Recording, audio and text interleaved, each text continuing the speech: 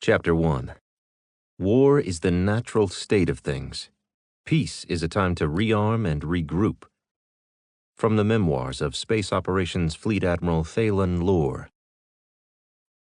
Another Prague derelict? You remember the last one. With his arms crossed, Major Declan Payne rolled his eyes into a slow shake of his head. "Your video is on, Major," Fleet Admiral Harry Wesson noted. "What makes it different from the last 13 derelicts?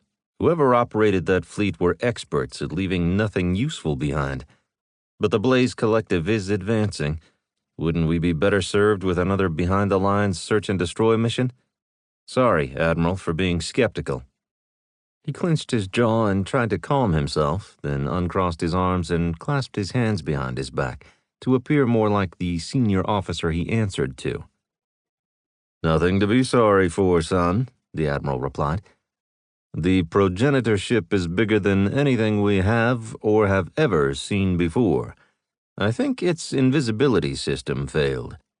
Otherwise, it would have still been invisible to us. The eggheads think it's been there for 1,000 years. The Admiral looked at someone off-screen before turning back to Major Payne and rolling his finger for the Space Ops team commander to hurry up. "So it had some power until recently, which means it is probably intact." Payne followed the logic to why his team was being deployed. "Cross-deck your team to Cleophas. Take your skimmer and be ready to deploy on arrival at Ganymede." "Earth? We're going home?" "No, you're going to Ganymede, the moon orbiting Jupiter." The Admiral smiled. "I thought that might get your attention. I would have been disappointed if your first words had not been about liberty. Work hard, play hard. Isn't that your motto?" It was, but Declan wanted to focus on why he was moving the team to a Kaiju-class ship. He waited. The Admiral continued. "We think the Blaze Collective has been made aware of this find. We're positive we'll get there before them, but you may not have completed your work by the time they show up." Payne's mind raced with the planning. He tapped the secondary channel on the screen where a series of files showed up and scrolled through the pictures. "I have the information," Payne confirmed. "I'll speak with Captain Malone and get this thing done. We'll be on our way within the hour." "Do us proud, son. We need what this ship has if we're to stop the Blaze." He tapped a finger on his brow as an informal salute. "Wesson out." The video channel went dark. Declan resisted the urge to read through the file. He could do that later while they were en route. Right now, he needed to brief the frigate's captain and then his team. He jogged from his quarters toward the central corridor, where he nearly ran into Tech Specialist 7 Catello Mateus Anfin. Everyone called him Blinky because he worked with computers. Did the lights blink when they were supposed to? He said that had little to do with computer engineering, but no one on the team believed him. "Blinky, get the team ready to cross-deck in 30. We'll take the skimmer." Combat Specialist 7 Quantro Coke leaned out from behind his fellow Spec 7. "We getting into the fight, sir?" He rubbed his hands together while beaming through a face-splitting grin. "You gotta do something about that, Heckler. There's more to life than war. I'll brief you on board the skimmer. 30 mics. Get on it." Major Payne bolted down the wide corridor while his two senior enlisted launched into action. Blinky headed for the lab, and Heckler ran toward the workout facilities, which was where the rest of the team would be found. Blinky's first thought was about the equipment they'd need. Heckler was all about the people. And weapons. Because in Heckler Koch's world, the ones employing superior tactics with sufficient firepower were the only ones who walked away. Everyone else was carried off the battlefield in a body bag. Payne made it to the bridge in record time, slowed to a walk, and stepped onto the command deck. It was located strategically at the exact center of the ship to increase its survivability. Humanity had been at war for as long as they had danced among the stars. Every feature on board a warship had been implemented because of lessons learned through the blood of those who had gone before. Death was a great teacher for others to survive. "Captain Malone, may I have a word?" Payne stepped close and spoke in a neutral voice. When he spoke loudly, fleet personnel got nervous. The captain leaned back in his chair, gnawing on a polyfiber toothpick, and pointed at the main screen. The frigate, fleet warship F.W. Voller, was already within the close-in weapons defensive perimeter of Cleophas, the newest of humanity's 3 kaiju-class dreadnoughts. "I already heard. Orders from on high. You can go whenever you're ready, Major." "Thanks, sir. See you on the other side." "Gonna miss you and your team," one of the helmsmen muttered. "Gonna miss all that running and yelling. Gonna miss it real bad." The corner of the captain's mouth twitched upward as he struggled to maintain a straight face. "I feel a tear coming," Payne replied. "Nope. Must be dust in the air." The frigate's air was constantly purified. There was no dust. He held out his hand. The captain took it and gave it a hearty shake. "We'll be coming too, but they want you on the big boy. Whatever you're doing, they're giving you a lot of top cover. BEP Central is sending half of their assets to join us. Or maybe that's just to protect their nubile youngsters from your team when the clubs open." A joke, but he was serious about the fleet. BEP, the Blue Earth Protectorate. That was what Earth called the military units that operated within the solar system. Cleophas and the ships that operated in deep space and beyond were called Earth Fleet. They existed solely for offensive actions. Humanity had found that space was a violent place, and the only way to establish parity with aliens was by having an unrivaled potential for violence. Humanity rose to the occasion. Then they ran into the Blaze Collective. "We're taking the skimmer. No need to airlock with that thing," Declan replied as the frigate violated the dreadnought's proximity safety margin. Payne hurried off the command deck and down the corridor to pack his personal effects. His go-bag was already aboard Glamorous Glynis, just like the rest of the teams. "Stand off 1,000 meters, the captain ordered. The major didn't care about fleet operations. They flew the ships. He was on board to ride from place to place. His team conducted their ops off the ship. Each fleet warship had a Space Ops Force team aboard. Fleet personnel called them softies. First stop was the weapons locker, where he found Combat Specialist 3 Alphonse Perique checking the spare weapons and reserve charges. Perique was new to the force and new to the team. He was also the youngest of the team's 10 members. "We ready to go, Fetus?" Payne asked. The specialist handed over the major's personalized combat axe and pulse rifle. Payne checked the edge on the blade before tucking it into its sheath and putting it with his personal items. He double-checked his personal weapon loading system, a harness integrated with a bodysuit that could double as an environmental unit in an emergency.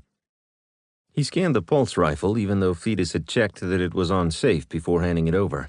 It was standard procedure. Both parties verified. It reduced the number of accidents, but unfortunately not to 0. There were still accidents, but not on Payne's team. He slung the rifle over his shoulder and held out his hand, gesturing for more. "Sir?" "Plasma grenades. Don't leave me hanging, Fetus. It's all fun and games until you need grenades and don't have any." The junior combat specialist counted out 4 and delivered them into Payne's waiting hand. The major tucked them into the 4 slots on his harness. "Carry on." He stepped past Fetus on his way to his quarters. "Sir, can I get a hand carrying this trash to the skimmer?" Payne gave the youngster a thumbs up and started walking, but the kid was new, and they didn't have time for him to fumble around with the weapons like 2 virgins in the dark.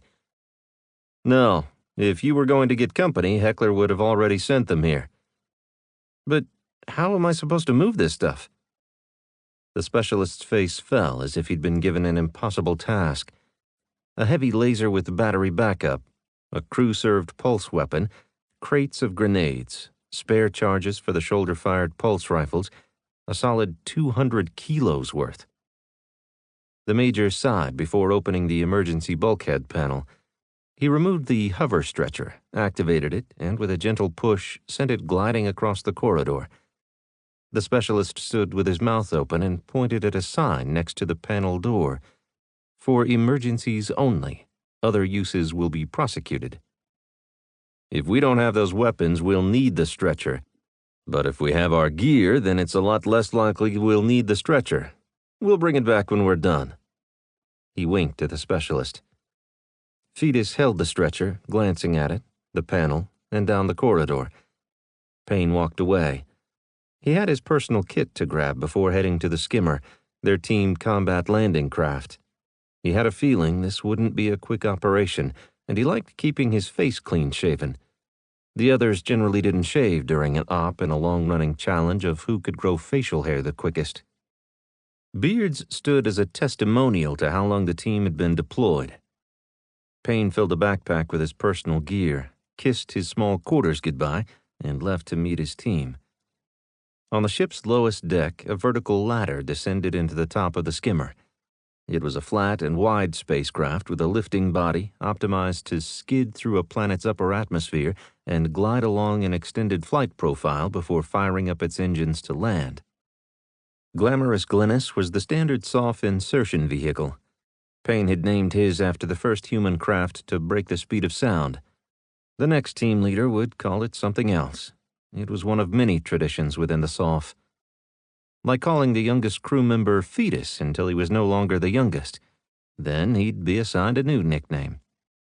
Payne descended into the ship and headed up front to conduct the pre-flight. His executive officer, Major Virgil Dank, was already on it and 4 ticks down the checklist. "Verge, we got us another space junk mission." The XO groaned. "I was just getting excited for this one, too." "Don't lose that thought. This one might be intact." "Instant Woody. I'm ready to see what these things are supposed to look like inside as opposed to empty, where all we do is spray paint a big fluorescent orange X on the outside of the hull." "We'll review the intel once we're settled on Cleophas."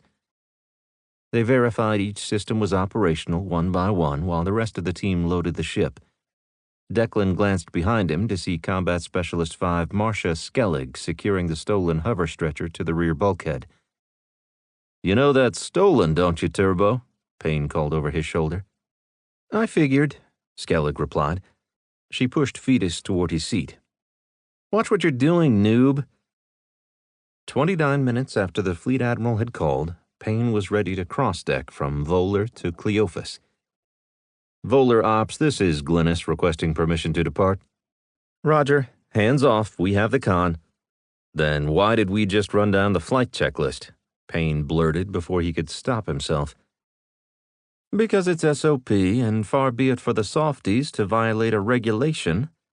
Virgil snickered. "It's like they know us." He glanced at the hover stretcher. "Or that they don't." Payne nodded and smiled. The restraining clamps unlocked with a heavy thunk. The skimmer remained where it was, held firmly in place by a force field. The ship started to move as the field shifted it away from the frigate. "Thanks for the warm send-off, Ops. We're happy to be leaving. If I want abuse like that, I'll go home to my wife." "Handing off to Cleophas. Enjoy the ride, people. Ops out." "I didn't know you were married," Virgil said. "I'm not. It seemed like the right thing to say.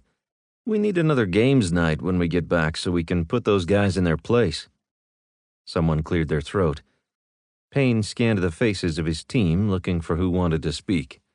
Tech Specialist 4, Salem Shao. "What do you have to say, Shaolin?" "They kick our ass in the anti-grav race every time." "But we destroy them and everything else. Are you saying we need practice?" "I didn't say that," Shaolin countered. "If we can't wing it and win, we got no business playing." "You've summed up the entirety of Team Payne in one sentence, Specialist. Well done," Declan remarked before rotating his seat to face the team. Major Dank did the same. "Gentlefolk who have offered their lives to the greater good of the galaxy." Heckler rolled his finger to urge the Major to get on with it. "We have traditions in this unit." The Major stared at the Combat Specialist, who continued to roll his finger. "I accept your lives as tribute. Now, to the matter at hand. We've got us another derelict, but this one appears to be intact. It's also bigger than anything else we've boarded. Much bigger." "What does that mean, Major?" Blinky asked. It means if we can make it fly, we'll make it fly, and we'll take it to the BEP shipyard. If they abandoned it, I suspect it can't fly. Blinky was convinced his logic was valid. Maybe. That's what we'll find out. But we could have some company. Seems the Blaze may be interested in this thing, too. The XO played with his fingers while pursing his lips. They are 500 light years beyond the closest they've ever reached toward Earth. I can't believe they'd travel to the solar system. Payne pursed his lips and slowly shook his head. It's as far as we know they've penetrated. The fact that the pointy heads think they're coming says this thing is special. It appears that it was invisible until recently when the Prague ship's screening system failed and it showed up on friendly sensors. What would an invisibility screen be worth? This could make all of your mediocre careers worthwhile. Now you're talking, boss, Blinky replied. If I figure out how to fly the thing, do I get to stay with it? I thought these alien systems were a bit more advanced than ours. I'd love to tangle with them. See who has the superior intellect. My money's on me. You make me want to puke, Tech Specialist 7 Laura Walker, nicknamed Sparky, told him. Her specialties were engineering, engines, and environmental controls.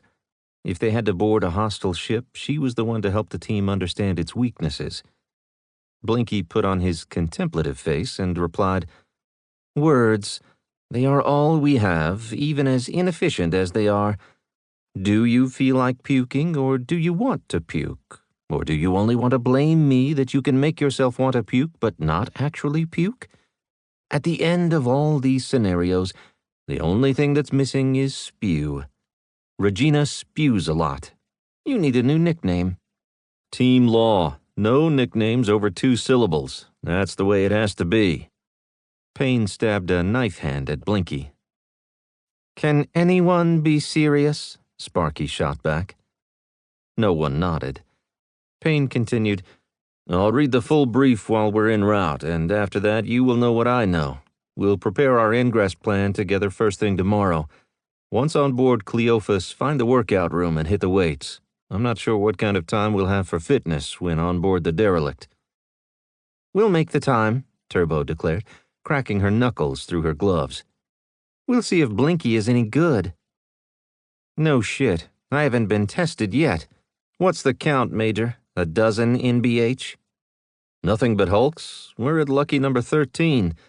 All foreplay and no bringing it home. The head shed thinks this one will be different. Maybe they're right this time. The team snorted as one while Cleophas brought glamorous Glynis into her landing bay and magnetically locked the skimmer to the deck. All ashore who's going ashore. Major Payne pumped his fist in the air. Chapter 2. Just because there's peace doesn't mean you stop preparing for war. From the memoirs of Fleet Admiral Thalen Lure. By the time the 2 majors of Team Payne made it off the hangar deck, Cleophas had already transitioned to faster-than-light speed. A ship's steward met them. If you'll follow me, I'll show you to your quarters. Not until my people are taken care of, Major Payne countered. They will be escorted to a single space, sufficient for all of them. You will be in a 2-man stateroom. We've shared before, but this is a Kaiju-class ship, Declan replied. Space is at a premium, gentlemen. The majority of Cleophas is dedicated to power generation and raw materials. Those 2 things make everything else possible. And lots of armor. There is a great deal of physical shielding, too. This ship is over 1 million tons in gross mass. The throw weight of the weapons systems puts Cleophas ahead of the Blaze's Linian-class dreadnoughts, and their battle wagons don't stand a chance against us. That's the attitude, but we're headed in the opposite direction of the front lines. We're not going to Kepler 186F? No, we're heading back to our solar system, Payne replied. A wave of nausea passed over them. They stopped and leaned heavily against the bulkheads. When the wave passed, they continued on their way as if nothing had happened. Because nothing had. It was a drawback of FTL travel in that eddies caused flesh-and-blood travelers brief discomfort. It was addressed by dealing with it like a hangover. Steady oneself and move on when the urge to puke went away. The wide corridor down the center line of the ship had a constant breeze from air movement as the primary ducting for environmental control. During combat operations, the bulkheads closed, and a high-speed filtered and shunted secondary system took over. A tertiary system supported each self-contained space and activated if the first two failed. Combat operations were conducted in fire and corrosion-resistant environmental suits, also self-contained. In space, air could only be found inside the ship. Air was life. Pockets of air gave rescuers time. Pockets within pockets increased the survivability of a trained crew. Ships could be replaced. Ice represented the greatest quantity of raw material on board. It provided both water and oxygen. Together, they were the guarantors of life.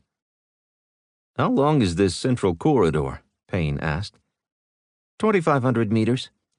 He pointed to a side passage labeled with a frame number that represented meters from the front of the ship, followed by deck number and meters from the central corridor port or starboard to the outer hull. "Your quarters are 1200-06 tack 24 tack 18 starboard." He turned down a lateral passageway. "I better write that down," Virgil replied. "I'm assuming everything is painted the standard ship's gray, and once lost, we would never find our way back here." "Pretty much," the shorter man quipped. "Or you could check the interactive wall screen for your quarters." He led them back to the central corridor of Deck 24. At the corner, there was a dark screen. He tapped it, and it came to life. He enunciated clearly when he spoke. "Temporary quarters for Major Declan Payne, please." "Congratulations, you are almost there," the unit replied, displaying an arrow in the corner that turned down the lateral corridor and went a short distance to the room on their right toward the aft end of the ship. "It is keyed to your face. Look at the screen to the side of the door and it will open for you. Welcome aboard Cleophas, humanity's latest and greatest technological achievement." "Sounds like a vid ad. I thought the fleet would be a little more bland," Payne suggested.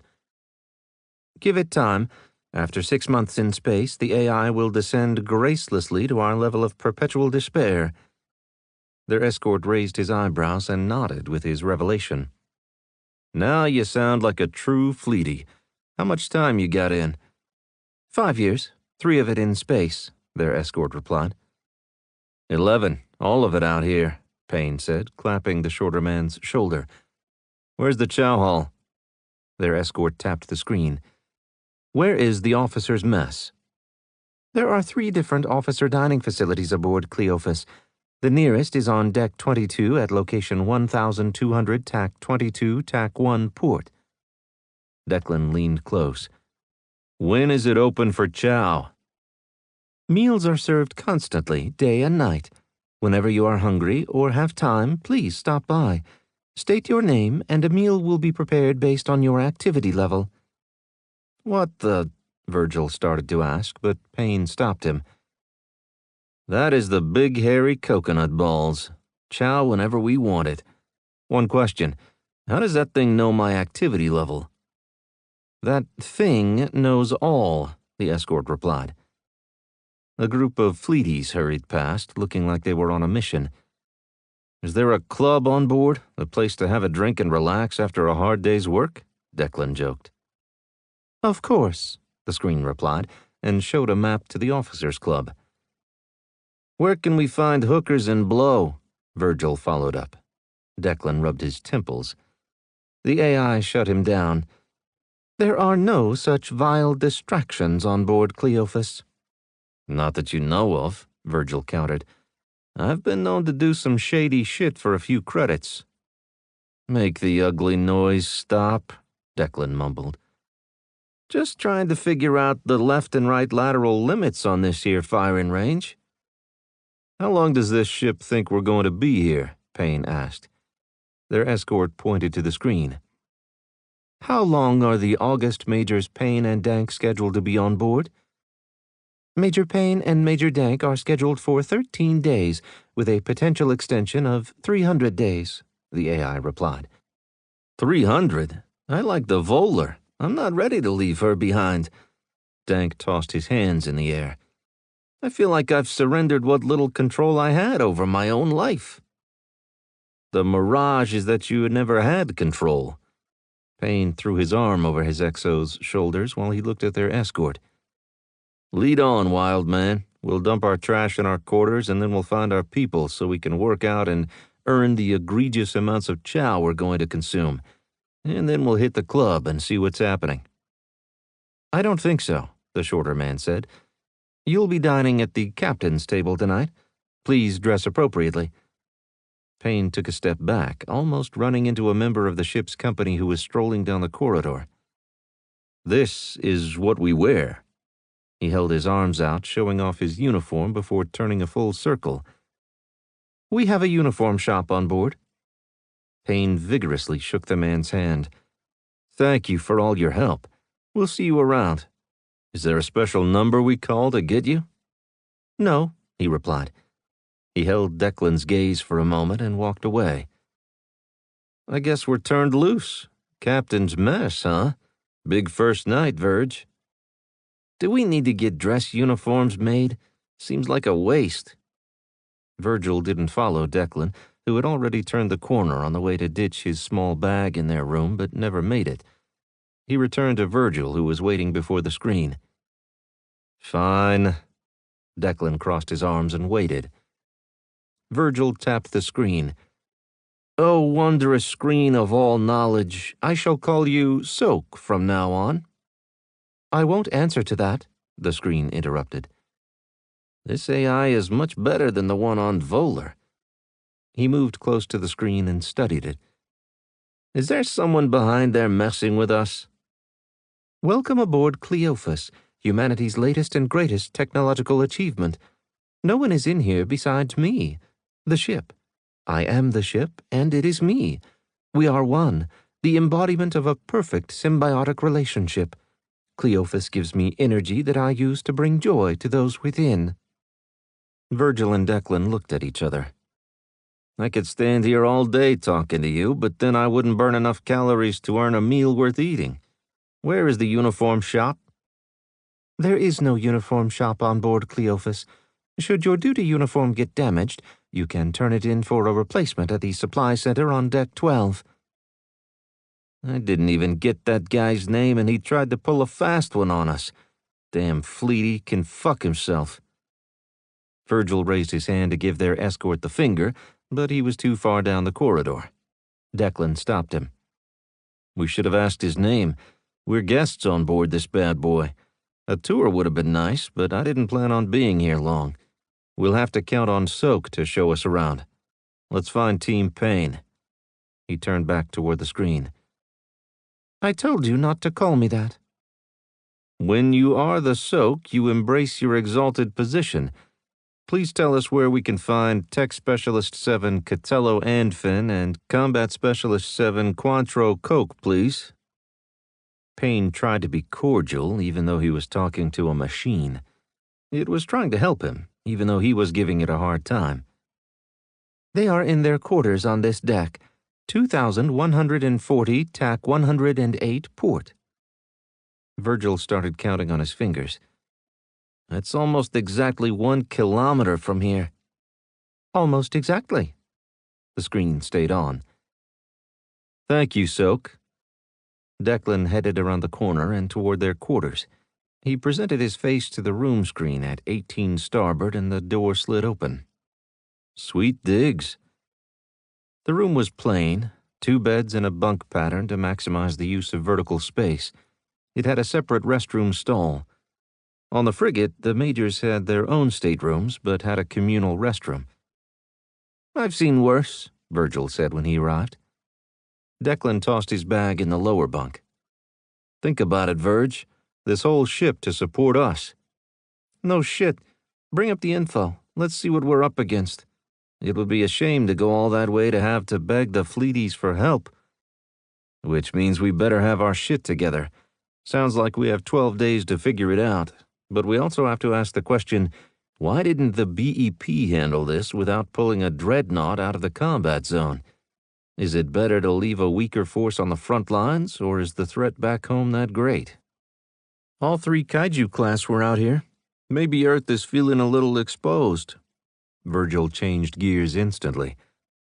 You know I sleep naked, right? And I'm going to climb to my rack right past your face? You are all kinds of wrong, Virgil Dank. Don't make me call your mom. Declan pulled the portable computer out of his bag and brought it online. It automatically linked with Cleophas's systems.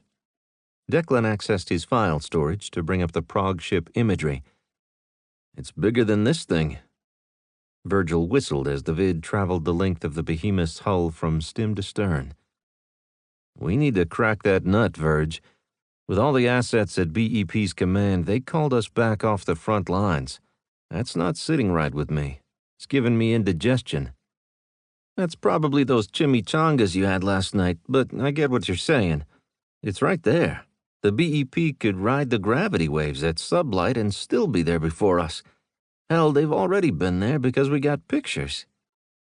Declan leaned back and crossed his arms as the panning video moved in close for its return trip to the bow of the massive vessel. Virgil reached past Declan and toggled the speed to slow it down, then backed up and froze the high-resolution image. You seeing what I see? Access hatch or missile ports? I think the latter, since they are arrayed in a nice bank. Missiles from a ship that could make itself invisible? That could change the war. From a race that abandoned its ships across the galaxy, I'm not convinced that anything on that ship is a game changer, but it brings me back to... A sudden pounding on the door interrupted him.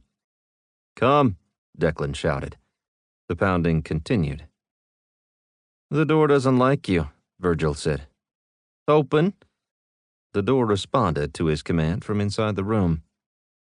Bring the pain, 8 voices called. Come on in, this is where the party is. Virgil stepped aside.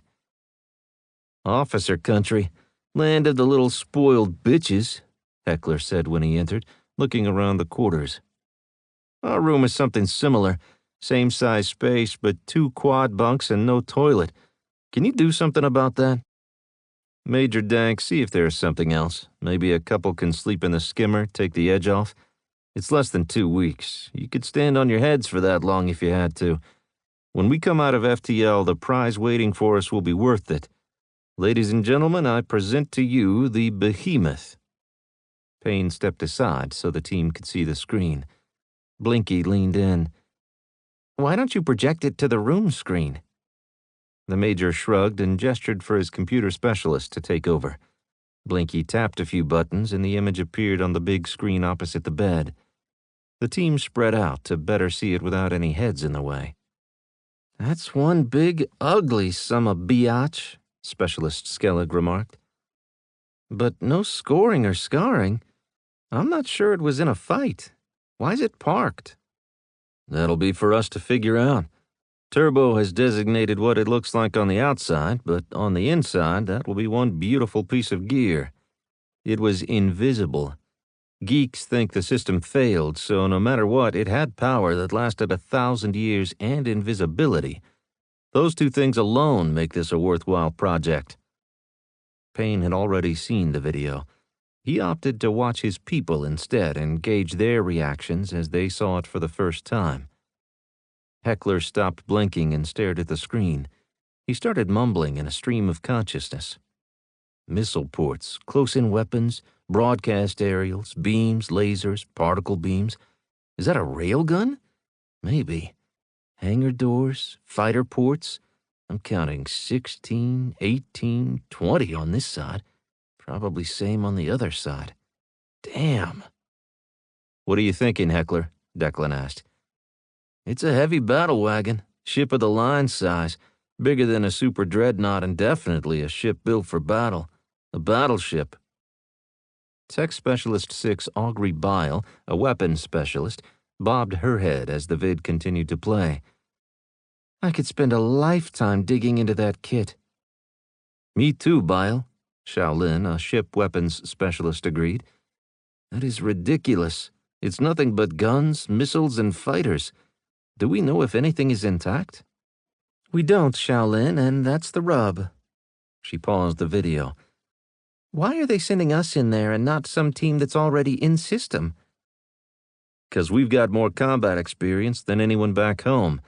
All except Fetus, because that rat bastard Slayer up and retired thanks to his cold black heart. Slayer was good but slowing down.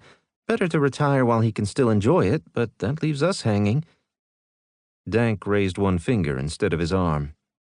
Because Team Pain is the only soft unit with a mix of tech and combat specialties.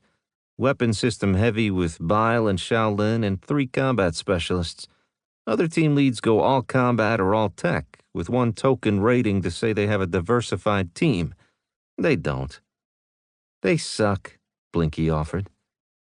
Payne held up his hands for calm before the team pounced on the easy target of making fun of the other teams. No matter what the reason, we're on it.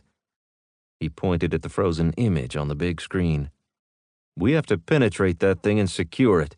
I don't have any orders beyond that, but I expect it will be obvious. It's going to take all of us to crack this nut. We can't fuck this up. Do you understand me?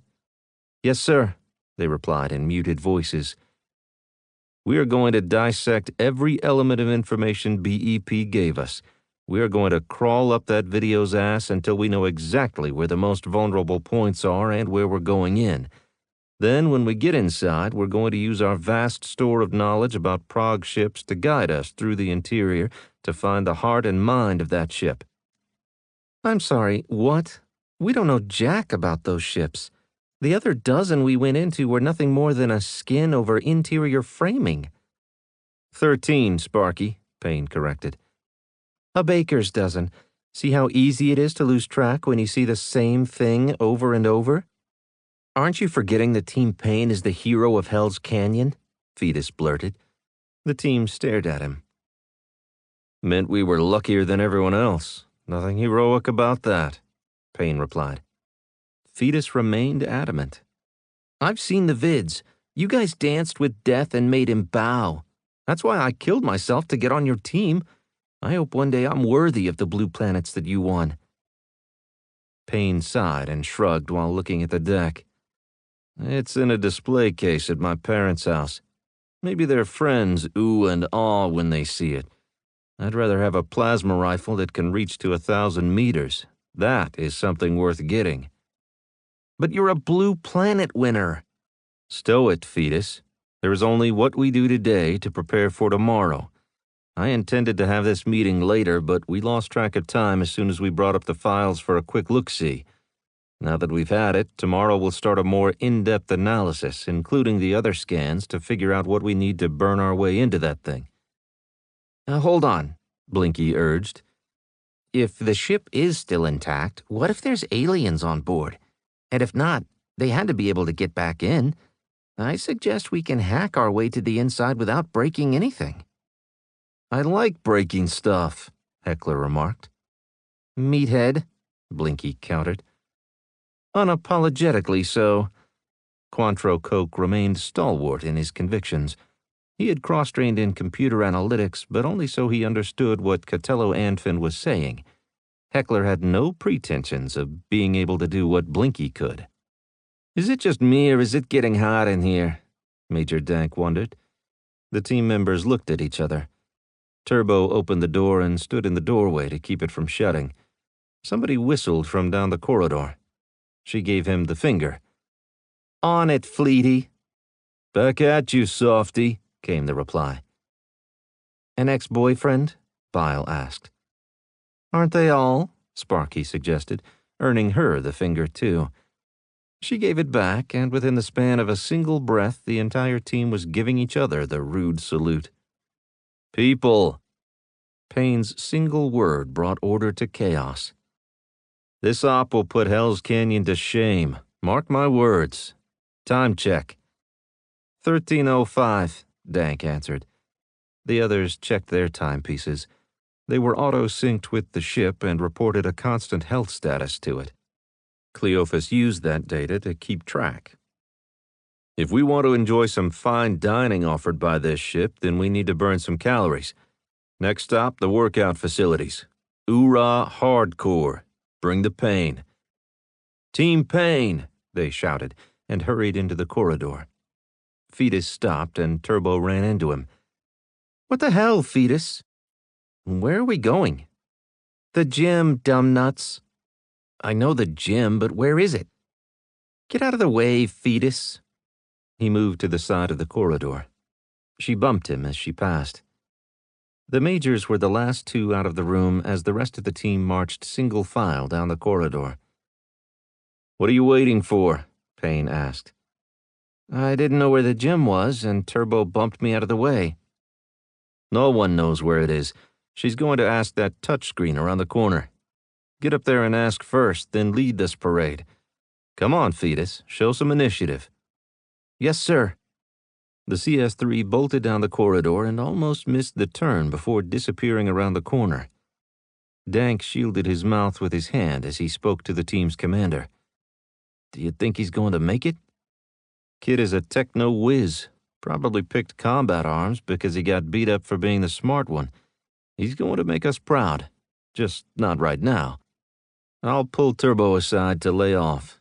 She's mad that Slayer retired. She looked up to him. As Fetus will look up to her if she earns his respect. Dank spoke loud enough for all to hear. Turbo! She hurried down the line to answer her summons. Major Payne spoke. Why are you so mean? Sir? She recoiled from the question. There's a big difference between being hard and being mean. I challenge you to learn it. Carry on. Yes, sir. She fell in at the back of the line. When they reached the corner, they found Fetus making exaggerated hatchet arm motions toward the aft end of the ship. He marched away smartly, moving to the right side of the corridor as he went. The team followed, not out of loyalty to their youngest member, but to watch and see where he'd take them. Wasn't the gym the other way? Dank whispered. There's one back here, too. Although it's twice as far, it is a lot closer to their quarters. What I hear you saying is that he's giving us the long-name bone job in order to get in tight with his fellow enlisted.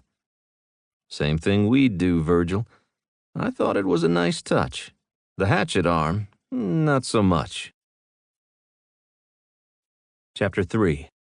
The value isn't in the plan, but in the planning. From the memoirs of Fleet Admiral Thalen Lure. I want to eat with our team, Dank groused. Shut your cake hole and take it like a man. Payne slapped his XO on the back. They followed the directions to the elevator and then up to Deck 13, the middle of the ship where the captain's mess and suite were located. You don't want to go either. No shit, but you've been promoted to the lofty rank of major, and that means you have responsibilities. You should have stayed a captain, but you deserve your own team. You'll get one as soon as we wrap this up. I know. I thought I wanted it, but I like our team. You'll grow to love your own team. Payne pointed to a sign on the bulkhead that stated they'd arrived at the captain's mess. Shall we show the flag, so to speak? At your leisure, Major Payne. Payne knocked on the old-fashioned wood door. It delivered a sharp click, unlike trying to bang on metal or carbon fiber. He leaned close to hear if they were allowed to enter. The door slid open, and Payne stumbled in. You!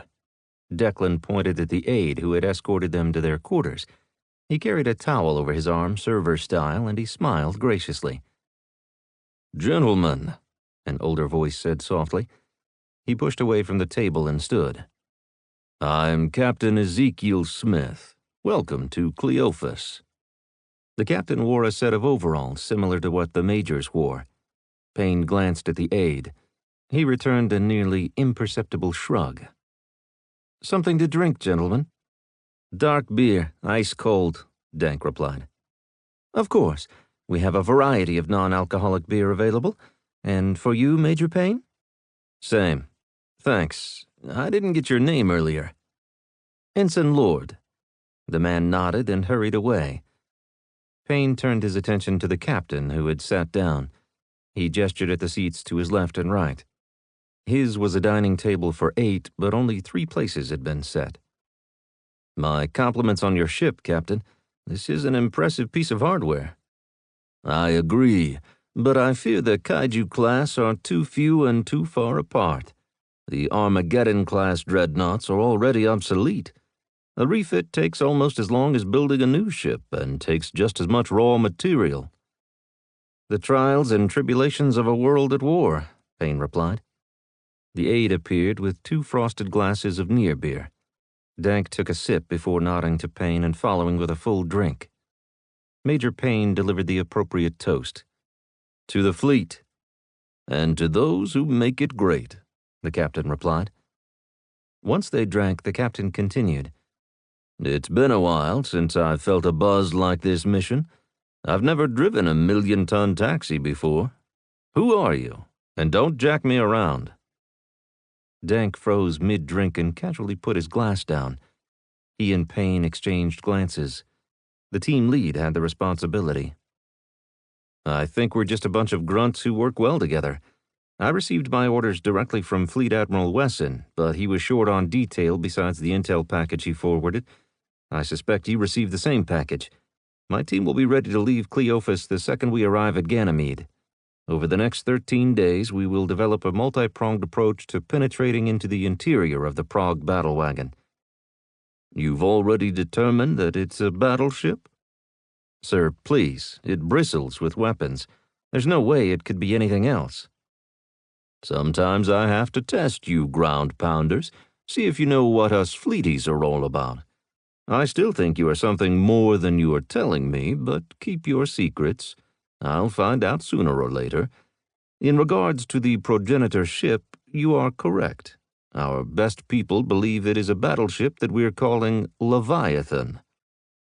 Payne looked at the ceiling as he tried to remember the definition of the word. It finally came to him. A giant sea creature, but also a totalitarian government. "The sea creature, yes. There is such a thing as a Leviathan government? I didn't know that, but I could see how it applies. If this thing's weapons are as powerful as we believe, it could destroy most of our fleet without batting an eye. It would take all 3 Kaiju class working together to defeat it." "How long have you guys been analyzing this thing?" Payne wondered. Dank took another drink, but he was listening intently. "Not long, only a day, but since we aren't joining the fight, the intel weenies have nothing else to do besides analyze and assess. The entire focus of their effort is on that derelict." "It could turn out to be just another shell, Captain." "It could, but no one believes that. Big money is on it being a treasure trove. How are you going to get in?" "That's what we need to figure out." Payne rubbed his hands together in anticipation. "Let's do this again in 6 days in case you need any fleet assets like plasma torches or heavy gear like a crane, and then we'll meet one last time on the night before we arrive to finalize the details. We'll get you close to Ganymede, but not too close." The captain stood and offered his hand. The majors shook it in turn. "I'm sure you want to join your team to eat. Don't let me hold you." The majors nodded. Payne looked forlornly at his beer. Dank only had a small drink left, but regarded leaving it behind as alcohol abuse. The aide ushered them out. When the door closed behind them, they looked at each other and chuckled. "That's the worst dinner I've ever been to," Dank grumbled. "Ensign Lord is my sworn and mortal enemy. We shall be avenged," Payne declared, shaking his fist at the door. "But the captain's right. I'd rather eat with the team." Major Payne had reserved a formal conference room for the final brief of his team because everyone wanted a piece of the action. Unfortunately, the team had determined they needed additional assets if they were going to expedite getting into Leviathan. They sat around the outside, leaving the table for fleet personnel, including Captain Smith, who had decided a formal briefing with key personnel made more sense. The team was there a half-hour early to review the engagement plan for the 5th time. Payne stood next to the screen. "To make sure we know the plan, because it's critical that everyone does, this briefing will be given by Combat Specialist Parikh. Come on, Fetus, get up here. Whenever the captain and his staff arrive, you'll be the one doing the dirty deed." "But, sir," the youngest member of the team blurted, eyes wide and legs pushing back as if he could drive his chair away from the others. The wall prevented him from escaping. "Get your fucking dumb ass up here." Payne took one angry step forward, and Fetus popped to his feet and reluctantly walked to the front of the room. "A quick run-through. Just me and you. What's first?" "Eat till you're tired, sleep till you're hungry. The glory of shipboard life. Hoorah!" Heckler offered. The others laughed. Payne bit his lip. "Ignore him. Just me and you. We board the skimmer, then what?" "We get our suits on for space operations," the young man replied. "Exactly. Then what?" "Transit to target, 3 teams. Blinky leads Team 1, which will look for a digital access to Leviathan and hack its way in. It will be him, Joker, and me on that team." Joker, Huberta Hobbs, the team's communications specialist. "Why you, Fetus?" Major Dank asked. "Because I'm good at that stuff, but I'll be ready to deploy if you need extra firepower." He thrust his chest out as if daring anyone to challenge him. Payne fixed his eyes on combat specialist Skellig to keep her from trying to crush Fetus's initiative. "We're counting on not needing extra firepower while being ready for exactly that." He clapped Fetus on the back. "Second team." "You'll lead the second team, looking to breach one of the 2 possible airlocks located on the top of the hull. Major Dank will lead the third team to attempt penetration through a personnel-sized airlock into what we believe is the hangar bay." "What resources do we need?" "Plasma torch and heavy lifting bots. Both have been requisitioned, tested, and are attached to the outside of the skimmer, ready for activation." The young man's voice grew stronger as he repeated the plan they all knew by heart. "And here's the biggest question. What are the risks?" "From nothing to greatest. It could be another empty hulk, but we expect Blinky's team will know that before anyone leaves glamorous Glennis. Penetration teams will conduct an exhaustive visual and technical examination looking for booby traps. Next risk is explosive decompression upon penetration to the interior. Once inside, traps, a broken ship in its dying throes, or even aliens still alive and unhappy that we're on board their ship." "What if we can't cut through the hull?" "Or get the doors open by asking nicely," Blinky added. "Then we'll return to Cleophas to regroup before moving to secondary and tertiary entry points. If those fail, then we'll attempt to blast into the hangar bay using Cleophas's precision and high-power weapons like the capital-grade railguns, but that would be upon the advice and consent of the fleeties." "How do we mitigate the risks?" "Booby traps and explosive decompression are by inspection, awareness, and working from behind shields. Suit transponders will be active in case anyone gets blown into space. Search and recovery assets will be on standby, we're told, as we'll be the only show in town with 8,000 fleeties watching every move we make." The group nodded without laughing. It wasn't the first time the team had operated under the scrutiny of the support ship. "For aliens, Team Payne brings a lot of combat power through standard weapons loadout. That means axes, pulse rifles, plasma grenades, flashbangs, and stunners, giving the team both lethal and non-lethal options." "See?" The Major gripped the young man's upper arm and smiled. "You know the plan. Simple is our friend." He stared into Fetus's eyes. "If you guys can't get a handshake, then we burn our way in. Technical scans suggest it's made of a metal that will melt." Blinky pushed away from the wall and started to pace. "Technical scans also show active low-grade energy throughout the ship. That tells me a power plant is still operating. But what if it is a living ship and the low-grade power is like the pulsing of blood through its veins?" He looked up to see the team staring at him. Payne pointed to the image on the screen. "May I direct your attention to the bristling weapons systems? Missile launchers, gun ports, energy weapons. Stop reading that science fiction stuff. It's making you weird. Read some good Wolfpack westerns. Those'll make you whole again from whatever broke you." "I play video games. Read? Why would I want to imbibe fiction while I sleep when the real world is so much better?" "Blinky, there are no veins in that ship. The power is trickling through conduits and is shunted to various systems by means of transformers, relays, and the usual energy distribution stuff." "It was just a thought. but dang, don't shoot the only one here with an imagination. A voice crackled through the overhead speakers. The team looked at each other as they hadn't known they were broadcasting elsewhere on the ship.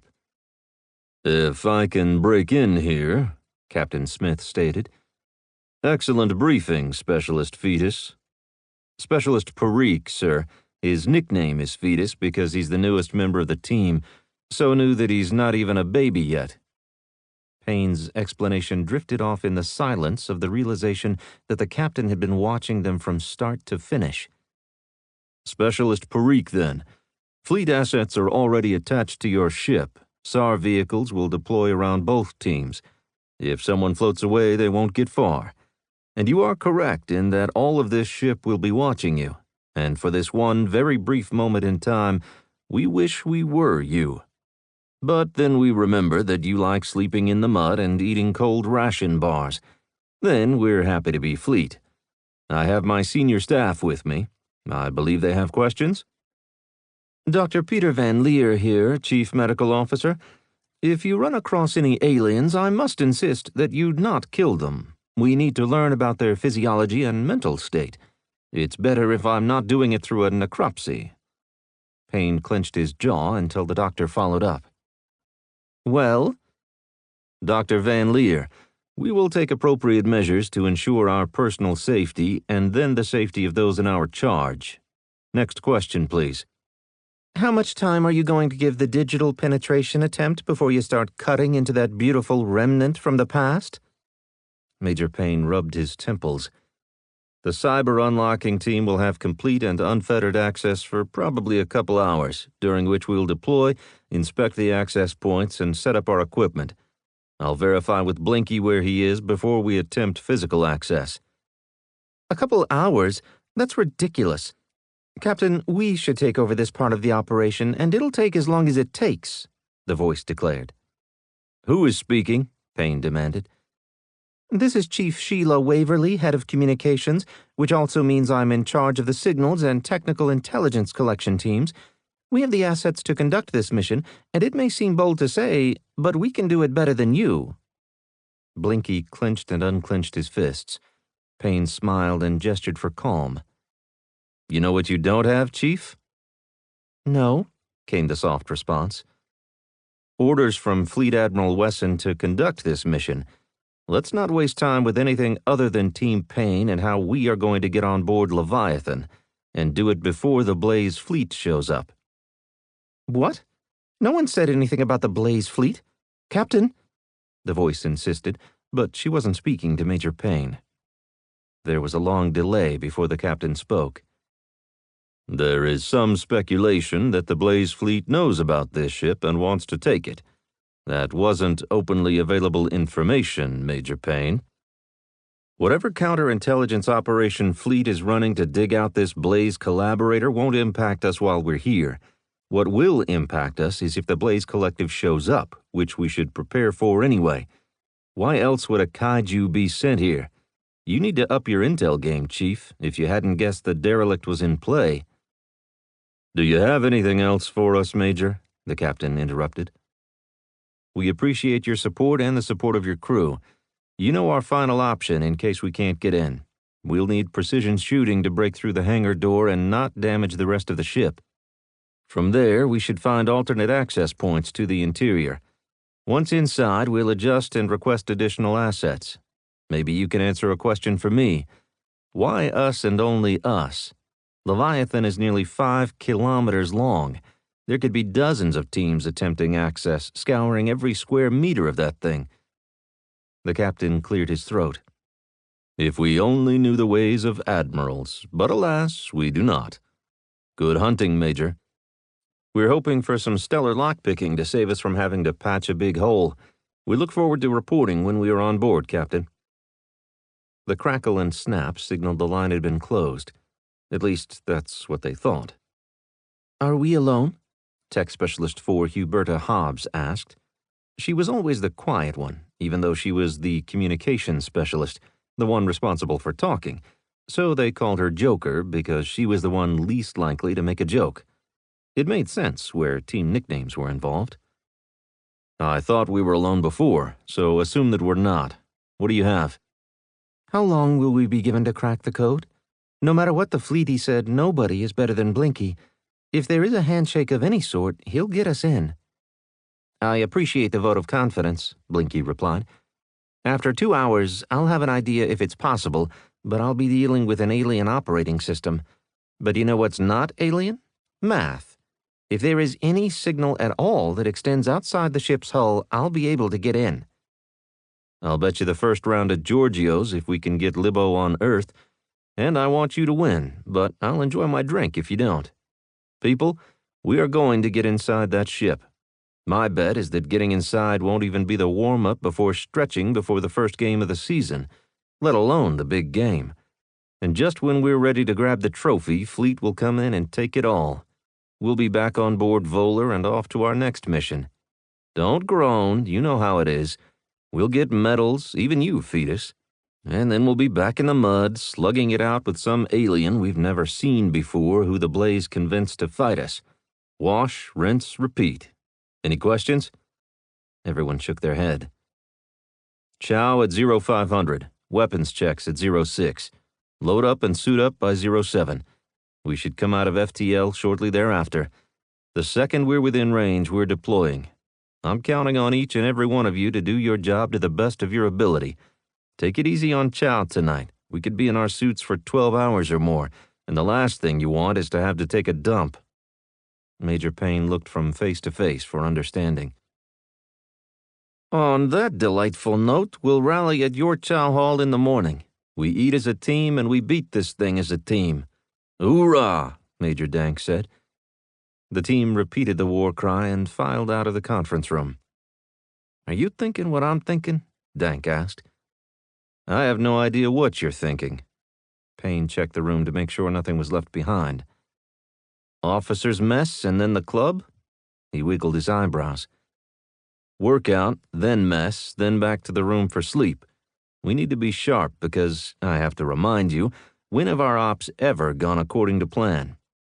That wasn't our fault, Dank countered. It never is, but we're the ones who have to deal with it. Comes with the territory. I know, he conceded. I thought one last swing, like a bachelor party of sorts. When we finish this one, I'll be going. They left the room. Let's finish this op before we discuss how much better your replacement will be. Chapter 4. Subtle is not a word used by a party at war. From the memoirs of Fleet Admiral Thalen Lore. Team Payne ate and checked their weapons. As usual, they brought all their gear to stow in the skimmer. They cross-decked, that is, transferred to other ships, with such great frequency that they tried not to leave anything behind since they never knew when they'd be back. Once in the skimmer, they stripped naked and started suiting up. Fetus glanced at the bodies, male and female. Chicks dig scars, Turbo told him before turning sideways to show her well-muscled leg and the scar that ran from mid-hip to her knee. Because chicks have scars. Heckler's back looked like it had been through a meat grinder. Fetus kept his head bowed, ashamed of his smooth skin. Heckler pushed him. Do me a favor, kid, and don't end up like us. No one digs scars. They suck. They hurt. And the only thing they tell anyone is that you're bad at keeping your head down. My head was down, Heckler. The rest of me? That was a different story. No shit, Fetus. Keep your head down. Turbo stared at him until he nodded. She stepped into her suit and let it seal itself up to her neck, then activated the suit's system check. One by one, they donned the combat suits that doubled as environmental suits, self-contained units good for 12 hours or 72 when used in survival mode. Team Payne had gone 65 hours once before being recovered. That had made them a little nervous and much more trusting of their suits. It also demonstrated the weird thing about counterattacks. Sometimes they cut off the combat unit at the pointy end of the spear. Blinky and Joker took the front seats while Fetus set up at a side console. Everyone else relaxed on the outboard bench seats.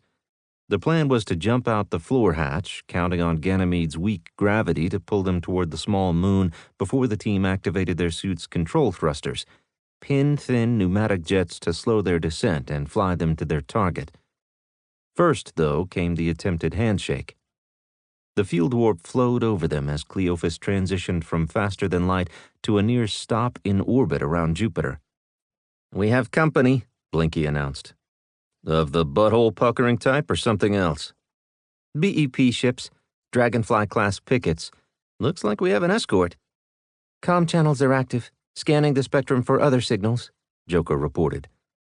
Blinky turned around to look at Major Payne. The Major gave him the thumbs up. "Launching." Blinky activated the flight control systems, released the docking clamp, and maneuvered away from Cleophas. This side of Ganymede resided in darkness. Blinky switched the sensors from passive to active. "There you are. Setting autoflight. We are on course. Next stop, Leviathan." Blinky brought up his main screen and started running a series of programs designed to locate and isolate available signals from the derelict. Joker, the communications specialist, continued scanning the frequency bands, varying modulations before switching to light-based communications. The skimmer's lasers splattered an exotic array of colors across the ship's hull. "Slowing our approach." Blinky tapped the screen. Payne and the rest of the team could only watch as the three specialists worked within their strengths. Their fingers danced across the screens while they mumbled unintelligibly. After 15 minutes, the 7 inactive members of the team were sound asleep, faces against their helmets, mouths open. Fetus tapped, leaned back, then dove back in. "Check 752 kilohertz, amplitude modulated." Joker reconfigured her system to look outside the range of modern systems. "Would you look at that?" "Why would it use such an inefficient means of communication?" Blinky wondered as he tried to ride the AM carrier wave with a complex program. It took more than a minute to transmit one attempt at a handshake to establish a connection before getting rejected. "This is going to take forever. Let me rewrite this program. Give me 15 minutes. He checked the team and decided to slow their approach even more. He needed more time to determine if the carrier wave was viable, and he couldn't do that with 1 minute per attempt. He needed each break-in effort to last no more than a nanosecond or two, so he could flood Leviathan with attempts until he received a response and adjust from there. Fetus shook his head. "Amplitude modulation doesn't lessen the frequency of the data. We need to reduce the space between altered and non-altered radio waves to turn the signal binary." "That's what we're doing, but the transmitter wasn't specifically designed for this. The workaround is the problem," Blinky explained. "Try this," Fetus said, and sent the program he had to Blinky's workstation. The tech specialist looked it over. "You'll need to modify it with your hacker program, but that should be nothing more than a copy and paste." "Where did you get this?" Blinky asked. He rotated his chair and faced the young man. "My friends and I had a secret code we used to communicate. AM data within a PM wave. Back to the future, huh?" "What else are you keeping from us?" "Don't we have a ship to break into? You can bust out the bright lights and thumb screws later. Suffice to say that I chose combat arms to get away from my friends, who took it too far and are now doing 5 to 7 in a retraining camp." Blinky offered his hand for a high five. "It would have been nice to know that earlier. When we're done cracking this safe, you and I are going to have a little sit-down to discuss what else you bring to this team. This isn't amateur hacker stuff." "I thought it might come in handy." "No secrets, Fetus. I'll mirror my station and you make sure we get this right." "Yes, sir." "Fucking new guy. Don't make me kick the shit out of you." Blinky was already cutting out the secret code from the pulse-modulated program. He inserted his best work as a subroutine that ran within, turning the PM into AM at the receiving station where it unpacked upon arrival. "The amplitude changes are buried within the pulses, which are fixed, not variable.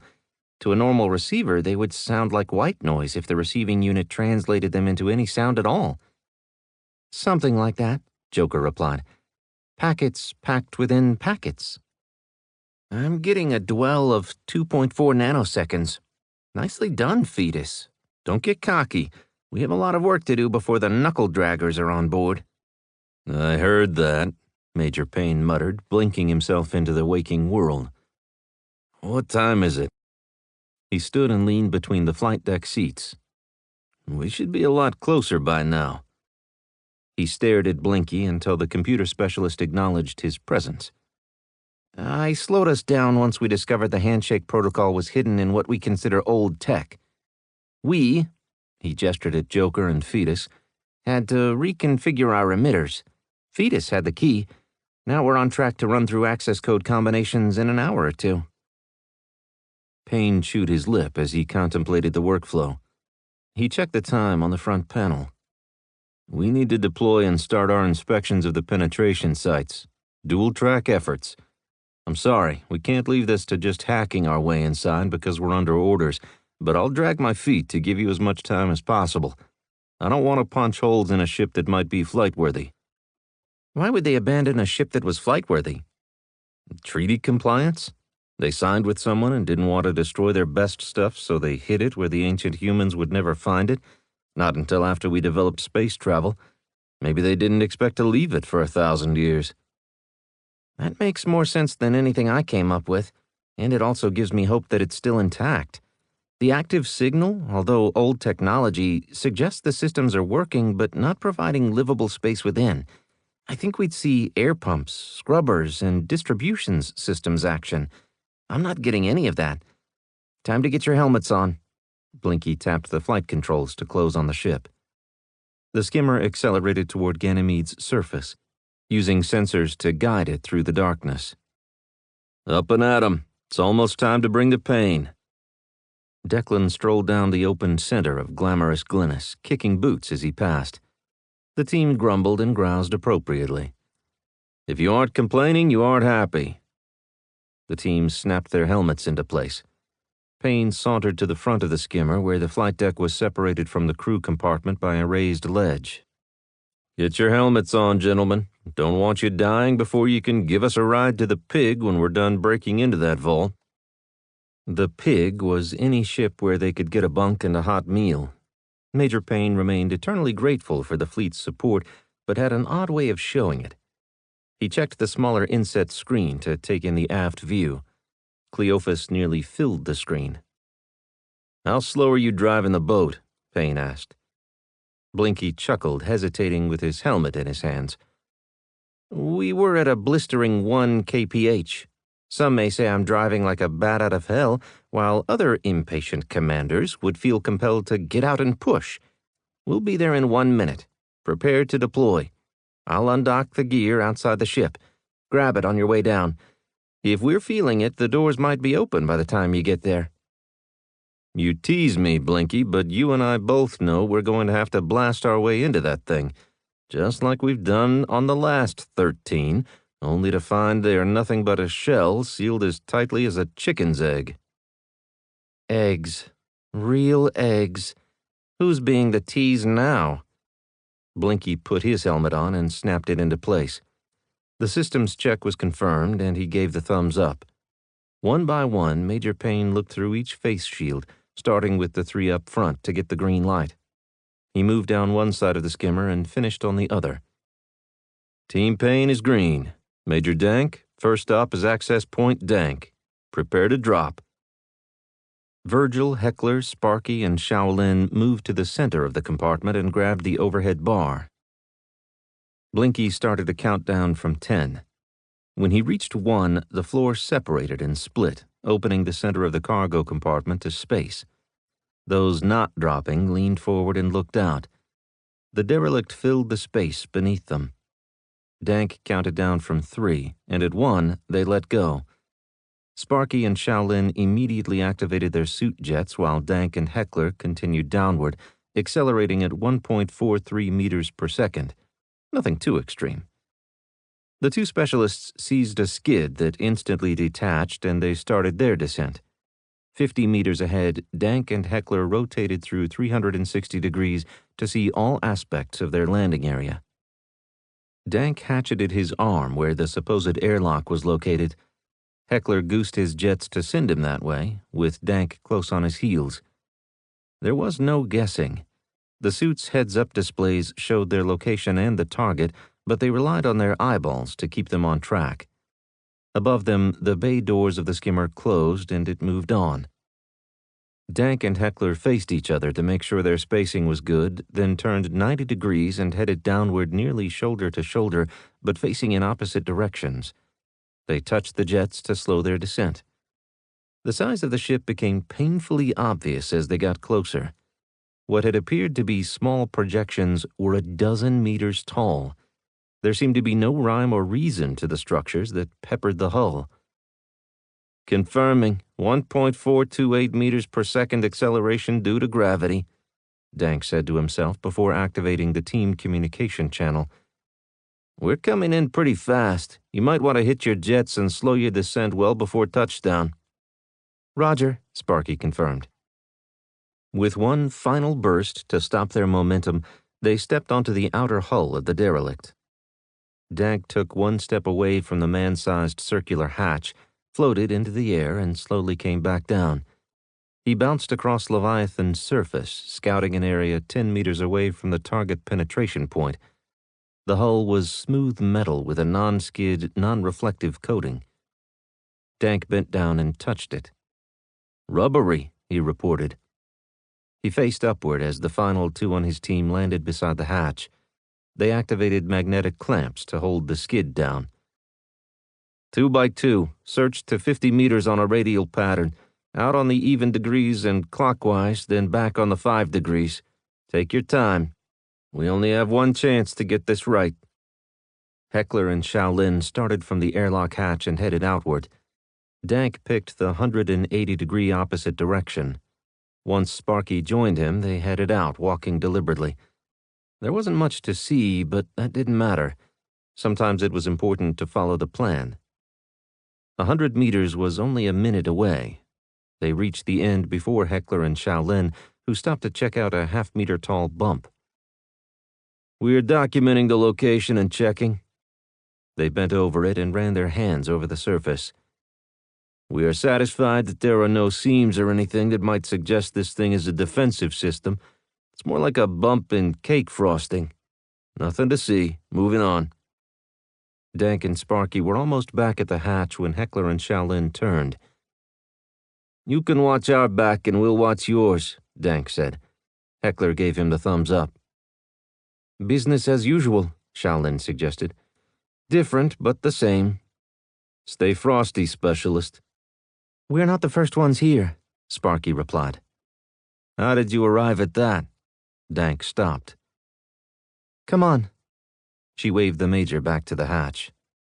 "Look at the marks. Someone tried to use a bar on it. The access panel has been scraped clean."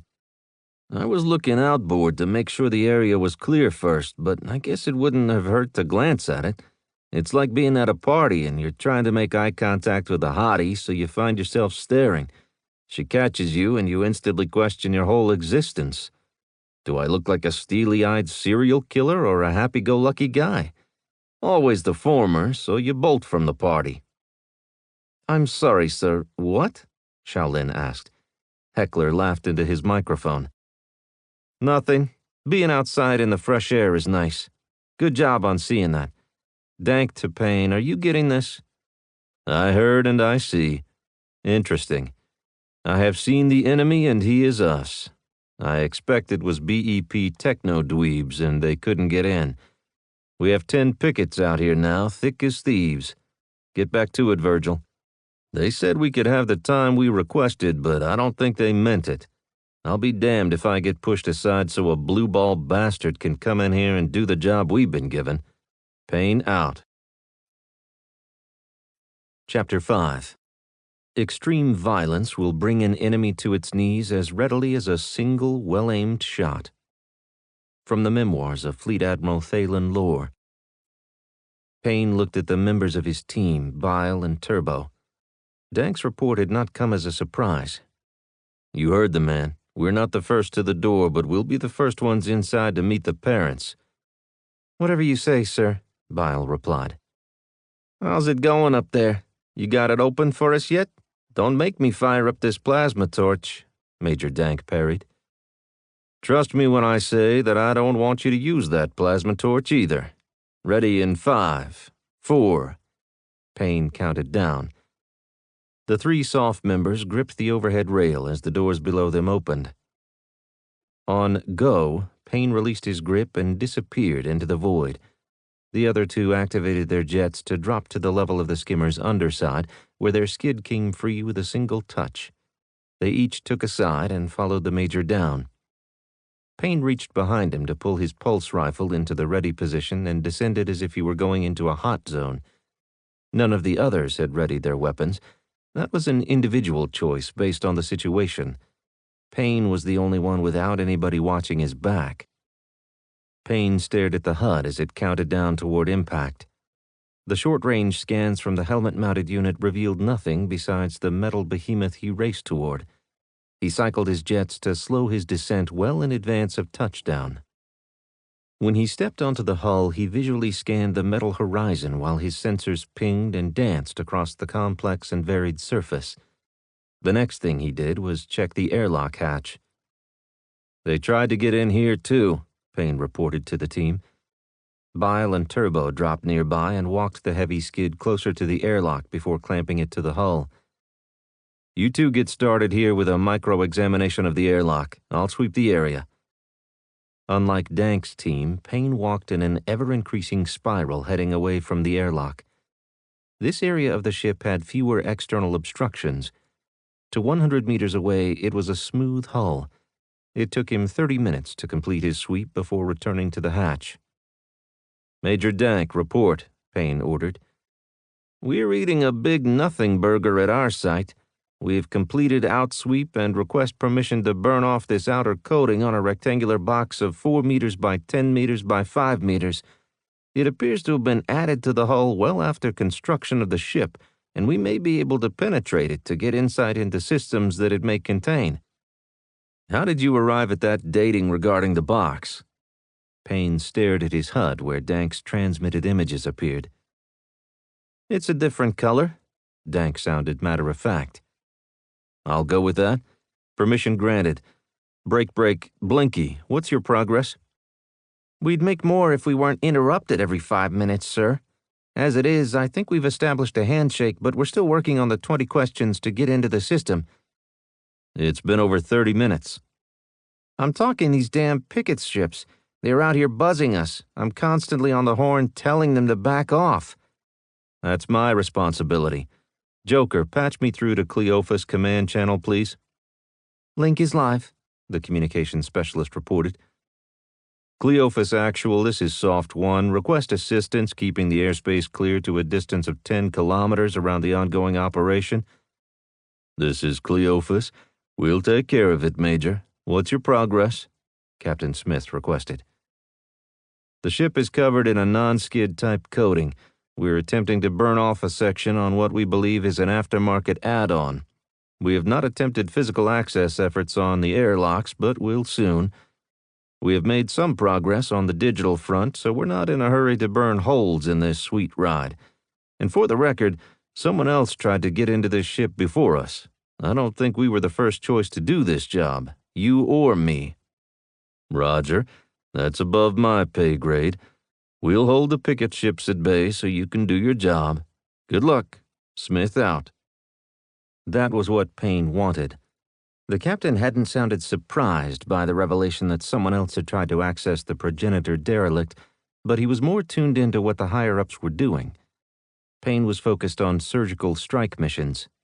13 derelicts, but Team Payne had conducted 25 combat missions against members of the Blaze Collective. He hadn't lost a member of his team. Yet. Major Dank clicked through the team channel. "Beginning to clear the coating now. Shaolin is on it, and we're watching from behind cover." "Sucks to be Bile," Heckler muttered. Payne snorted, but he knew beyond a shadow of a doubt that Heckler would have volunteered if Bile hadn't. Bile and Turbo watched the Major. He switched to their private channel. "What's up?" "We're ready to start." "Stop burning! Stop burning!" Blinky shouted over the team channel. "Stop!" "Hang on," Dank said. "Removing the burner and shutting down. What's up, Blinky?" You should have seen the RF spikes when you lit the torch. Who says the ship isn't alive? Not me, that's who. What kind of strangled logic is that? Payne looked up and picked the skimmer out of the other lights above them. Have you enabled two-way communication with the ship? Not yet, Blinky replied in a muffled voice. But we're getting there, he added more confidently. What do you think caused the radio frequency spike? Burning the skin of a wounded animal? Bile and Turbo made faces at each other following the computer specialist's reply. Could the coating be a sensor screen of some sort, and the ship is directing repair assets to it? Then why weren't the other areas around the hatch repaired? Blinky shot back.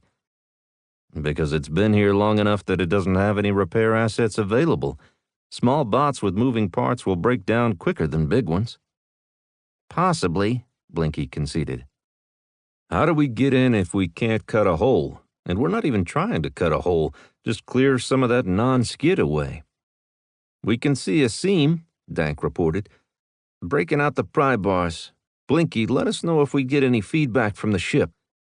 And tell it to open this fucking door, Major Payne added. Need to open that gap a little wider. Breaking out the attitude adjustment tool. A sledgehammer. Ladies and gentlemen, Fetus said in an announcer's voice, I present to you Leviathan. The deck thudded heavily before a rapid vibration tickled the boots of both groups on the hull. Simultaneously, the two airlock's outer doors retracted. What the hell, Dick? Blinky shouted. He unlatched his helmet and removed it so he could better glare at Fetus. Atmosphere had been restored after sending the team into space, but it was still cold inside the ship. Blinky's breaths showed in small and quick puffs. What? We wanted to open the airlock door, didn't we? I had the key code. I accessed it before it was buried again. Where did you see it? I was watching what you were watching. Fetus shook his head to reinforce his point. His gloved hand rose, and with his pointer finger, Fetus tapped the side of his helmet. It was oral, AM radio. The ship transmitted the access code, but only in its converted form, a series of beeps. I counted and tried it. I suggest we figure out a way to tell the ship not to do that. Fetus, so help me.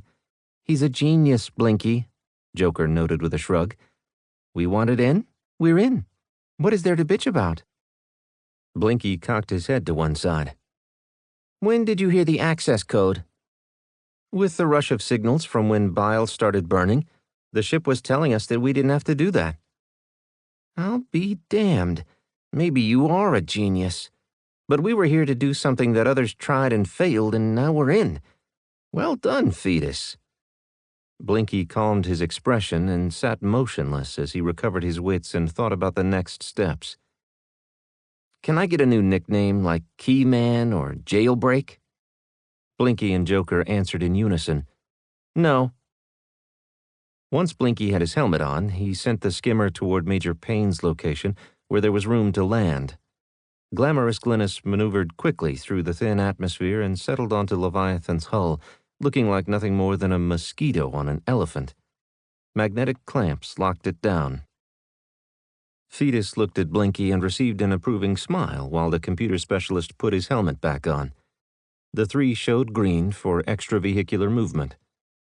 Joker punched the button and the side hatch popped and dropped to the deck as a three-stair ramp. Fetus headed out, followed by Joker and Blinky. They carried small toolkits to help them interface with whatever systems they might find inside. Blinky secured the skimmer with a remote comm signal. Nobody forget where we parked, he told the team. What's the holdup? Major Payne waved him off. Wait for us to clear the way. Blinky's mouth dropped open as he stared in disbelief. He pointed to the open hatch, dumbfounded. I appreciate you opening the door, but wait your turn. You know how we do things. And remember, you think this is a living ship, so how about we not make it any angrier than it already is? Blinky dropped his preconceived notion of walking into the ship and setting up at a workstation to use his overwhelming brilliance within which to become one of the progenitors. He pointed to Fetus. It was him. He got us in." Fetus beamed from within his helmet, but nobody could see. "Good job," Payne told him and turned back to the matter at hand.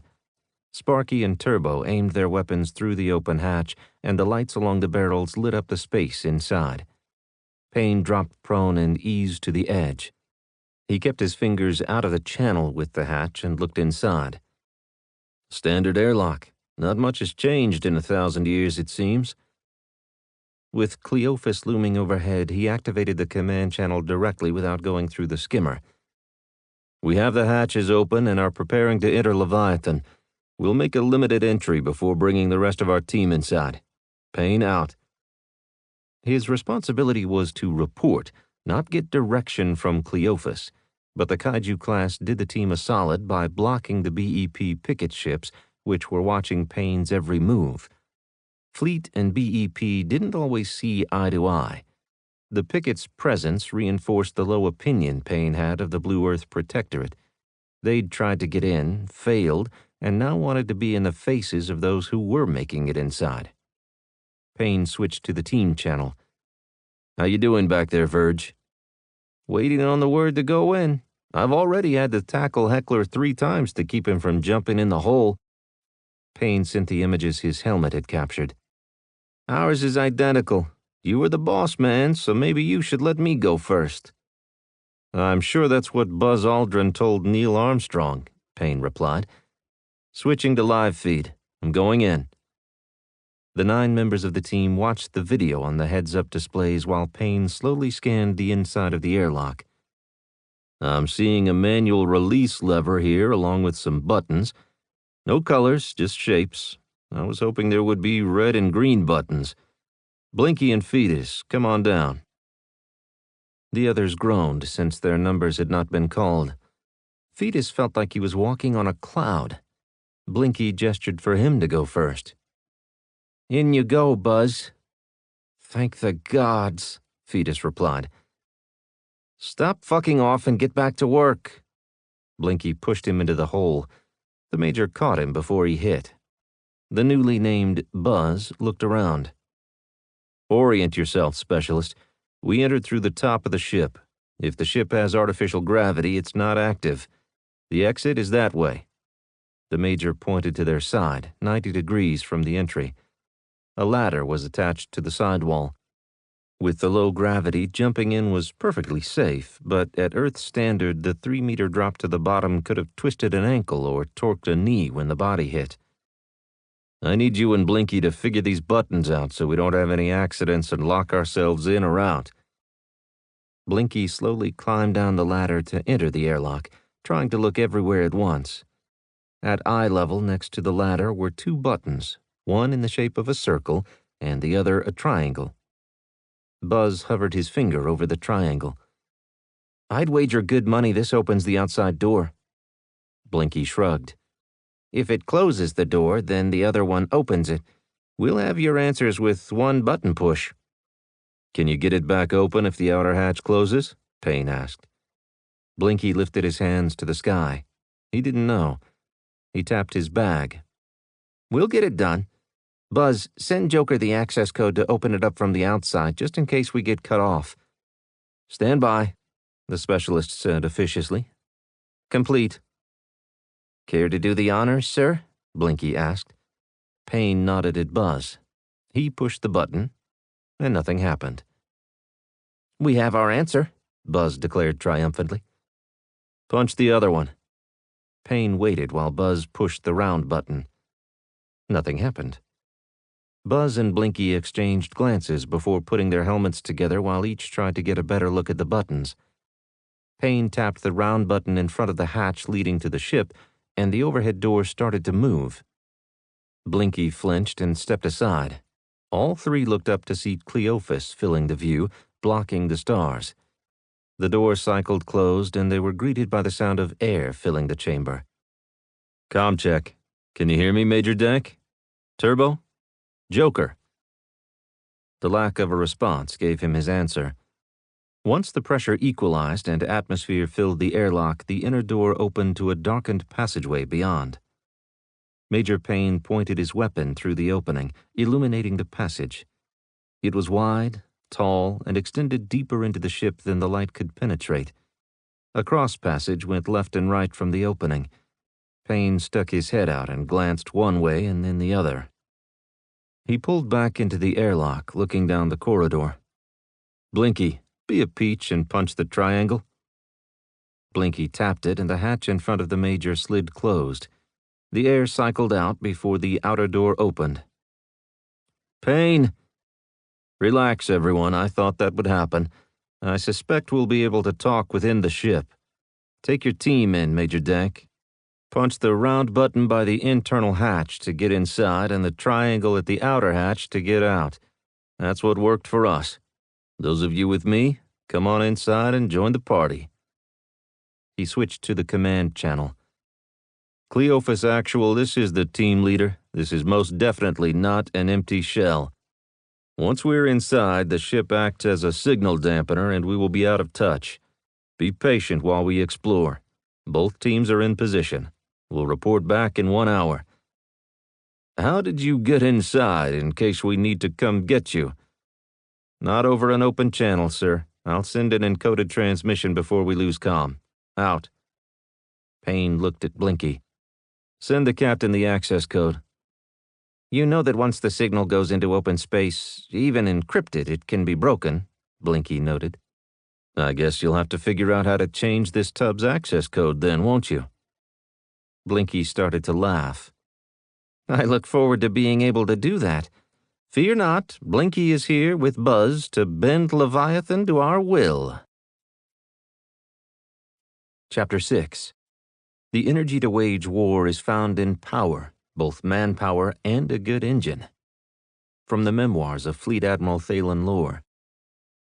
Major Dank punched the circular button, and the 4 members of his group watched the external hatch close as if they were being locked in a prison. Once the door thumped shut, air pumped into the airlock to equalize the pressure and atmosphere with the inside of the ship. "Stay frosty, people. We stay together until we know more. Lights on and sensors hot. Oxygen, nitrogen, atmosphere. Gravity is Ganymede standard. Temperature is -41. Although tempting to get naked and run in the heat and sunshine, keep your helmets on," Dank replied. "I wasn't thinking that. -41 isn't as cold as the planet's surface. That's -112, Shaolin stated. "That means there's enough power for heat. A lot of heat to raise the temp of this beast 70 degrees, Heckler noted. "I'll take point, sir." "I'll start on point. You bring up the rear. I'm more concerned with what might come up behind us.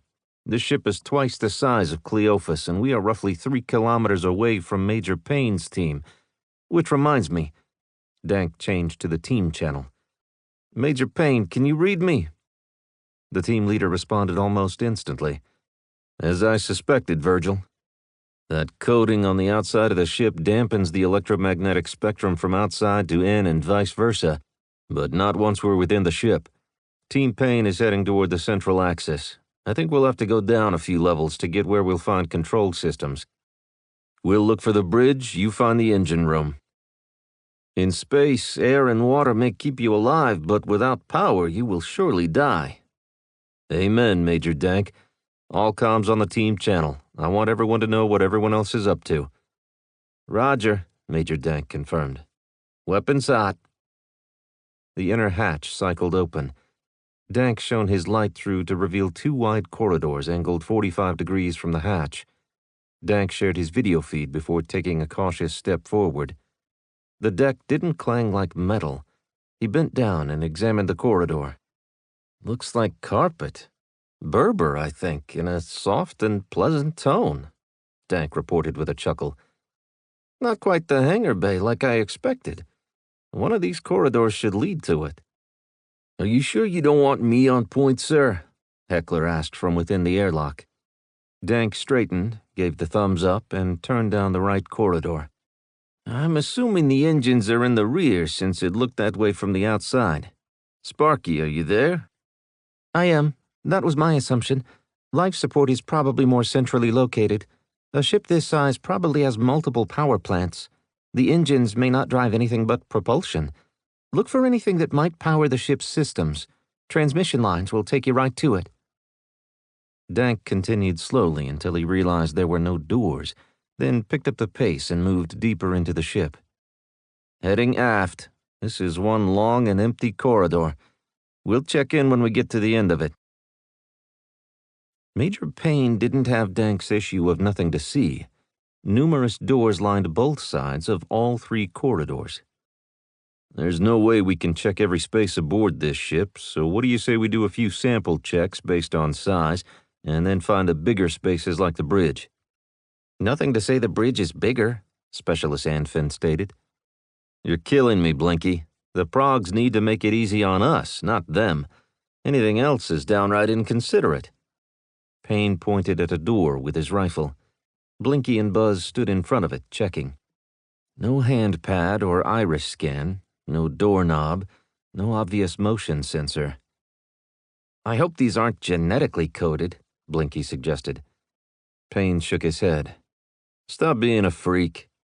You love it. Buzz took the only reasonable action possible. He knocked on the door. It responded by sliding open. Blinky dove sideways and Buzz stumbled backward, bouncing off the Major. Payne grabbed him to keep him from falling down. The door closed. Anyone see what was inside? Payne asked. No, too many people were having heart attacks, Turbo noted. Buzz, do the honors, please. Payne pointed his weapon at the door. The specialist rapped on the door with the knuckles of his suit's glove. The door slid open. Using his rifle's beam, he scanned the inside of the room. No idea what this is for. Payne followed Buzz inside. Looks like overflow quarters. Sparse. Little more than a bed. I don't see a bed. Buzz looked rapidly from left to right. The Major tapped the wall near a set of lines that formed a rectangle. The room lights came on and a bed rotated downward, settling into place half a meter off the floor. Lights, Payne muttered. He poked the mattress. Triple extra firm. I wonder if that's from age or they liked sleeping on a board. Next room. They tried the door on the opposite side of the hallway. A knuckle rap later, it revealed more quarters. Spread out, 1 per. By adding the digital access group, Payne had 6 of the team's 10 members. They each picked a door, knocked, and were granted entry. Simple enough. Look for a way down because this top deck isn't going to contain any of the critical systems. What makes you say that? Turbo asked. If the warship takes any hits, all of this space will be the first impacted with a weapon penetration and venting to space. Assuming the crew is at combat stations, they wouldn't be here. I suspect this entire deck acts as a second hull. We probably have 40 decks beneath us. Somewhere down below we'll find what we're looking for, but not here. Time on deck is 10:10, Joker reported. 20 mics in. Need to report in 40. Thanks, Joker. Let me know when we're at 10, and I'll need you and Turbo to head back and deliver a status report for me. Let's find the stairs. Mr. Nice Ship, can you please turn on your lights? Blinky asked. Is this part of your ship is alive disinformation campaign? The Major asked.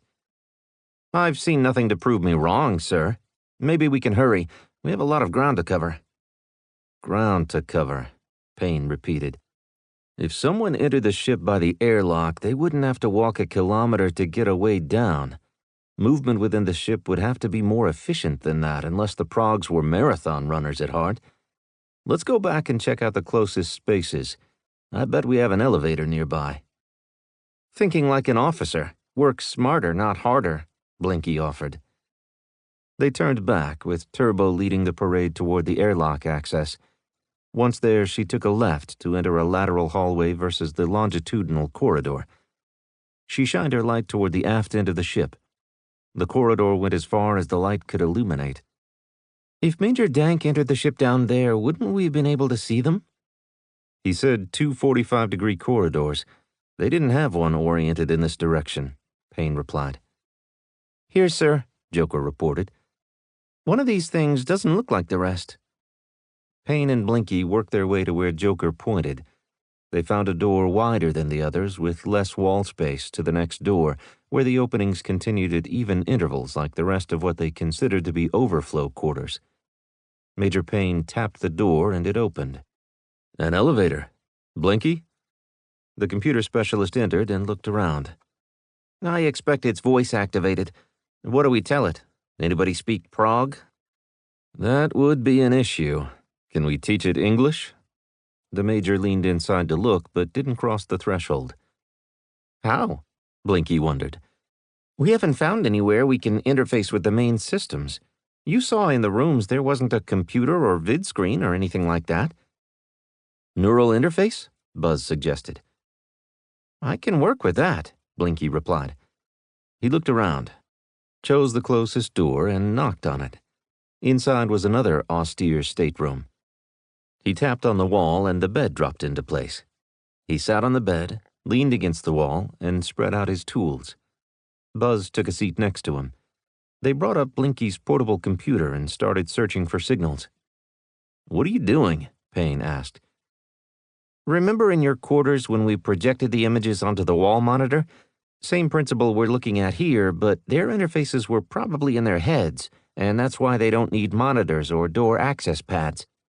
Info would be projected using their optical nerves or right to the stimulus center. I'm looking for the broadcast signal and seeing if we can tap in. I like it, Payne agreed. Joker, Turbo, stay here and provide oversight and security. Remember, I need you to deliver a status report to Cleophas. What do we tell them? Turbo asked. I'll record something.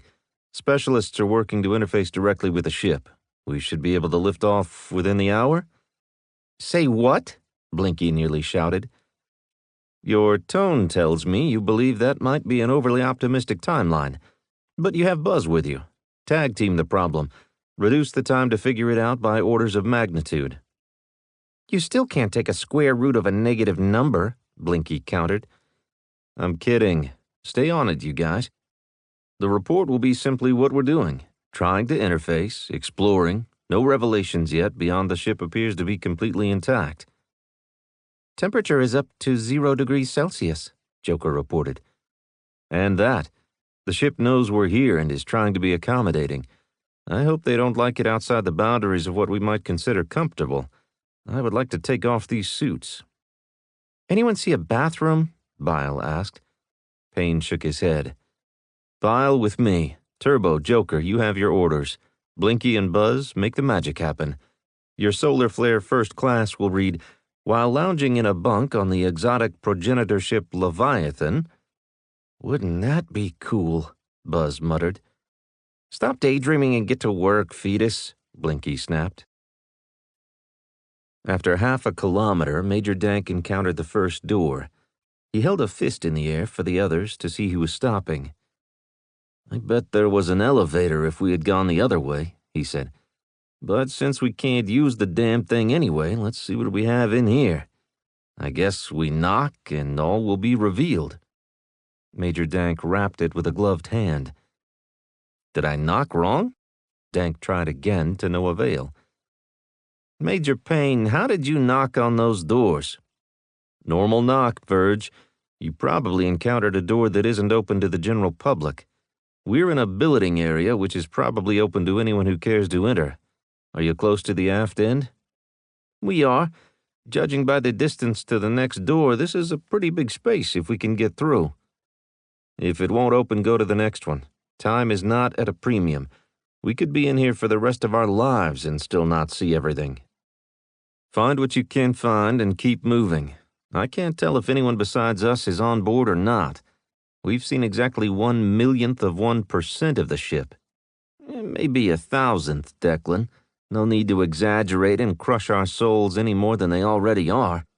We walked half a kilometer and have seen jack squat. I'll be back in touch.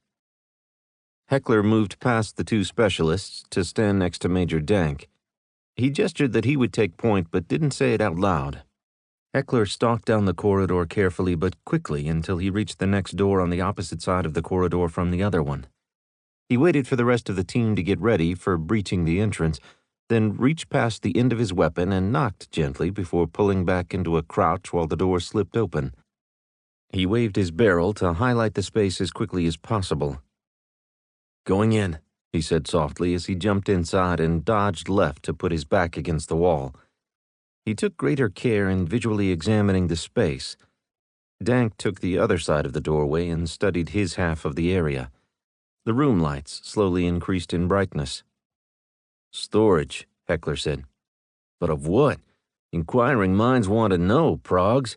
Tell the friendly Kokemeister your secrets." Sparky and Shaolin strolled in, took in the floor-to-ceiling boxes, and headed to the neatly arranged racks. The space was the size of a basketball court, and the only open deck was the walking lanes between the racks and at the ends of the aisles. "Any material handling equipment?" Heckler wondered. "Not needed," Sparky said. "Watch this." She pulled a cubic meter-sized box from the rack with one finger. "It's got some kind of anti-grav that kicks in when you touch it." She guided it to the end of the aisle and lowered it to a comfortable height before she popped the top. Heckler stayed back while the other three converged on the box and looked inside. "Any ideas?" Dank asked about the neatly and tightly packed box. "Food bars, maybe?" Shaolin pulled one out, and she and Sparky scanned it. "Looks organic, but could be anything." "Take one and put the box back," Dank ordered. "Movement!" Heckler shouted and bolted toward the end of the warehouse. Dank ran after him. "Stay there," the Major called over the team channel as Heckler dodged down an aisle. Dank took a position at the end, the barrel of his weapon pointed upward. Heckler jumped and landed on something. After a brief struggle, Heckler stood up and lifted a small metallic object. Its 4 articulated limbs hung limp. "Looks like a bot." Heckler carried it to the end of the aisle and held it out. 30 centimeters aside, 4 legs hauling a box-like body around. "Sparky, what do you make of this?" "Legs for forward, backward, and lateral movement. I don't see any ports or other devices.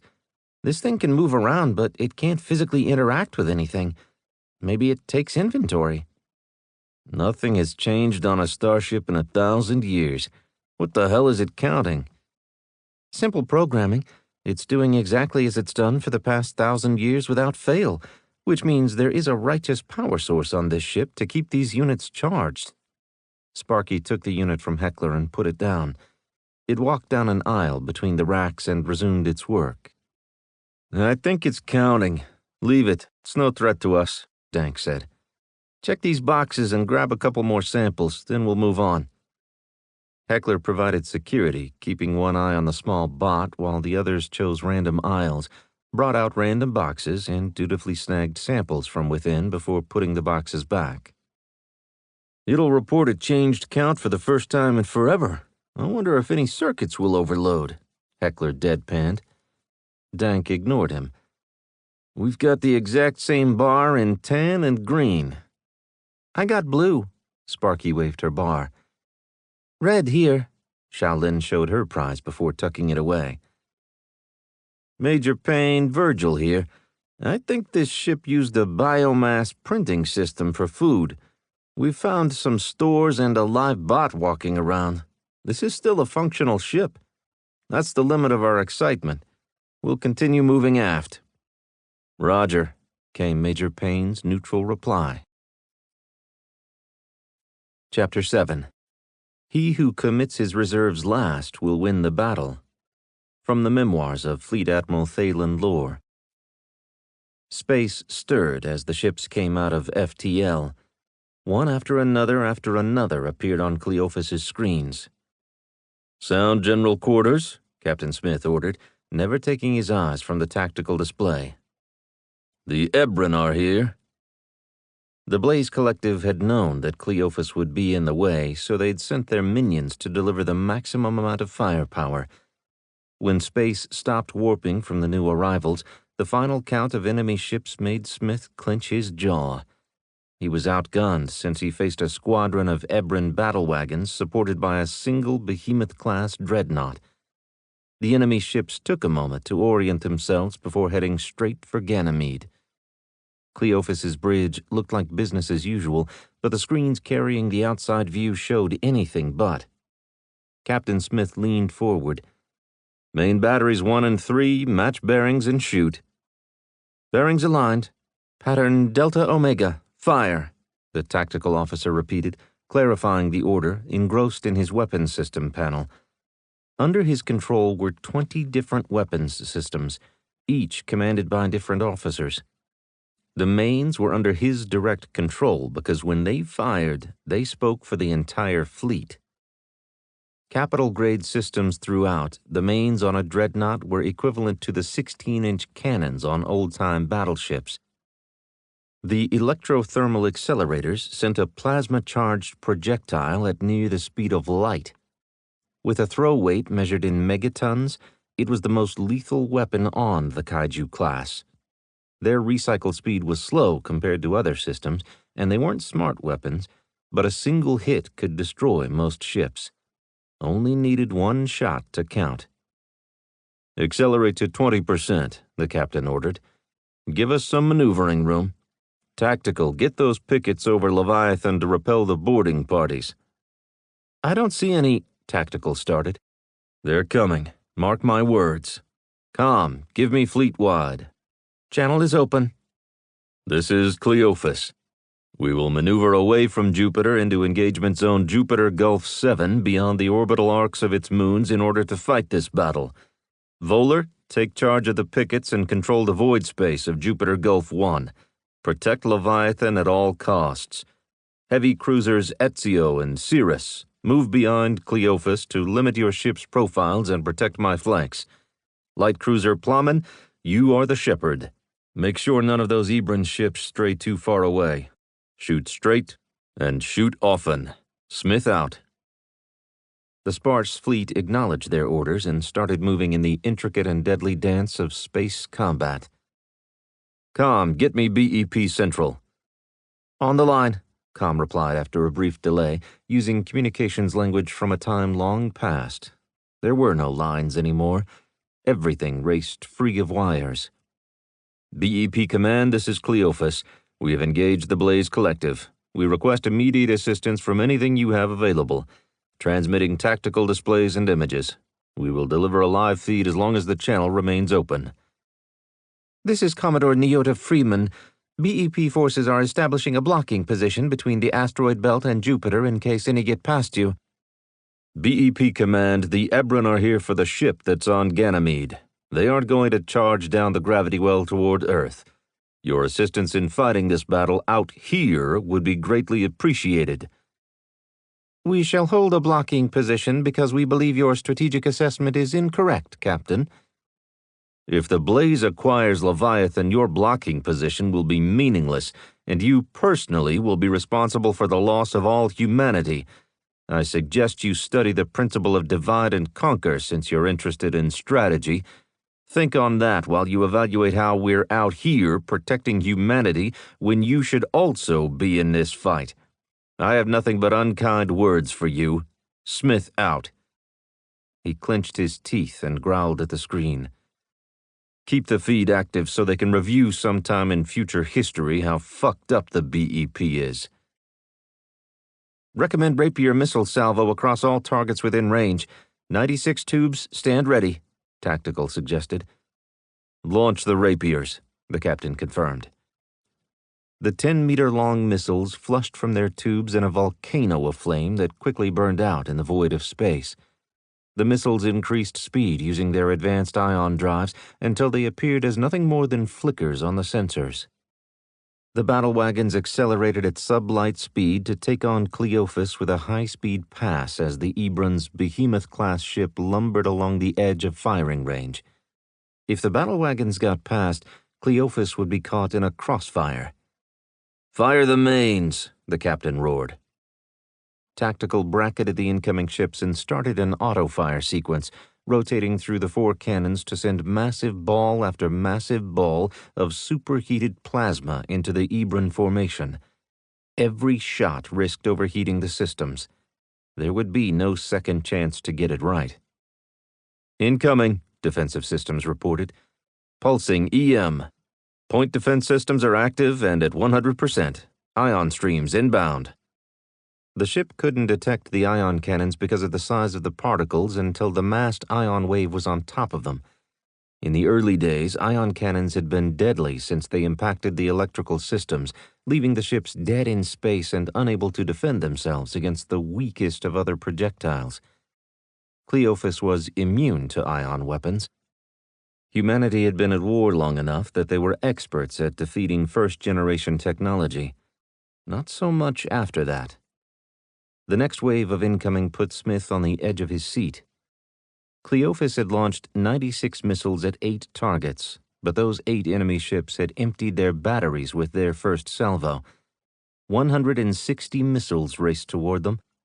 Missiles like the great lumbering beasts the size of the fleet's picket ships. The Ebron missiles passed the rapiers in the engagement space designated Jupiter Gulf 7. A dozen missiles lost propulsion and started to tumble. "What the hell?" the captain blurted, leaning forward in his seat to better study the tactical board as if it was real. Defects? Age? Something else?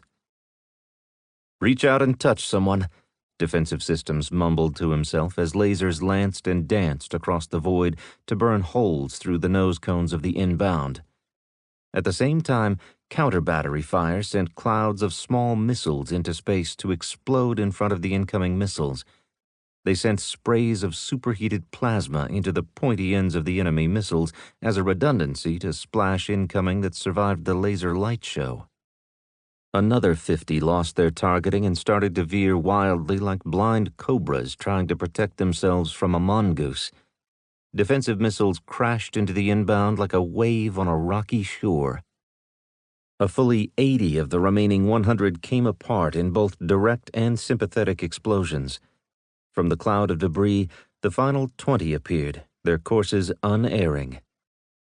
Lasers fired across the darkness, attempting to rip the missiles asunder while the ship loosed its close-in weapons. Crews from stem to stern managed their sectors by firing the chain guns and quad cannons that bristled on the outside of the Kaiju-class ship.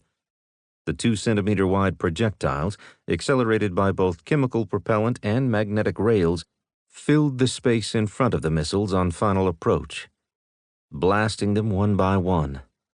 Nuclear radiation washed over the heavy plating with each explosion. The crews cheered. "Brace!" Defensive sent the automated warning for the one great beast that got through. No more was possible. The crew gripped their stations. An instant later, spaces throughout the ship were filled with the deafening roar of a 100-kiloton impact on the outer hull. The ship shuddered.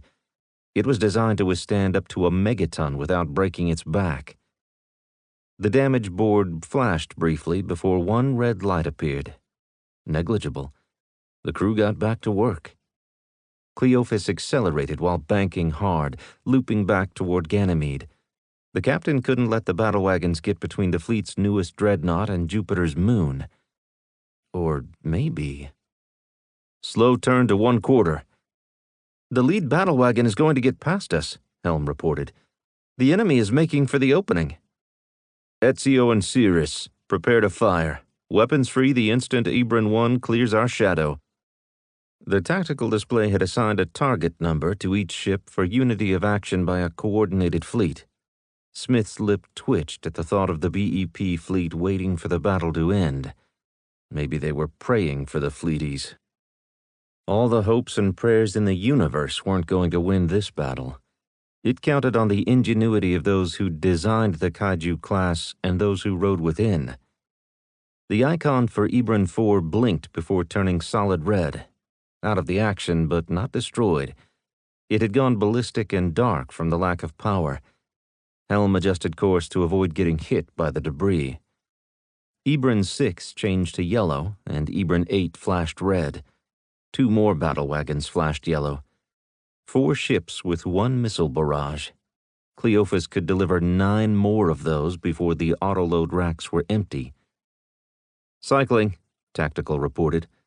The mains adjusted fire from Ebron 6 to Ebron 2.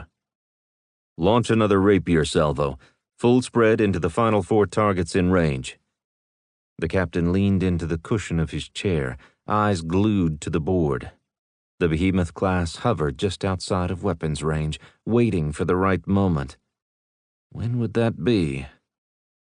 The captain's order automatically transferred to the Rapier Missile Control Officer. She cleared the targets, validated the new spread, and launched. The entire process took 2 seconds because of Cleophas's state-of-the-art computer system. The next salvo of 96 Rapiers cleared their tubes, tracing deadly arcs across the rapidly decreasing distance. The amount of defensive fire from Cleophas meant there was a veritable cloud of projectiles to fly through on their way outbound. Not all made it. The risk of shooting down one of their own missiles had been deemed to be worth it. The computer system deconflicted space as much as possible, but the independent targeting of the Rapiers meant the missiles could adjust the instant their motors kicked in. The close-in weapons system, CIWS, called CWIT, could also be fired independently of the master weapons program. Acceptable risk. Acceptable loss in the rapid-fire combat of space. 6 missiles didn't clear the field. The rest accelerated toward their targets. Countdown to impact. 3, 2. Defensive systems sent a volume of fire into the diminishing space between the ships that created an opaque cloud on the scanning screen. Too many of the missiles came apart under the barrage. But nothing deflected the plasma projectiles. They couldn't be lasered, and they couldn't be fooled. They could only be avoided. The main cannons continued to fire. With the latest cooling system and 3 seconds between each cannon's shot, the system kept from grossly overheating. Still, the countdown to shutdown was underway. 1 more minute. 15 shots from each mount. Tactical struggled to lock targeting with the ships maneuvering balanced against the gyrations of the incoming battle wagons and the massive amount of ordnance already in the void. Nearing point-blank range, Tactical announced for no reason. The entire bridge crew could see that the gunfight was becoming a knife fight. The Kaiju-class ship bucked and groaned with each impact. The remaining battle wagons were pouring everything they had into the fleet's latest dreadnought. "Score!" Tactical shouted with a direct blast into Ebron 2, splitting the hull and sending the reactor supercritical.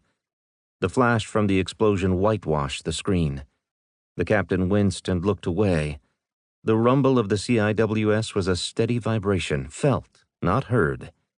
The wash of rain on a tin roof sounded as a testament to the projectiles impacting the outer hull, chipping away at the armor. Ebron 1 delivered a danger-close broadside, firing both defensive and offensive weapons into Cleophas's prow as it passed. The Kaiju-class ship jerked to a stop with the impact of the munitions delivered into its hardened nose.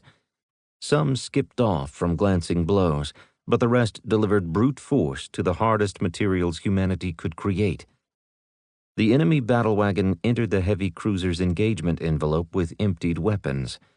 When the Ezio and Cirrus fired their railguns, they sent a stream of 1-kilogram projectiles at near light speed into Ebron 1. The battle wagon split as if being sliced by the sharpest of scalpels, but continued on a ballistic trajectory toward Ganymede's surface. "Fire!" Tactical shouted. The mains stopped cycling and fired in salvos, 2 by 2. The damage control board added red lights with each passing second. "Defensive systems at max." Cleophas porcupined with outbound weapons. "Full speed," the captain ordered as the last 4 battle wagons died in rapid succession. An exploding core could generate up to 1,000,000 megatons of force, but the vacuum of space would dampen such an explosion if one could put enough of it between the ship and the blast. 8 battle wagons worth of wreckage was on its way to Ganymede, with Cleophas in the middle. "Clear the airspace," Smith ordered. Ezio and Cirrus twisted and lanced through the sky on a trajectory perpendicular to the inbound wreckage. Com transferred a call from Captain Malone to Smith's position. "Voller requesting instructions." "Mal, you need to get the hell out of there. You're going to have a couple million tons of wreckage coming down on your head." "But Leviathan will have to fend for itself. It's been here 1,000 years and is still intact. It can protect itself because it will have to. There's nothing you can do. Get out of there now, and take the pickets with you. Smith didn't hear Vola report that Ebron scouts had gotten past and delivered soldiers to the top of the ship like an old-time paradrop. They'd killed the infiltrating ship, but were hesitant to shoot at the Prague ship in case it had active defensive systems. It wouldn't take much for a dreadnought to blast a frigate into stardust. Smith was focused on the Behemoth-class monster. It had begun to accelerate into the tactical grid designated Jupiter Gulf 7. "It's time to report to the ship, Major," Joker announced. "Give them what I told you earlier. Nothing new. Working to interface with the ship, which looks to be intact, and tell them 3 hours before our next report." "Roger." Joker headed toward the airlock. "Turbo, you're with her. Note to everyone, never go anywhere alone on this ship." The combat specialist nodded and hurried after the communications specialist. They entered the airlock and punched the triangle on the opposite wall by the ladder. "Miss you already, sir," Turbo broadcast. "Of course you do. As close as I am, I could probably talk to them. Open the outer hatch and I'll give it a shot." "You'll get your chance in about 10 seconds. Air is evacuating," Joker said. After the indicated time, she announced, "Hatch is open." The Major never had a chance to report. A shadow blocked the view of Cleophas and a weapon fired into the airlock space. Joker took a plasma charge to the chest, driving her to her knees. Turbo shouted and had her weapon up and firing in the blink of an eye. The view of Cleophas returned. Turbo stayed where she was. Joker pulled herself up the ladder before checking the chest plate on her suit. The glancing blow had left a scorch mark.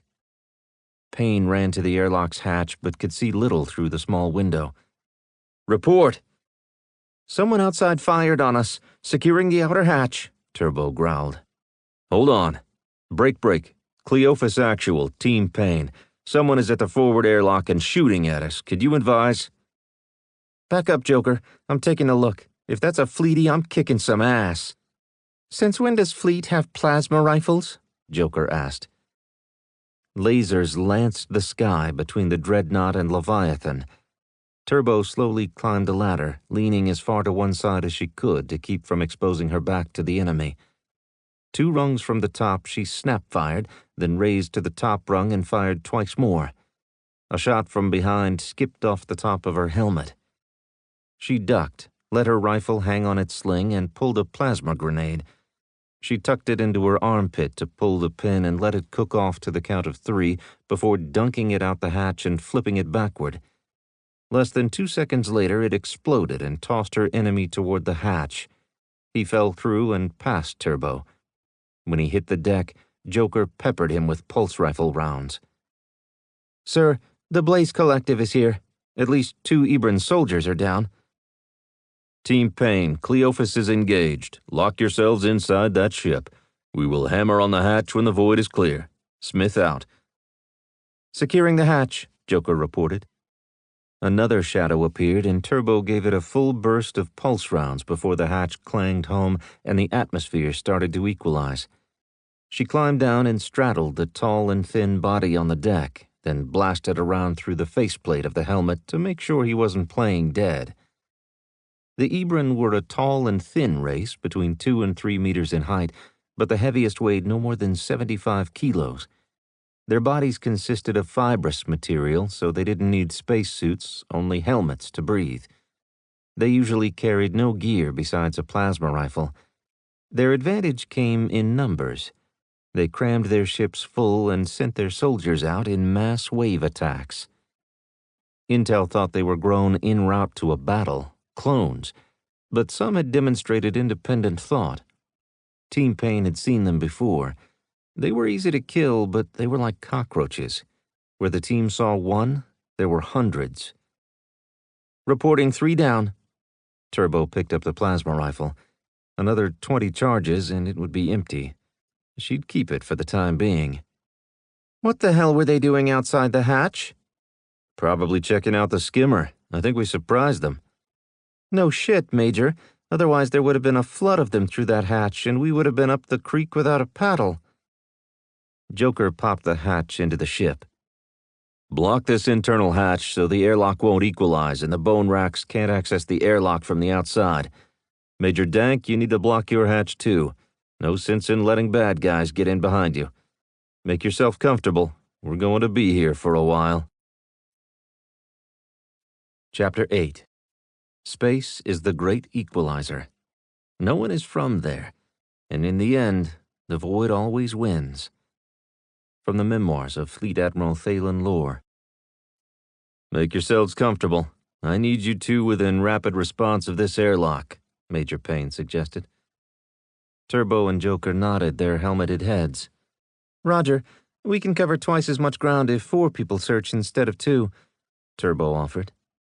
Let those 2 watch the airlock. They can set up a noisemaker or something. If someone breaks through the outer lock, which I'm not sure is possible, they'll get a lot of explosive decompression right in their skinny faces. I can live with that. Don't go far down the longitudinal corridor, no more than 100 meters each way. Payne leaned into the room where Blinky and Buzz were working. Listen for the airlock and make sure no bone racks make it in here. Blinky looked exasperated at the interruption. The ship can take care of it once we're in. Are you in?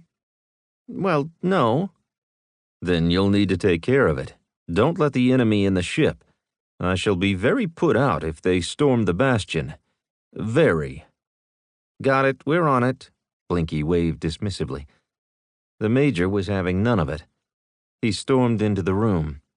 I know when you break in it will all be worth it, but for right now, we can't have any surprises. Set up a booby trap or something on the door. We have 10 people to do the work of 1,000. Help us to help you. I'll take care of it, Blinky. Buzz put his hardware down and snapped off a quick salute. He dug into the kit and came up with 2 flashbangs. With string and duct tape, standard in all space packs, he headed for the airlock. The Major waved for Bile to follow. After 20 meters, Payne looked back to find an ad hoc booby trap taped to each side of the airlock hatch. If it opened or closed, the string would pull the pin on one of the flashbangs. In the corridor's small space, it would make one hell of a bang, but not blind the team since the helmets would compensate for the flash. Buzz gave a thumbs up before returning to the room to help Blinky work on the 1s and 0s. I could have done that, Bile volunteered. And me. Damn, Buzz is putting us all to shame. Did what? Major Dank asked. Taped flashbangs to the airlock in case it's accessed. Got it. We've heard nothing from our end. They may have been drawn to the skimmer, and that's why they popped up where you are and not down here. You didn't open the hatch, Payne countered. Blinky and Buzz are doing the heavy lifting. The rest of us are on grunt duty. Search and report. We're looking for anything that will help us interface with the ship. Roger, we'll keep on keeping on. Dank ended his signal but kept the channel open. Sir, Bile started. At least we know they were humanoid, with the same foibles as we have. A ladder to climb down, indicative of a bipedal species, and then beds, so they need sleep, horizontally oriented, and biomass, which tells me they had to eat, so they probably had mouths, too. Also suggests there should be bathrooms. I'm thinking we descended from them. That's a leap of faith, Bile. I'll embrace it because I don't want to think we descended from any of the races in the collective, like the bone racks. I'd like to think you're right, that we descended from a race that's a little more congenial toward other races than the Blaze. Those guys are jerks. Bile laughed. That's one word for them. They continued down the transverse corridor well past where they could see back to the airlock. Doors abounded, with nearly all being similar aside from the elevator closest to the airlock. The Progs had to be in phenomenal physical shape to live on this ship. Or maybe they had other means of transportation, like hoverboards, Bile offered, trying to look innocent. You're just instigating now. But for the record, if anyone finds a hoverboard, I get first crack at the hallway hover Olympics. I was a demon back in college. Almost got myself kicked out for a particularly impressive slide down the stairs and out a second-story window. Impressive to whom? Bile said, emphasizing the M. Well, me, of course. Break. We are nearly at the center line. There's a wide corridor similar to what there is on Cleophas. It appears to me that we're only about 1,010 years behind the Progs. Otherwise, the basic ship structure looks eerily similar. All but the neural interface stuff, and maybe our own AIs are preventing that from happening because they've seen into our minds. You're on a roll, Declan, Dank noted. Where are you, Heckler? I think we found the engine room, and I want us together. Coming, Heckler said in the way one speaks while running. My cardio's done for the day. You slackers can drop and give me infinity. You ran 2 kilometers in low gravity, you big baby, Sparky replied.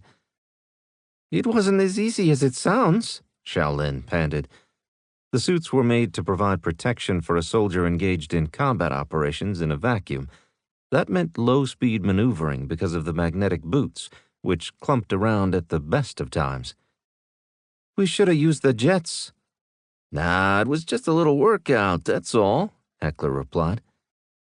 Switch out to group channels, Payne requested, since the banter was distracting him. We know everyone is fine. Check in every 15 minutes.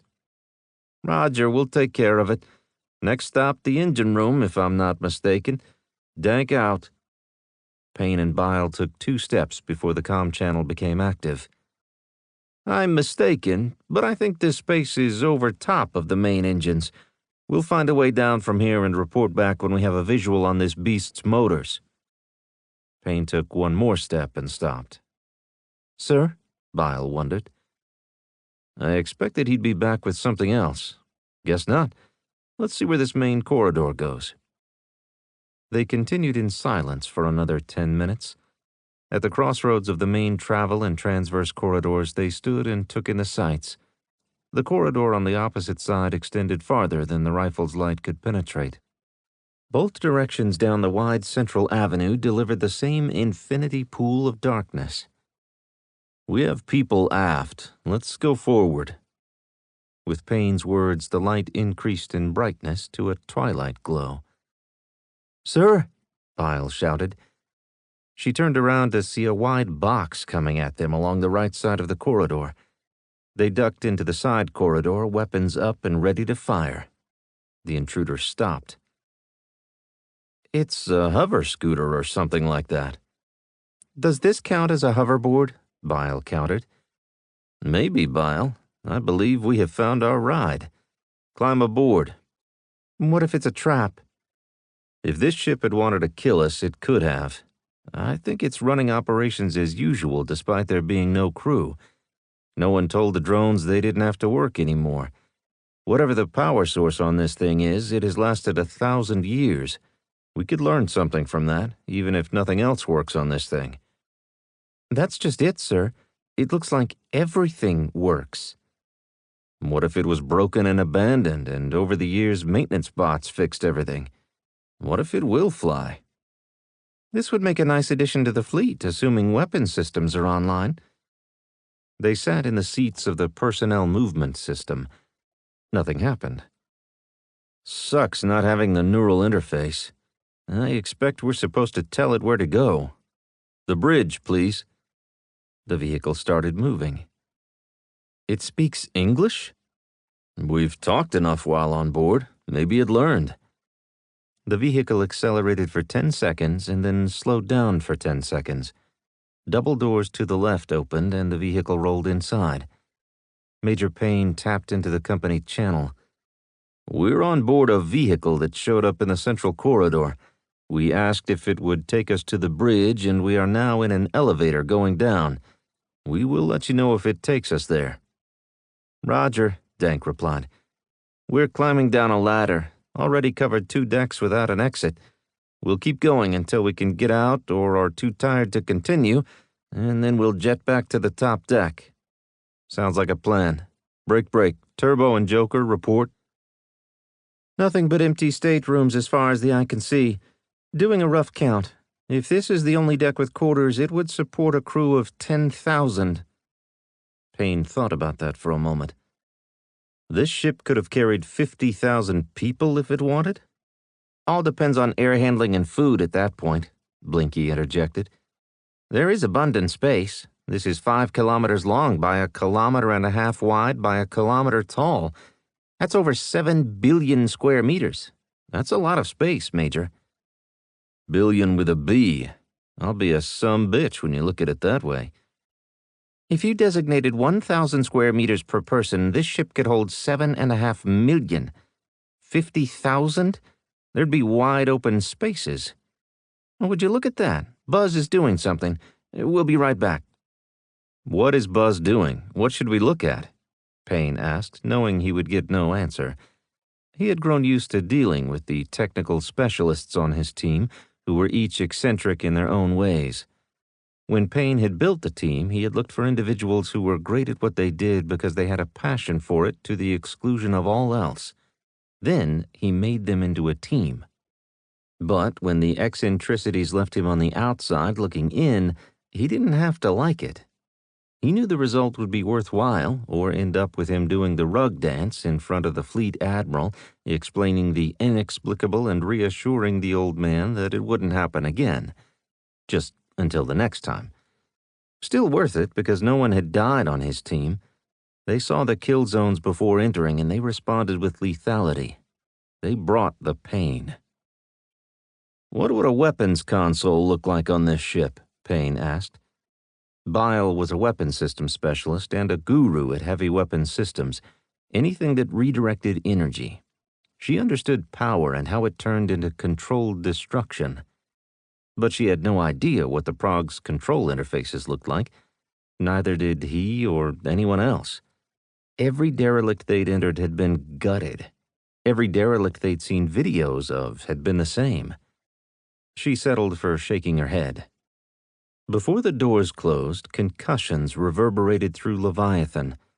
The massive impacts shook the Prog ship to its very core. "Wait!" Payne cried out, but the doors closed and the elevator started down. They gripped the vehicle as it shook and bounced within the small space. Did we lose the fight? Payne wondered. Chapter 9. You can win all the battles and still lose the war.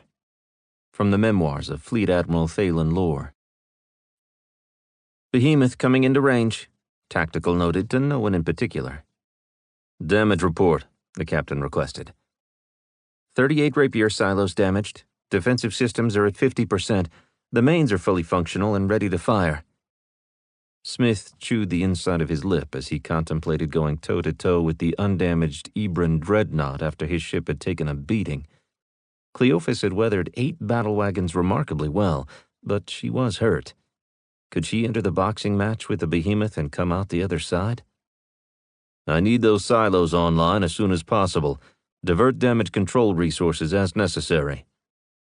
Tactical sent the instructions to the weapons systems control officers because they needed to know why their systems weren't being worked on. Defensive systems groused, but defense alone wouldn't keep the ship alive. Dreadnoughts had nearly unlimited offensive punch. To survive an attack, one had to damage the enemy enough that they jumped into FTL. If they were damaged too badly to run, they had to be destroyed. A living behemoth was too dangerous, just like a kaiju left alive while it continued to generate power. The two beasts started circling the ring. Energy surge, Tactical reported. Captain Smith waited. There were a dozen different things the surge could mean, and not all of them were bad. Dissipating. That was different, the captain remarked. Incoming asteroid, Helm reported. Adjust course, the captain confirmed, even though Helm was already maneuvering. Energy surge, Tactical repeated. Asteroid. Helm turned to look at the captain. A mass driver. Unload the rapiers. All tubes fire. Match bearings on the mains and send a message to our unwelcome guest. Tactical hesitated. Shoot the asteroids or the ship? The ship. Shoot the ship, the captain clarified. At the edge of weapons range, the probability of hits was low, but one hit could lead to an exploitable vulnerability for when the ships were closer. Fire, Tactical ordered. The mains coughed their deadly plasma on a spread, seeking to make space a dangerous place for the behemoth to operate. The enemy ship started to corkscrew, changing trajectory and angles off the bow. 2 seconds later, Tactical fired again. Big space, little projectiles, but enough projectiles could create impossibly tight windows in which to maneuver. Missiles away! The 58 functional tubes sent their missiles from Cleophas before their ion drives accelerated them into the void. The main weapons forced the behemoth into a narrow window where the missiles concentrated. Reloading, Tactical announced in a calm voice. 1 additional silo online. What one gives, one gets.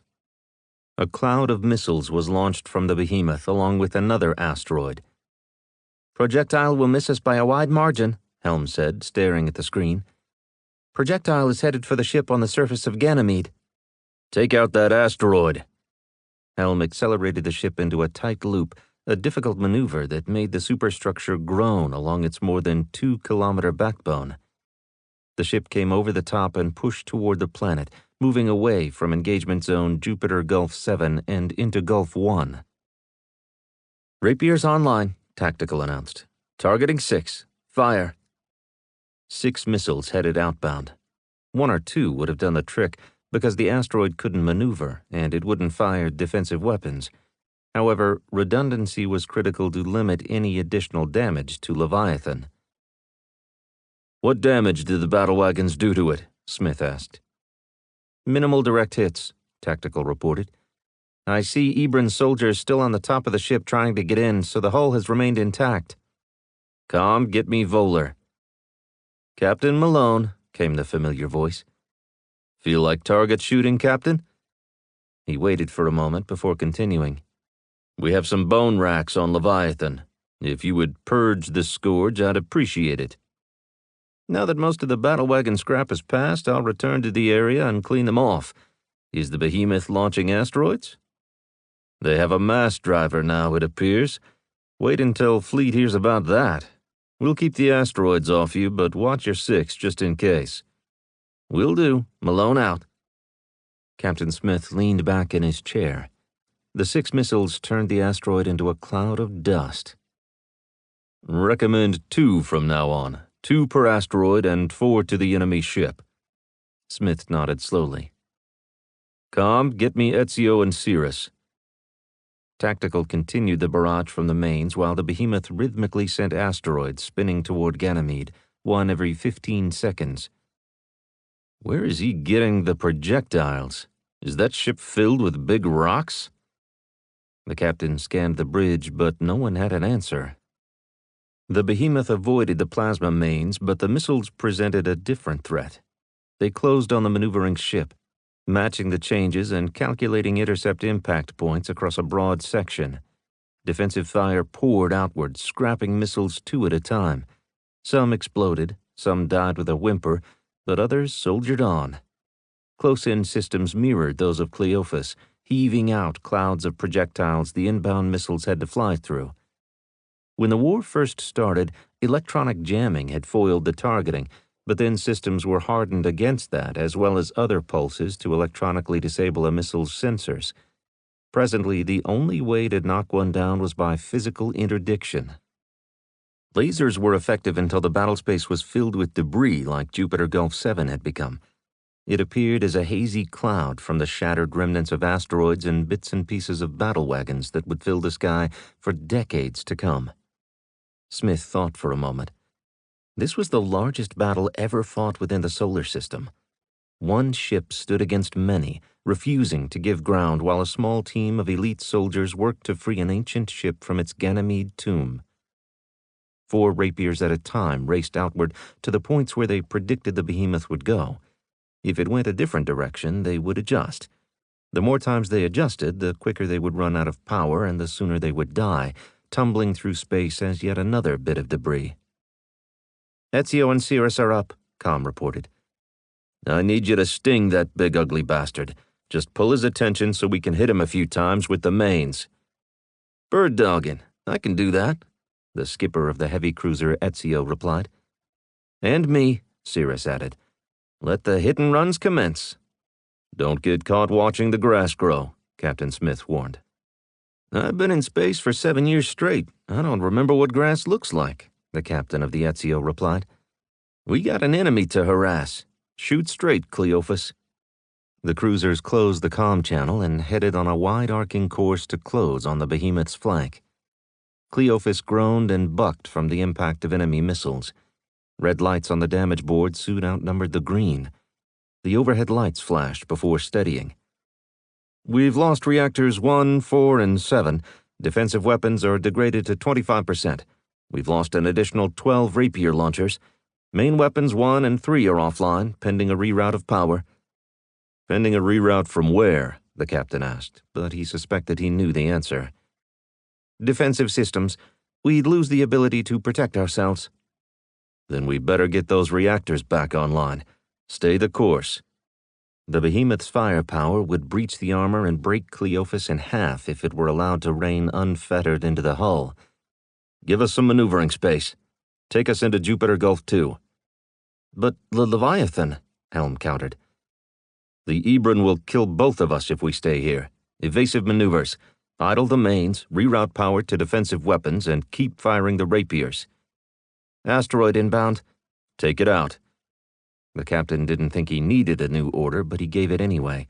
Ambiguity in combat was a bad thing. Firing. 2 missiles launched and raced toward the asteroid, and 4 more launched in the direction of Behemoth. Cleophas groaned and lumbered. Its spirited acceleration was gone. Every maneuver came at a cost. Missiles inbound, defensive systems reported. Engaging. A paltry number of defensive missiles sallied forth like an outnumbered cavalry charge. Reluctant, but they went anyway because it was their purpose to serve. No more than 2 per inbound. In some cases, 1. The CIWS waited, saving their firepower for those missiles that made it through. The intercepts zeroed in on their targets one by one, splashing inbound after inbound. Only 4 of the 80 made it through, and the CIWS took care of them. The bridge crew breathed a sigh of relief. A systems officer pounded defense on the back. Success was short-lived and didn't give them much breathing room. Salvo inbound, and an asteroid. Rapiers confirmed. Firing. The big screen showed the outbound missiles on an unerring course toward the rock. No other missiles headed out. Offensive weapons? Cascade failure from Reactor 5, Tactical reported. Damage Control joined the conversation. Engineering is restarting. 5 and 7 will be back online in 15 seconds. Will we still be here in 15 seconds? The captain asked, but raised his hand to stifle the answer. Of course we will. It's a rhetorical question.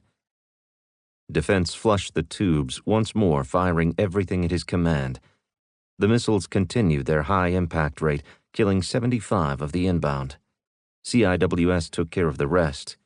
All but 1. It landed amidships with an impact that threw the crew from their seats, and they bounced off the ceiling before slamming into the deck. The ship went dark before emergency lighting came on. The damage board flashed nothing but red. Save the ship. All hands to damage control. Defensive weapons, you are the only one authorized use of power, if there is any. Everyone else, get to work deactivating systems for when the power comes back on. Damage control, where did that last missile hit us? Beneath. It cracked the ventral spine and shut down the entirety of the lower 3 decks. Then why are we without power? The bridge was in the middle of the ship. The breach is directly below us and has nearly sliced the ship in half. We're lucky to be alive. Let's zip it back together and get the hell out of here. Sir, Com interjected. Messages from Ezio and Cirrus. They are beginning their attack runs. Ezio's captain scowled at the red icon representing Cleophas. The behemoth ceased evasive maneuvers and assumed a vector that took it straight toward Leviathan. Fire a full spread. Give it all we've got.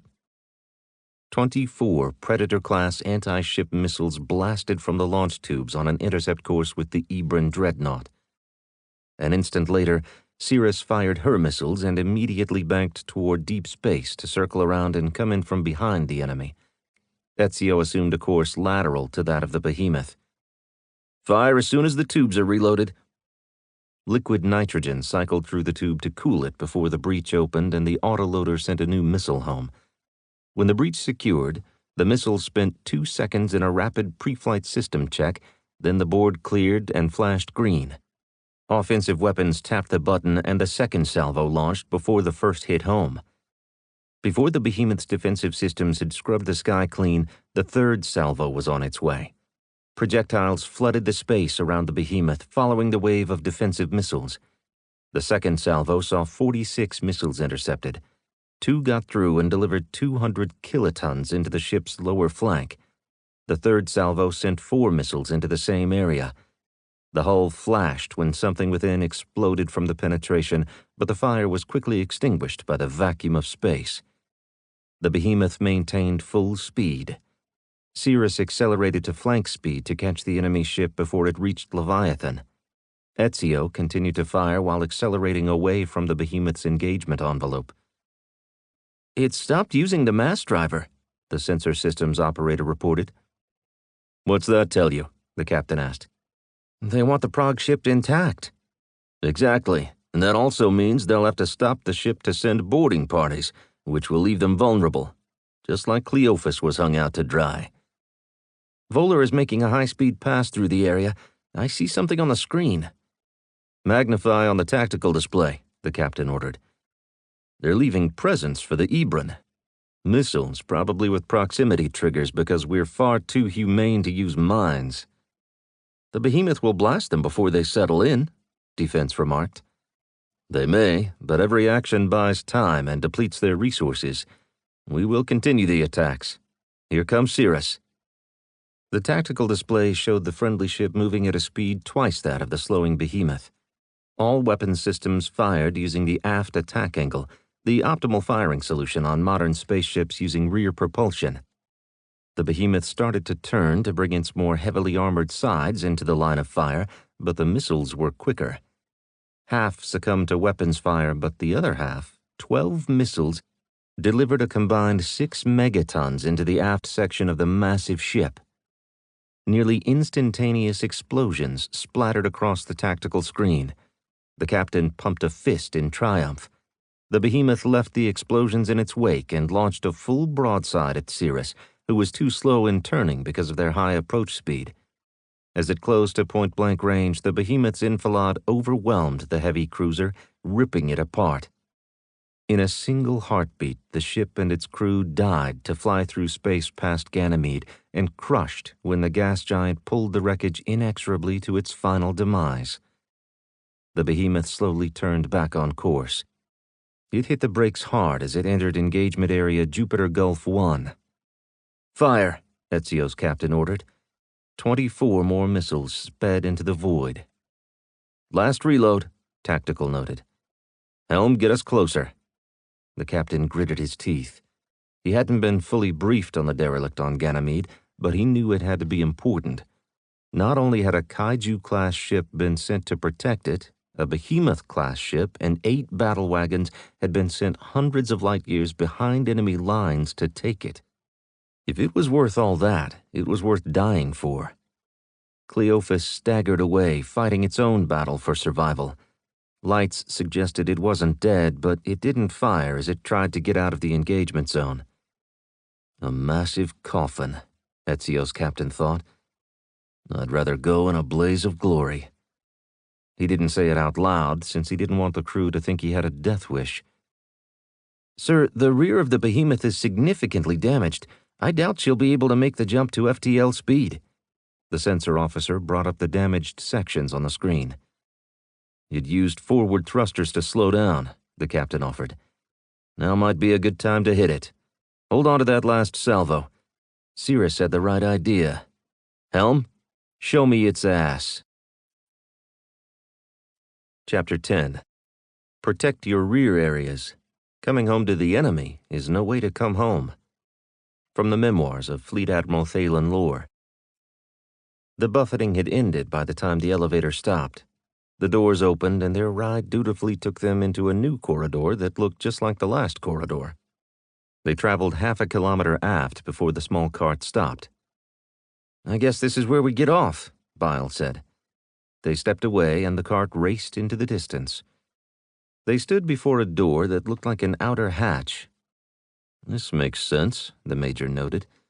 He held his hand up to stop Bile from knocking on the door.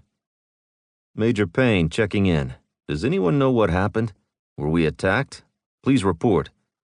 Blinky replied, I think so, but I don't know. The ship hated the stress put on it, judging by the RF spikes, but it has settled down. I can't tell you what it was, but at least it was brief. Dank here. We're outside of what we think is main engineering, but it's got a vault door and we aren't able to get in. I'm hesitant to take extreme measures. I don't think we want to blow any holes inside the ship. Keep checking, and if you keep getting denied, return to the top deck. Break. Blinky. It's your favorite interruption calling. We're still trying to pick up the pieces from whatever happened, Blinky replied in his most exasperated voice. I am certain the non-skid is an external sensor grid. That's why the ship protested when we burned it, and with the latest impacts, the ship screamed in agony. I don't know if we were attacked or what, but the system is just starting to calm down. Did the ship scream in agony, or did the sensors become overstimulated like your imagination? Definitely screamed in agony. It was a total dog slap. I could feel it in my loins. Definitely a scream. The Major would have rubbed his temples, but his helmet prevented it. As if reading his mind, Blinky continued. The ship has been brought up to 21 Celsius with a perfect oxygen-nitrogen atmosphere, and if you haven't felt it, gravity is now at 2.1 meters per second squared and climbing. We're at 1/4 of a G. Don't hurt the ship, folks. It's rolling out the red carpet for us, but we don't know how to say thank you. We have been transported somewhere into the interior of the ship. In the main corridor, a small cart appeared. We told it to take us to the bridge. It carried us to an elevator that deposited us down here. I believe we are at the bridge, but I doubt it will let us in. He motioned for Bile to try. She knocked on the door, then knocked on the wall beside it. She moved close and then back. As I suspected, it's not letting us in. We will explore this deck before returning topside. Sir, Turbo interrupted over the comm channel. The bone rack plasma rifle is gone and the airlock door is sealed. Payne's heart leapt into his throat. I suspect you're telling me this because no one on the team removed it. That's affirmative, sir. Why didn't we hear the flashbangs? The Major wondered, but he already knew the answer. Turbo confirmed it. They're gone too. Hidden in the debris field, the ordnance waited, sending out weak pings for anything that came too close.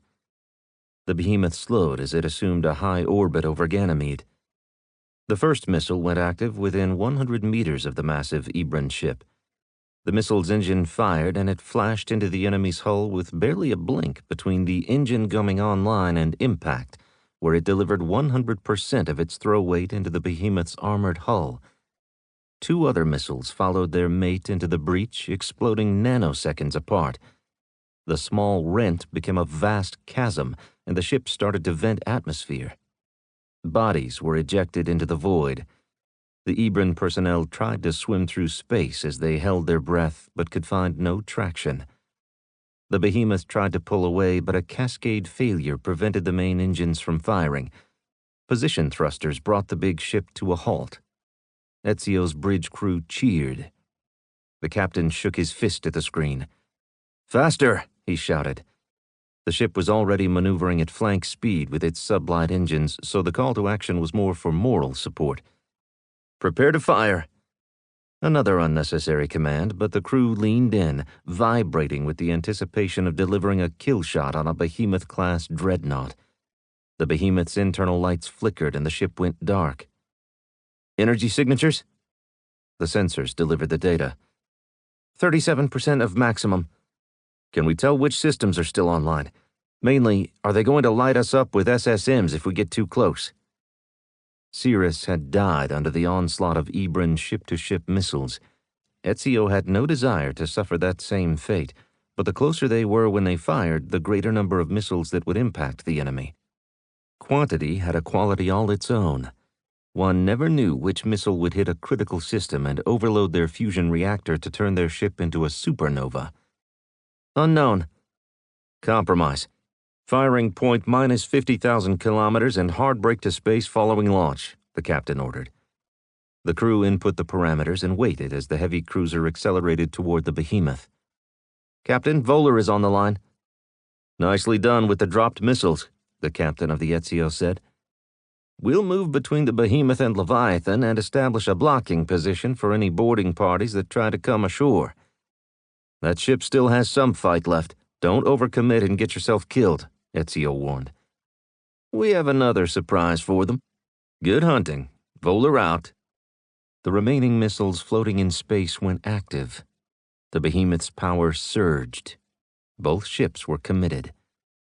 Missiles flashed toward the behemoth, but it had rolled the vulnerability to the other side, away from the debris field. Defensive weapons engaged, splashing most of the inbound, but their proximity was their advantage. 4 missiles were already well inside the engagement envelope, and they rammed into the behemoth, delivering a combined 2 megatons of firepower across a single kilometer of the ship's flank. The outer shell bucked under the explosion. Internal hull integrity remained intact. No new breaches. Missiles flushed from tubes facing the Voller and headed for it.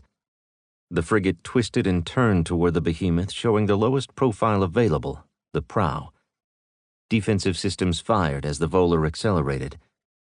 60,000, Tactical announced. The Ezio bridge crew held their breath.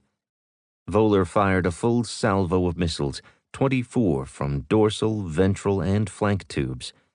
The projectiles reoriented themselves and assumed courses that arced away from the frigate. They drew the defensive fire, creating a safe cone up which the Voller traveled, firing its defensive weapons and single railgun before banking away. It transitioned to FTL before counter-battery fire could light it up, and left Ezio all alone. Firing, Tactical reported. The ship shuddered as all tubes flushed simultaneously. Helm banked the ship hard, keeping the acceleration at maximum. FTL? She asked. No, we have to stay and fight. We are out of missiles, Tactical verified. Look for a breach, and let's send every conventional piece of ordnance we have left into it. With a tin can, one need only have the right can opener. Ezio began a wide loop for a second run at the aft end of the behemoth. Counter-battery fire increased in volume as the behemoth's power systems were restored. Defensive missiles intercepted the leading edge of Ezio's attack, scratching them from the tactical board. 8 missiles gone in a flash. 4 more died in the next second. Then 4 more. The final 8 expended the last of their power on final approach, changing trajectory to foil close-in weapon systems. Still, 4 more died, and then 2 more at danger close range, blasting a megaton of nuclear warheads over the aft section of the ship.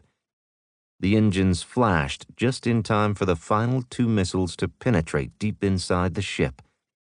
They exploded with a whimper because of the metal between them and space. A fountain of flame ejected out the immense exhaust nozzles. Whoa! Ezio's sensor operator recoiled before refocusing on the systems. Behemoth power down to 10%, enough to serve life support. The rear half of the ship appears to be dead. 0 emissions. Then that's where we need to hit it. Helm, take us close to shove our ordnance right up their tailpipe. Roger, Helm called over her shoulder. New contacts entering Jupiter Gulf 7, the sensor officer reported. The captain sighed and closed his eyes for a moment. He opened them and stood, ready to deliver a speech about going out in a blaze of glory. It's the BEP, sir. They are firing at max range. And then veering away, the captain noted. But they had launched over 100 missiles, mostly Rapier class. Ezio continued to burn a circle in space, trying to get behind the behemoth again. Time elapsed as they counted down to impact. Bearing aligned, Helm reported as Ezio straightened its course on a direct heading to the behemoth's 6 o'clock. With the enemy ship's defensive systems incapacitated, all the BEP missiles landed and delivered a series of explosions that broke the ship into a dozen different sections. Keep defensive systems active and move to a blocking position above Leviathan, just until Voller makes its way back. The Commodore requests permission to speak to you. The captain shook his head before straightening his shoulders and pointing at the comms officer. Put her on. You're welcome, she started. Ezio's captain turned away from the screen, drawing his hand across his throat. Cut the channel. I've had enough BEP stupidity for the day. He waited until the screen was clear before strolling around the bridge to talk to his crew one by one, thanking them for giving 100% in the face of imminent death. He touched each one on the shoulder or the arm, shook hands, and delivered the reason they did what they did. For all humanity, even the BEP. Sir, what about Cleophas? The captain pointed at Tactical and nodded. Belay my last. Get me that idiot Commodore. She's on, sir. My apologies, Commodore. We must have gotten cut off. Can you establish a blocking position above the derelict on Ganymede's surface? We're going to assist Cleophas, who appears to still be bleeding atmosphere. Cut off? I should have you up on charges. She glared at the screen. The BEP was easy to despise. They never left the solar system, and thanks to Fleet, they never engaged a hostile because no one had ever made it this far until today. Fleet made war while BEP sat back in the rear drinking tea and eating crumpets, watching good Fleet personnel die. His hand started coming up to give her the finger, but he resisted. Will you fucking do it or not? Stop jerking me around. She didn't answer. His fury overcame him. We lost Cirrus with all hands. Cleophas is little more than drifting space junk. Voller ran for her life, and Ezio is the last one standing. The enemy lost 8 battle wagons and a dreadnought today because of the newest kaiju class, 2 heavy cruisers and 1 frigate. Brave members of the fleet died. This space is sacred for the fleet blood spilled. We appreciate your missiles, but you know what they say. BEP is just like a blister. Shows up after the hard work is done. Clear the Jupiter Gulf engagement zone immediately. There is unexploded ordnance and dangerous debris in the area. Fleet regrets that it will not be able to hand over control of this sector at this time. He faced calm and drew a finger across his throat for the second time. The channel closed and the tactical display reappeared on the screen. She looked pretty mad, sir, Helm suggested. Then someone give her a cape so she can be super mad. He waited for the chuckles to die down. Take us to Cleophas. Damage control, get on your spacesuits. There's going to be more work than you can do, so it's best that you be ready to start as soon as we get there. Chapter 11. To fight, we don't have to be brothers or even friends, but we do have to agree that we want to win. From the memoirs of Fleet Admiral Thalen Lore. Captain Smith slapped one of the crew on the back who was helping 2 others down the corridor. We'll get through this, he told the group. We'll get power back on in just a few. Cleophas, how about this ship? His job was to be visible and instill confidence. He also wanted to see the damage. The ship had still smelled new when they first appeared over Ganymede. That wore off when the battle wagons made their attack run. Now the corridors smelled of smoke, sweat, and fear. The captain walked with his head held high, stopping to thank the injured for their sacrifice and vowing to get the ship repaired and fly it out under its own power. Sir, Ensign Lord caught up with the captain, struggling under the heavy pack on his back. I brought water and protein bars that you can hand out. You know how to make an impact. When the captain looked the man in the eye, he saw pain. Where are you hurt? Nothing like these people, Lord countered. Show me, the captain demanded. Lord put the pack down. A 2nd-degree burn tracked from his shoulder to the middle of his back. Give me that pack. The wrestling match was brief and ended with the captain hoisting a pack full of small bottles of water and food bars onto his back. You distribute them. There won't be any medical for you, unfortunately, not for a while. I'll be fine, Lord lied. After we've treated it and you to prevent infection. He waved off any further argument. The ensign handed water to the next group of crew members they came across. A simple gesture, but it made a big difference to those who were able to take a drink. The captain moved on. Where are we? Lord asked. We're on deck 12, aft quarter. Why? Lord snorted. I mean, in space. Are we still in Jupiter Gulf 7? I would think we've exited that by now and are in Gulf 8 on our way toward Saturn. The ensign nodded slowly. They handed out more water and food bars and moved on. At least on our last trajectory, we should escape the effects of Jupiter's gravity. By the time we come under the influence of Saturn, we'll either have power restored or be dead. That's a positive way to look at it, sir. Captain School 101. Always see the bright side of life. The smell of burned flesh reached them and wafted past, followed by the pungent odor of puke. Not all captains go to the same school, do they? The ensign walked beside the captain under the emergency lights, which were Cleophas's only fully functioning system. They do, but not all captains learn the lessons. Those who do are given command of a kaiju class, which, it appears, is the largest missile magnet in the history of humanity. She took a beating, sir, but we're still here. Closest is Reactor 7. We need to climb down 2 decks. Are you up for it? The captain asked. Lord nodded and hurried to the nearest emergency ladders, a twin set, the left side for those climbing up and the right side for those descending. They jumped into the mix of personnel on the right ladder and started climbing down. The pack pulled at the captain, but he hugged the ladder tightly, pacing himself to keep 3 points of contact at all times. That slowed down those above him. The captain maintained his pace until he jumped off at deck 10.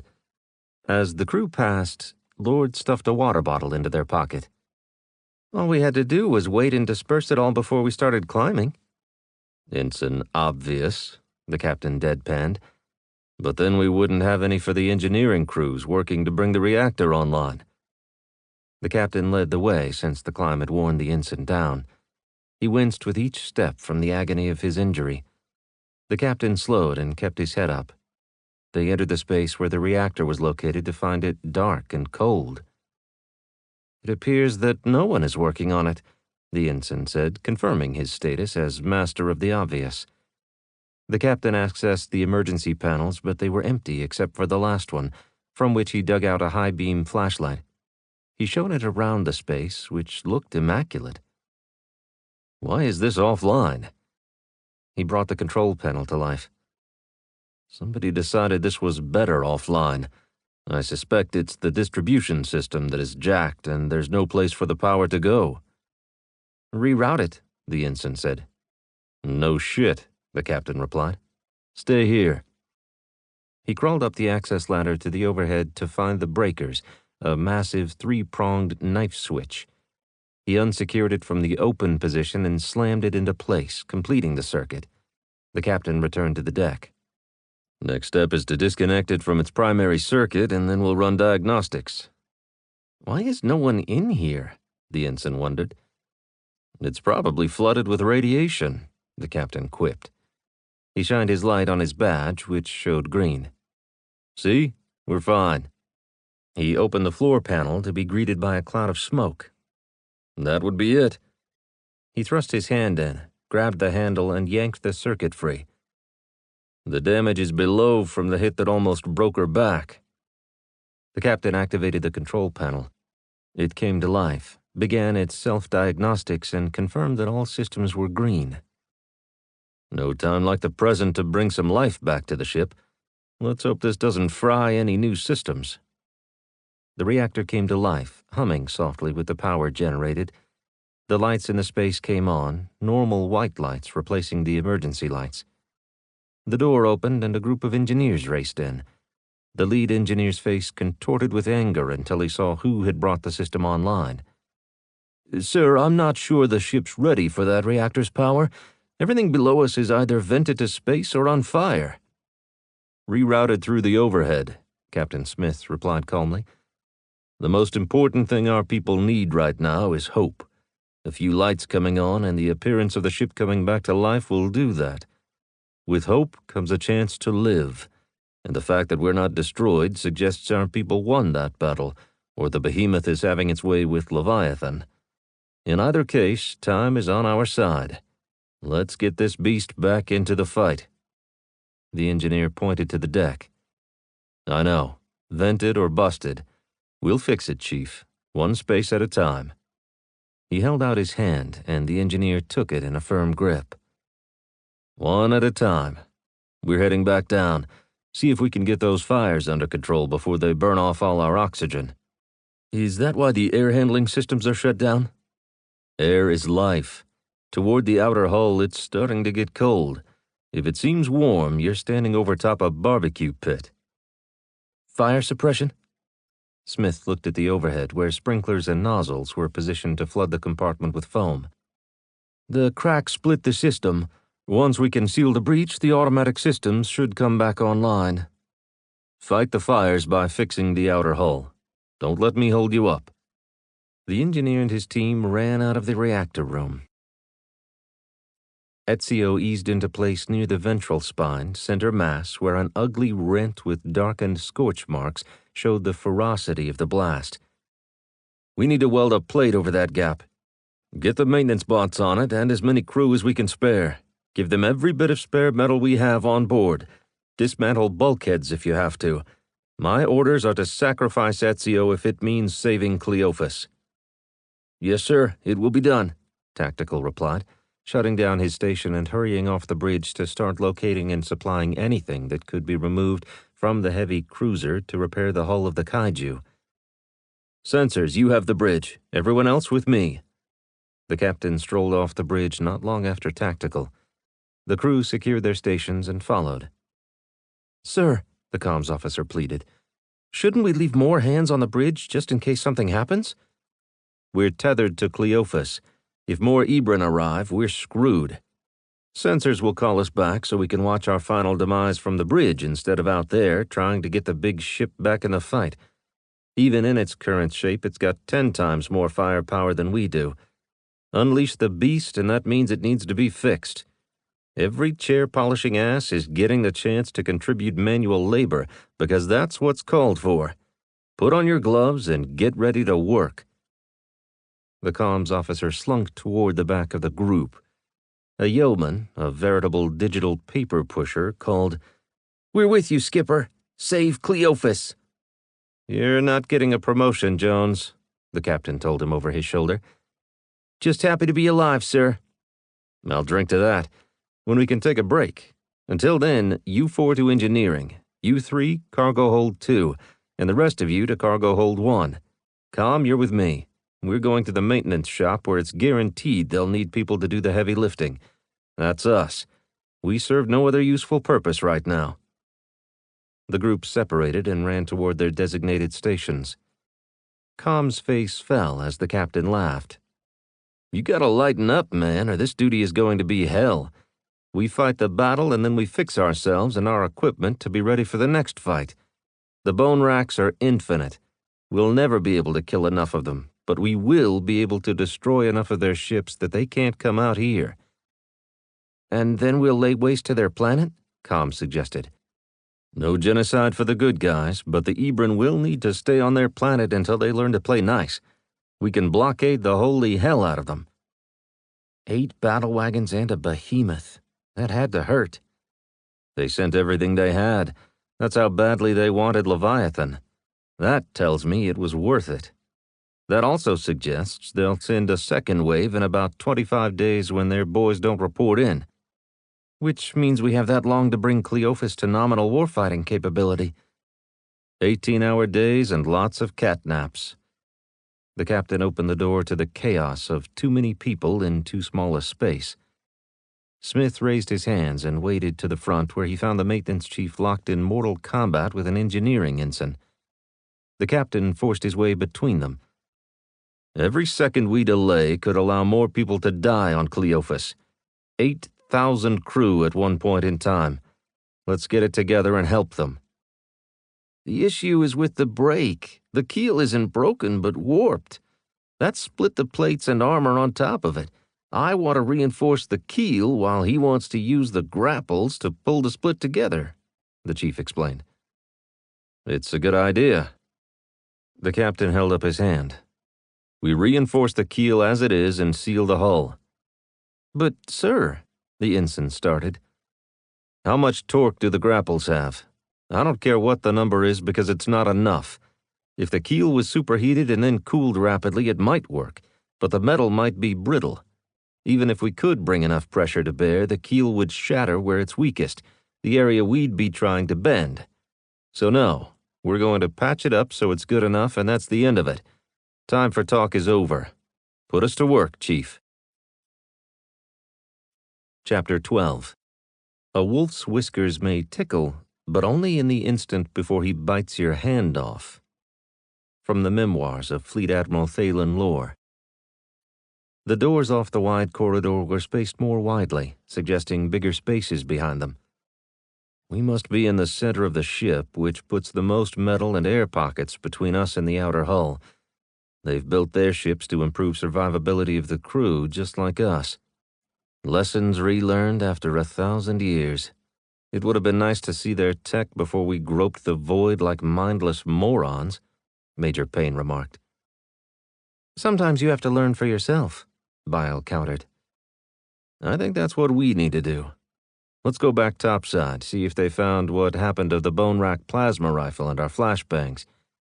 Can I get a ride topside, please? A ride to the airlock, please?"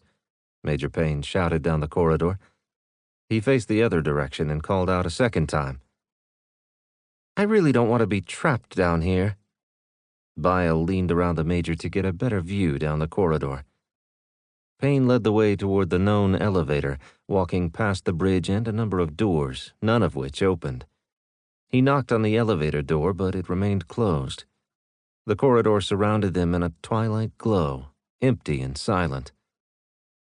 "The good news is that the lights are on and it's warm," Payne offered. "That's not a lot of good news." Bile prepared to take off her helmet. "I'll help." The Major stayed close. "I'll keep mine on for the electronics." Bile popped the seal and the helmet came free.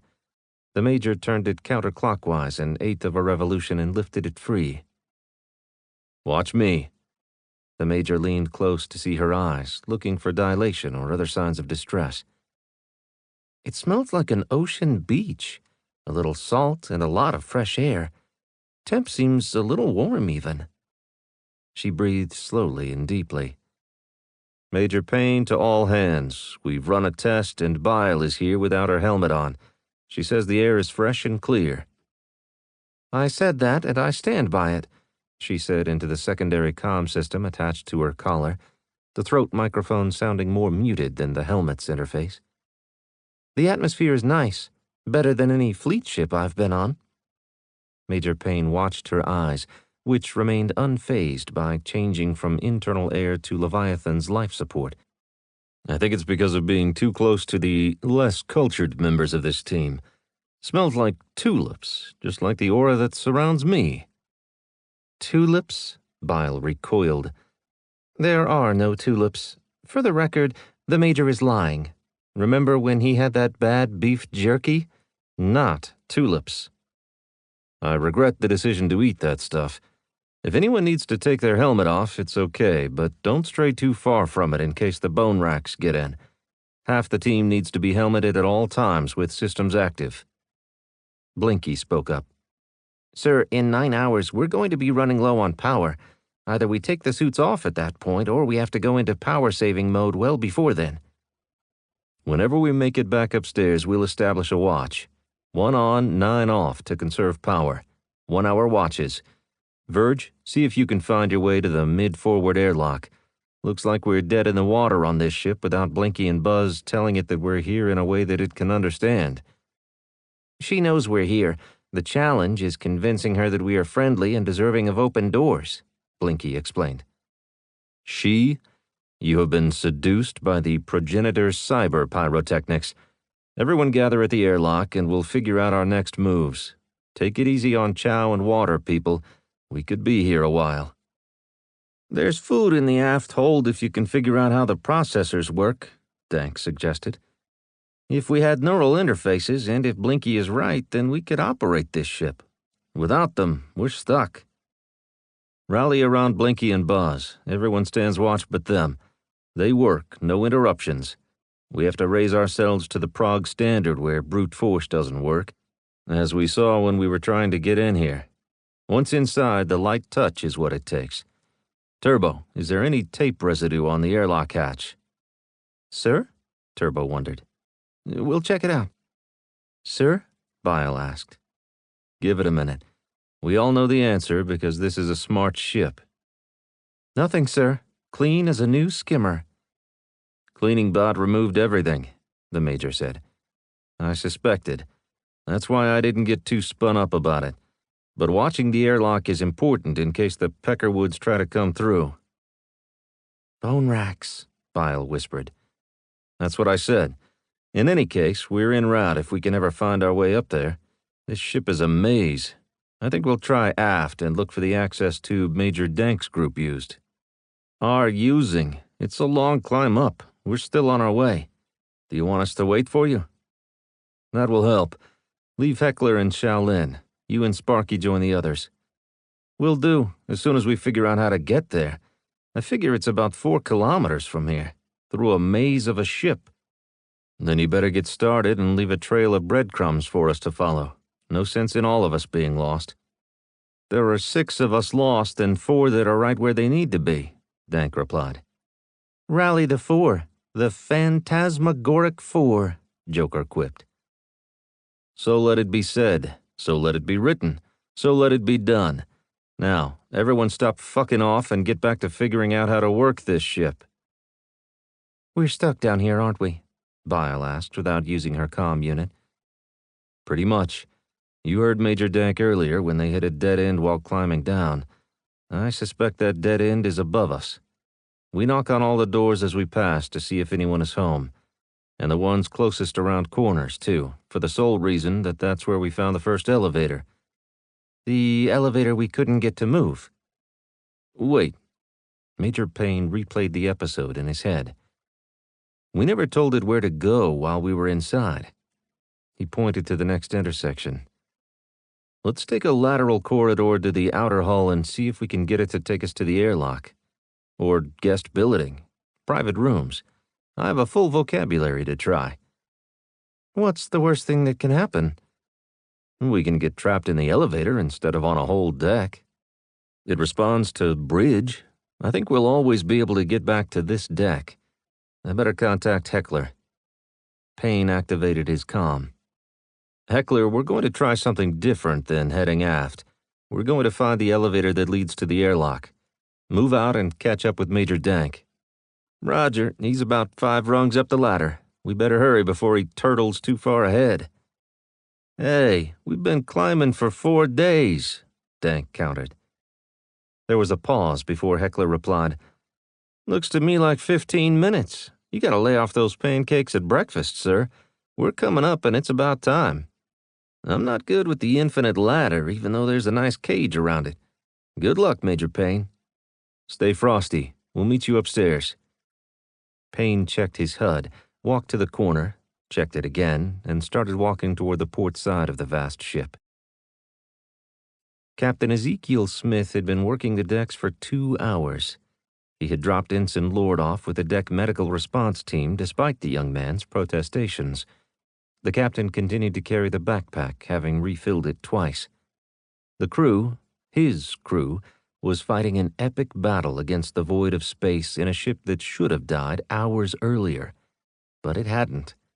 The Kaiju-class ship had withstood the worst the Blaze Collective could throw at it. It had probably been only 1 hit from annihilation, but that hit had not come. They cleared the area on thrusters and then on a ballistic trajectory when the thrusters failed.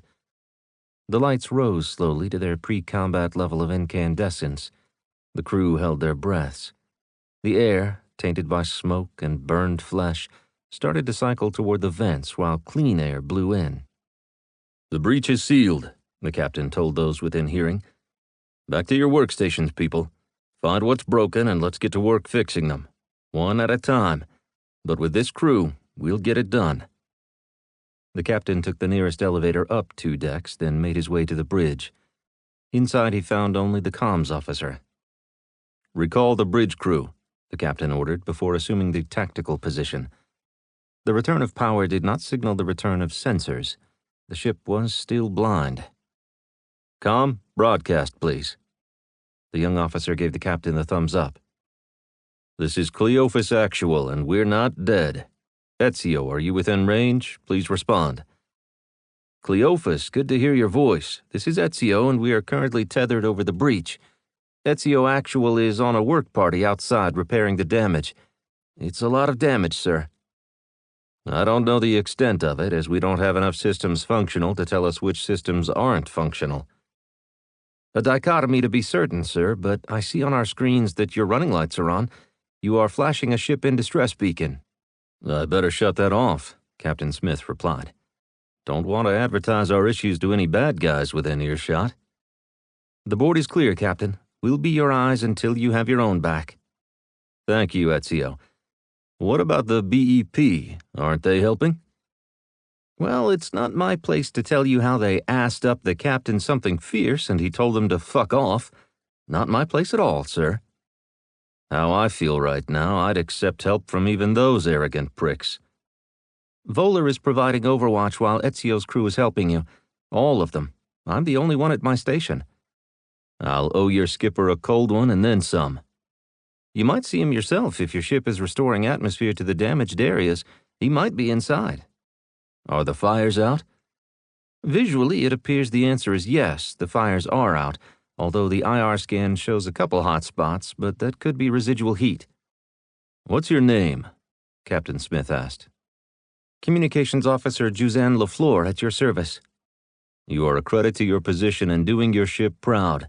Let the captain know I called if I don't see him first. Cleophas out. The captain cut the signal. When the crew arrives, their first job is to account for our people. While they're doing that, build a master file of what's broken. Or maybe it's easier if they list what's working. Then prioritize work details based on who we have. We're going to rebuild this ship from the inside out if we have to. The captain left the bridge, jaw clenched and dogged determination on his face. Chapter 13. Amateurs talk tactics. Professionals talk logistics. From the memoirs of Fleet Admiral Thalen Lore. Major Payne recognized the door. I think this is it. He tapped the door with his gloved knuckles and it slid open, revealing the elevator. Nothing personal, sir, but I don't want to get trapped in there with you. We know it recognizes bridge, and maybe the knocking thing will work from the inside if it hasn't moved. I doubt the failsafe is to lock people inside, so we're all good. The ship seems fairly congenial to strangers walking its hallowed halls. He smiled, but the effect was lost since she wasn't looking at him. Get in. Bile was reluctant, but Payne hadn't made the order optional. The major climbed in after her. Airlock, please. The major took off his helmet. His hair was matted from sweat. It makes a difference, Bile noted. It made no difference whatsoever to the elevator, which didn't move. The major knocked on the door, and it opened. See? Not trapped. He took a breath and started his laundry list of terms to deliver them to where they wanted to go. Top deck, please. Nothing. Deck 40. Deck 36. Level 40. The 40th level. Deck 1. Outer hull. Locker of the air. Airlock Amundo. Get 'em outski. Sir. Bile shook her head and looked at the floor. It's embarrassing to watch. The major continued, unperturbed. Billeting. Berthing. Guest rooms? Sleeping quarters. Sleeping rooms. Sleeping compartments. Sleepy time. Beds. Beddy by. Bridge. The doors opened. You need to learn some more terms. I'm quickly exhausting my extensive vocabulary. How about you take us to the rest of our team? They're up that way. The major pointed. Nothing. 101000, the Major said. The doors closed and the elevator headed upward. Sir? Binary for 40. I knew there were 40 decks on this tub. How did you know they were numbered from bottom to top? My next guess would be 1 and 0. Bile nodded. The doors opened, and they walked out to find Turbo and Joker in firing positions facing the airlock. Major Payne activated the company channel. The elevators speak binary in English. The top deck is 101000. Major Payne turned back to Turbo. Report. Just making sure the bone racks don't sneak up on us, Turbo replied. Any sign they're out there? None. No sound, no movement. Roger. Carry on. Bile joined the watch while Payne entered the room where his techno-files were working. Buzz looked up, but Blinky remained embroiled in his screen. He wore a blank expression as he stared. Buzz held a finger to his lips and dug back into whatever he was working on. Both screens were turned away from the Major, but if they hadn't been, he still would have been none the wiser. They had already figured the binary angle and were translating and building accesses in the universal language. Numbers streamed across their screens. Major Payne returned to the corridor, happy with his revelation. They could go to any deck they wanted. Major Dank, status report? We found the central corridor and we're taking it. If you could drop a high beam down the corridor where you are, we'll be right there in about half hour. Major Payne, welcome to Leviathan. Would you like a ride to the command center? Payne whipped around and looked for the culprit. Is that you, Blinky? It is me. Welcome to Leviathan. The voice came from everywhere and nowhere. The three specialists looked at the Major. He pointed at the room where Buzz and Blinky were working. He jumped through the door to catch them, but they were on the bed, each on their own computer. Are you jacking me around? Sir? Blinky closed his computer. Leviathan, can you allow us to communicate with our ship, please? Of course. Would you like me to extend the range of your communications? There are 4 ships. A small one near airlock 40-01, one in near orbit, and 2 larger vessels drifting toward the edge of your solar system. Are they ours? Payne asked, wincing in anticipation of the answer.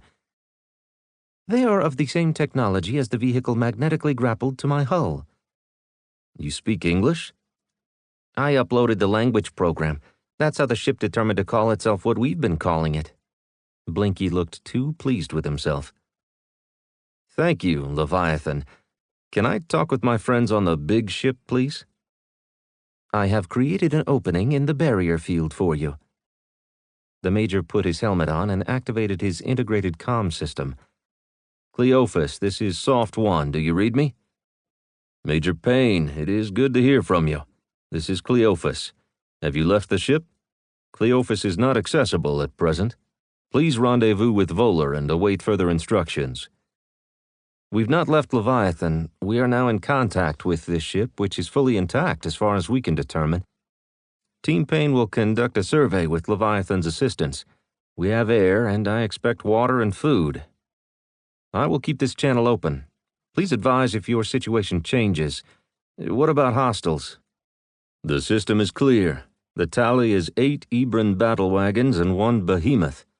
We lost Cirrus, and Cleophas is heavily damaged, but humanity has persevered. Glory to the kaiju, the Major deadpanned. Best wishes for quick repairs and few casualties. Payne out.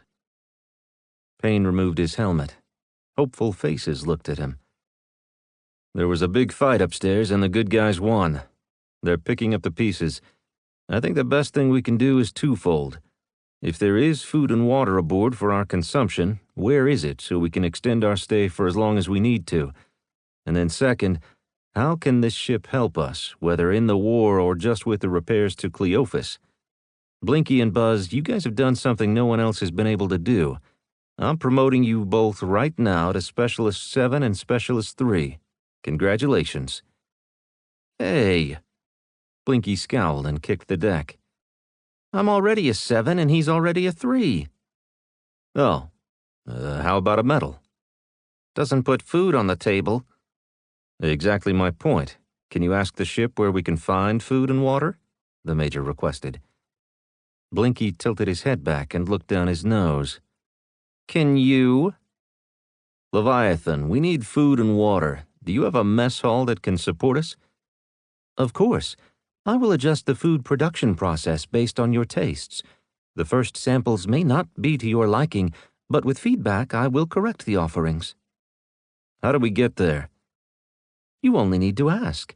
Carts are located at convenient locations around the ship and are never more than a minute away. Can you pick up Major Dank and his team and bring them here? Of course. I'll dispatch a cart immediately. Anything else? Take us to the chow hall. This calls for a celebration. And bring Major Dank and his team there instead of here. Of course.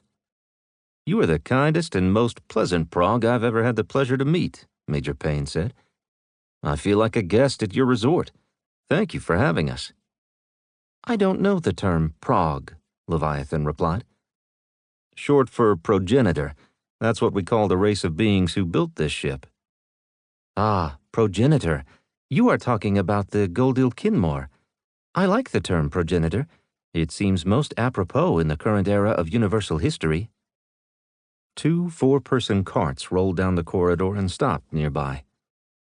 Can you let us know if anyone tries to open one of your airlocks? Otherwise, I'll have to leave someone here to watch. I will make sure the airlocks remain closed unless you know about it. Not all guests are as congenial as you. Thank you, Lev. The 6 members of Team Payne climbed aboard the carts and headed toward the main corridor. When they reached it, the small vehicles turned toward the aft end of the ship and traveled another 200 meters to find Major Dank and his team waiting. Verge, fancy meeting you here. That cart picked us up there, he pointed 10 meters away, and dropped us off here. I'm curious about the efficiency of the ship's mass transit system, but it appears you figured it out. Payne pointed to Blinky and Buzz. They did, and taught it English, too. Leviathan, chow hall, please. Payne, corridor. You're welcome, the ship replied. The Major stared at the door, a blank expression on his face. Finally someone who gets you. I am in awe of the ship's genius, Blinky said. You get me, and there are so many out there who don't. Thank you. Declan Payne threw his hands up in a gesture of final victory. I am not sure about getting you. What if I don't want you? The ship replied. Too late. Stuck with me. Who'd have thunk it? The progenitors had a sense of humor. Very much so. There is a joke room on this ship dedicated solely to telling jokes, Lev noted. Really? That's awesome.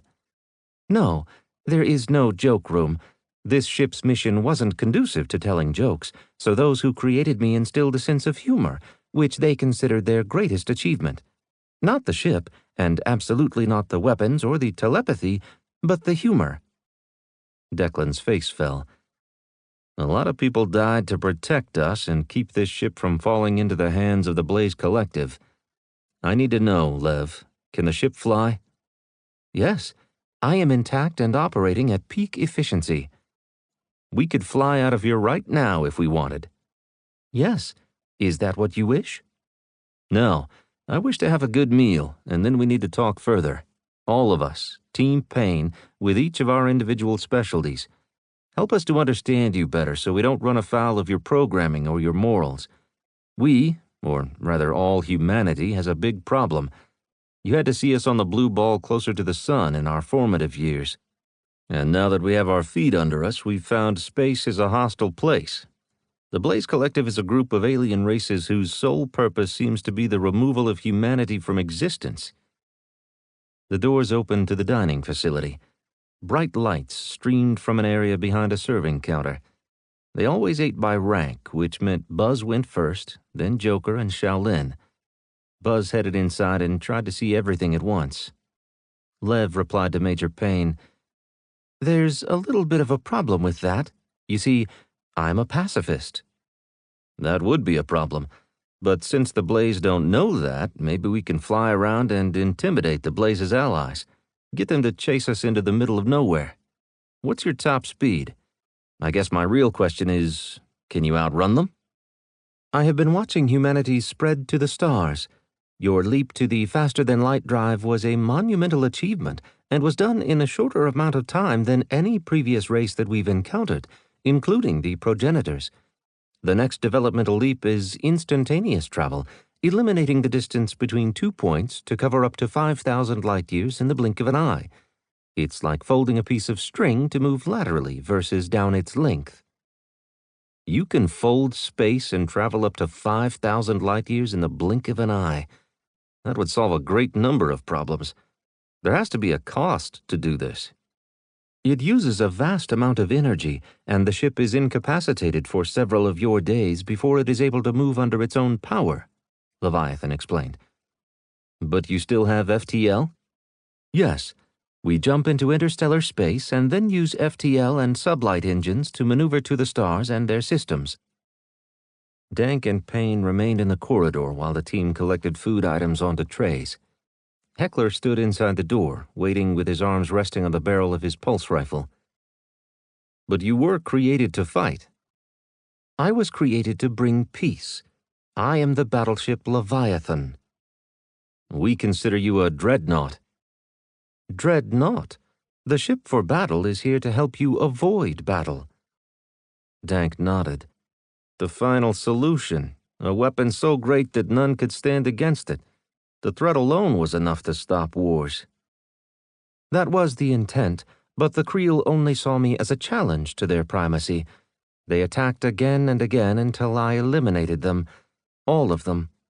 I offloaded the crew on the Goldil Kinmore homeworld and came here to eliminate the possibility that I would ever have to do that again.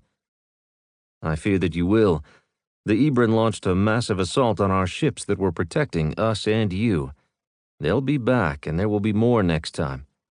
Can you help us fix our big ship, Cleophas? Yes, I would be pleased to help you fix your ship. Dank gestured with his fingers toward his mouth as if taking a bite. After we eat, let's put the events in motion to help us help ourselves. Where is the best place to learn about you, about your systems and capabilities? The bridge. You were there earlier, but still classified as an intruder, so I couldn't let you in. You and your team are cleared for access everywhere throughout the ship. If you wish to enter a door, just think it and the door will open for you. Telepathy, not a neural link. The two majors took their trays and helped themselves to the spread of food being managed by a multi-armed robotic device. We had neural links a long time ago, but advanced beyond them. Your technology is far beyond ours, even though it's 1,000 years old. Each race evolves according to its own timeline. Yours is yours alone until our paths cross as they are now, and until our paths diverge once more. I will share what you are capable of understanding. Payne put his tray down. I look forward to helping you understand us better. If you have telepathy, why are we talking out loud? I'm not, Leviathan answered. Chapter 14. Fear those who say they want peace. From the memoirs of Fleet Admiral Thalen Lore. You'll probably not want to go in there, sir, a junior maintenance officer said, blocking the doorway with his body. More engineer than maintenance, when it came to damage control, his job was to build it back as functional as it had been before. That usually took a lot more engineering skill than maintenance. Explain yourself, Captain Smith insisted. Too many of our people were burned at their stations. He stuffed his hands into his pockets and kicked at the deck while avoiding eye contact. It's my job, so I have to go in. But here's what I need you to do. You stay out here and keep people from coming in unless I specifically call for them. Yes, sir. The young man finally met the captain's eyes. Anxiety made them dart back and forth as if he were trying to avoid looking at the horrible things he'd seen. They never knew what hit them. It's a death we can all hope for. Quick, in the defense of the ship. Helping your mates stay alive, and that's what they did. They shook hands, and the young man stepped aside. The captain went in. He didn't know if it was a testament to a long and storied career, but he had seen much worse. The burned bodies barely resembled people. Consoles and systems had melted under the intense nuke fire that had erupted through the ventral breach. The crew worked in environmental suits, collecting bodies and depositing them into bags, scanning each to determine an identity before sealing it to marry the bag identifier with the being inside. No one would see them again. The bodies would be put in cold storage before getting fired into a sun when the ship was next close to one. Born of the stars, carried to them, and in the end, returned to start a new journey. The circle of life is complete. The standard space burial service. He could recite it in his sleep. He had seen much worse, and too often. The war with the blaze had not been kind to humanity. The captain walked through the space, nodding at those working while taking stock of the extensive damage. All systems on the Kaiju class had built-in redundancies. Every system could be operated from 2 different places on the ship. This space would be sealed, leaving Cleophas without a redundancy for Reactor 2 and the environmental controls for the central sphere of the ship until they could get capital repairs made in a real shipyard. Until then, they'd make do. It was how Fleet was fighting the war. Very few ships were completely intact. Bubblegum and duct tape held everything together except for the weapon systems.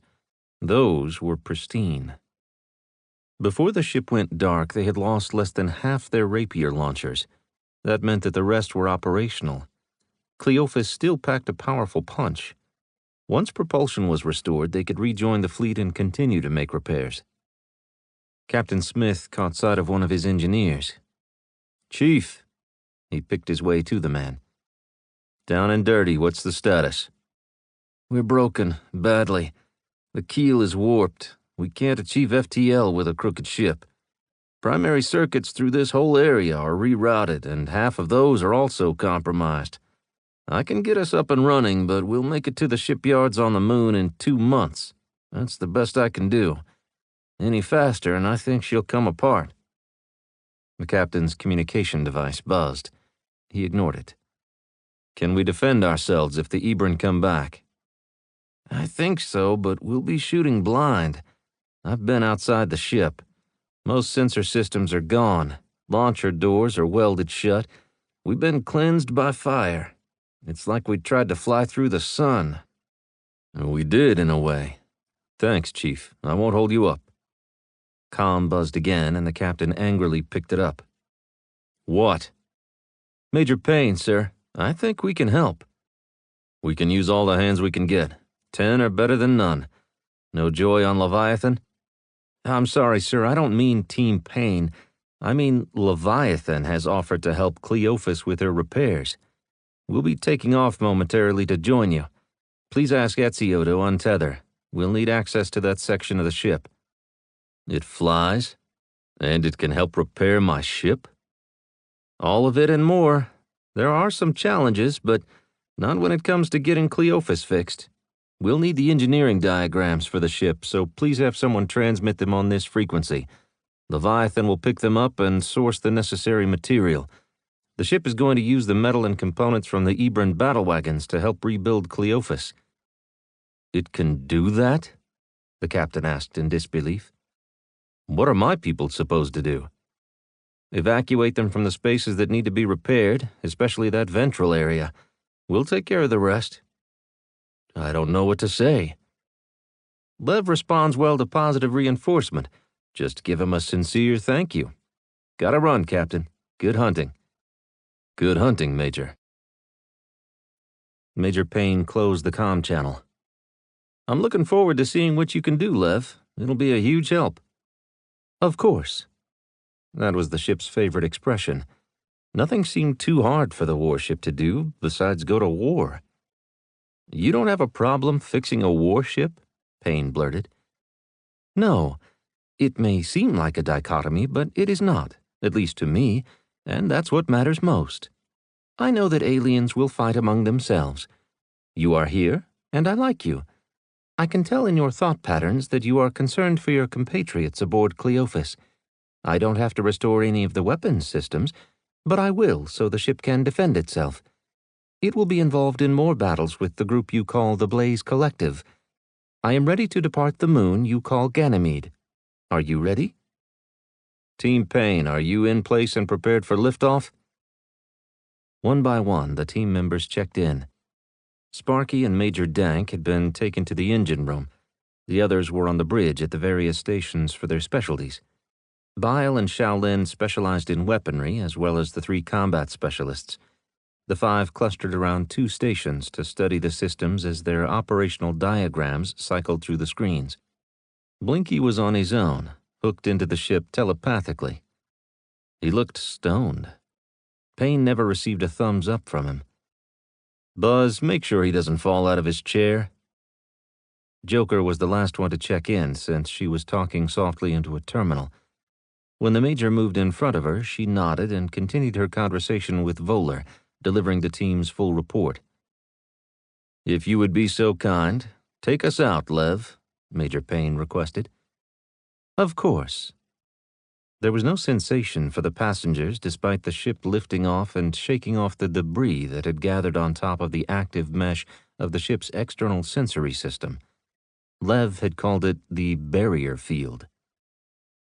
A vast army of maintenance bots had exited the hangar bays on both sides of the ship to gather sufficient raw materials from the destroyed battle wagons and were dragging them back into the hangar to use to repair Cleophas. The hangar doors remained open as the ship moved through space, unhindered by axial orientation. The ship could have been a sphere and would have moved as efficiently. Why is the ship shaped like this when it can fly equally well in any direction? Expectations.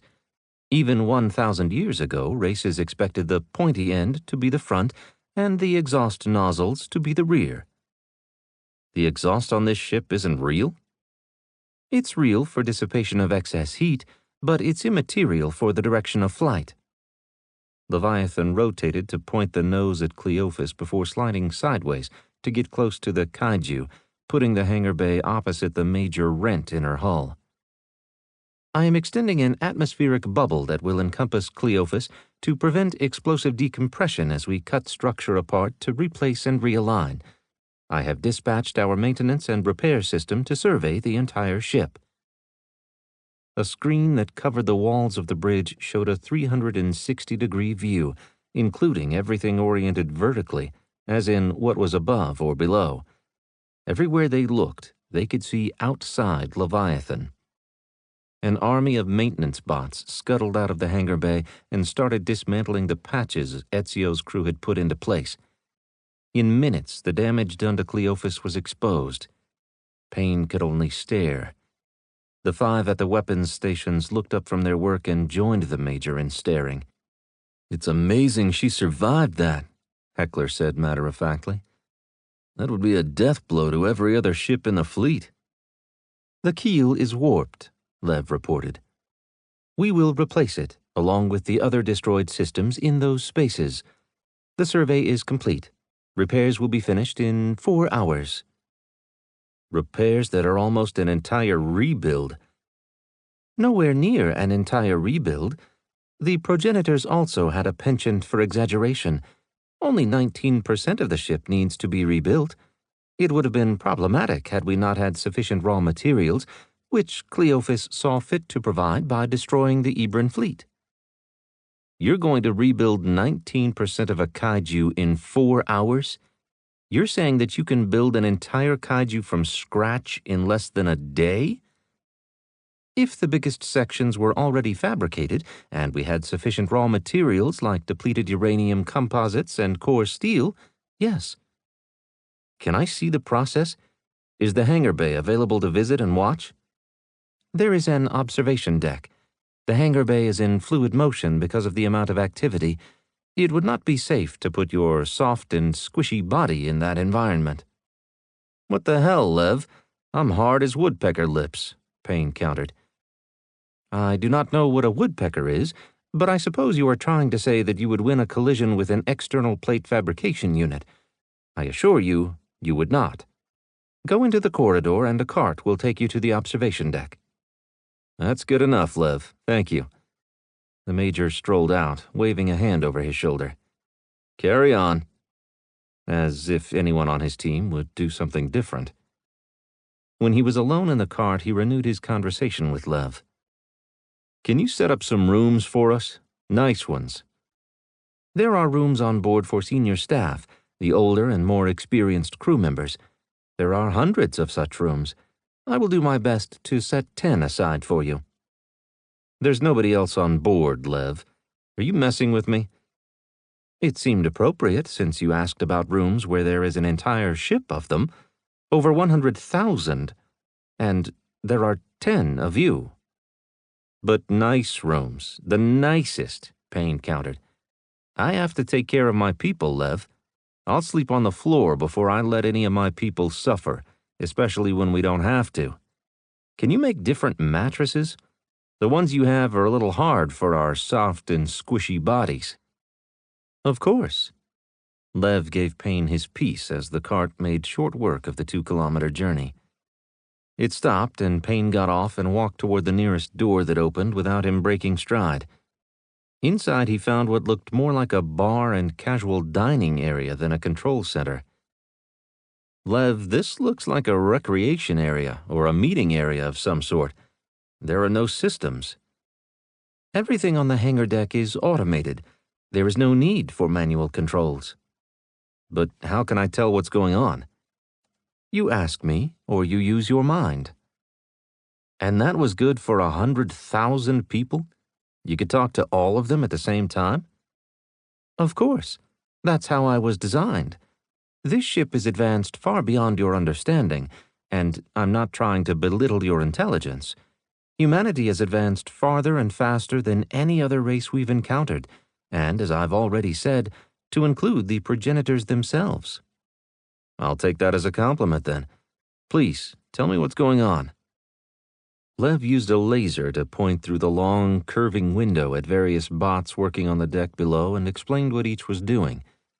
A bot delivered a glass of chilled water to the Major while he watched and listened. Payne took it without thinking and casually drank. The complex dance below was all-consuming. The massive quantity of metal debris in the middle of the deck was being peeled off and sent down an assembly line, where it disappeared through a roll-up door to return later as a complex component that was quickly whisked away by a waiting bot and carried across open space into Cleophas. The dance established a non-stop stream of parts and material from one ship to the other. "What about food? Are there any snacks? I feel like I should be eating popcorn." "I'm afraid that I don't have any of your food structures. Maybe I can get your database at some point and reprogram the food production systems to deliver what you expect." "Why not? Let me give them a call." Payne keyed his microphone. "Cleophas, this is Major Payne. Can you transfer our food database and complete encyclopedic history on this channel, please?" "We're kind of busy up here," the voice replied. "Just grab everything and send it, then get back to what you were doing. Pass to the captain that total repair time for Cleophas back to factory settings will be 4 hours. You'll be back up and running by dinner time. And if we get that database, we'll get a dinner that will be far more palatable than what the ship fed us for lunch." "The ship has food? You know it's about 1,000 years old." "Tasted like it. If you want, send us a bunch of pastries. They'll get eaten, I guarantee it. Or better yet, send samples of food like pizza, tacos, and hamburgers." "What are you, 15? "Only in spirit. Is this you, Cleophas Actual?" "Zeke Smith, at your service, Major. Can you patch me through to Leviathan?" "He's listening. Say your piece, Captain." "I can't thank you enough for what you're doing for Cleophas and my people. You've saved us from leaving a gap in our defenses. We need our dreadnoughts, the heavy hitters. The blaze is only getting stronger, and we are barely maintaining a toehold. We hope that you'll be able to join us." Leviathan didn't answer. "In spirit.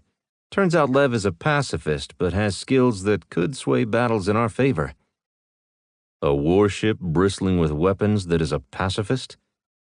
The captain didn't sound like he was buying it. "It's hard to see, but I believe him. Better get your people back on the job, sir. I hear you'll be shipping out soon." Reactor 2 is back online, a voice said in the background. That reactor was gone, a complete meltdown, the captain replied. Environmental systems are now at 100%, and sir, the FTL is now showing as available. Payne, you are a miracle worker. You'll get the button for this. Button, the Medal of Honor. I won't accept it, not for this. We're over here with zero threat to our persons. Give it to Lev, he's earned it. I have not, the ship countered. I shouldn't get a medal for doing what I am capable of doing, for helping a friend in need. Nay, keep your medals and fire the boilers. Damn the torpedoes, full speed ahead. I'm thinking you've sent the database? You said grab everything, Major. And we thank you for it. Lev, where's my popcorn? The Major looked for it to magically appear, but it didn't. I had high hopes. I'll let you get back to it, Captain. You had me send our database so the ship could make you popcorn? The captain asked with a soft chuckle. We all have our foibles. Some are more superficial than others. Are you still thinking about the button? Not anymore. Thanks, Major, for the tactical assist. I love seeing green lights on the ready board. Smith out. The samples would be a good idea. I can test them to determine the chemical structure. Your food is quite exotic from what I've seen. Talking about that, how did you keep food, air, and water in here over the course of 1,000 years? The food was cryogenically stored.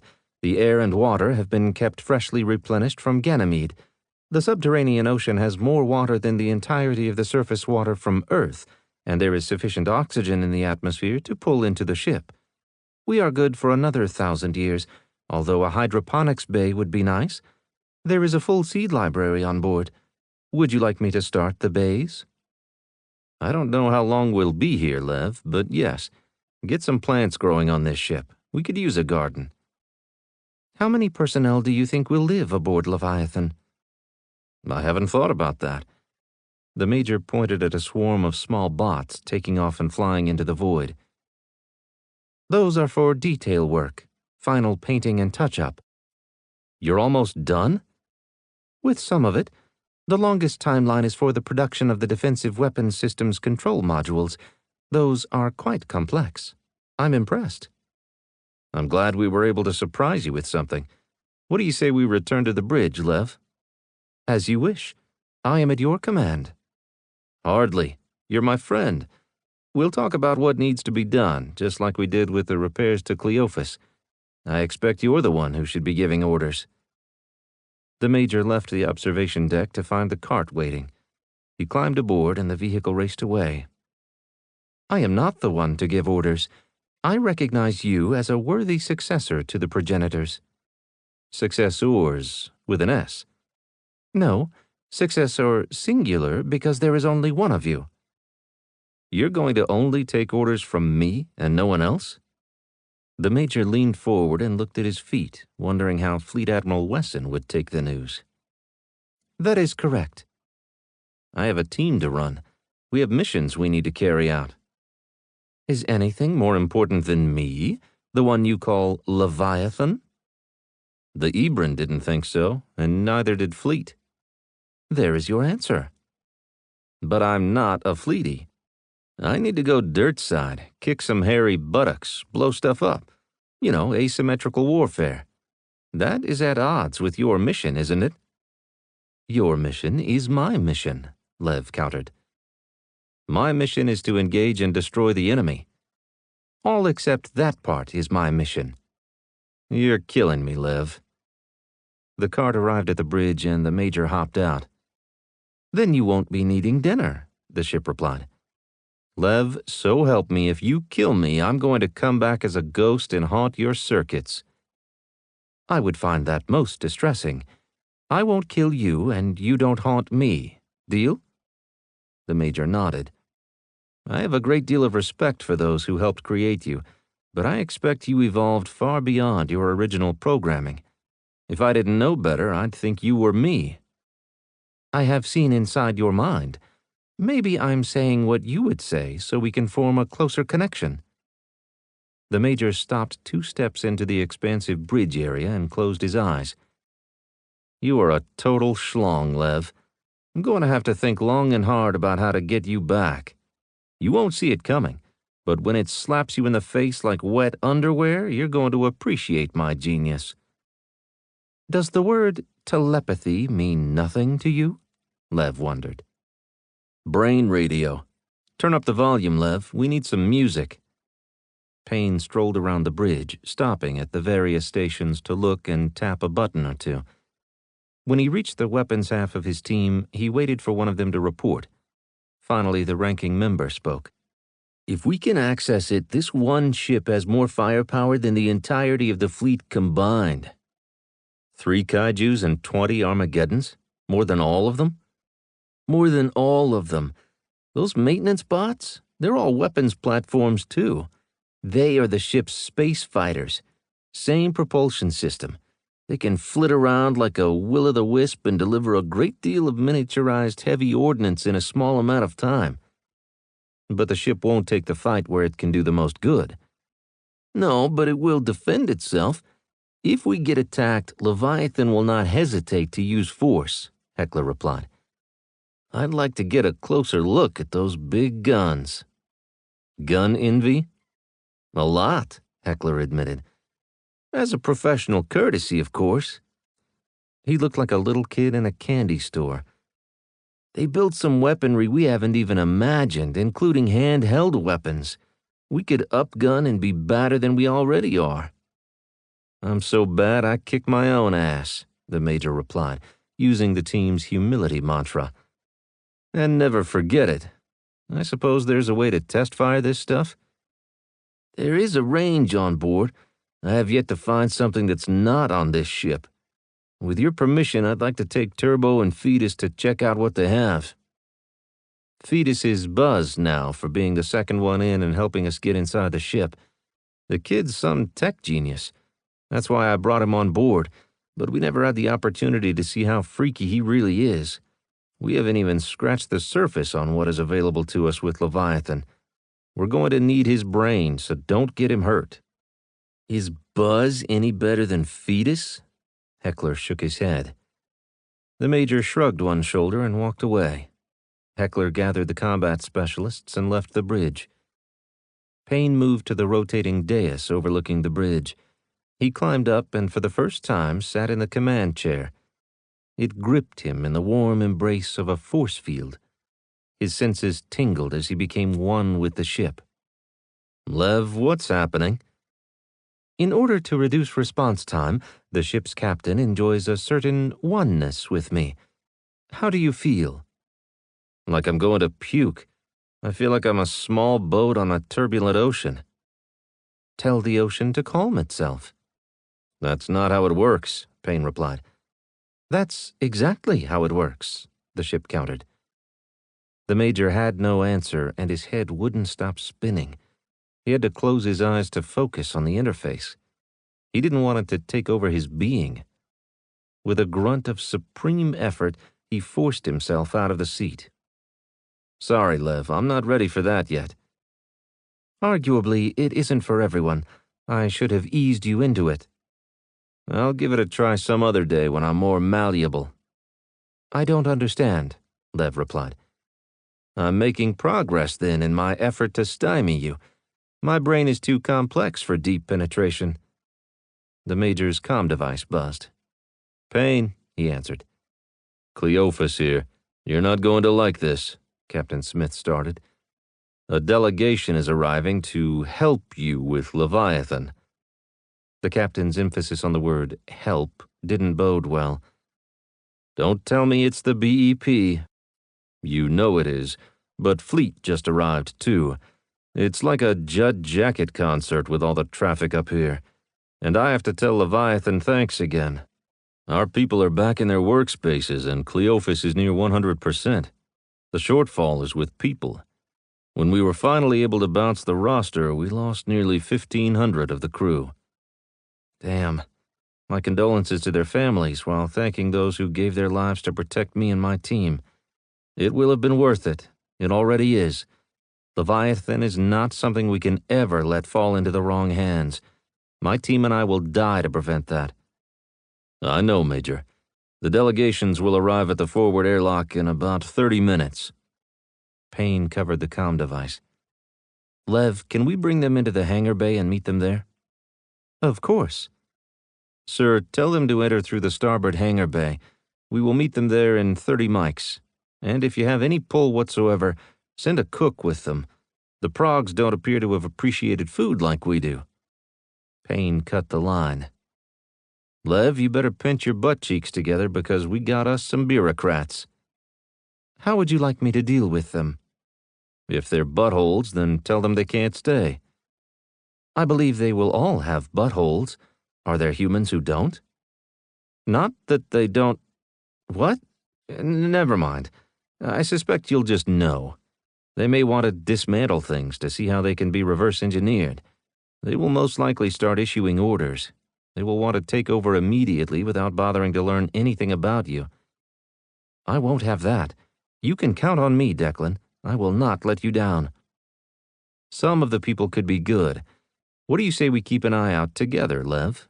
We'll do what's right by you. I trust you. The Major changed gears. Major Dank, joy of joys, we have been nominated as the reception committee of a delegation arriving on board Leviathan. Meet me at the starboard side hangar bay. Full kit? Not the environmental suits, no. Wear your dressy, sweat-stained work clothes. How serendipitous. It appears that I am already dressed for the occasion. See you there, Verge. Keep that attitude and we'll be just fine.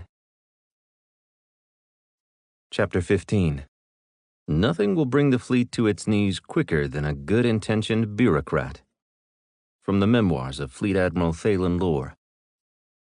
The two officers stood within the cavernous hangar bay.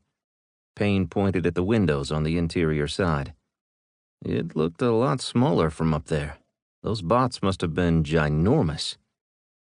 Where did they go? Repurposed, stored, at work somewhere else? Lev, maybe you can answer. They are mostly in storage. They dismantle to a greatly reduced size and are restored when needed. Although I have a significant amount of space, the progenitors were not wasteful. Real estate, as you would say, must have a purpose.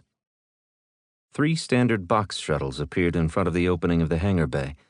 They entered one by one and maneuvered close to where the majors were standing. The third one in popped the hatch while it was still maneuvering, and a spry aide vaulted to the deck. She turned to offer a hand for the next person. Fleet Admiral Harry Wesson. All is not lost, Verge. We don't have to fight the blue ballers by ourselves. The first shuttle opened its hatch, slowly extended the stairs, and with an officious air, a man dressed in pure white flicked his hair with a single finger before stepping down. Declan leaned close to Virgil. The bureau weenie is here. Bow before his royal majesty. I hope not. He'll see the sweat stain down my back and will never adopt me as his cabana boy. Payne covered his mouth and coughed to avoid laughing in anyone's face. Admiral Wesson, happy to see you could make it. Welcome to Leviathan, Payne called past the civilian. The prim man scowled as he looked over his shoulder. The Fleet Admiral slowed once he came even with the individual dressed in white. What brings you here, Tammany? Tammany Morgan Swiss was a corporate financier, inevitable on a technology acquisition mission. A team of like-minded souls poured off the small shuttle to stand in his shadow. The greatest discovery known to mankind. It has a higher purpose, Harry, and Nova Intergalactic will see that humanity as a whole gets as much from this discovery as possible. It's in corporate hands now. Payne scowled, his lips parting as he started to growl. Wesson smiled. So close, Tam, but Fleet has not turned over this asset to the BEP yet. It was discovered in BEP-controlled space. Yes, the BEP claims control over this asset, came a new voice. Commodore Nyota Freeman. Is that you, Major Payne? She snarled. Declan schooled his expression and turned to Virgil. It's like going to my cousin's wedding. No one liked anyone, but it was still supposed to be a happy occasion. The only reason to go was for the cake, which ended up on the floor when a fistfight turned over the display table. This is just like that, but worse. Fleet Commander Harry Wesson, the senior leader of the fleet, extended his hand. The Commodore took it and shook quickly, throwing his hand away from hers when she let go. If only you fought Earth's enemies with as much vigor, he told her. I see what you mean, Lev told Payne. You can speak to them out loud, Lev. We're all adults here. Maybe you can start with you being your own entity and that no one can claim you. Humanity did away with slavery hundreds of years ago. The gathered ensemble stopped. They'd only heard one side of the conversation. I am Leviathan, a great voice boomed into their heads. They winced and gasped. Too much? Lev asked. Dial it back a little if you would, Payne replied, keeping a tight rein on his mirth. I represent the race you call progenitors. Welcome to me and my ship. Everyone here is a guest whose visitation rights can be revoked at my whim. Commodore Freeman, you are invited to leave. She frantically looked from face to face. Why me? You have been unkind to my friends, and there is no hope that you'll change your behavior. I will not allow it on this ship. But I have to. I am the official BEP representative in all matters, Leviathan. According to BEP law, sovereign territory is to be respected. Leviathan is the sovereign territory of the progenitors. You are violating your own law. You must leave. But this ship was a derelict. She stood, mouth agape but unmoving. Facade versus truth. You are here, yet deny what you see. I allowed you to see what I wanted you to see, and that continues. Please leave. I will not, as you are allowing other representatives. I am with them. The fleet admiral raised his hands and shook his head. She's not with me, Swiss replied. The second shuttle contained enlisted support personnel. Any cooks over there? Declan wondered. Me, sir. I had 5 minutes to pack. What's going on? Payne waved at the man to stand by. You are extremely welcome. The jury is out on the others, except for BEP, and they are leaving. Payne gestured for the cook to join him. Major, the fleet admiral warned, then to Lev, what should we call you as a representative of the progenitors? I am Leviathan, the ship replied. Thank you, Leviathan. May I impose upon you to allow the Commodore to remain? I will add her to my delegation if it is okay with you. I will vouch for her behavior. If she offends either of us, I'll send her on the next shuttle out. Do you trust this Harry Wesson? Lev asked, making sure that everyone heard. Since Leviathan had been in Payne's mind, he already knew what the Major thought. With my life, if Fleet Admiral Wesson gives you his word, you should accept it. Then I shall allow her to temporarily remain on board. What about her contingent? Lev questioned. Not them, the Fleet Admiral confirmed. I would like to know the purpose of your visit. What do you want to get from it? The Fleet Admiral looked at Major Payne. For everyone's edification, Major Payne said loudly enough for all to hear, the progenitors perfected telepathy. Humanity's attempt to establish an efficient and effective neural interface is ongoing, but Leviathan doesn't need for people to have chips installed in their heads. He can read your minds. Just by coming aboard this ship, you agree to that. Having subterfuge of any kind in your mind is a waste. You might as well be straight up with him because he already knows. Payne pointed to the BEP representative. Commodore? My purpose was to claim the ship for the BEP and take command of it. Since that is no longer the case, I will watch and learn. You will not exploit me for your purposes, Lev replied. Can I kick her out now, please? Commodore, it's like you either weren't listening or didn't care, Payne said, looking at the Admiral. I vouched for you, and the first thing you do is lie. Everyone here already knew what your purpose was. I'm sorry. Your contingent will need to leave. She tried to stand up straight.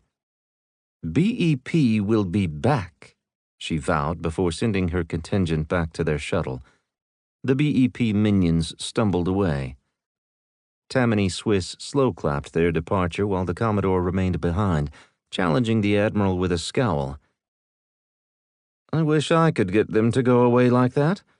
I am here to determine value. My initial intent was to buy from the BEP what we could reverse engineer, but since that isn't going to happen, I will serve as chief negotiator for any technology transfers you, as the fleet representative, are willing to consider.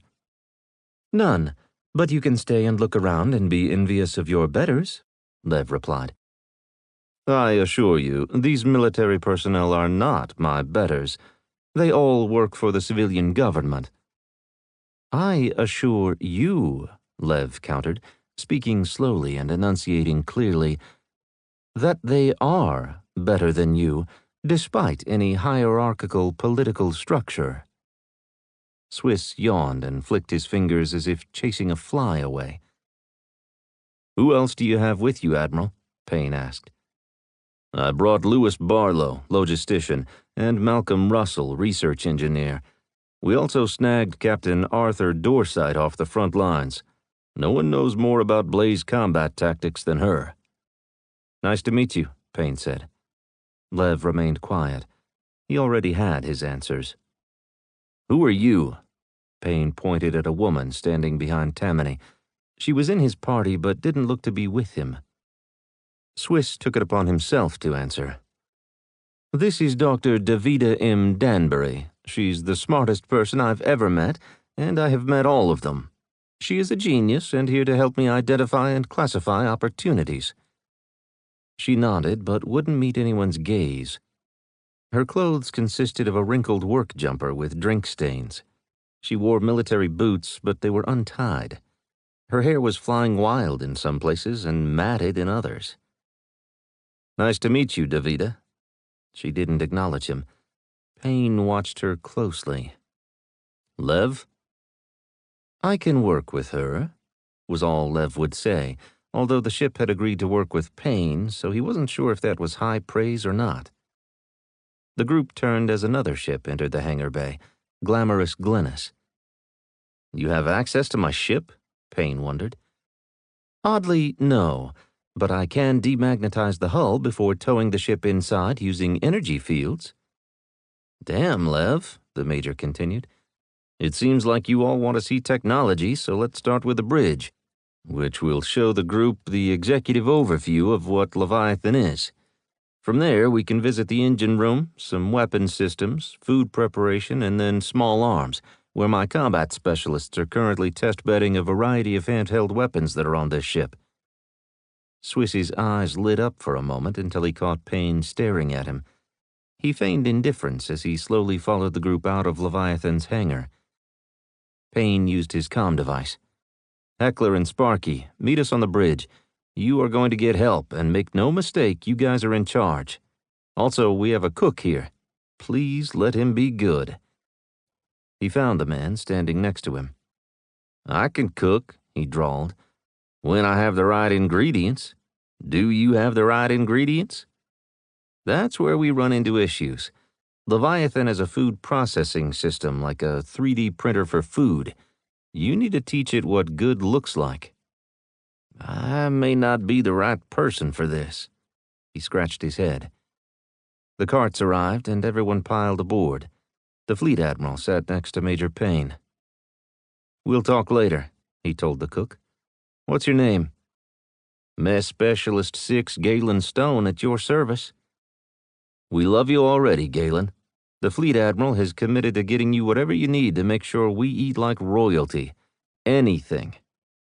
I have? Wesson asked with a chuckle. Although with as many visitors as you're going to get, you probably need a red carpet for them. Fancy meals will take the edge off. Payne shook his head. I don't think we're going to be hanging around the solar system for long, sir. What makes you say that? Divide and conquer. Dogpile the loners and move on. Leviathan will help us fight the war? Not directly, but he is 100% committed to helping us win as long as we remain ethically grounded. He got this from your mind? I have my moments, sir.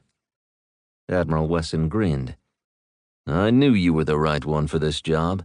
Explain to me what Leviathan has in store. Stealth mode. We didn't see this ship until Lev wanted to be seen. The cart train raced down the lateral corridor and into the main high-speed transit route, the wide longitudinal access from bow to stern.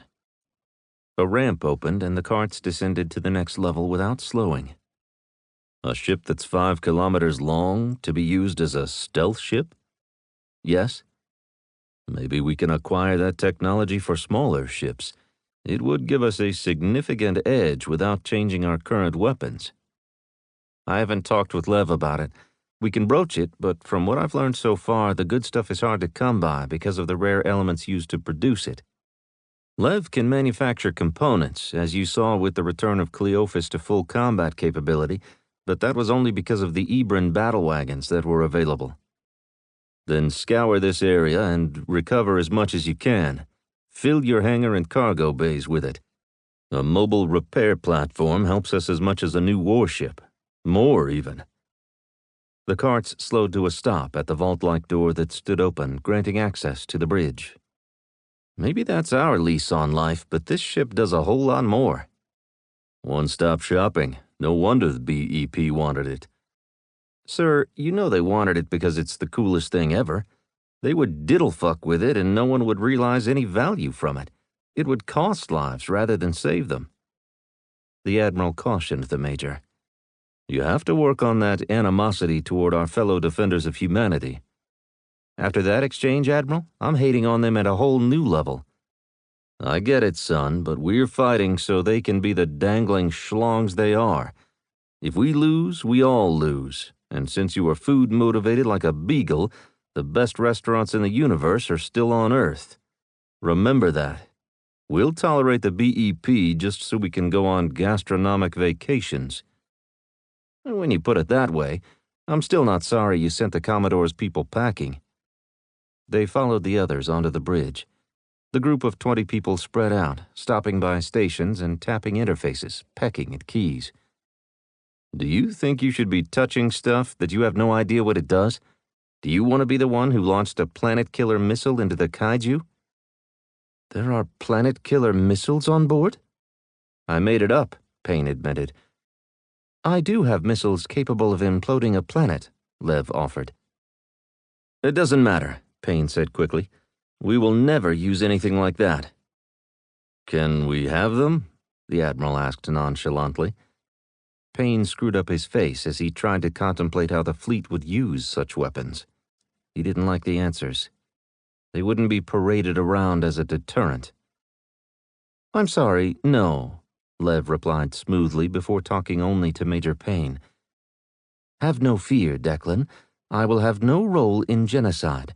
As you said earlier, I would rather die than be a party to a galactic-level crime. I hope there never comes a time when our only choice is to use such weapons, Major Payne replied. That's where I can help. Would you like to scout the planet that you believe is home to the Blaze Collective? Lev offered. We would, Payne replied before apologizing. Your call, sir, not mine. The fleet commander nodded. That would be great information to have. Please inform your people that you'll be back in 5 days. Easy as that? 1,000 light years from here and back in 5 days? The Admiral looked incredulous. We will be there in a matter of seconds, Admiral, but it takes a few days for the ship to recover from the fold. Then a day to fly into the system from interstellar space, a day to collect information, and then an instantaneous fold back. 5 days. That will be well worth it. You're taking all of us? The Admiral glanced at the Commodore, who scowled at every station. The tour of the ship will take some time, Lev explained. Begin the tour, Lev, the Admiral requested. Everyone, please find a seat. The first time you experience this type of travel, you may undergo brief disorientation.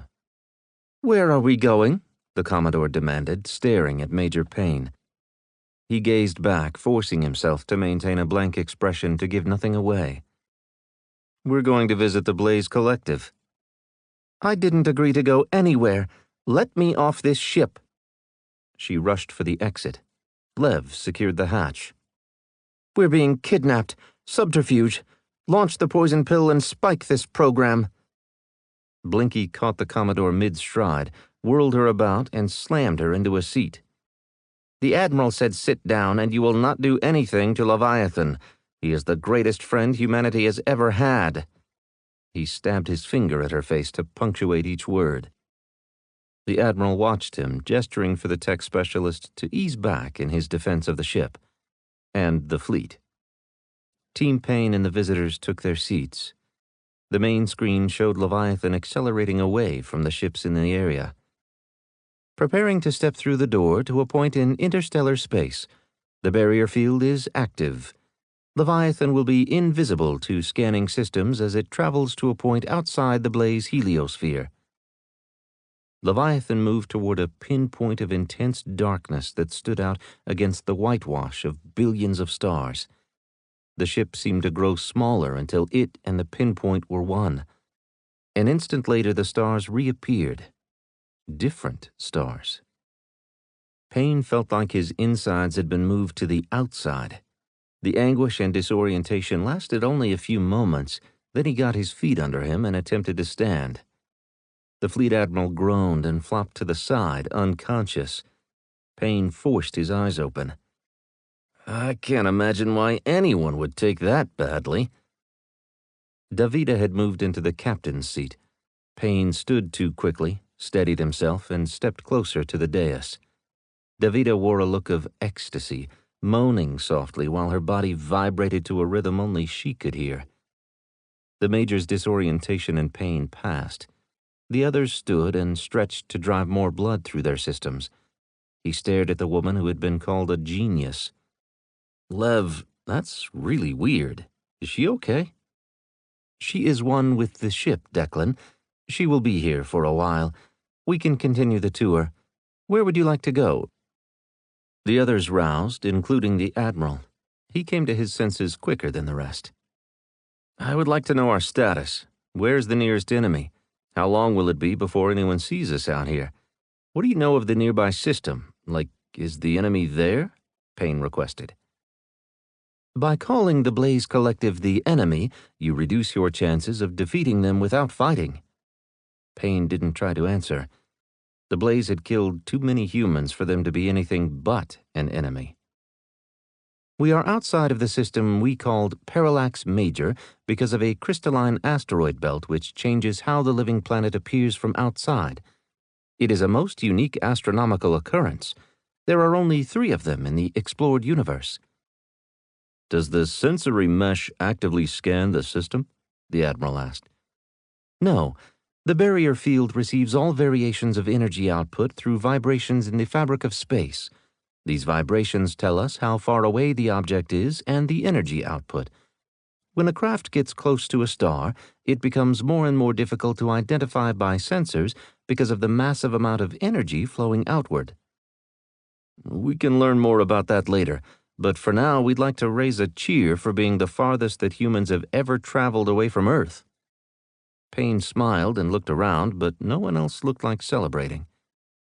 "We've been farther," the Admiral said, "but not in this direction. We're, 1,000 light years from Earth?"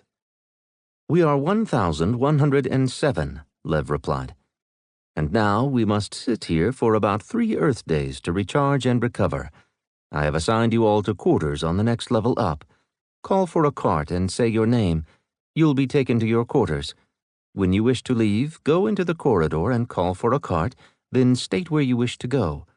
I understand English thanks to Specialist Anfin and Specialist Parikh." "There you are. Where would you like to go first? Heckler, did you get a good look at the man-mobile weaponry?" "You could have heard him orgasm from 4 decks away," Turbo stated.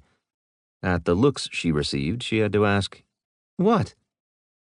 Heckler rotated the weapon he had over his shoulder to under his arm, shrugged off the sling, and held it out in front of him. You thought we had pulse rifles? No.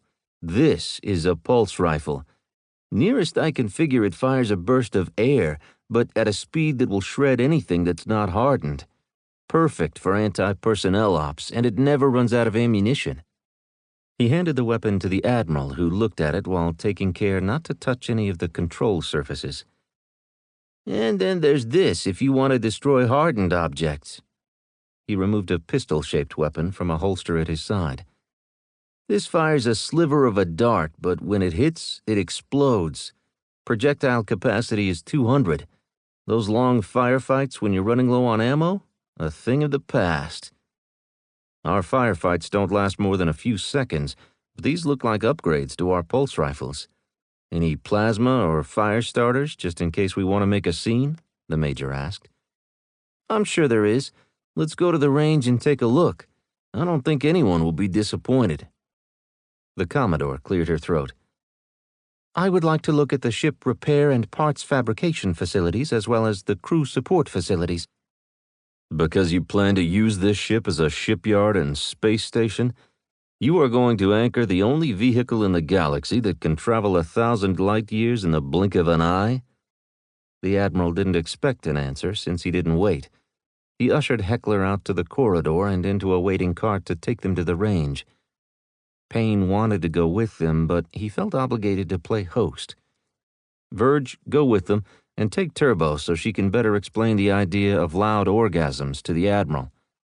Payne looked at the assembled faces. Joker, show Galen Stone, my new favorite human being in the whole universe, to the chow hall. Dinner might be palatable with Galen's help. You two, Malcolm and Lewis, what do you guys want to do? Malcolm spoke up first. I'd like to see any research facilities on board. There is so much to learn. I don't even know what to ask. I'll take him, Specialist Parikh offered. Call me Buzz. Logistics. What kind of supplies are on board and how do we restock? What do we restock? Is there an inventory management system? Lewis asked. Everyone looked at him with blank expressions. I'm glad you like that stuff. The fleet needs more people like you, but you're on your own. Just go into the corridor and ask for a cart to take you. Lev, can you suggest the right place? Of course. I will escort Mr. Lewis Barlow personally. Payne knew he was escorting everyone personally. If he was capable of reading 100,000 minds simultaneously, the 20 people on board would cause him no grief. The man in the white suit crossed his arms, and the crease in his brow grew deeper with each passing second. Payne waited for him to speak. Captain Arthur Dorsight sat at the weapons control station and began an animated conversation with Leviathan. She was right where she wanted to be. The Commodore mirrored Swiss's body language. Well, she finally asked. Well, what? Aren't you going to escort me? No, I need to stay here.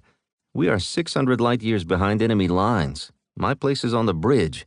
Well, my place was up there. He pointed at the dais. Until someone got all cozy with our host. I need to talk to someone in charge, Tammany insisted. He's on the shooting range, blowing stuff up. He's blowing something, all right. The chance to be somebody. The opportunity to make a difference for all humanity. He's already doing that by keeping the war from dropping on humanity's head. I think this may have been a wasted trip, Mr. Swiss. You can see all the goodies, but you don't get to touch any of them. It must frustrate your belief that everything and everyone have their price.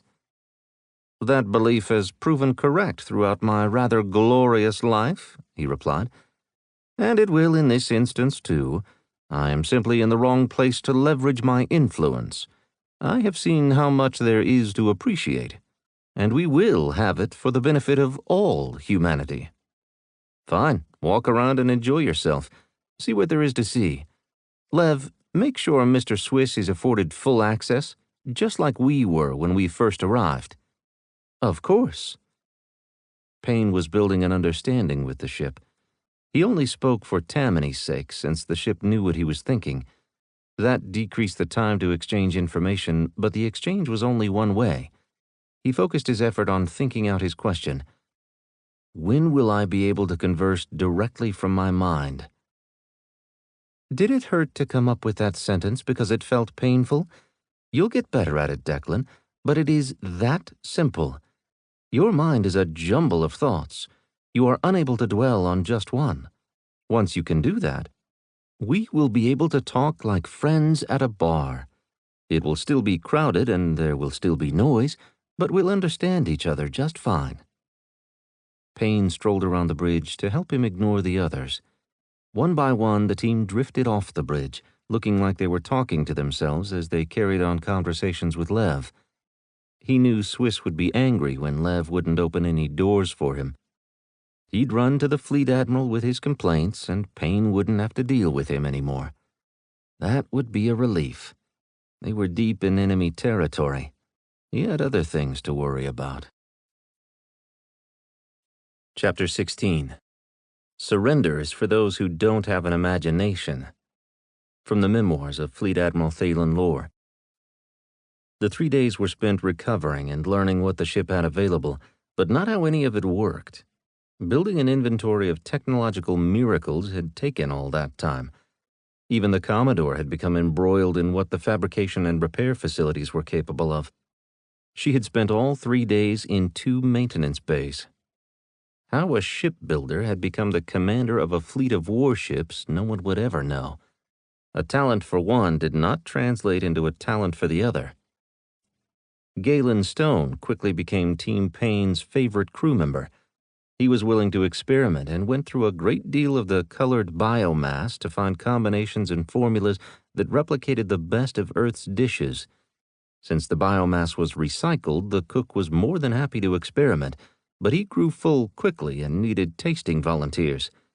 Team Payne rolled through the dining facility on a schedule to fill the need. On the second day, the Major implemented mandatory physical training, an hour in the morning and an hour in the evening. Lev reconfigured a space for human-centric training like lifting weights. They ran up and down the main corridor while carts occasionally whipped by. For a ship that size, they found they ran into each other more often than not. Rarely were they completely on their own, and thanks to Lev constantly being in their minds, no one was ever lost. It was 2 full days before Davida left the captain's chair. She took one step and collapsed from exhaustion and dehydration. She was put in the health center where she remained under the observation of devices charged with improving her state of well-being. They assembled on the bridge at Leviathan's request. "I have called you here today to discuss our next steps," he said ominously. "Tell me we're ready to move," Payne replied. "We're ready to move. I am fully recharged. We can fold space at any time, which will make an emergency getaway possible. Shall we see what the living planet of Parallax is up to?" Payne looked at Admiral Wesson. "This is an unlikely crew to be tasked with a reconnaissance mission of this magnitude, but we will rise to the challenge. Leviathan will see us there. What we do once in range will be up to us. I would like Team Payne to suit up and load into their skimmer.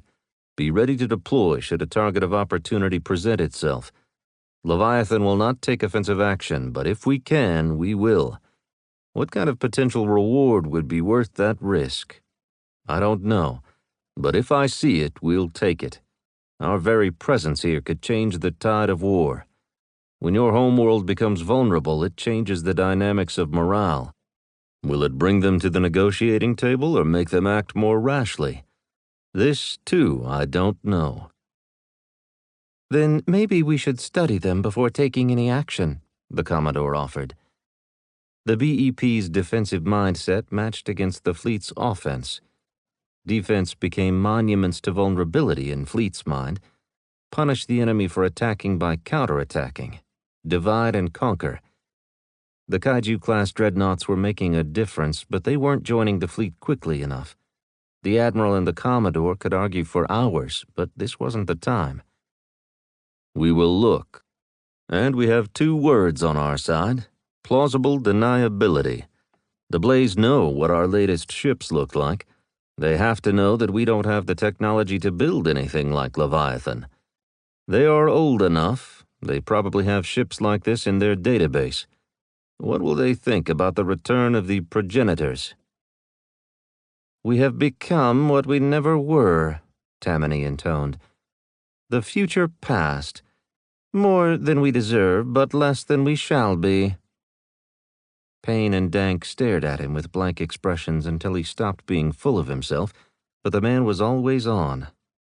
The majors turned their backs to him and closed with the Admiral. Say the word, sir, and we'll fly FTL into the system, slow to sublight to cross the crystal barrier, and then on to a position above the planet. We'll stop opposite the sun so we don't cast a shadow they might see with their eyeballs and outside the orbit of their moon. That should give us a good look and the opportunity to vacuum up any signals coming from the area. Time from here to target, 90 minutes. The word is given, Major Payne. Get to your skimmer and be ready to deploy. If I may, Leviathan interrupted, why don't you take one of my insertion vehicles? They have the same barrier field as I do to provide a certain stealth capability. You know what I always say. Let Lev do the driving because we'll be partying. Major Dank scowled. You never said that before. Gentlemen, the Admiral warned. Arthur, can you take the chair? Keep us in one piece, please. The captain moved into the chair. Hey, this makes me feel funny. What? You randy goob, keep those thoughts to yourself. Oh, that was me. Can everyone hear me? Damn. How's this? Still? The assembled group watched the captain go through her settling-in process, mesmerized by the rapid-fire exchange. Payne nudged his fellow major. We'll be leaving now. They hurried off the bridge, motioning for the other members of the team to join them. Lev, send our suits to wherever you're taking us, and we'll get ready at our new ride. Of course, Declan. I wish you all the best. They rode in silence as the carts made short work of the 3-kilometer journey to the port hangar, a place none of them had yet visited. Inside was a fantastic array of vessels. The carts drove around those to an egg-shaped craft with the mesh on the outside in a color that was neither tan nor brown. This might be the ugliest ship I've ever seen, Payne complained. The team left the carts and stood around, looking at each other. Function over form, my good man, Lev said happily. This thing is butt ugly. I assure you it is the latest technology. A side hatch opened. Inside, they found it would fit the team without room for more, as if it had been specifically designed for them. But it's ugly. A boxy cart arrived and the side panels lifted, revealing their environmental suits. They stripped, exchanging their clothes with the suits. They checked their new weapons, the air pulse rifles and the needle guns.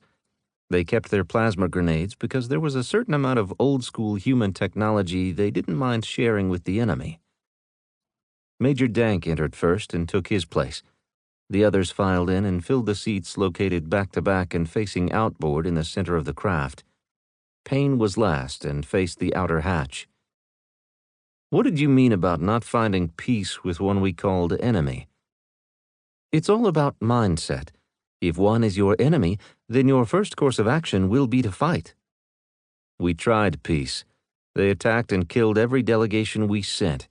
Then they penetrated the space we'd expanded to and attacked our colonies.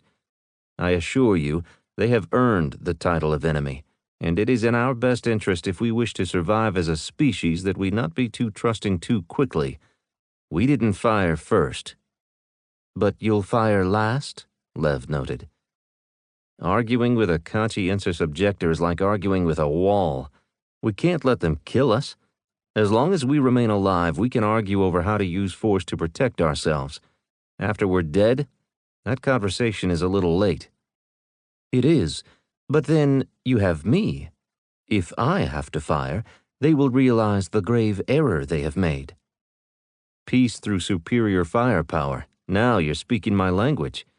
But every time we think we have the upper hand, our astronomical counterparts come up with something better. It's like they have entire planets devoted to the question of the best way to kill humans. But you refuse to use the world killer missiles. Of course, Payne parroted. If that's the price of survival, then the price is too high. We cannot become what we loathe in order to be something better. We'll be the race that fought toe-to-toe with anyone who tried to subjugate us. We'll earn their respect with our blood, but we won't earn the right to live by committing genocide. I am glad that I decided to help you. You make sense.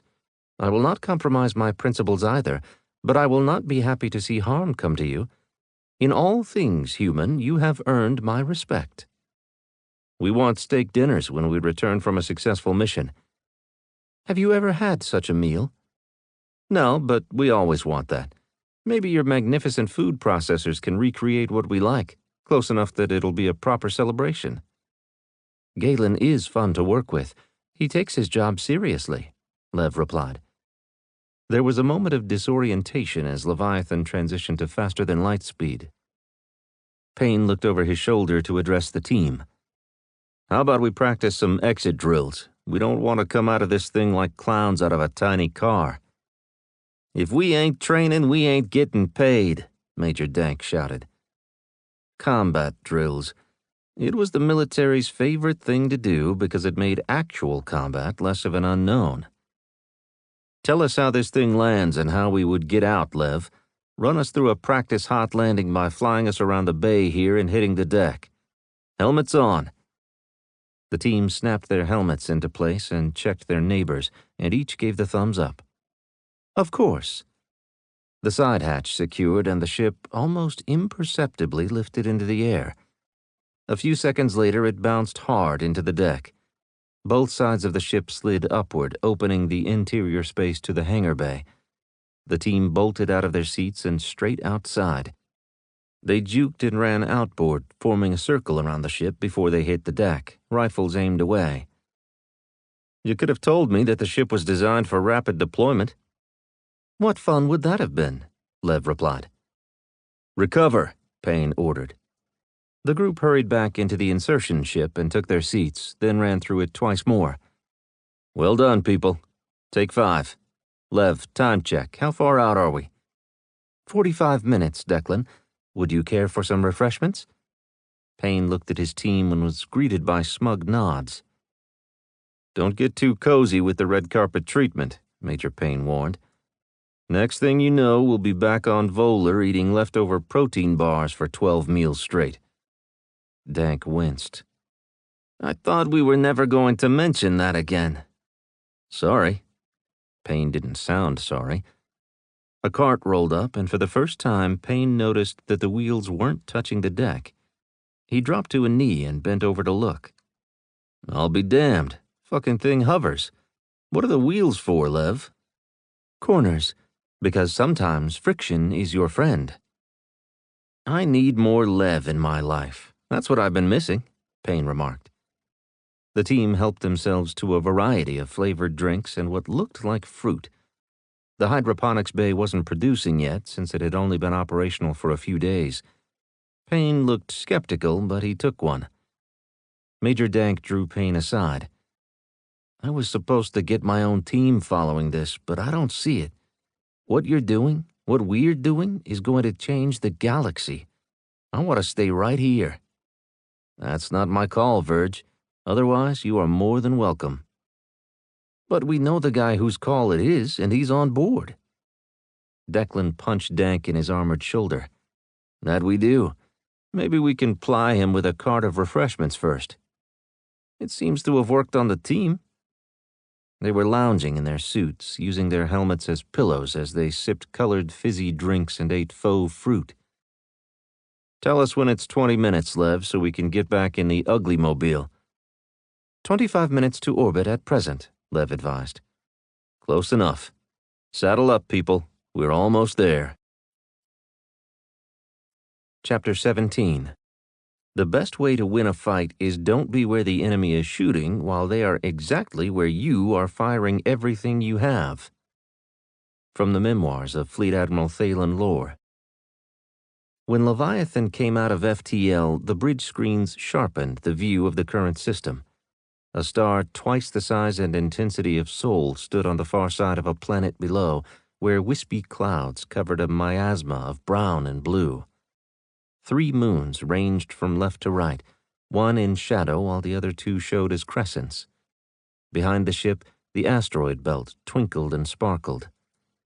They didn't get long to admire the view before the tactical board populated with a variety of icons, updated to fleet standard from what the progenitors had used. Every ship was marked as hostile, red triangles with relative threats represented by the size of the triangle. Explain, Lev, the Admiral requested. Energy signatures are diminished, which suggests a fleet at rest. I count 4 dreadnoughts, 18 battleships, and over 100 cruisers and frigates. This is a rather robust fleet, but the fact that it is here and idle suggests there is a threat they are defending the Parallax homeworld from, but it is not so close that they keep their ships in a state of high alert. Can they see us? They should not be able to see us using physical or technical means. What about the planet? Are they as advanced as you were when you went into retirement? The Admiral queried. They are a technological society. Heavy industry is limited and the air is clean. I see no shipbuilding facilities, which suggests they have moved their heavy construction off-world. I count more than 5 billion of the evolved entities we once thought were the Barants. 5 billion souls and 120 warships, comparable to Earth. The Admiral scratched his chin. Captain Dorsite, tactical assessment. The captain adjusted her seat, eyes unfocused from her interaction with Leviathan at the telepathic level. We are outgunned rather severely. 2 dreadnoughts appear to be comparable to Leviathan, while the others are comparable to our Kaiju class. It is critical that we study those 2 ships. If they are as capable as Leviathan and they enter the war against humanity, we won't stand a chance. Preemptive strike? The Admiral asked. I will not allow it, Lev replied. These ships are no threat to you except in their potential, which we are not yet sure of. And once we are, what is their intended use? They are here and not on the front lines. Attempting to destroy them now would confirm their worst fears about humanity and tell them you should be eliminated. That's pretty harsh, Lev. We're the good guys. Are you? Lev's simple question gave the Admiral pause. The Commodore and the corporate financier both sat down. Neither was equipped for the conversation or the answers. Tammany scowled because he'd been denied access to everything worth seeing unless he was with someone else. He had taken to hanging out with the Commodore. The vitriol spewed by the 2 had reached such atmospheric levels that no one could stand being within earshot of them. Or, in the words of Major Payne, all they do is fucking bitch about every fucking thing. You judge yourselves on your intentions, but every other living creature will judge you on your actions. When your actions are aggressive without being provoked, then you are the one that others will fear. When motivated by fear, reactions tend to be predictably extreme. Which means if we were able to destroy these 2, if there are others out there, they might be committed to the war when they would not have been otherwise, ushering in the demise of all humanity. Is that what you're thinking? Are you collecting any signals that we can analyze to help us understand them better? Find a tidbit or 2 that might bring them to the negotiating table? That is the better question, Harry. I am collecting as much information as I can, but we arrived during the night for the majority of the planet's population. We can observe as long as we remain undetected. I think a full day-night cycle will be illuminating. Nice pun, Lev, the Admiral replied. I guess we sit and wait. Please inform Major Payne to stand down, but remain on 5-minute alert. Crack-snacking hairy buttholes, Heckler blurted. I'm ready to get off this floating hell. What? Major Payne stared at his senior combat specialist. You just want to play with your new toys. I do, and then I want to come back here because this place is pretty sweet. Did you know there's a room personalization shop where you select a few things and the ship upgrades your pad? Lev, the Major called. How come I didn't know about this? It must have slipped my mind, but you know you don't want to be comfortable. You must suffer for your craft. I've seen it in your mind. Declan shook his head. I'm pretty sure that is nowhere in my mind. I enjoy my comforts. Just because I can tolerate roughing it doesn't mean that's what I prefer. When this mission is over, we're going shopping. His team conspicuously avoided looking at him. Who else knew about this? Hands up. Even Major Dank raised his hand. From here on out, when you guys find something cool, let me in on it, or you might find yourself as Galen's love slave, eating all day, and then we'll run until you spew, and then we'll run some more. It isn't their fault, Major. I can be persuasive when I need to be. Back in my day, I was known as a bridge builder. The team eased off the ugly mobile and found spots to lie on the deck and relax. You owe me, Lev. That mattress. Please have it changed out to something fit for humans before we get back. I want a good night's sleep for once. The Admiral wants you back on the insertion ship. There is activity in the fleet above Parallax. You heard him, Major Payne shouted. He'd been off the small vessel for a grand total of 1 minute. The team instantly turned professional and snapped their helmets on before reboarding the ship. They checked each other once in their seats. Total time from notification to combat ready, 21 seconds. The Major gave 2 thumbs up. Once again, we wait. The others nodded, but the mood was different. The walls that were the lateral doors became screens displaying the tactical picture. Team members on both sides of the small ship stared at the imagery, trying to make sense of it. They'd never seen that many enemy icons at one time. Their behind-the-lines insertions hadn't been onto any of the enemy's homeworlds. Payne switched his suit's comm to the team channel.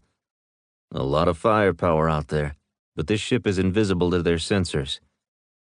The screen flashed with the first weapons firing across a wide front as if they knew Leviathan was there but weren't sure exactly where.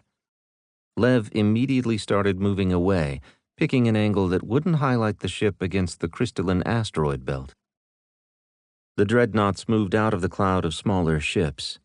The display zoomed to a close-up visual of the ships to watch them deploy their main weapon, a double-barreled monstrosity.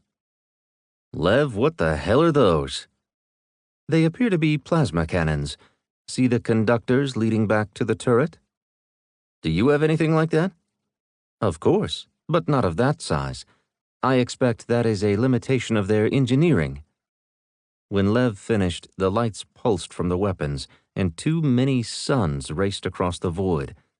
A klaxon sounded within Leviathan only once before both rounds impacted the ship. The hull screamed in agony, and the ship bucked hard before grabbing an angle away from the Barent's dreadnoughts to limit the exposed profile. Fire! The Major shouted, expecting Lev was hearing the same request from the bridge.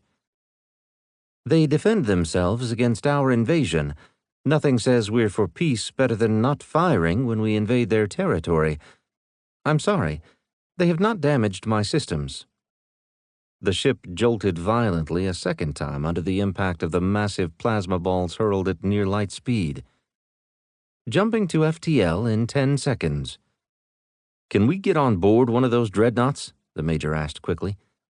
Yes, they should deploy drones shortly. I will get you on board, but you must go now. At the speed of thought, the Major agreed, and the insertion craft lifted off the deck and shot toward the door, which opened to let the ship out. As soon as the ugly mobile cleared the frame, Leviathan disappeared into faster-than-light speed. What's your plan, Major? Payne mumbled to himself. The ugly mobile bobbed like a cork on a gentle lake with its systems at minimal power to avoid detection. Lev, are you here with us? Payne asked. I have been programmed by Leviathan to fly this ship and answer your questions, at least the ones that Leviathan could predict. What is the insertion plan on the enemy dreadnought? This ship has been deposited in the current flight path of the dreadnought designated as number 2. When it passes, I will attach this ship to the outside of their hull near the hangar bay door, which opens and closes with some frequency in support of their drone fleet. They won't see us casually strolling into their hangar bay? I'm not programmed with that question. Can you rephrase? How will we avoid detection while entering the hangar? I am limited to getting this ship inside Dreadnought Number 2. Once there, what you do is your business, the craft replied. Will they have automated defenses to keep people from doing what we're going to do? Payne replied. Unknown. What defenses are inside the hangar? Unknown. That means you don't know about personnel either. Will there be security inside the hangar? Unknown. Yeah, I get it. It's all unknown except us floating around in parallax space waiting for our ride. Did Leviathan use FTL instead of folding space so you, can come back sooner to pick us up? That is affirmative. I love you, man, Payne replied. The crew shifted in their seats as the ship continued to bob. The ugly mobile for the win. I really hope we survive so I can have some unkind words with our host. You asked. Time was of the essence, Major Dank suggested. We got what we wanted. Congratulations, Heckler, you're off the ship. He made a sour face. This is much better. The ship's movement smoothed as the thrusters kicked in to drive it toward the target. They were close. Listen up, people. You heard the intel on this one. We're going in hot. I'm assuming we'll be spotted, so that means we wreak havoc, cause as much damage as we can, and then get the hell out. When it's time to go, there's no fucking around. I don't want this to be a one-way trip. In, egregious amounts of damage. Out. Simple as that. Once in the ugly mobile, we'll count on Lev's stellar programming skills to fly us to safety while we wait for pickup. A soft thump announced the impact with the Barent's dreadnought. We are magnetically clamped to the external hull. Drones are exiting the hangar bay now. We will follow them in upon their return, the ship reported. What are the drones doing? Payne asked. They are searching space looking for debris from Leviathan to examine to learn its nature and origin. They can do that? I'm not programmed with that question. Can you rephrase? Never mind. Carry on. Scan the inside of the bay in the seconds before we arrive and give us a view. I need a very simple breakdown. Threat or no threat. We will address the threats. The heartbeats while we are departing the ugly mobile will be the most dangerous. Everything will look like a threat. It'll improve our odds if you can give us the down and dirty. Down and dirty? The intelligence update, a tactical report. Tell us where the enemy is, but only those who are ready and able to shoot at us. Ready and able to shoot at you. I can do that, the ship assured the team. They sat on edge as they expected the action to happen, but the seconds dragged into minutes that extended to an hour. Heckler and Turbo had fallen sound asleep, a gift that the combat specialists seemed to embrace. Stand by, the ship warned. Payne wanted to reply that they had been standing by, but the time for banter had passed. They were entering the belly of the beast with no backup and no means of immediate extraction. They are going to know we're there, so we need to keep moving and get into the ship's guts. But they can drop a couple bulkheads and we'll be trapped. So Buzz and Blinky, you guys need to tap their computer system and make sure we don't get blocked. Move fast, strike hard, max destruction. Hoorah! Hoorah! The team replied. Their shouts muted as the insertion ship released and accelerated. It banked sharply and rolled in. No threats, the ship announced. It touched down and the sides rose. The team sprinted off the ship and hit the deck in a circle, aiming their air slug rifles outward. Payne took a knee as the insertion craft lifted off and moved into a dark corner where it parked itself between two blockish drones. The layout was similar to but different from Leviathan. There was no window looking down on the bay and no terminal where an operator might direct ships in and out. The one thing the hangar bay had in common was the size. It was every bit as large as the space on Leviathan. Since it was half filled with drones, the space was busy as the vehicles moved and fitted themselves into parking areas. Virgil, forward hatch. I'll take aft. We need to find a way for our people to access the computer system. Move out. Major Dank took his group, Heckler, Sparky, Shaolin, and Buzz, and conducted a bounding overwatch, a leapfrog movement to the hatch. When they reached it, they examined it, looking for a way to get through it. Dank waited for Payne's team. Major Payne led his group to the right, trading stealth for speed as they sprinted toward the aft hatch, slamming against the bulkhead when they reached it. When he looked out, he caught the last of the star-filled sky as the hangar door closed and sealed. There was no one out there waiting for them. They were stuck inside the enemy dreadnought. But not the enemy. Not according to Lev. He shrugged it off, looked down the bay to where Dank was standing, gave him the thumbs up, and turned to work on the hatch. There were no actuators. He moved in front of it, and it slid aside. The team rushed through 2 by 2, looking down the barrels of their weapons, with Payne bringing up the rear.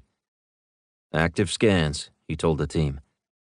His helmet scans showed a corridor that went straight ahead and one that turned 90 degrees to the right, following the longitudinal axis toward the rear of the ship. "No people. Sling the air guns and go with the needle guns. If we fight anything, I expect it'll be made of metal." "We're through," Dank reported.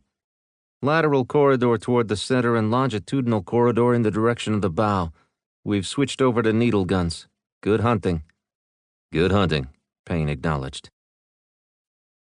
"I have good news and bad news," Lev said. Admiral Wesson waited. He had no intention of picking one over the other. "Pray tell," Tammany interjected. "We will be able to recover from the damage before we drop from light speed."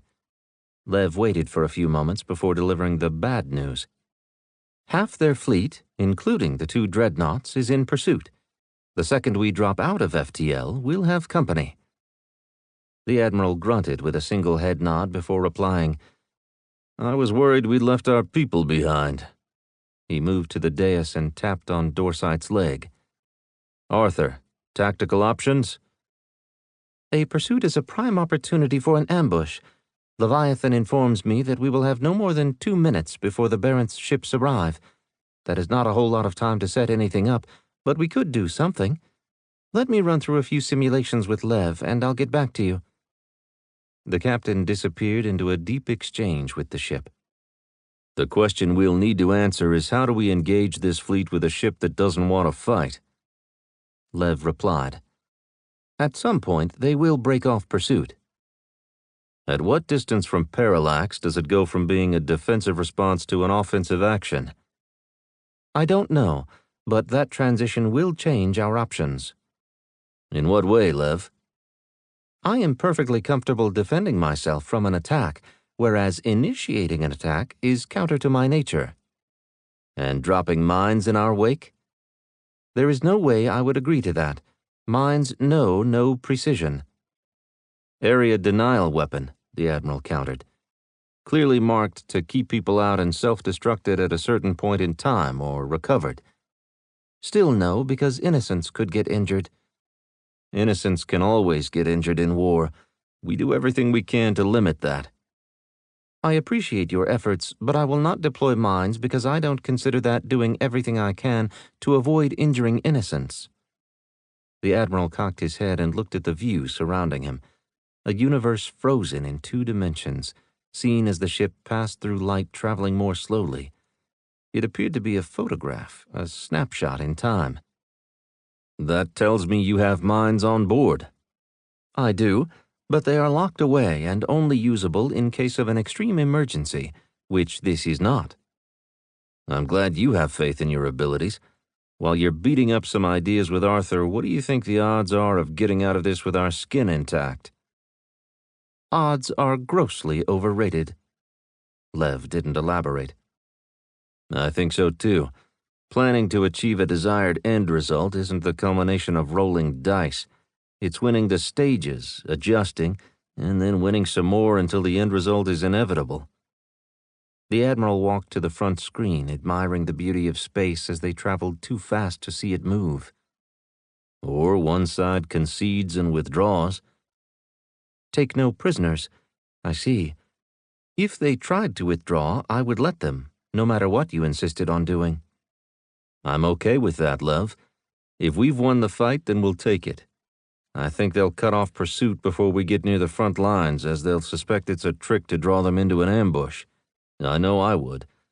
And then what will we do, Lev? Chase them back because we have got to go get our people? As long as the dreadnought with Team Payne on board is following, I'm okay running. The Admiral stopped roaming the bridge, returning to a spot next to the dais. There were risks, Admiral, but I will do everything in my power to recover Major Payne and his team. I like him more than any of you except for Davida. I like her, too. The Admiral smiled while looking at the faces of the collected group of civilians, BEP, and fleet. They were hundreds of light years behind enemy lines on a ship that had declared itself a pacifist. I appreciate that, Lev. Until then, what are the steps we need to take to isolate the dreadnought carrying Team Payne? I think if we can manage that, the good Major will find his way back to us. I concur. I shall continue to run through simulations with Captain Dorsight. Can you check on Davida? She is in such a deep sleep that I cannot touch her mind. I miss it. If she's sleeping that hard still, is it a good idea to wake her? My subterfuge was overt. I know where she is and that she is healthy. When she rouses, I will let you know. Makes me wonder what you did to her, the Commodore blurted. The Admiral glared, but she was beyond being subdued by harsh looks. I don't want you in my mind, nor the mind of anyone else here. Every single one of us has access to secrets that you are not cleared to know. I have cut her off. The Commodore can no longer hear me, nor I her. Let's see how she likes that. Did she go to a special school to learn to be that obtuse? Commodore, that is a rank with some authority. I am losing faith in humanity's ability to police itself. Maybe you don't deserve to be out here, and she definitely does not deserve to be my passenger, but then there is Davida, Declan, Catello, Alphonse, and Arthur. Such wonderful minds. The Admiral tried not to take offense at not being named. Catello and Alphonse? Malcolm asked. Lewis pointed and nodded.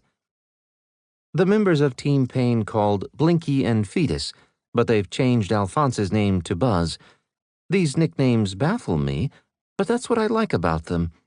The progenitors never wasted their brain power giving multiple names to the same object, Lev clarified. You've confirmed that the progs were no fun. Thank you for that. Humanity equals fun. Embrace that thought. I'm getting hungry.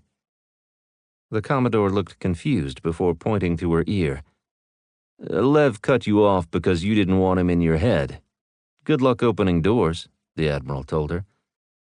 Leviathan continued, I have it on good authority that Galen would like more taste testers for his next series of programmed food selections. Why can't you be happy with whatever you're given? This isn't the garden of earthly delights. I am a highly sophisticated interactive vessel of peace. You are an enigma, my friend, Admiral Wesson replied, and you will teach humanity a great deal. Thank you, Harry. Now off with you all. Galen awaits. Tammany took 2 steps and stopped. Look what I've become. A few days as a slave aboard this ship, and now I'm responding to orders requiring that I act as a guinea pig. As appalling as that is, the worst point is that I did not question it. Swiss, that is the mentality that will help you understand the fleet. The financier bowed his head and shuffled toward the hatch into the main corridor. I was so much happier when I didn't understand the fleet, he whined. And that is also a perfect fleet attitude. Tammany, you're starting to get it. People are actually going to like you. You may find it unnerving at first, but you'll realize it's a pretty good way to go through life. The Admiral clapped him on the shoulder as the parade boarded the waiting carts. The Commodore hurried to get in front of the Admiral so she could face him. What do you mean I'm cut off? It's what you demanded, dumbass. The Admiral was done with her. Lev, is there a brig on this tub? It's hard not to take that personally, Harry. I've been working out. Lev reminded the Admiral that he was the ship. Sorry, is there a brig? Of course not. Why would I incarcerate anyone allowed on board? Humans. How can we keep her out of our hair? She glowered mightily and stomped one foot. The Admiral held up one finger to ask for more time while he talked with the ship. The carts sped away, taking the others to the dining facility. He intended to walk. It was only 500 meters, but he didn't want to accompany the Commodore, or ride with her, or be in the same room with her. I can put her into a room and lock her inside while giving her access to food, water, and lavatory facilities. Sounds good. Lock her in wherever you think is appropriate. What are you agreeing to with this metal monster? She demanded. Commodore, I'm the ranking officer in this operation. You have been insubordinate for the last time. Since you wish to no longer converse with Lev, you are combat ineffective. That means you are worthless to me. The only punitive measure I'm taking is going to be locking you in a room by yourself, but you'll have access to everything you need to live. I'm not putting a note in your file or filing charges or any boneheaded administrative stupidity that doesn't help us fight this war. In this, you're with us or you're on the sidelines watching. You don't have to like it, but I have made my decision. You are no longer allowed a seat at the table or access to our workspaces. You may not file any paperwork, but I surely will. I will report on your bad decisions, one after another, until you ended up leaving an entire team to die. You'll pay for your crimes. Madam, you grow tedious. I should have kept you locked away. He looked down the corridor. Cart, please take Nyota to the chow hall.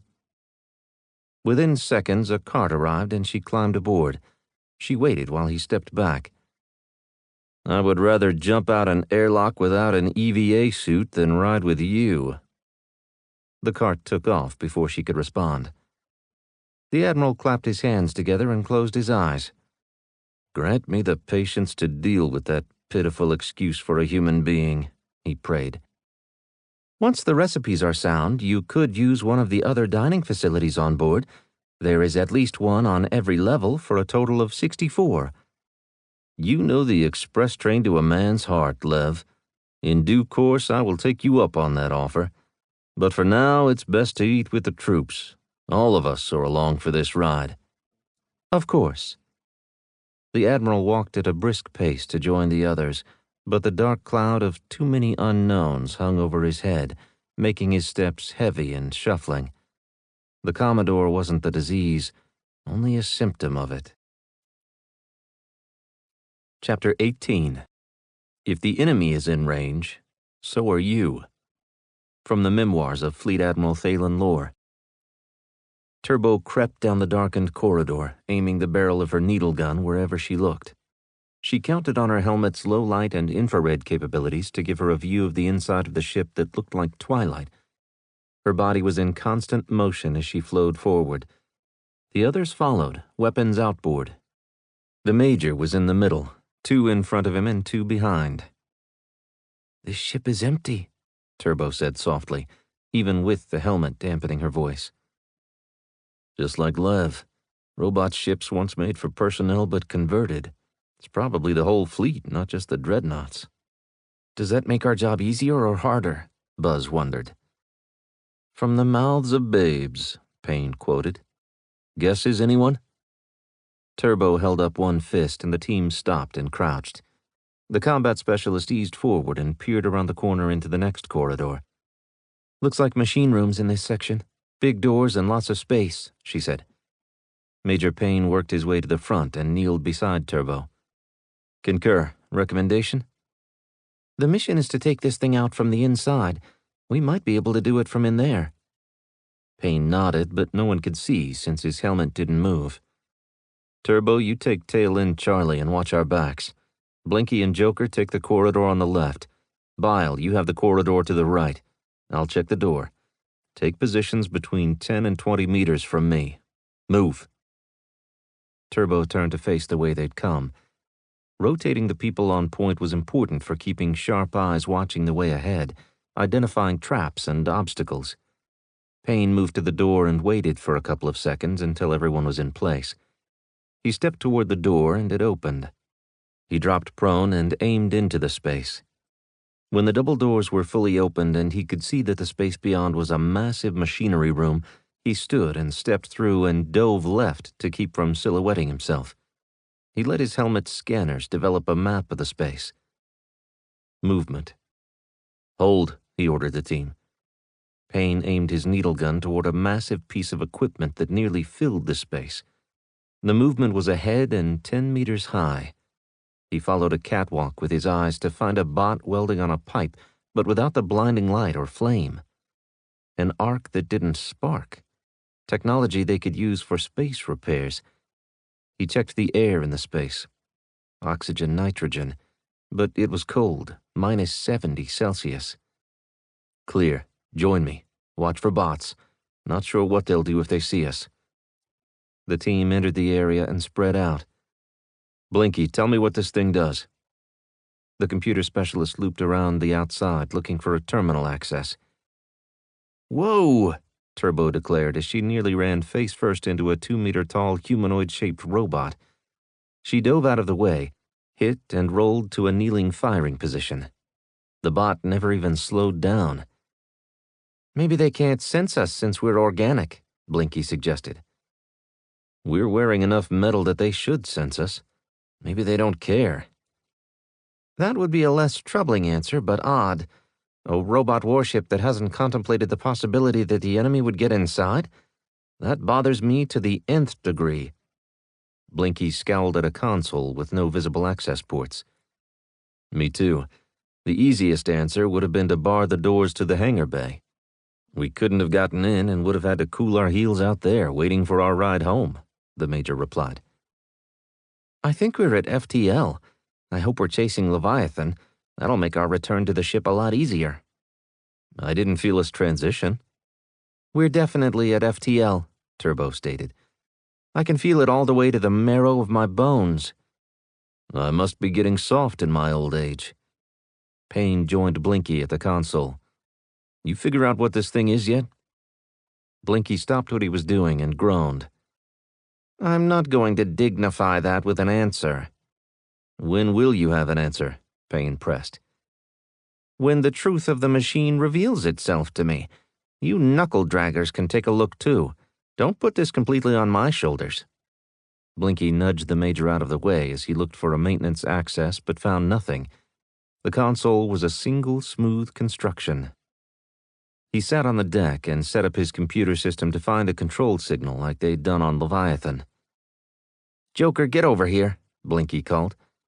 The comm specialist joined him, and together they started working. Keep your suits pulling fresh air and shepherd your water. We may not find any kind of supplies on board this thing. There's enough in the ugly mobile if we need it. Nice that we had a couple of hours to get it ready, Turbo replied. Orders? Find out if there's an upper exit and look for anything that might tell us what this thing does. Climbing the stairs to heaven, Turbo replied and searched for a way to the next catwalk up. Virgil Dank was looking for the main corridor, but unlike Leviathan, this ship was built with a maze of connecting corridors. Thanks to their HUDs, they weren't lost but couldn't see a way to the central hub. He expanded his scans. That's just this deck. If we want to get anything important, we need to find a way off this level, he reported. If there's no crew, what are these rooms for? Heckler asked. They're batteries. This whole level is a maze of batteries. A 5-kilometer by 2-kilometer battery pack, Sparky replied. She walked toward a door and it opened for her. Inside, the blocky, man-sized boxes were evenly spaced from left to right and from front to back. There were no cables or transmission conduits above the floor. Sparky took a knee to focus her systems downward through the deck. She found the energy flows in an orderly system that disappeared beyond her scanning range. These things weren't made to scan inside ships, she complained. They work good enough, Dank replied. We'd need too much juice to extend their range through solid metal. Which makes me ask, can we tap this stuff for a recharge? Sparky stood while accessing the information she'd collected with her suit's systems and displaying it on her HUD. No, sir. We should probably shepherd our resources before we have to power down the suits in -70 temps. Roger. only one person scans at a time, whoever is on point. Everyone else, shut them down and keep your eyes open." Dank contacted Major Payne on a point-to-point, the P2P command channel, and informed him of what they'd found.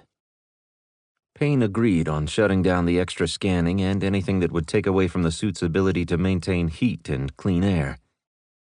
"Moving on," Dank ordered. "Buzz, you're on point." The youngest member of the team took the lead. He darted at each door to make it open before continuing on. He had his scanning systems set for close proximity only, and he held his needle gun in front of him, trained where he was looking. Battery rooms. They wove their way forward until they reached the end of the corridors. The maze continued across the bow and into a maze on the far side. "Time check," Dank called. 90 minutes, Sparky replied. "Which puts us about an hour from the hangar bay. I expect the port side of this pig is more of what we just saw. I'd rather be closer to the other half of the team and our ride should we get the call. We're going back, and then we'll start a search within the hangar bay, looking for other access points before heading aft. New orders are fast movement on the shortest route back. Shaolin, take point." Buzz moved to the rear of the small group to watch their 6 o'clock as they hurried back to the hangar. 2 hours in, and Major Payne was bored out of his mind. They'd searched the space and hadn't deciphered the purpose of the machinery. The ship traveled at faster than light speed, but the machine was not humming with power. It barely cycled. Blinky stood and stretched. 15 minutes? Payne knew what he was referring to. When Blinky hacked systems, he lost track of time. "It's been 2 hours. "No wonder I'm hungry." "Maybe you could say something like, 'Gee, boss, I'm sorry to keep you hanging. Let me give you an update.'" "Do you think I talk like that? I'm not sure I've ever said the words, 'Gee, boss,' in my life." "Just tell me that you're not making any progress so we can move on. Major Dank is bringing his team back to the hangar bay after determining that this entire level of the ship is filled with batteries." "Batteries?" Blinky sat down and started tapping furiously. "I'd ask him, but he is lost to us for the next who knows how long, so I'll ask you, Joker. What is he doing?" "I'm not sure. Let me follow and I'll tell you when I figure it out." She leaned close and watched his screen while occasionally tapping hers. Payne watched. For a moment, he wished he knew more about the digital world, but he quickly shook off that feeling. He had tried, but that hadn't worked for him, which was the first in a series of failures that had led him to space operations and the ground troops side of the fleet. Tactical, not technical, he reminded himself. The door to the space whisked open. Turbo was 3 catwalks up and couldn't see. That left Bile and the Major to watch a bot enter that didn't look like the one they'd run into earlier. It was rounded and had a number of protrusions. "Get down!" Payne shouted over the team channel and dove on top of Blinky and Joker.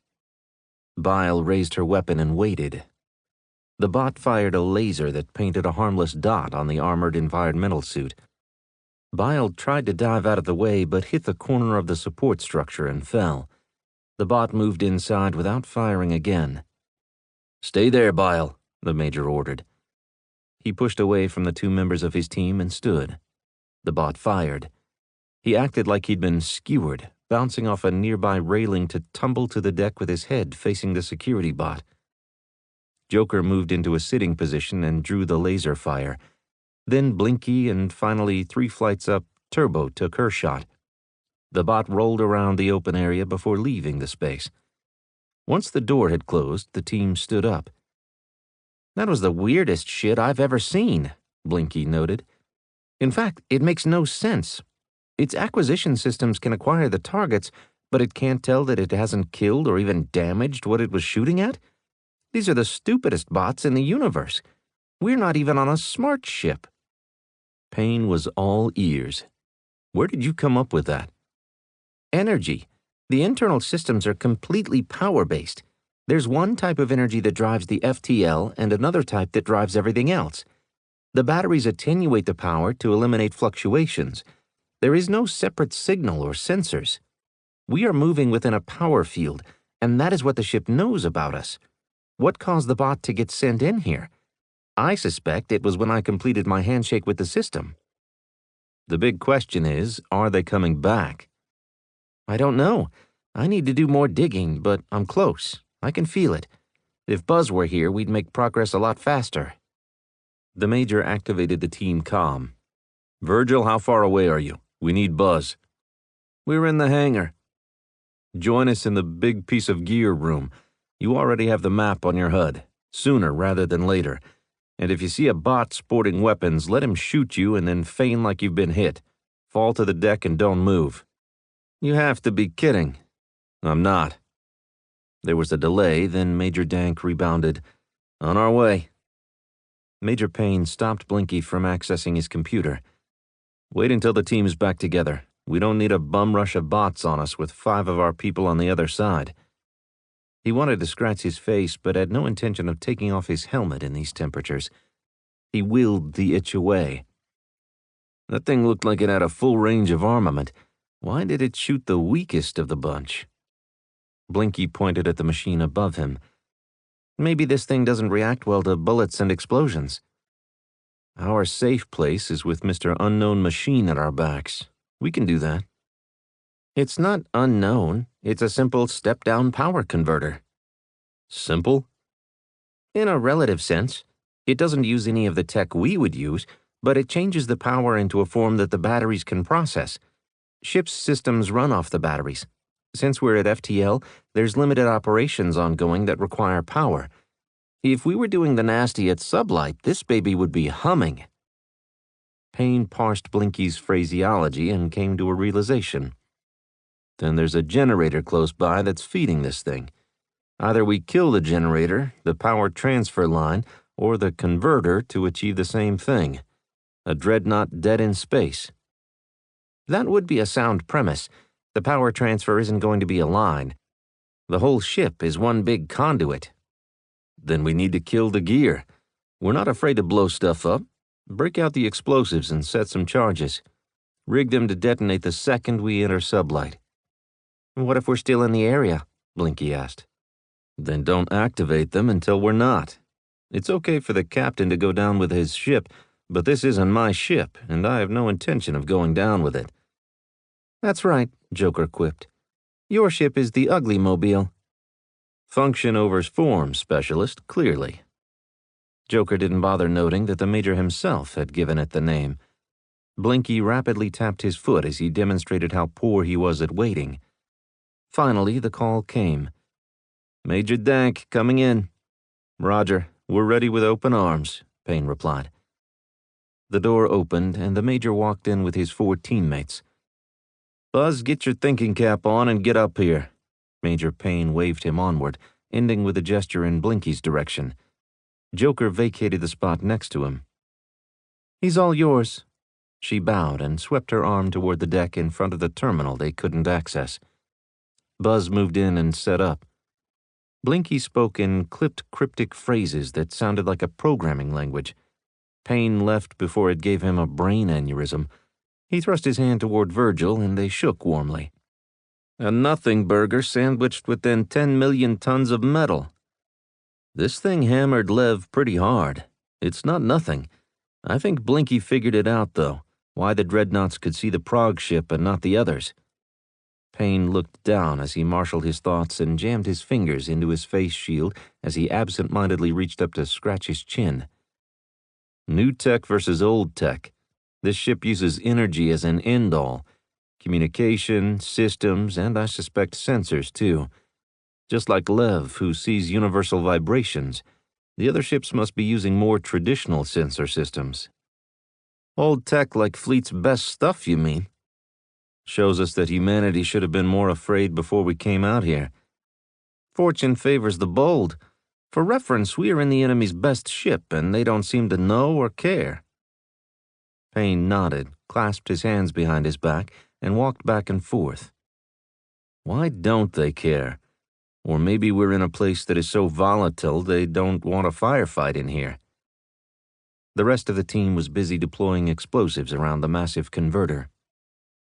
How long did it take you to determine that this was a power converter? You know you're never going to live that down. I've got plenty of pictures to show anyone who cares. This doesn't look like a transformer that any human has ever seen before. In my defense, of course. The door whisked aside and an armed bot rolled forward, with two more behind it. The majors froze. The bot fired a laser that sizzled through Dank's armor. He dove away before it penetrated. When he hit the ground, it found a new spot and fired again. Dank pulled his needle gun and fired 2 quick rounds. The bot jerked but kept its laser well targeted and active. A second laser found Payne's chest plate. A third zeroed in on Dank, and a fourth reached up to the catwalk to tag Turbo. She didn't fire back because of how close the two majors were. Payne fired as Virgil screamed in agony. He kept up the barrage, discharging rounds as rapidly as he could pull the trigger. The bot exploded and sizzled while thin tendrils of smoke drifted upward. The door opened again. Declan jumped behind it for cover. He leaned just far enough around it to fire into the bots in the corridor. Lasers danced across the remains of their fellow security bot as they sought the enemy behind. The major pounded them. Intermittent shots came from Virgil as he tried to drag himself out of the way. Joker popped up and poured fire over the major's head and into the bots. Heckler appeared on the second catwalk and delivered a series of shots expertly aimed at creases in the bot's frame that found their way inside and blasted them where they were least protected. Heckler maneuvered past the major to check the corridor beyond. "Clear," he shouted.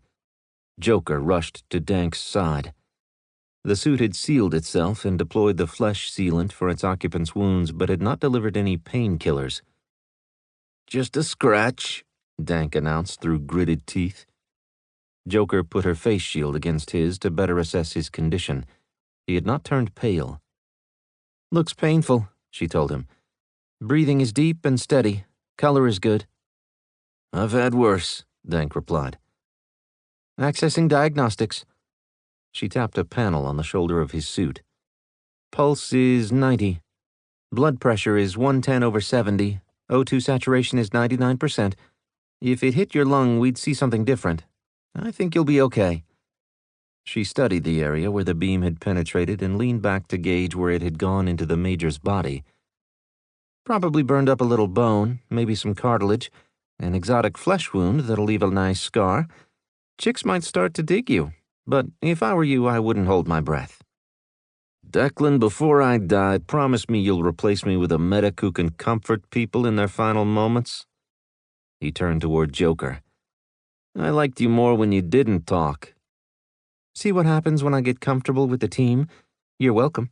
Why don't you relax and let the laceration foam do what it's supposed to do?" "Yes, Doctor," Dank replied. He leaned his head back. Payne joined his fellow major.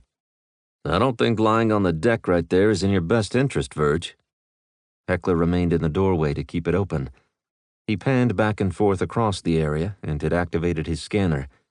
It was worth the cost in power because the harmless bots had become lethal. Team Payne's time on board was growing short. They'd been discovered and declared an enemy. Forces had rallied from within to end their stay. They were more than happy to accommodate. "Help me up, Declan." Payne hesitated but complied. Turbo climbed down and the team members gathered around to deliver soft punches to the shoulder of their wounded teammate. "Blinky, how's the detonation program coming?" "Almost there. You gotta give a guy more than 1 minute if you want to blow stuff up the right way without getting caught in the explosion, sir." Blinky continued to jam away at his computer. "Buzz, come up here," Payne called. When the specialist arrived, he already knew the question. "We're in," he reported. Kind of." "Explain." Payne rolled his finger to emphasize he had no patience for games. He kept swiveling his head since he expected more security bots to visit. "We're in, but we don't speak the language. Binary gets us only so far. We've completed the handshake, but we don't know where to go from there. Until we can learn the power language, we're stuck." "Brute force, then. We'll bring this wreck the ruin it's been waiting for. In the meantime, we need to find the FTL engines so we can shut them down. Otherwise, getting off would be a real downer." As in, nothing left of us larger than a molecule, Buzz repeated. Hitting normal space from light speed without the cushion of a formal transition was like falling face first into concrete at a speed of 1.08 times 10 to the ninth power. It reduced the unfortunate item to a molecular spray. Something like that. So knock it out of light speed and then we get off. Every plan is a good plan until you can't open the door, Virgil said in a pained voice. Bots, Heckler reported, and fired a handful of times before retreating into the space with the others. Prepare to fire.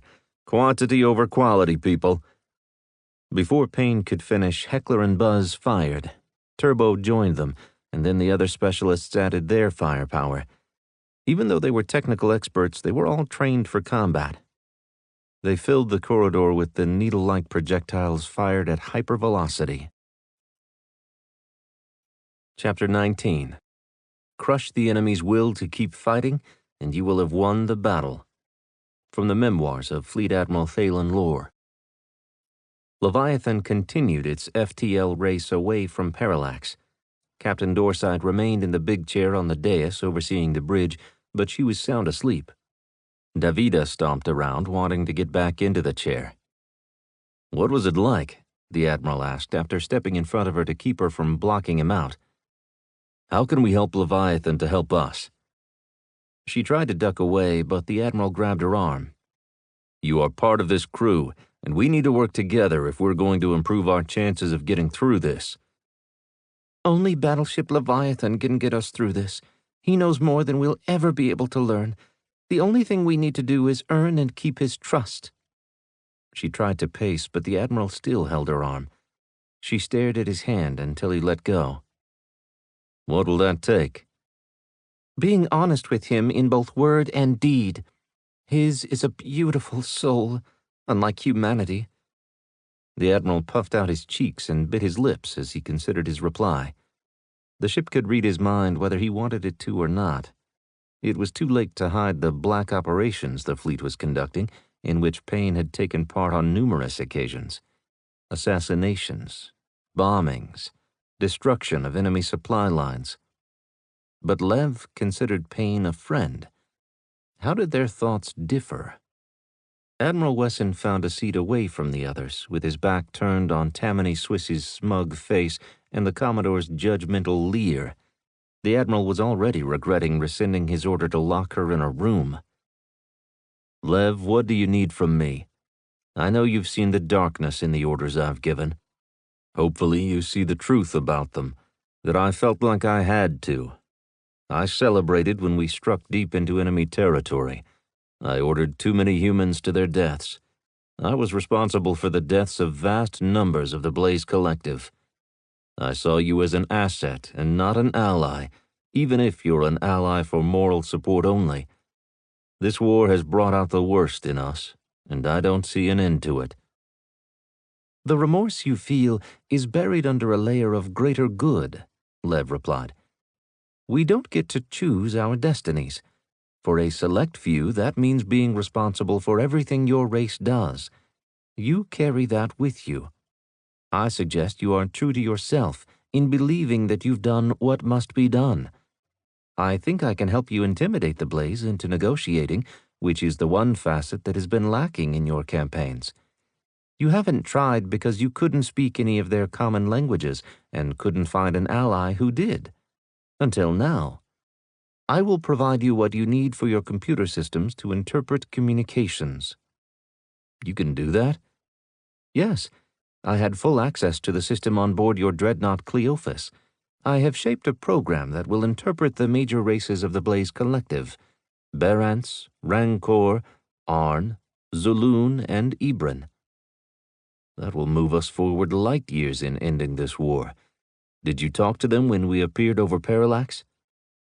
We were stealthy until we were being fired on, so no, I sent no messages to them. The Admiral looked at the screens, showing the vastness of space as it surrounded the bridge from the safety of being well inside the massive ship. What can I do, Lev? You can study the lessons of the progenitors' engagements with alien races as they expanded across the universe. The Progs are gone. Where did they go? Their technology became too advanced. They destroyed nearly all of it. Before you ask, I know where nothing is besides the home planet, but that's a billion light-years away. One spacefold from here, however, that planet was the first to remove its technology. Even before I went into hiding, it was well on its way to returning to an agrarian society. As for the people, have you not wondered why everything seems to fit your human bodies? I did wonder about that, but not for very long. Bipedal species seem to dominate sentient societies. I figured the Progs were our forebears in a way, since humans were around for thousands of years before you came to rest on Ganymede. Wasn't there a significant change in humanity's evolution about 30,000 years ago? Neanderthal to Homo sapiens, sure. How old do you think I am? Lev asked abruptly. I'm assuming you're asking that question because you're going to tell me that you were around when that happened, and the Progs had something to do with changing human evolution. The Admiral assumed Lev was reading his thoughts and didn't bother giving him an answer he already had. They inserted a DNA strand here and there until the end result was better than they hoped. The scientist in charge of the human project was exceptionally gifted. Other races were not so fortunate. We can talk about other races later. But for now, our strategy has been one of being bigger and badder. But if we can talk with those we consider our enemies, that will change how we engage, and that will help us learn more about them. I see what you're not saying, Lev added. You have a long way to go, Harry.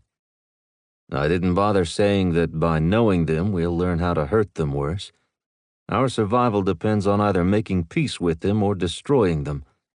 I will work toward the former, but I have to be prepared for the latter. I don't have any choice, and I'll bear that burden for all humanity. May we be rewarded when the second option is no longer necessary. I need your help in that, Lev. I shall do my best. Maybe you should get some rest. It's been a while. Maybe I will. Do I have a new mattress yet? The Admiral headed for the hatch to the central corridor. He glanced at the others as he walked by. Don't break anything while I'm gone. Do you think needling them is the best strategy? Maybe you can start your transformation by making peace at home, Lev pressed. They are both raging schlongs who don't care one whit about humanity. But for your sake and mine, I'll commit to trying. They have to be good at something where they can help us out. Alas, must someone be able to provide something to you in order to be considered anything other than an adversary? You know the answer to that, Lev. We are in the middle of nowhere with a fleet of enemy ships chasing us. And yes, they are the enemy because their goal is to destroy us. They already fired on this ship. I suspect we're going to have to turn and fight. Can we take them? Probably not, since they have 2 Dreadnought-class ships mildly comparable to Battleship Leviathan, the ship replied, using his formal name. But we have a team of humans, I trust, working to disable one of the Parallax Dreadnoughts. That would greatly improve our chances to drive away the rest of their fleet. The Admiral climbed aboard the waiting cart, which whisked him toward his quarters. They were conveniently located on the command level, the same deck as the bridge. Lev had put all of them in one area despite protests from those the Admiral considered to be working in their own interests, counter to what was best for the group. Or Leviathan. Are you arguing with me just to see how much I'll bend to suggestion? Argue as a human word has negative overtones. We are merely conversing where truth of thought is fact. At least one of us has truth of thought. No lies, Lev. Promise me. I promise you, and I have not lied to you. But I don't always say all there is to say. We have limited time available to us. Davida, you told her much more than you told any of us. The Admiral wanted to know if there was a second source for information without having to bother Lev. Admirable, but she has less patience with her fellow humans than I do. She has the capacity for understanding, so I shared up to her level of awareness. She'd never ingested that amount of information at one time before. I shall slow down future exchanges. You know what I'm going to ask next. The cart slowed as it approached the Admiral's assigned quarters. What she can do for you based on her new knowledge, Lev confirmed. Or all humanity. There was a pause while the Admiral entered his room to find an oversized, overstuffed mattress on his bed with 2 pillows of the same design.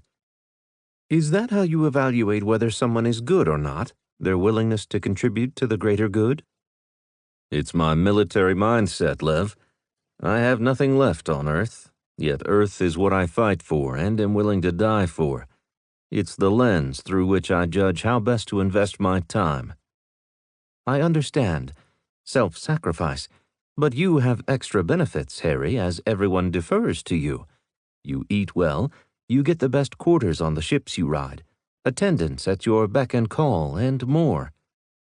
As they say, it's good to be the king, but all failures are mine and mine alone.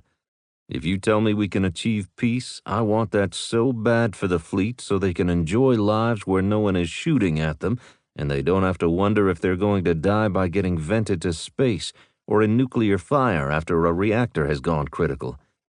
Tell me I'm looking at my role incorrectly. I don't see any other way for you to view life, Harry.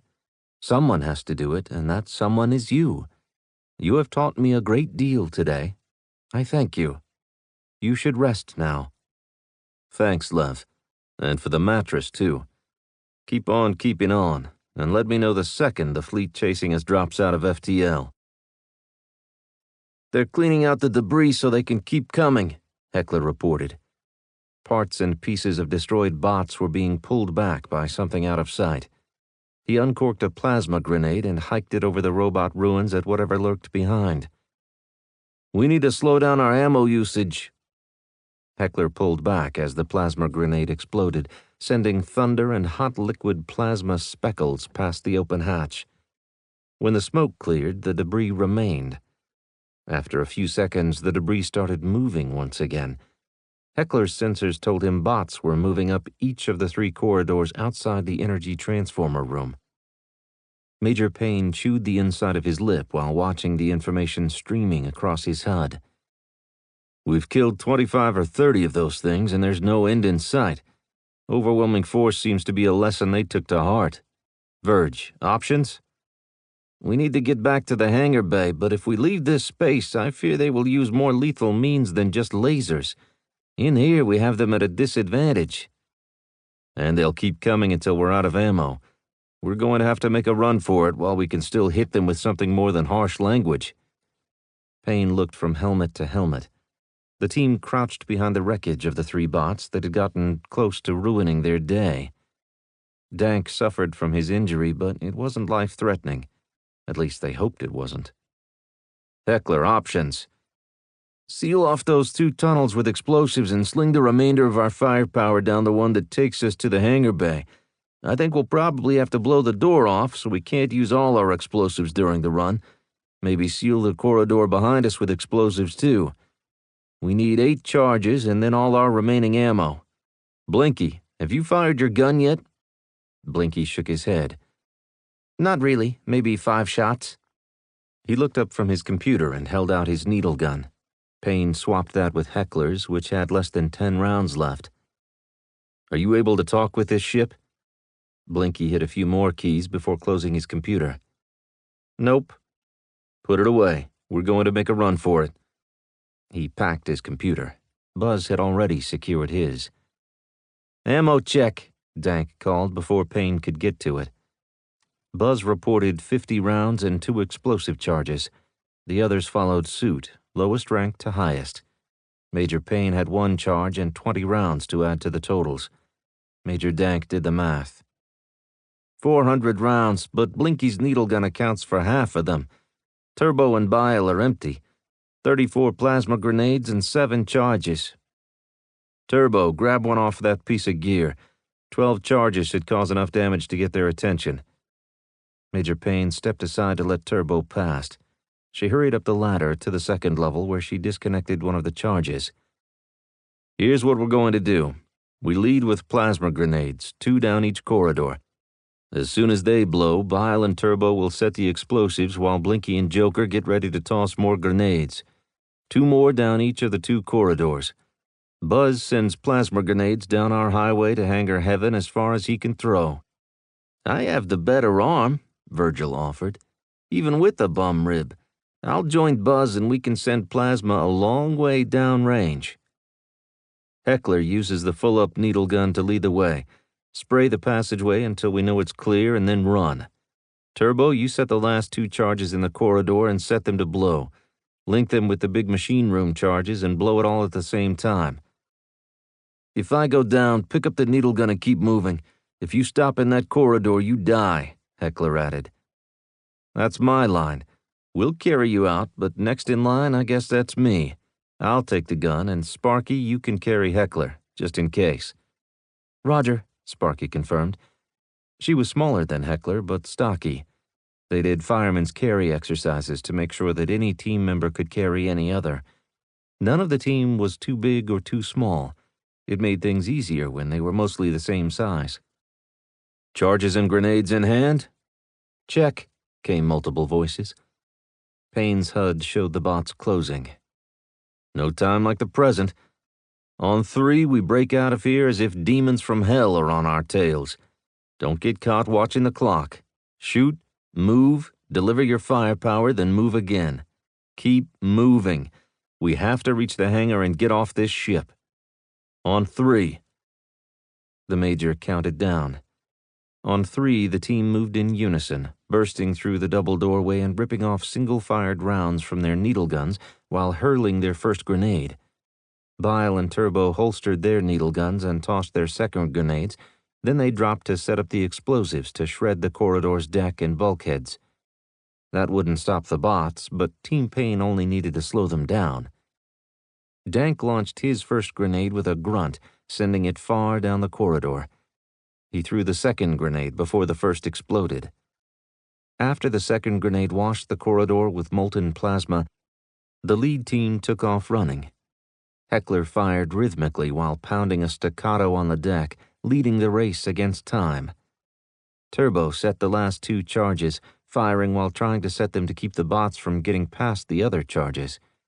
She finished and raced away, zigging and zagging until she hit what she thought was an acceptable safe distance.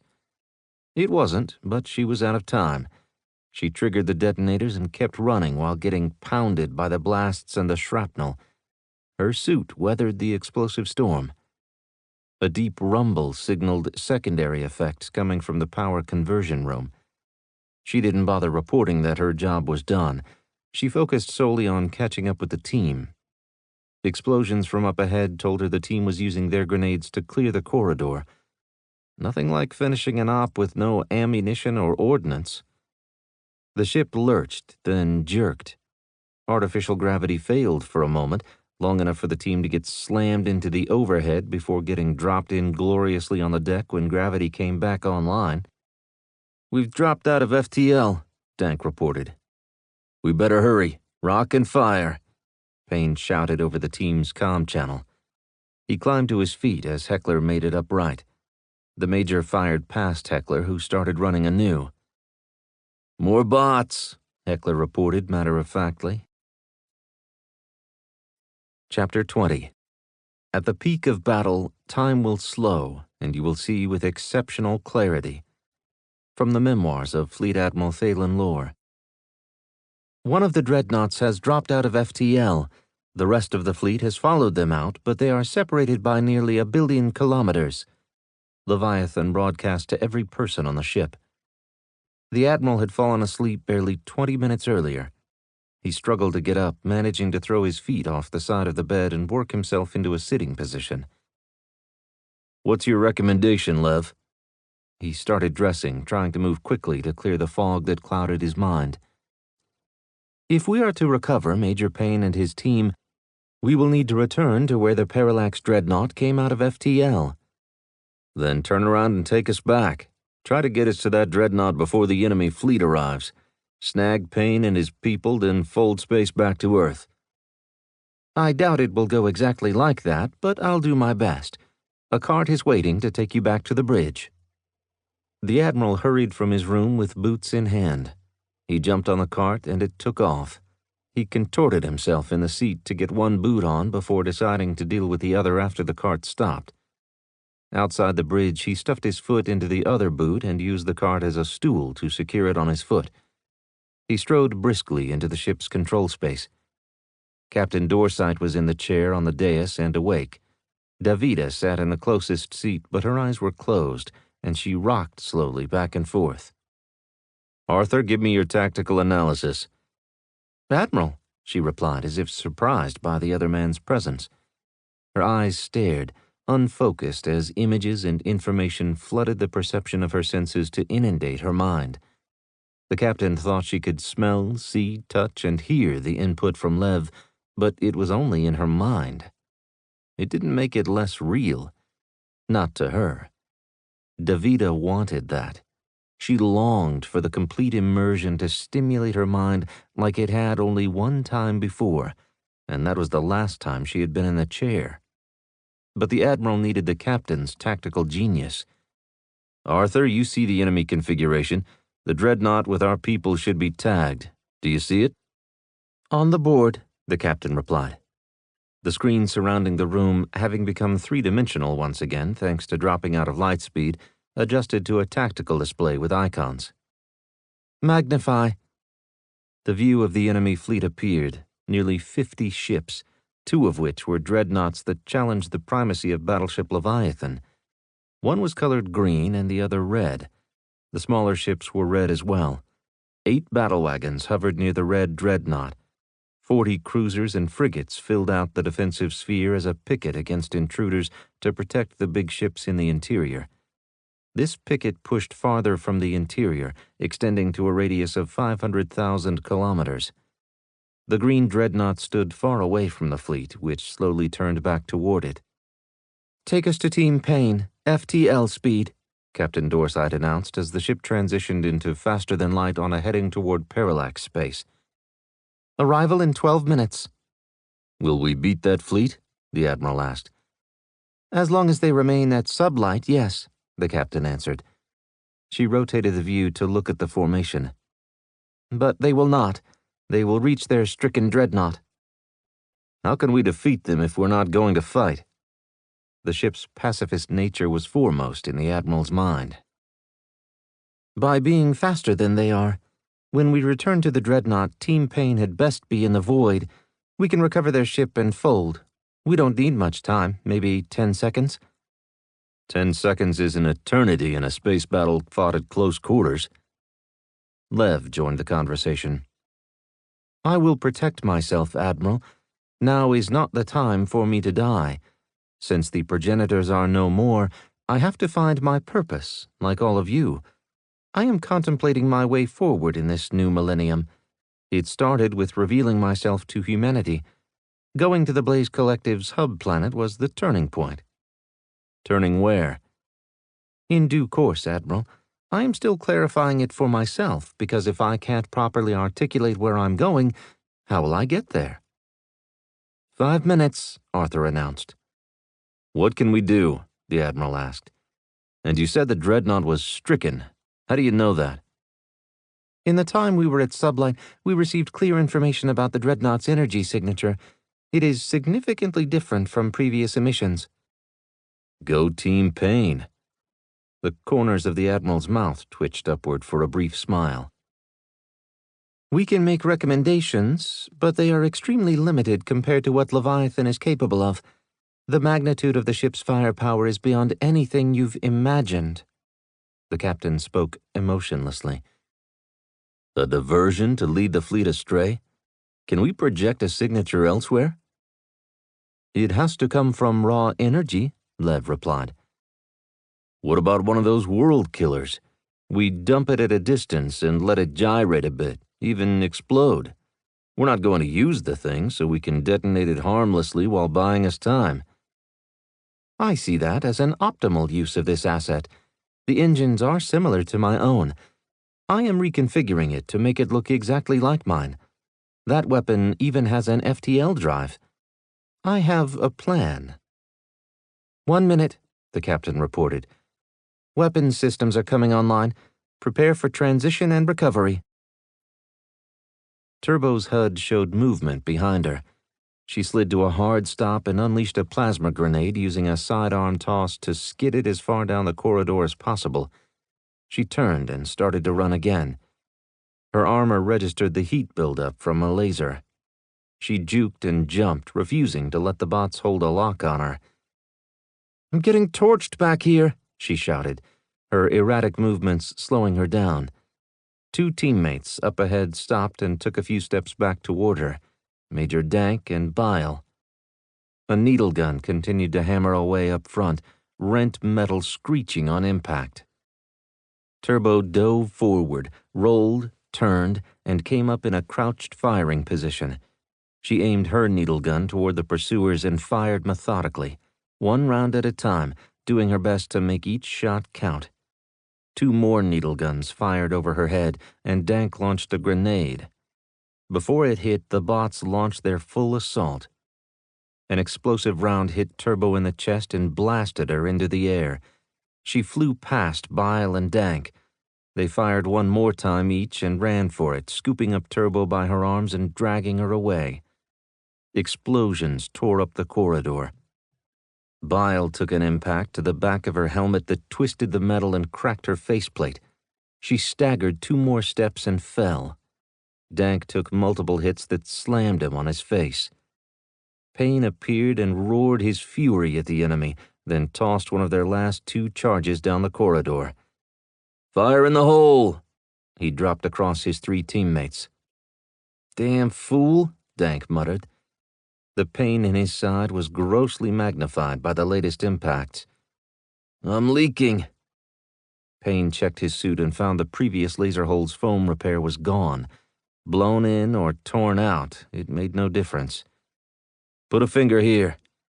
Dank raised his elbow as he tried to get his hand to his side. Payne shoved it into the hole before yanking Turbo to her feet. He rolled Bile onto her back before leaning her forward in a sitting position. Payne pulled her backward until he could get her up to his shoulder.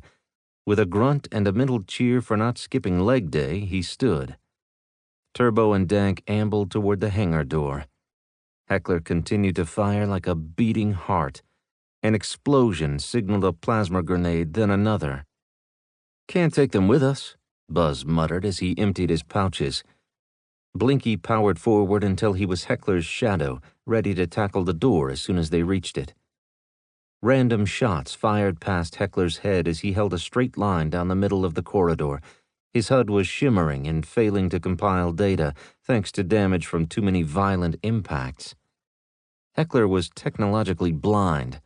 His eyes worked just fine, but the corridor was blinking in and out, an effect that had happened the second they blew the charging equipment. He wondered why the batteries weren't picking up the slack, but not for very long. It didn't matter that they weren't. It only mattered that he couldn't see. "Blinky, my HUD's out. You got a tank point." He slowed and moved to the side. Blinky didn't hesitate. He grabbed the needle gun like a handoff at a track meet, brought it up, and fired far more quickly than Heckler had. "Slow down," Heckler called, but it was too late. The needle gun was empty, and Blinky's backup was empty too. He launched the 1 grenade he had kept and sprinted after it to run through the blast and reach the door. "Almost there," Blinky noted. The hangar access was at the crossroads of 3 corridors. They occupied one, and their HUDs told them security bots occupied the other 2. "No clean access to the door," Heckler reported. "Here." Payne's labored breathing didn't allow him to say anything else. He handed the explosive to Heckler, who tapped the detonator for a 7-second delay and tossed it to the base of the door. "Fire in the hole!" He and Blinky turned and crouched over the Major. The other members of the team hit the deck. The blast washed over them.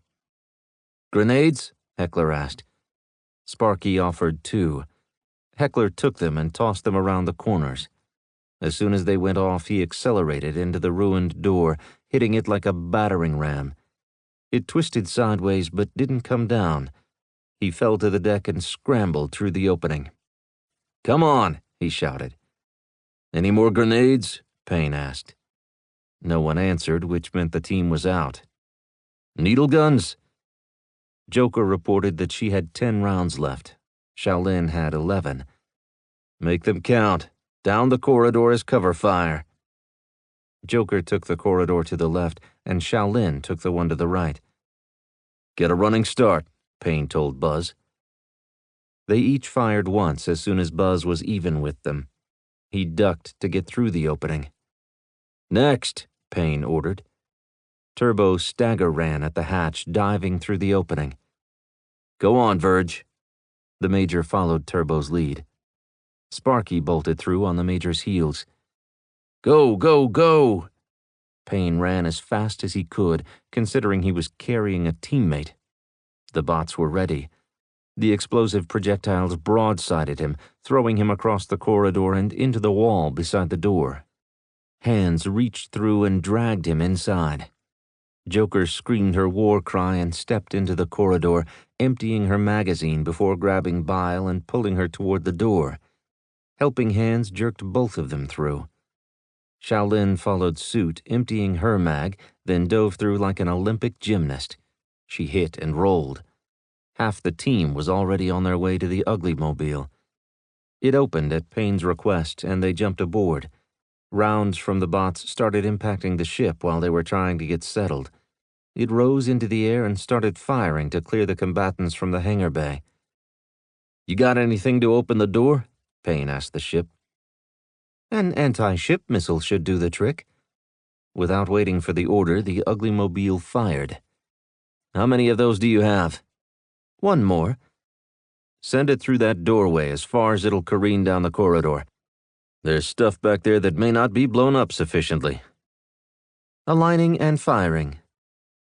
The missile shot through the hatch and skipped down the corridor, shredding anything in its way as it sought the heart of the dreadnought. The Ugly Mobile bolted the other way, through the hole blasted in the hangar door and into deep space. The insertion vehicle slowed almost immediately. What are you doing? We need to get away. Payne stood as if he could intimidate the ship to move faster. We are in the dreadnought's weapons envelope. Our greatest defense is stealth. I'm going to use that to save your lives. Payne sat down. What do we do now? We wait for the ship to move on, and then we contact Leviathan for pickup. The ship would have been watching for the dreadnought to drop out of FTL. Thanks, Lev Jr. of the Ugly Mobile. Damage report, people. How is Bile? Payne took off his helmet first, even though they were in space and supposed to stay within their environmental suits. Sometimes standard operating procedures, SOP, didn't apply. Payne wanted to see their faces and wanted them to see his. One by one, they disconnected their helmets, rotated them, and removed them. Many took a deep breath of the air from within the insertion ship. It was still cold from being inside the dreadnought, but it was better than recycled suit air, and the inside of the ship was warming up. Payne went down the line, realizing for the first time how much his back hurt from the impacts of the explosive projectiles. His suit wouldn't stand another op, and he needed time off before attempting one. Just like the rest of his team. First up was Combat Specialist Coke. Did you take any hits? Payne scanned his senior combat specialist's suit, which was charred and specked from shrapnel but had no penetrations. Do I look like an officer? Damn, sir, you'd think it was your first day, Heckler shot back. Payne shook his head. Everybody but you, Heckler. You'd think your bajuli snackers got twisted in a knot. We love you anyways, despite you. Heckler's tone changed, and he held up his hand. Team Payne fucked up a dreadnought, ripped its throat out from the inside. Payne took the man's hand, thumbs locked, and they shook like brothers. Sparky checked Bile's external monitor, but it had been destroyed by one of the many hits she had taken. Shaolin unlocked Bile's helmet and removed it. Payne waited for their assessment. Sparky removed her glove and checked her neck. Pulse is fast but regular. Breathing is shallow. Is she bleeding? Payne lifted her so they could check her suit. Battered and bruised, but no holes that I can see. Hang on. Shaolin leaned close. Micro-penetrations. Looks like a shotgun blast. Interior foam would have sealed, but how deep are the wounds? Can't tell from here. Get it off her. The team moved aside to give them space. Anyone else injured more than a bump or a bruise? Everyone shook their heads. Even if they had been hurt, they were conscious and far too hardcore to admit to being hurt. Virgil shook his head. We're all fine. He wasn't fine either, but all eyes were on Bile as the ugly mobile bobbed on space currents, trying to look like nothing important. Chapter 21. Mercy is putting the enemy out of his misery. From the memoirs of Fleet Admiral Thalen Lore. Leviathan transitioned out of FTL to a full stop near the Dreadnought. Within a single heartbeat, the Parallax ship's weapons unleashed a broadside that would have obliterated half of the human fleet in one fell swoop. The World Killer launched on a vector that would take it to Parallax. It immediately transitioned to FTL, its energy signature imitating that of Leviathan. Leviathan filled the void space between the two ships with a counter-battery fire that brought the dreadnoughts back to a dead halt. The two broadsides matched and arced a supernova that washed over both ships. The dreadnought did not fire a second salvo. Its energy signatures winked out one by one. What's going on? The Admiral wondered, staring at the dreadnought, which filled one complete wall. He moved closer. Why isn't it firing at us? The captain still sat in the seat on the dais, immersed in Leviathan's neural network.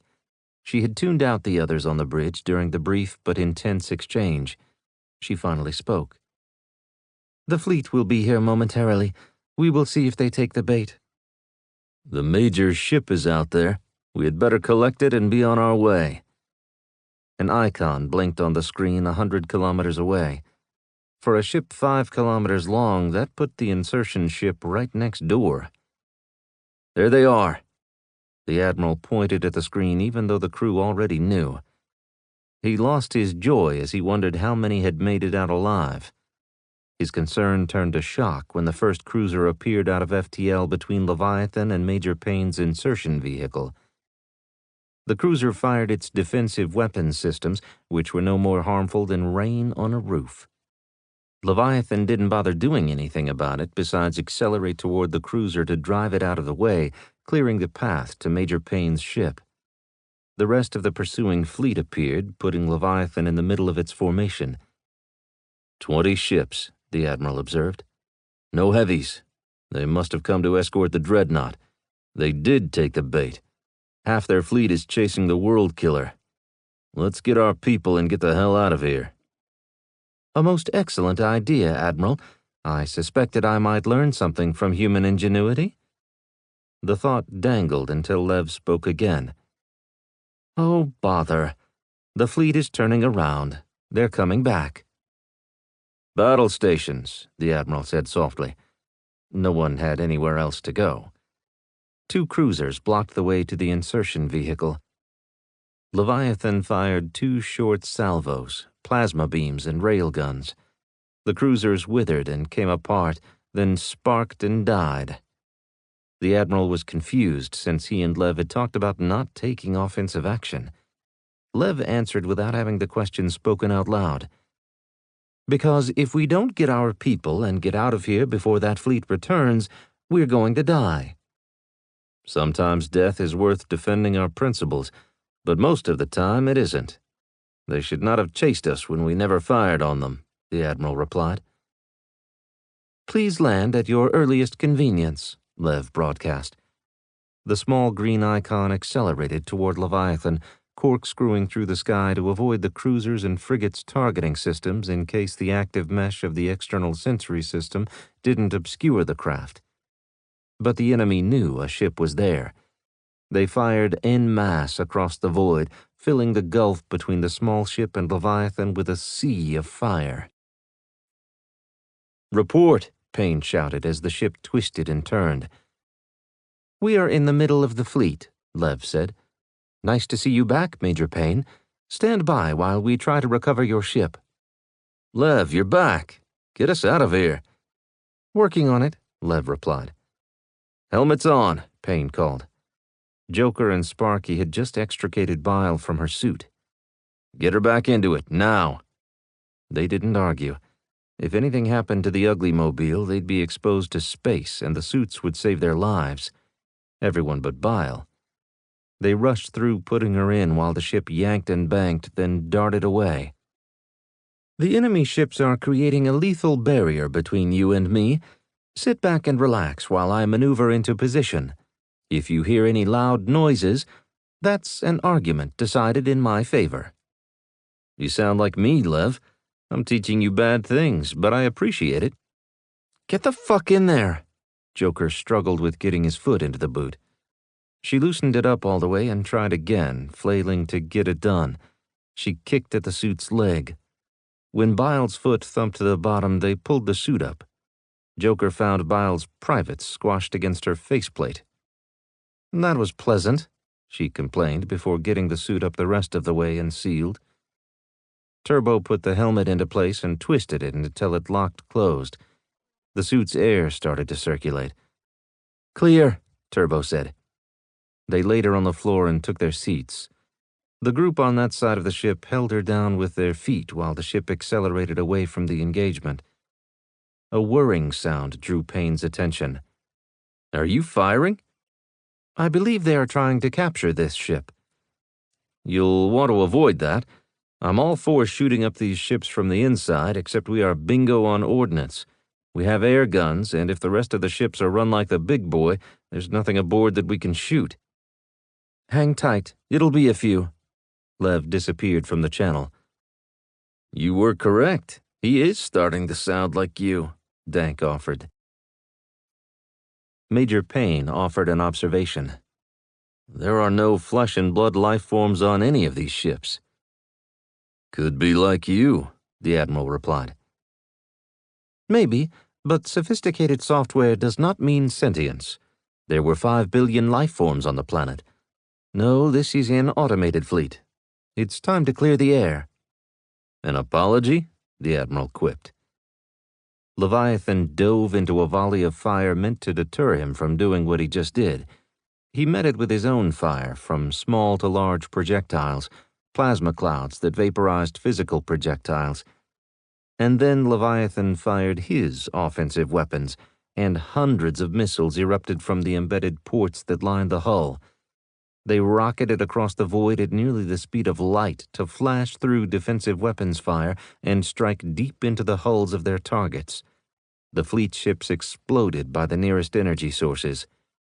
The remaining 18 enemy cruisers and frigates turned into separate and unique novas, suns created by compromised reactors cascading to their doom and taking their ships with them. Leviathan raced forward, and the insertion ship instantly turned around and headed for the hangar bay. The enemy fleet winked in. 2 battleships, then 4, the Dreadnought and the remaining battleships and cruisers. The Dreadnought's main weapon spooled to life, a plasma cannon that fired a projectile the size of a large asteroid. Traction beam engaged, accelerating away from engagement zone, the captain reported. Fold space, get us out of here. The Admiral nearly jumped at the dais. The insertion ship did not make it into the hangar. It is grappled to the outside of the hull, Lev explained. Brace for impact. The projected view outside the ship changed perspective as Lev rolled to move the small ship opposite the line of fire. Upon impact, the ship lurched, throwing those on the bridge into the panels, over stations, off chairs, and onto the deck.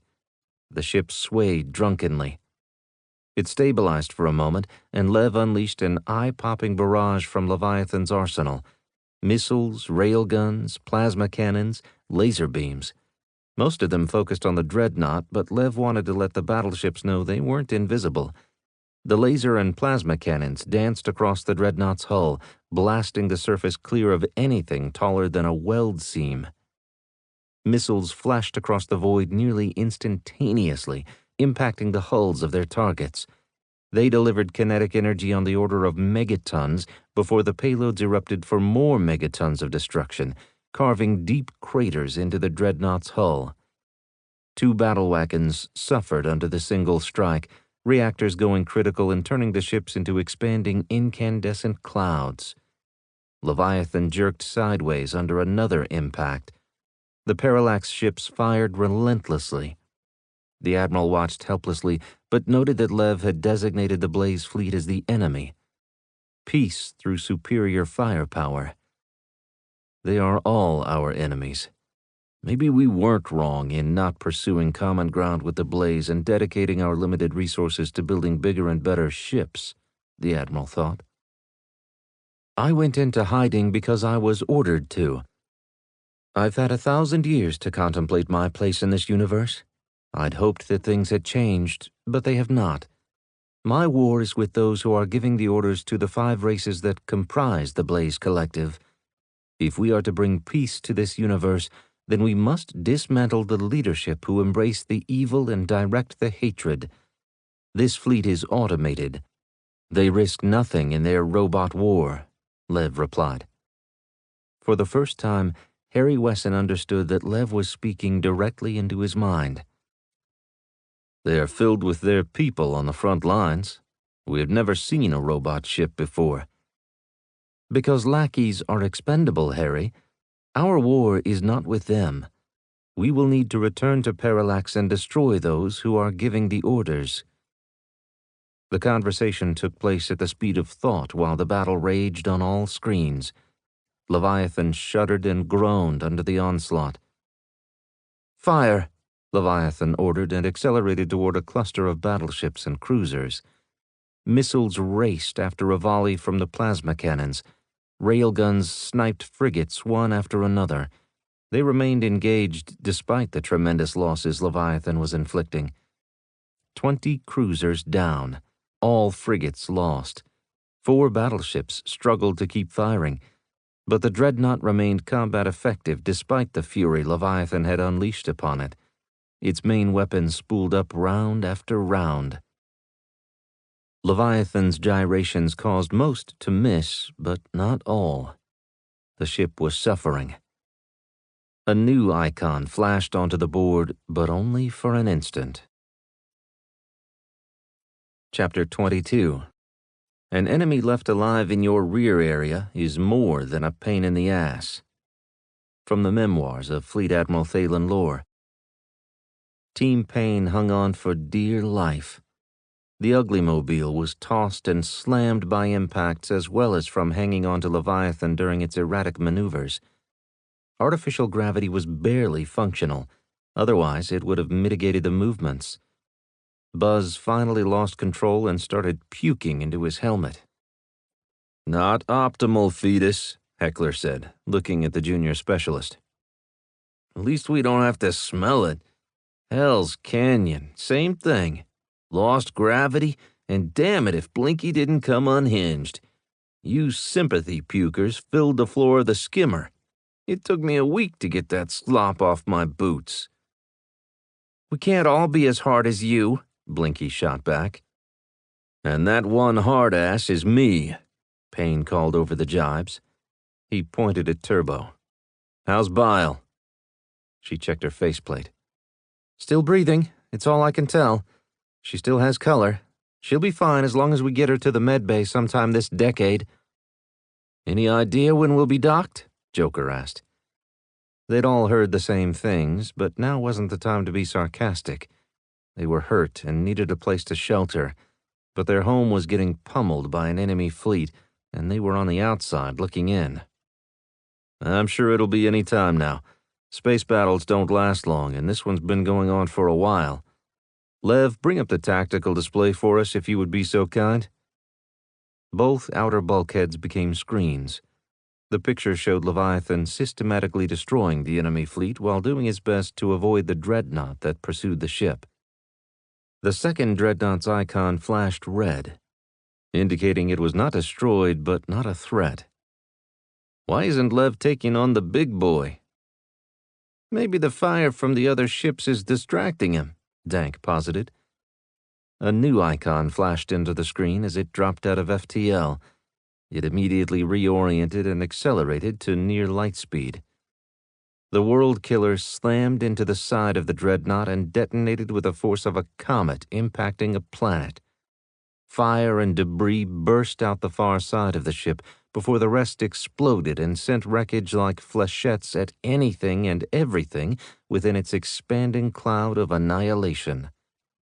Lev maxed his acceleration without going to FTL and rolled to keep the insertion vehicle away from the worst of it. While executing his life-saving maneuver, Lev continued to fire at ships that wouldn't be impacted by the death of the dreadnought. The final barrage of missiles shattered the surviving battle wagons. A cruiser tried to escape, but a final pair of missiles caught it the instant before it launched into FTL. The buffeting ended and the insertion vehicle unclamped and executed a quick maneuver that delivered it into the hangar bay. The doors closed and atmosphere was restored. "You may take off your helmets and report to the medical facility for treatment," Lev announced.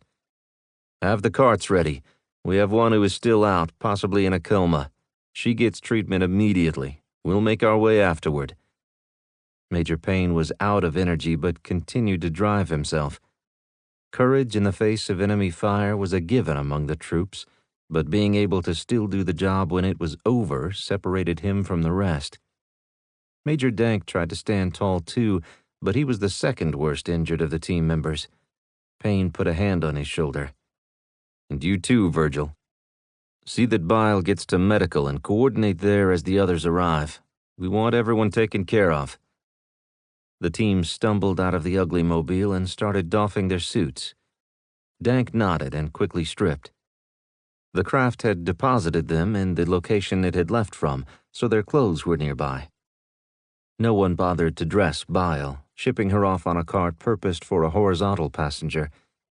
Dank stiffly put on shorts and jumped into the next cart. It took off without waiting for anyone else because Payne had already thought about it and Lev knew the urgency. Buzz removed his helmet and dropped it on the deck. The smell wafted past the others. "Go somewhere else to change, fetus," Turbo barked. Buzz tottered away to remove his befouled suit. Payne grabbed his clothes and carried them to him. "Good op, Buzz."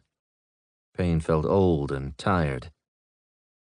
Heckler removed his suit, dumped it on the deck, and dressed. As the first done, he collected the weapons to return to the armory for cleaning and reloading. "Anybody beside Heckler not going to medbay?" Buzz, Turbo, and Blinky raised their hands. "That was a loaded question. The right answer is that you're all going. Even you, Heckler, once you've secured the weapons." "Are we free and clear?" Heckler asked. Payne had assumed the display screens inside the insertion ship told them everything they needed to know, but they would redeploy if needed. Only in an emergency, though, since the team was combat ineffective. Too much damage to their bodies, including Payne's. He knew his back would be black and blue from the torture it had withstood. He realized he was thirsty. "Get something to drink, people. And Lev, can you give us an update? Are we clear, at least for a while? And when are we folding back to solar space?" A cart appeared with beverages, and the team members each took one and downed it. "Balanced electrolytes that should help your bodies. The pursuing fleet has been eliminated. Leviathan is damaged, but not beyond repair. We will recover necessary raw materials from the mostly intact dreadnought before we depart." The maintenance and fabrication fleet was mobilizing in the hangar bays and preparing to leave. "My mission does not require a return to solar space." Payne frowned. The others froze in the middle of getting dressed. "Hey, buddy, you're going to have to explain that last one a little more.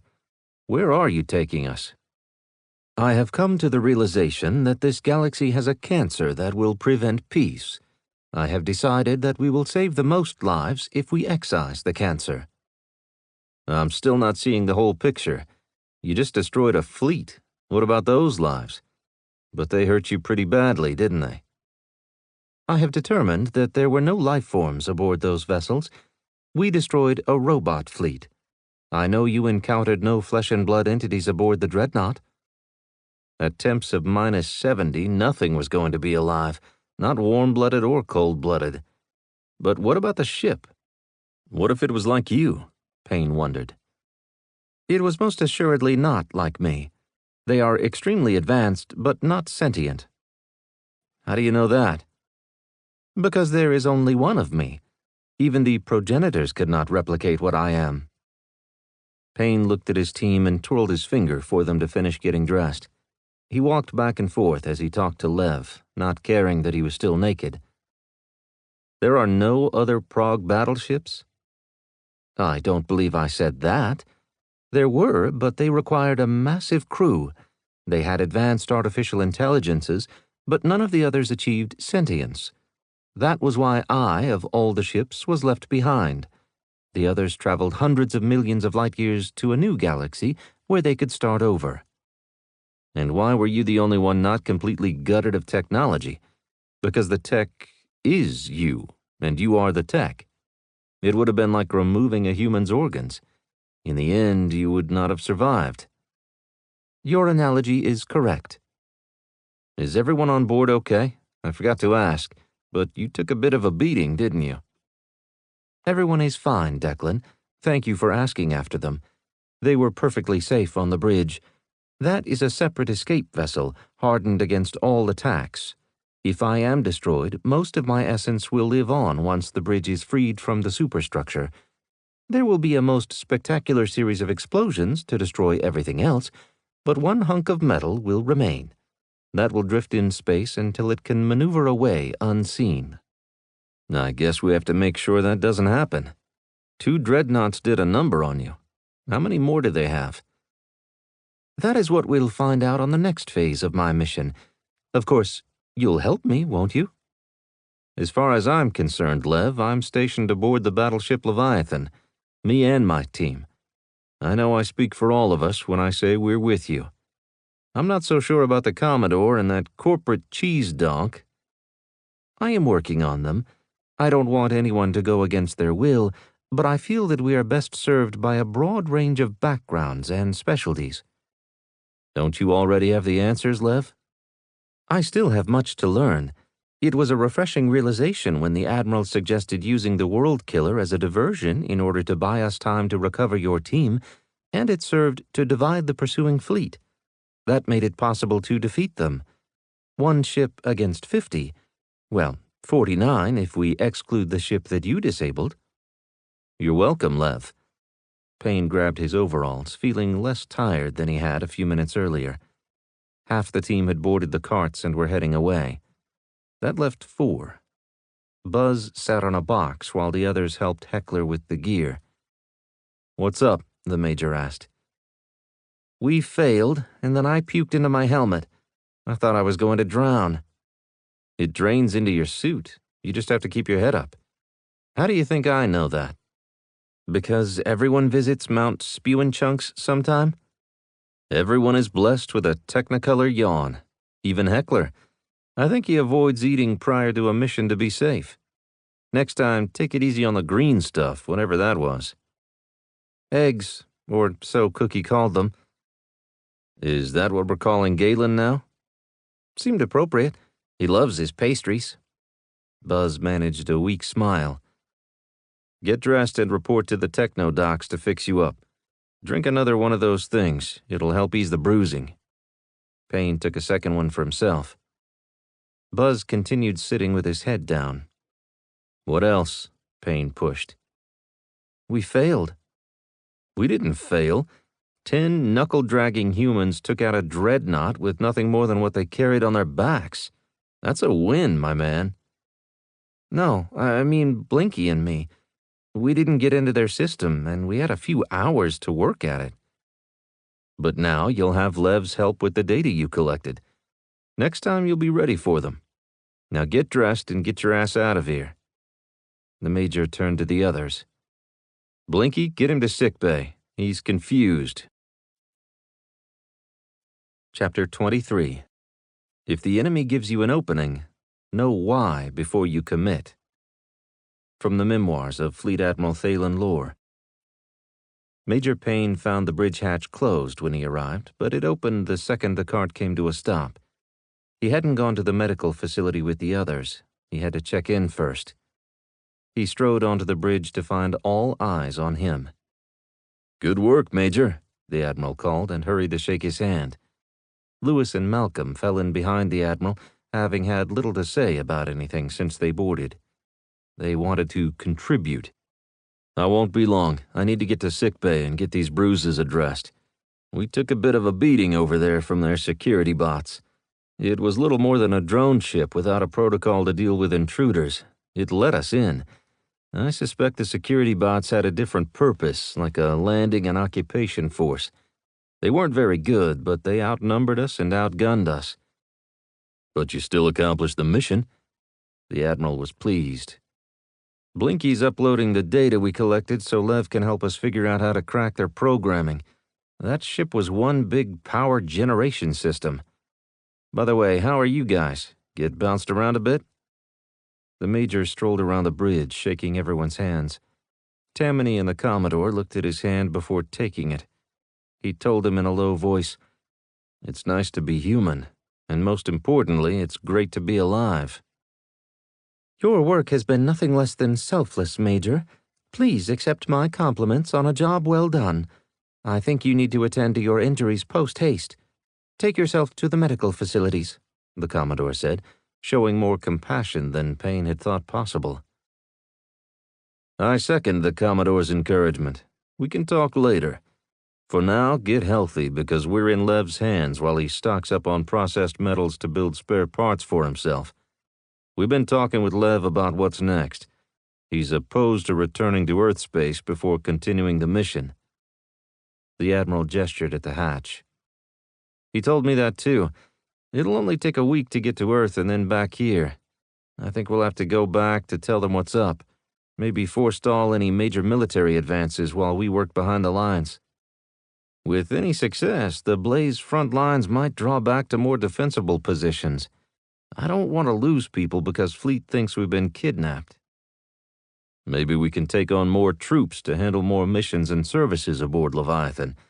He can carry up to 100,000, but I wouldn't be happy with crowded corridors. I'm comfortable the way things are. I'm not sure I would like having to wait for a cart," the Admiral explained. "That's a good reason." Major Payne clapped the Admiral on the shoulder. "I'm off to sickbay and then to the rack. I'm tired. I'm sure with a clear head I'll be able to add quality to the conversation. Or maybe not. You know me." The Admiral nodded. Payne waved over his head as he walked away. "Thanks, everyone." He continued into the corridor and to the waiting cart that whisked him straight to the deck's medical facility, where he found 7 members of the team. A quick look confirmed that Heckler and Blinky were missing, but he knew what they were doing and approved. They hadn't been injured, while the rest had absorbed critical impacts, with penetrations of Biles and Dank's suits. Major Dank was spread across an operating table and hooked to machines with a force field around him. A beam worked with knitting needle-looking devices to stitch his rib cartilage together. "I've never seen anything like that before," Payne mumbled, mesmerized by the manufacturing-type approach to repairing a human body. Payne broke free and scanned the beds, looking for Bile. He found her beyond Turbo and Shaolin. "Everybody sleepy?" "Following doctor's orders," Turbo replied. "Grab a bunk. I'm sure you're under dock lock too." "Not yet," Payne started. "You will do as directed, Declan. Enter the examination room, please," Lev replied. "Crap. You're like the man of 1,000 faces," Payne blurted. He recovered and pointed at Specialist Bile. "I would like to know what's wrong with her." "Concussion and brain swelling. I'm reducing the swelling through directed temperature reduction."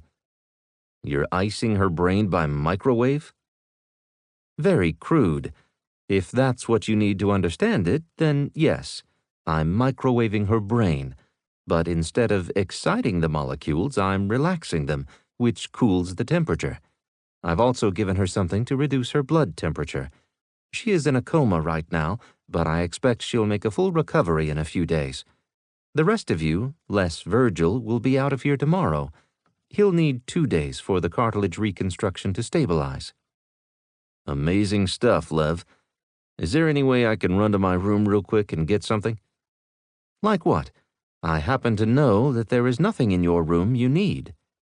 Like about 8 hours of sleep on that cushy mattress as opposed to that fossilized lump you want me to lay on in here? Have a heart, Lev. You got a cushy mattress? Turbo asked, sitting up straight in bed. I want a cushy mattress. And me, Sparky added. See what you did, Lev?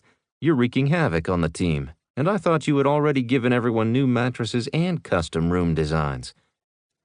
They are pulling your third leg. They've had them longer than you, along with other room customizations. You've already had this conversation. Lev, be a peach and have new cushy mattresses delivered to every crew member's quarters. They'll be less grumpy for it. The progs were a bit utilitarian for our Neanderthalness. I'm heading to my room. I just need sleep and lots of water. Payne collected 2 containers and headed for the door. I know you control the carts. Don't make me walk because you know I will. You will recover better in the medical facility, where your vitals can be monitored at all times and medication applied or adjusted as needed. I believe that you believe the truth of your statement, Lev. I'm telling you that I'll recover better in my own bed, just like the rest of the team. He turned to find the specialists climbing out of bed, grabbing their clothes and heading for the door. And for your edification, I got a grand total of 10 minutes on that mattress before everything went to hell. My evaluation wasn't complete, but with the minimal data, I believe it will benefit the whole team. You sound pretty defensive, sir, Turbo replied. We've taken one for the team and can confirm without a doubt that the cushy mattresses are indeed just what the doctor ordered.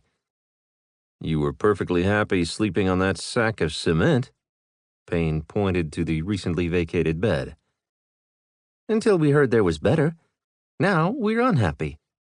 You should probably wait and tell Major Dank where everyone is. Payne's shoulders fell of their own accord as he surrendered to the inevitability of his discomfort. How in the hell did that work? Turnabout is not fair play. Payne threw his hands up after having gotten exactly the opposite of what he wanted. They're out to recover in their rooms. You might as well lie down here, Major Payne. The team nearly bulldozed the door on their way out. It closed again, leaving Payne alone with one patient in a coma and the other sedated. That'll learn me up real good to look out for number 1. Can you get me something softer than what you have here? I suspect I'll be here for a while, you bow-legged butt snuggler. I have no idea what this tumble of words means, Declan. I think you're delirious and need to be sedated. Fine, I'm getting in bed. Payne took the blankets off all the beds to build himself a single mattress that was passably comfortable. Let me know when Virgil is awake. Declan leaned back, his head full of deeper thoughts than his personal comfort, but Lev already knew that. Payne expected him to talk to him about the strategy of going back to Parallax, but was asleep before he could utter the first word. Declan, are you alive? A voice whispered into his ear. Of course I'm alive. I'm sure you see me breathing. He opened his eyes to find Virgil looking at him. How do you feel? Good as new. Look, even Bile is awake. In the next bed, Bile breathed deeply and slowly. She looks like she's sleeping. Well, she is, but she's awake from the coma. You're killing me, Virg. What time is it? We're in interstellar space. Time is relative out here. Payne stopped asking questions and sat up. Hungry. They're waiting for us, Virgil said, holding out Declan's clean coveralls. How long was I out? He slid out of bed and leaned against it to get his first leg in. About 12 hours. I think we're getting ready to go, but there is some question as to where. Your presence is required. Clean yourself up. You smell funny.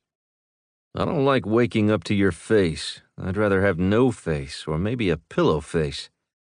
Payne headed for the bathroom. Give me 10. A shower sounds good. Virgil dressed and waited. After one last look at the sleeping specialist, the 2 majors strolled out of the medical bay and hopped on the cart waiting to take them to the bridge. What's our plan of attack? Dank asked. Declan shook his head. We're along for the ride on this one, Virgil. Maybe they'll ask us what we saw on the Dreadnought. We're back on the big ship, which means the Admiral's in charge. It's his meeting. That makes it easy on us. I don't have to prepare a speech. You never prepare for your speeches.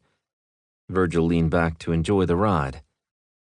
I used to like you, Payne replied with a short chuckle. There's that. At least I don't have a folder or a memory stick to stuff into a computer. Just us and our massive brains. Don't say that in there. You'll find out in a hurry that when it comes to those who are on board this ship, we're probably below average. Hell, we're below average on the team. Soft. That's us. When you put it that way. But no, good sir, we are who we are surrounded by. Team Payne may be a Space Ops Force team, but we're as hard as depleted uranium.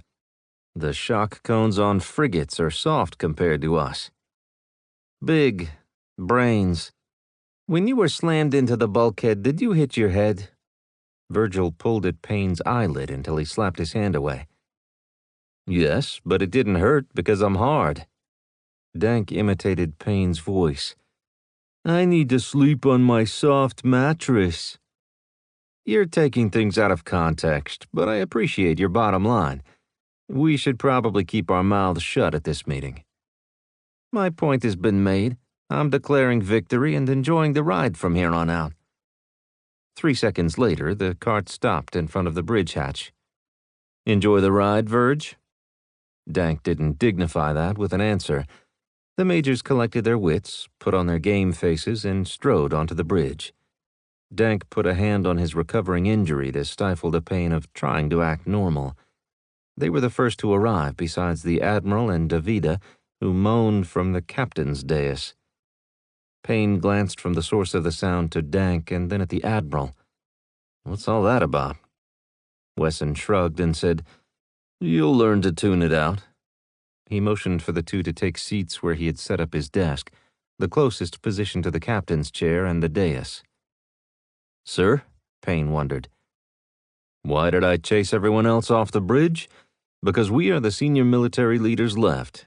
Captain Dorsite is on a 24-hour sleep following her extended tour in the chair. The Commodore is purely defense-minded. Until she expands her view, she's of little use to me. My question is, what do we do now? Dank and Payne looked at each other. Major Dank deferred. He was playing second fiddle, and this conversation was for the one in charge. Major Payne leaned forward. It all depends on what our goal is. I've talked with Lev, as I'm sure you have. If we're to sue for peace, we need to put the Blaze on their heels hard and fast while the word of our raid and subsequent destruction of their fleet isn't well known. The Admiral nodded. I like Payne's idea of going back and reporting on what happened, but that would cost us a full week. A full week to travel 1,100 light-years and back. Remember when 500 light-years was a solid 2 weeks? The good old days. Payne smiled. You mean last week? The Admiral wanted his answer. Is that report for the betterment of humanity or for their own egos? Payne asked. The Admiral touched a finger to his nose. We have no major operations scheduled for the rest of this month. The recovery of Leviathan depleted our frontline combat assets by 1 Kaiju class, but since Cleophas was restored to full operational capability, that would put us back to a level where we could take advantage of the Ebron loss of 8 battle wagons and a dreadnought. Are you arguing for or against going back? Payne wondered. I'm trying to see which way will cost us the least amount of lives. Attacking now to establish fear in the rear areas should force the Blaze to collapse their forces back to a more defensible position, one from which they can respond to threats to their homeworlds. How much more will it take before they withdraw from the front? They have nothing out there except strategically located planets from which to launch more attacks. Raw material supply, but no advanced manufacturing. They are positioning themselves to establish a foothold on an advanced planet. Payne replied, As long as the Kaiju class are out there, we maintain a delicate balance of power. Fleet needs us out here wreaking havoc. and reporting in would stroke some egos, and we'd get people off the ship who are less than contributory, but then we'd gain a whole new slew of volunteers. People would line up for miles to get a ride on this great ship. Which means it wouldn't be a week, but multiple weeks, while personnel worked their various chains of command to get on board. I won't have any of it. Sounds like your mind is already made up. What do you need from us? Payne asked. How do we get the others to agree? So it doesn't look like they're being kidnapped? When will Lev be fully repaired and ready to go? I don't like sitting here among the debris of a destroyed fleet in case the Blaze come out for a look. Lev, are you there? I'm always here, the ship replied. I have been monitoring energy signatures in nearby space, and everyone is where they are supposed to be. There is active movement around Parallax. Besides normal couriers, none of the ships are using FTL. Normal couriers? I haven't heard that before. There is no FTL communication, even with the advances the civilization on Parallax has made. Ships transport messages, but their courier fleet consists of drones. Yours consists of warships. Out of necessity. We never know what's going on at the destination, Admiral Wesson replied. When will you be fully repaired? No more than 2 hours. I am making final repairs and calibrations on the external sensory grid now. That takes more time than fabricating and emplacing armor. What about world killers? Are you able to replace the one you used? The Admiral pressed. Those are irreplaceable, using stabilized antimatter. I cannot fabricate that on board this ship. Everything else, yes. I will begin building another world killer in case we are able to acquire the requisite material, but I shall not go out of my way in search of it. It worked well on the Dreadnought. I have no desire to blow up anyone's planet. That is one step too far. But a robotic shipyard? That might rate deployment. Reducing the enemy's ability to fight without killing the people is more effective at winning their hearts and minds than a campaign of slaughter. Profound. Who said that? The Admiral smiled. Harry Wesson. Don't tell anyone, but I'm making this up as I go. No human has ever been able to end an intergalactic war before. Once we engaged the Blaze and were forced to fight, we have known nothing but war.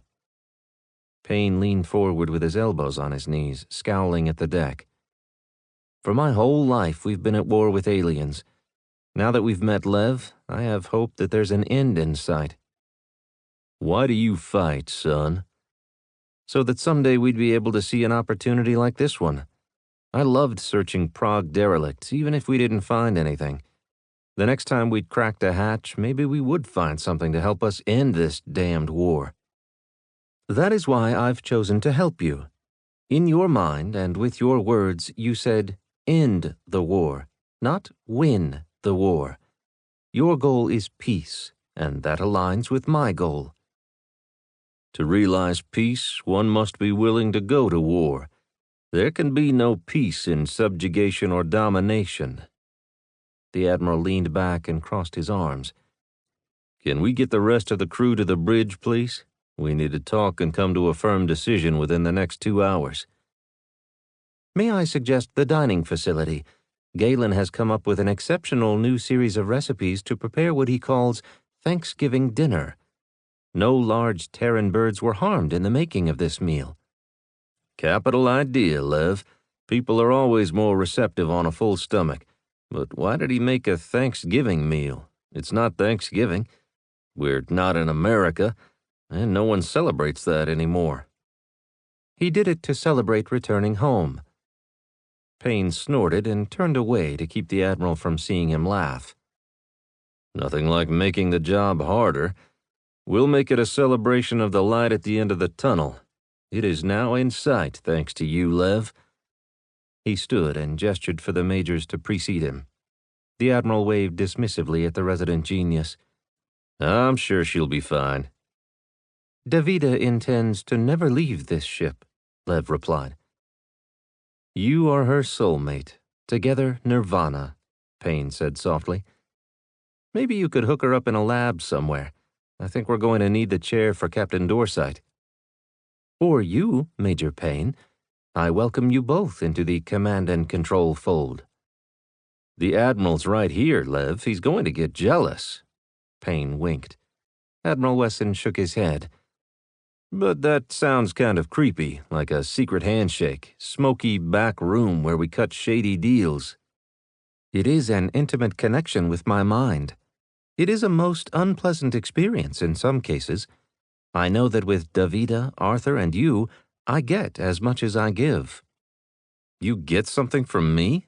Payne blurted. He stopped, and Major Dank ran into him, then pushed him into the waiting cart. Besides a bad sense of humor and inappropriate remarks at inopportune times? What idiot put you two in charge of my people? The Admiral interrupted. I'm pretty sure that was you, sir, Payne replied. The cart whisked them down the corridor on the short trip to the dining facility. Carts cruised in ahead of them, delivering the rest of the crew. Smells like turkey, Dank noted. Now I'm hungry. The three walked into the facility to find half the crew already through the line, plates piled with turkey-looking slices, stuffing, mashed potatoes, gravy, green beans, and cranberry sauce. Damn. Payne leaned close to Turbo's plate to examine the food. She jabbed him in the face with her fork. Get your own. She hunched around her plate and began the process of less than fine dining as she shoveled it in grunt style. The Major rubbed his cheek. Am I bleeding? Virgil shook his head.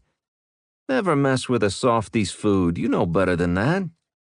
I wasn't messing. I was examining to see if it was fit for consumption. I'm sorry, sir. What did you say? Galen said from behind the counter, giving the Major a less than appreciative look.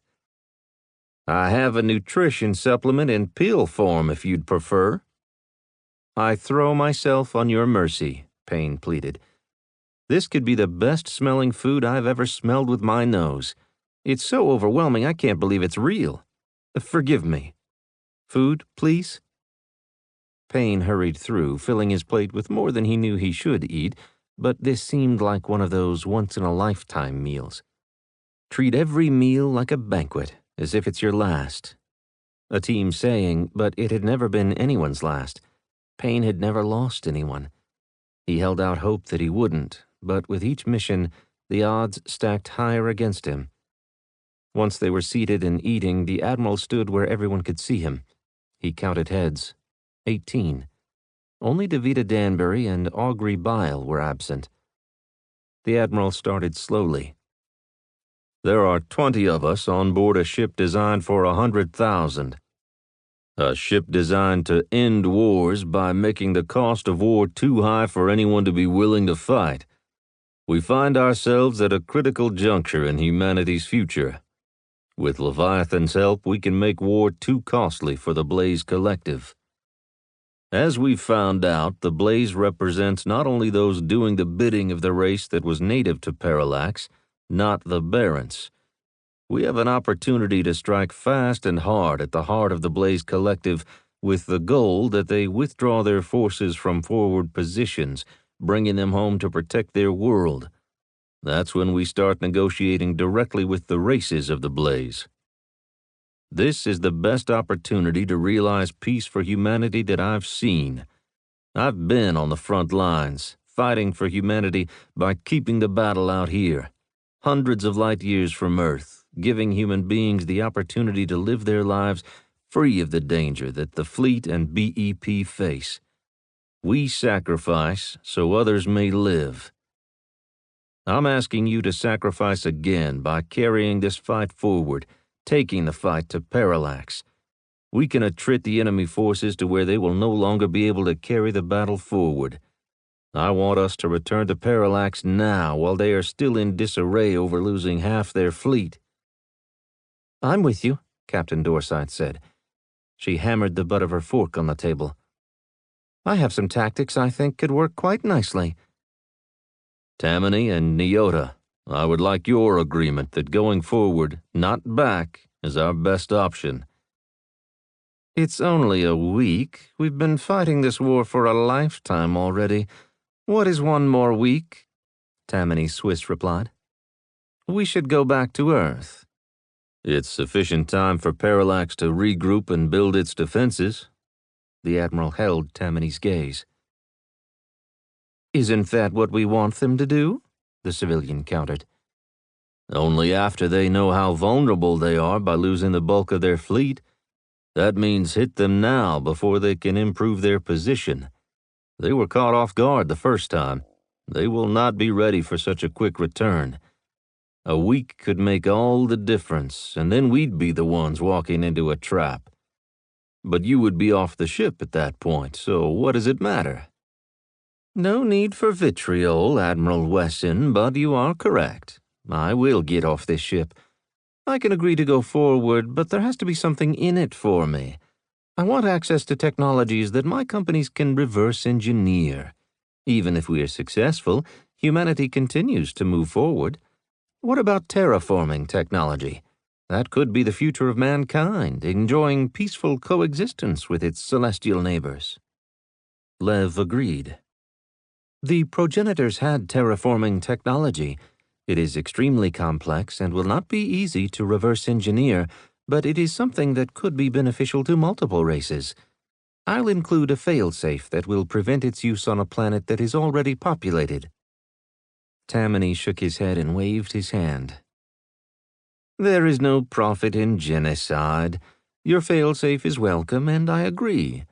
One trip to Parallax at risk of life and limb in exchange for terraforming technology. Dank whispered into Payne's ear. Talk about distasteful. Neota? The BEP has a vested interest in the safety of Earth. We are the last line of defense. Even if Fleet wins the war, the BEP will still fill a necessary role. In that regard, and although I know the best course of action is to return to solar space to integrate Leviathan into existing defenses, I feel that I have no choice but to represent BEP interests out here. I agree to delay the return to Earth for 1 week. I'll take that to mean as long as it takes. We are out here to win this war. Now is our time. What about our master logistician, Lewis? What do you think? I think this ship is amazing. I still have a great deal to learn about how it automates the movement of the limited number of consumables in the system, but most fascinating was how it repaired itself. Imagine if we had that capability for our ships. Lewis tapped his forehead with 2 fingers in a parody of a salute. Malcolm, how about you? I would like a turn in the chair if I could get it. The untapped potential of knowledge on board this ship? Wow. A technical assessment only a research engineer could make. Lev determines who sits in the chair, although I'm sure there are research laboratories aboard this ship. Lev, can you introduce Mr. Russell to one? I would be happy to. Same with Davida. There are alternative interfaces with me. 7 total are on board. Then why is she hogging my chair? The captain blurted. Easy. The Admiral's look cautioned Arthur against further challenges. Sorry. She returned to her mashed potatoes smothered in gravy. Can you keep cooking for us, Galen? The Admiral strolled to the serving counter. Galen spread his arms wide. This is the easiest gig I've ever had. I don't have to clean anything. Bots do all the work. I program the food processor thing and taste test. Now that I know what I'm doing, the menu is going to expand like a buffet in a Las Vegas casino. Never been, the Admiral replied. But I get your point and thank you. Of all the people on board this ship, you are the one who makes our lives worth living. Here's to you, Cookie. The Admiral led a brief but enthusiastic round of applause for Leviathan's head chef. That's settled. Within the hour, Leviathan's repairs will be complete, and the ship will be 100% combat effective. We'll return to Parallax at FTL speed, saving the fold for an emergency egress. If that happens, we'll return to solar space directly. Finish your lunch and take your stations. We won't need to centralize our assets until we get close to coming out of FTL. Centralize our assets? Lewis questioned. Bring our people together so we can account for everyone. The ship is a little big in case something happens, and as it turns out, the bridge and its immediate environs are an emergency escape ship. As long as we're on the bridge, we can survive everything, even a world killer." "That's comforting," Tammany deadpanned. "Enjoy your meal as a celebration of how far we've come." The Admiral sat down and dug into his lunch. It didn't taste as good to him because all he could think about was the way ahead. Too many unknowns. A powerful enemy that wanted to survive. Their task was to instill fear without driving the enemy to brash action. Chapter 24. Surrender is for those with no imagination. From the memoirs of Fleet Admiral Thalen Lore. I am fully stocked on raw materials for further repairs if needed. The Dreadnought was a lucrative source of the best exotics that mostly replicated my own frame and shell. The unexploded cores of 2 of the battle wagons will be able to augment my volatile secondary power systems. I am ready to fly on your command, Harry. "Arthur, take us out of this debris field. Next stop, Parallax." The ship maneuvered clear of the forever floating debris and pointed toward Parallax before transitioning into FTL speed. "Time check." "Arrival in 7 hours. "Team Payne, report to the armory for weapons check and load out in 6 hours. We'll be waiting on the Ugly Mobile for our arrival at Parallax. I doubt what we did last time will work again, but just in case they didn't get word back, then we could be ready for round 2. Blinky and Buzz, are you any closer to cracking their language and getting inside their system?" Blinky and Buzz looked at the deck and shook their heads. "Looks like you have 6 hours to figure it out. Get to it. I'll be checking on Bile." Dank headed to the armory with Heckler, while Payne returned to the medical bay. Inside, he found Bile trying to get dressed. "I know Lev didn't release you yet. What the hell do you think you're doing?" "I'm going with you. If the team is deploying, then I'm deploying." "You have a bruised brain, Bile.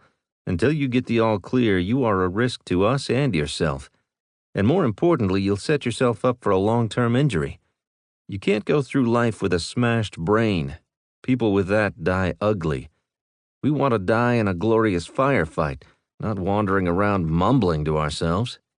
"But, sir," Payne shook his head. "Now is not the time, Bile. Get back in bed, and we'll see what Lev says in 6 hours. If he clears you, I'll be kicking your ass to the armory to load up. You know you love the Ugly Mobile. It's a fine ride." "I don't remember our last trip, so I have a lot to make up for. They told me you carried me out. Thank you." "It was that or fill out all this extra paperwork. You know how much I hate that stuff. Get some rest, Bile. Maybe Lev will use the cooling microwave on you again to give you a little more space inside the bone bucket." Payne gave her the thumbs up and strode away. "She will be ready to deploy with you, Declan," Lev said. "I'm counting on it, Lev. I don't want to deploy at anything less than full strength. And even with 10 on the team, we need more firepower. I'm heading to the armory." "What do we have, Heckler?" Payne asked. On a table at the far end of the firing range, Heckler had spread out a variety of weapons. Heckler, as the senior combat specialist, passed the briefing responsibility to Turbo. She nodded one time to acknowledge the order and faced the Major. "We have significant firepower available, each heavier than the next. In our combat suits, most of the weight will be mitigated, so we've determined that all of these weapons are viable." "We didn't have these when we first looked. Has Lev been working overtime?" "These weapons were in his database, and all of them can be manufactured before we depart." "Firepower is good. Let's start with the heaviest." Turbo moved to the end of the table, the 15th weapon. She lifted it to rest on top of her shoulder while she moved back and forth. "This is a pulse cannon that weighs nearly 20 kilos. The main drawback is its size. Once you're aimed down a corridor, you can't turn around very quickly. You have to turn your whole body, which makes reactive fire nearly impossible. I recommend we carry 3 of these to set up as area denial weapons. As an added bonus, there's a remote firing option with a tripod mount. Those are another 10 kilos each." Sounds like 3 pulse cannons and 3 tripods carried by 6 people. What will give us more punch than the needle guns? Turbo moved down the table to the 4th heaviest weapon.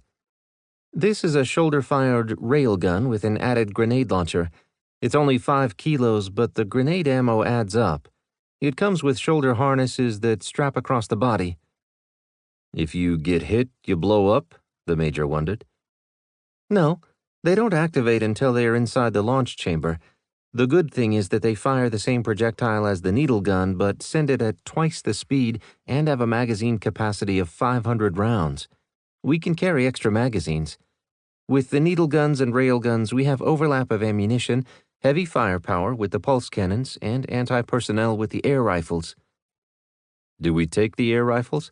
Looks like we'll be plenty encumbered before our normal packs with water, food, medical, duct tape, and for Team Geeks, computer systems.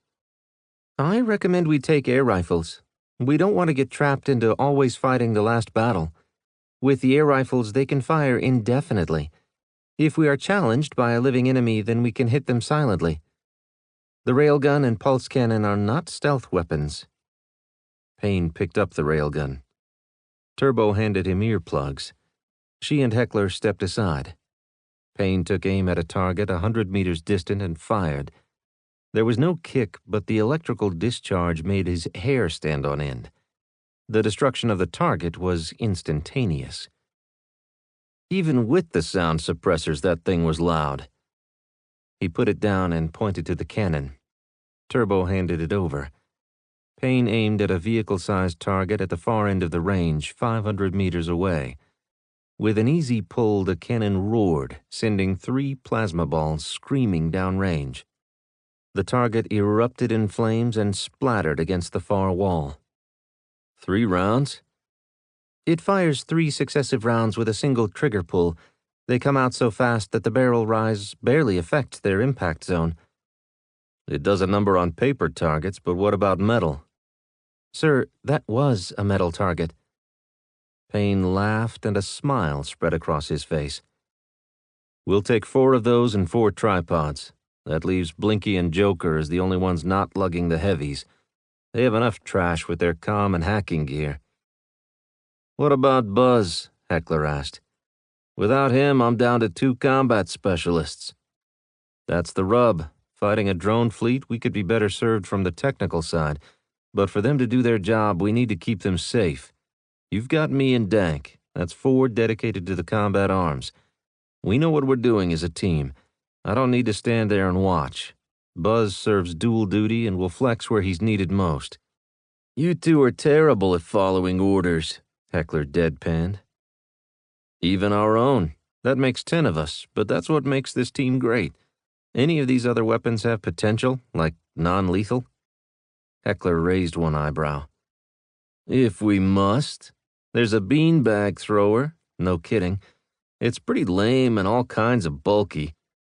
The stunners we brought with us are better non-lethal options than anything Lev has to offer. This ship was built as a weapon of last resort.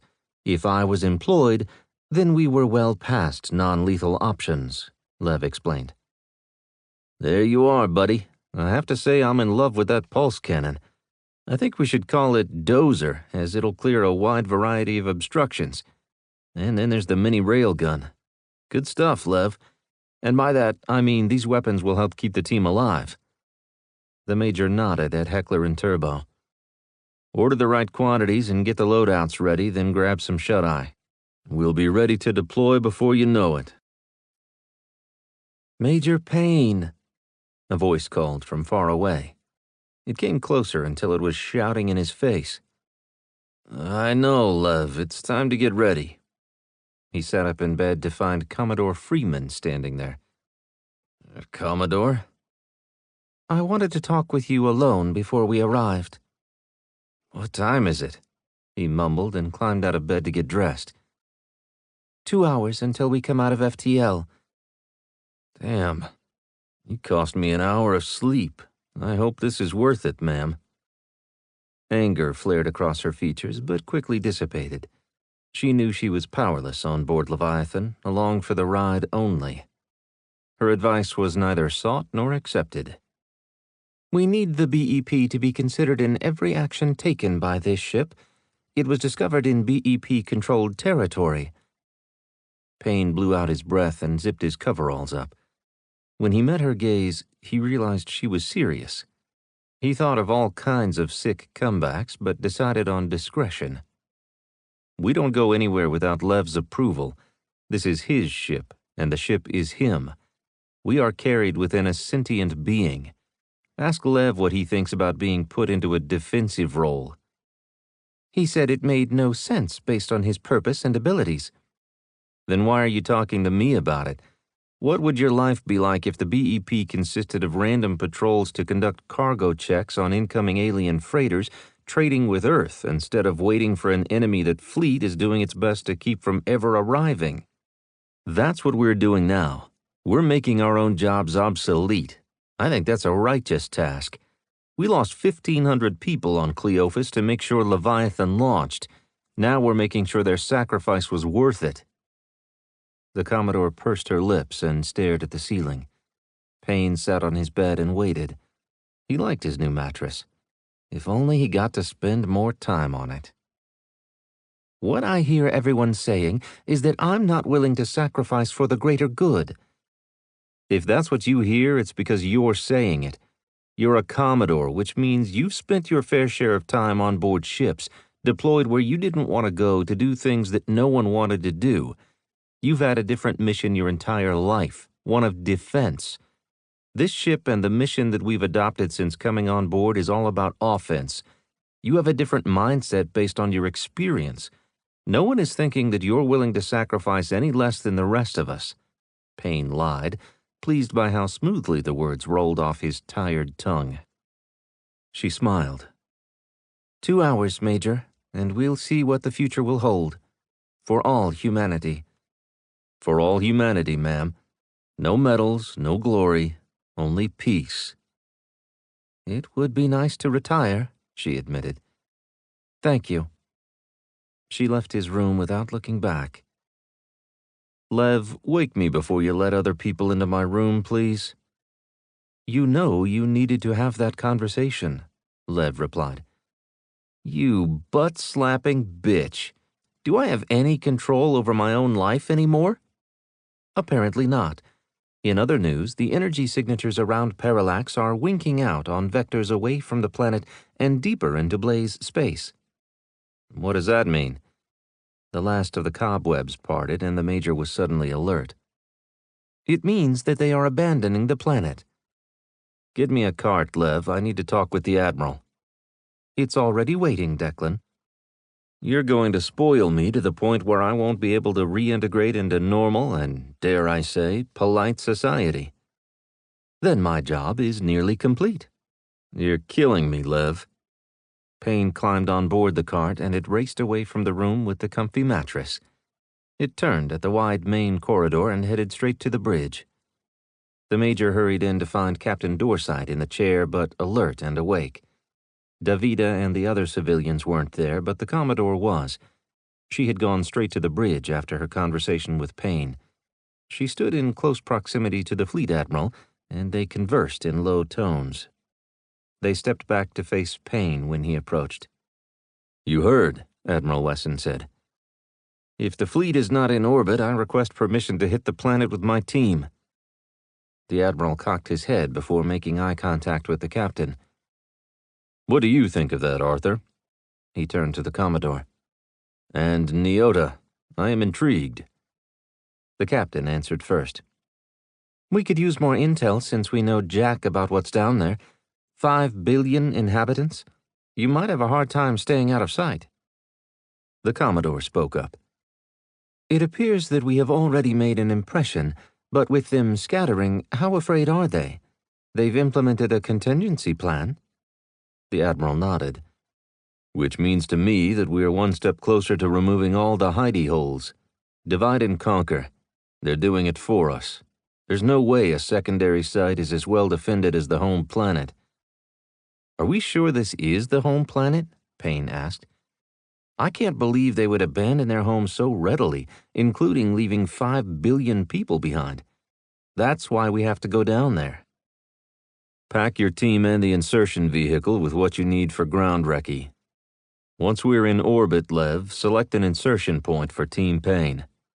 Payne saluted. I need to get the Ugly Mobile ready. The Commodore snorted. The Ugly Mobile? I know it's tradition to name your skimmers, but you couldn't come up with anything better than that? Payne had started walking away. He spoke over his shoulder. What could possibly be better than that? Chapter 25. When the enemy is on his heels, it's time to strike. From the memoirs of Fleet Admiral Thalen Lore. Bile, glad you could make it. Pick up that tripod. It's your new best buddy.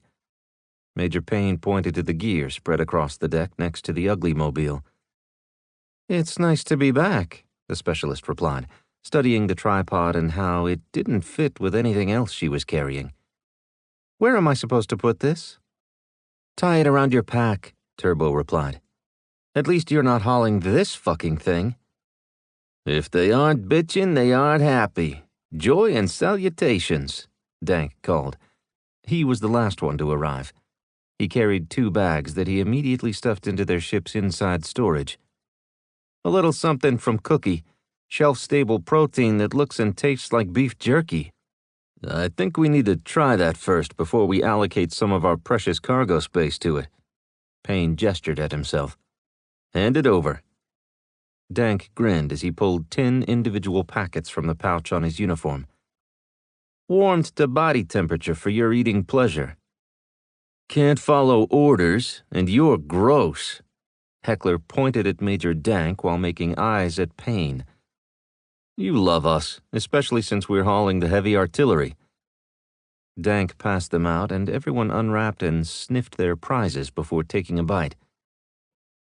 Just when Cookie starts getting good, we're leaving the ship, Blinky complained. But we're coming back, Payne said. There's been a change in mission. Soon after we hit orbit, we're going planetside to conduct reconnaissance. We'll be first to see the faces of the ones behind the Blaze Collective. Are we going to lay waste? Heckler wondered, looking at the 70 kilograms of gear he was going to have to carry. No, Snoopy and eyeballs, Payne replied. Fighting the last battle. Maybe we can do without the cannons? On the planet, they could have tanks and air cover. What would we do about them? Since surrender isn't an option, I guess pulse cannons are better than nothing. We go in heavy because we don't know what we're going to encounter. Get your suits on and armor up. The team dumped their clothes around the area, counting on the bots to clean the mess before they returned. Their suits had been cleaned and repaired since the last mission, courtesy of those same bots. You gonna blow chunks this time, Buzz? Turbo teased. That was a one-off. Won't happen again, Turbo, Buzz replied with confidence. Before the banter could continue, Payne interrupted. Buzz, you, Blinky, and Joker be ready to break into any system we can find. Did you make any progress on their ship software during the downtime? A little, Blinky replied. The Major rolled his finger because he knew there was more. The progress was in adapting this modulator to see the signals we missed. He rolled a small device between his fingers before stuffing it back into his suit's side pocket. The right signals were discovered in our broadband sensor sweeps, but not in any of the normal data frequencies. Thanks to Lev, we are now equipped to see and exploit them. All we need is a ship to talk with or hope that they use the same kind of technology on the surface. Or we'll be starting over. Plan to start over, Sparky suggested. Will I get a chance to examine any power grids? Don't know, the Major replied. I don't know much of anything. We'll get a quick info dump with whatever Lev can collect before we launch and during insertion, but it appears that most of their fleet has departed. We won't be coming into a hot zone, at least not in space. The team finished getting dressed and gearing up. The subtle augmentation of the suits helped them carry their loads, but it came at a cost. They took a quick jog around the hangar bay. This is maximum loadout. Depending on where we land, we might want to dump 2 of the pulse cannons. That would make travel a whole lot easier, Payne admitted. We'll reconfigure on landing. Grab those air rifles and load them up. When they finished getting into place on the globe-shaped insertion craft, there was no room to move. "The good news is that if we crash, we're not going to be thrown around," Major Dank noted. Arriving in 5, 4, Lev continued the countdown until the ship dropped out of FTL. He kept enough forward speed to flow the ship into a natural orbit. Within seconds, 4 cruisers were accelerating toward the ship. "No one on board," Lev reported. Offensive and defensive weapon systems went live, filling the sky in the 4 directions with plasma, projectiles, lasers, and missiles. Leviathan surged toward a low orbit as the 4 ships succumbed one by one to the overwhelming firepower. They hadn't stood a chance. By firing from a lower angle, Leviathan kept stray firepower from heading toward the planet's surface, where 5 billion life signs still registered. "Launching the team," Lev reported. The insertion vehicle, lovingly called the Ugly Mobile, pitched out the open hangar door and angled into the upper atmosphere. "Sky is clear. Space is clear," Lev reported. Captain Dorsight leaned back in the chair on the dais and crossed her arms. "Tactical is clear. Enemy signatures to a distance of 2 light-years are non-threatening. No inbounds, and all previously identified outbounds are off the board." Assume geosynchronous orbit above the team to provide supporting firepower if needed. Reload and restock. Scan the surface in the greatest detail and provide landing coordinates and information to Major Payne." Tammany looked bored. "Of course they went away. They didn't want to die. Now we're here and have no idea where they are. What if they are headed toward Earth?" "Then it'll take them a month to get there," the Admiral replied. "One doesn't just abandon their home planet. There's something else in play that we're missing." "Information passed to the insertion vehicle and Team Payne," Lev reported. "Now we wait." The Admiral walked off the bridge. "Going for a cup of coffee," he shouted over his shoulder. "No cart needed, Lev. I'll walk. I could use the exercise and need to kill some time. Come on, Declan Payne. Do us proud." The Ugly Mobile bounced through the upper atmosphere and into clear skies over Parallax. The vehicle decelerated almost immediately and made a wide and lazy circle around the biggest city. "Lev picked a wooded area just outside the city in which to touch down. It will be our base of operation. I'd like to split the team to cover more ground. Major Dank will take Heckler, Sparky, Shaolin, and Buzz. You'll take 1 pulse cannon with you and go south. Bring up the maps on your HUDs and come up with a route. Keep the ship apprised of your progress. We'll go northwest. Don't get yourselves too deep into the city." The team gave a hearty thumbs up and sat back to study the information shared to their heads-up displays. "Anything new, Lev?" Payne asked. 5 billion life forms, but they aren't moving around like one would generally see from a society." "What are you saying?" "The life forms appear to be static. They are not moving around." "Why didn't you tell us this before?" "I didn't know it before, Declan. Everything until this moment was a snapshot in time. I now have multiple data points from which to work." "That's not how a civilization works. There has to be some movement. There's something wrong, Lev." "New orders," Payne broadcast over the team channel. "We're staying together. The life signs on the planet haven't moved since we got here. None of them." Dank nodded. "That's too fucking weird." The Major looked at the information from Lev about the static life forms. "I like the idea of staying together. We can split up later if we find out that there's no threat. Are they in suspended animation or something? Maybe they're fake signatures." "Nothing is off the table. Bring up your HUDs. Map study. We'll follow a route out of the woods northwest from the landing location. We'll set up 2 pulse cannons with remote fire along this route here with a firing arc here." Payne used his eyes to highlight the map. "To protect our egress. We will investigate this outer block with minimal life forms to see what's up. We will keep clear terrain behind us and will move in diamond formation. Turbo on point. Heckler on the right flank and Buzz on the left. Verge, you're at 6 o'clock. Blinky and I will ride the rocking chair. The team gave their thumbs up and used their eye movements to fill in the diamond where each would be. The formation provided the maximum amount of firepower when the enemy could attack from any direction. Even though the rear would remain clear, Payne didn't rule out someone being able to get behind them. If the enemy had high-speed vehicles, they could easily outmaneuver a team on foot. The ugly mobile made the final descent at high speed, pulling up at the last instant to settle on the ground with barely a bump. The side doors slid upward and the team disembarked into the bright sunshine, running from the ship on the vector Payne had designated. The team members moved into position, leaving at least 10 meters between them. Blinky and Payne remained in the center, equidistant from the point and tail and two flanks. "Move out," Payne ordered. The ship buttoned up. Payne looked back to find the mesh on the outside helped it blend into the foliage. If one looked right at it, they could see it, but otherwise it was well camouflaged. "Good job, Progs," Payne muttered to himself. Turbo moved slowly. Rarely did the team set foot on an alien planet, and each time it had come with its own challenges. First humans to set foot on Parallax, the place where it all started for the Blaze, Payne thought.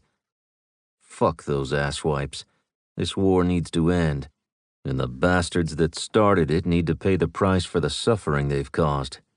Lev came to the same conclusion, but 1,000 years too late. Payne exhaled fully to slow his breathing and school his thoughts. With Lev inside his head, he didn't have the freedom for mental flights of fancy. What you think, you say.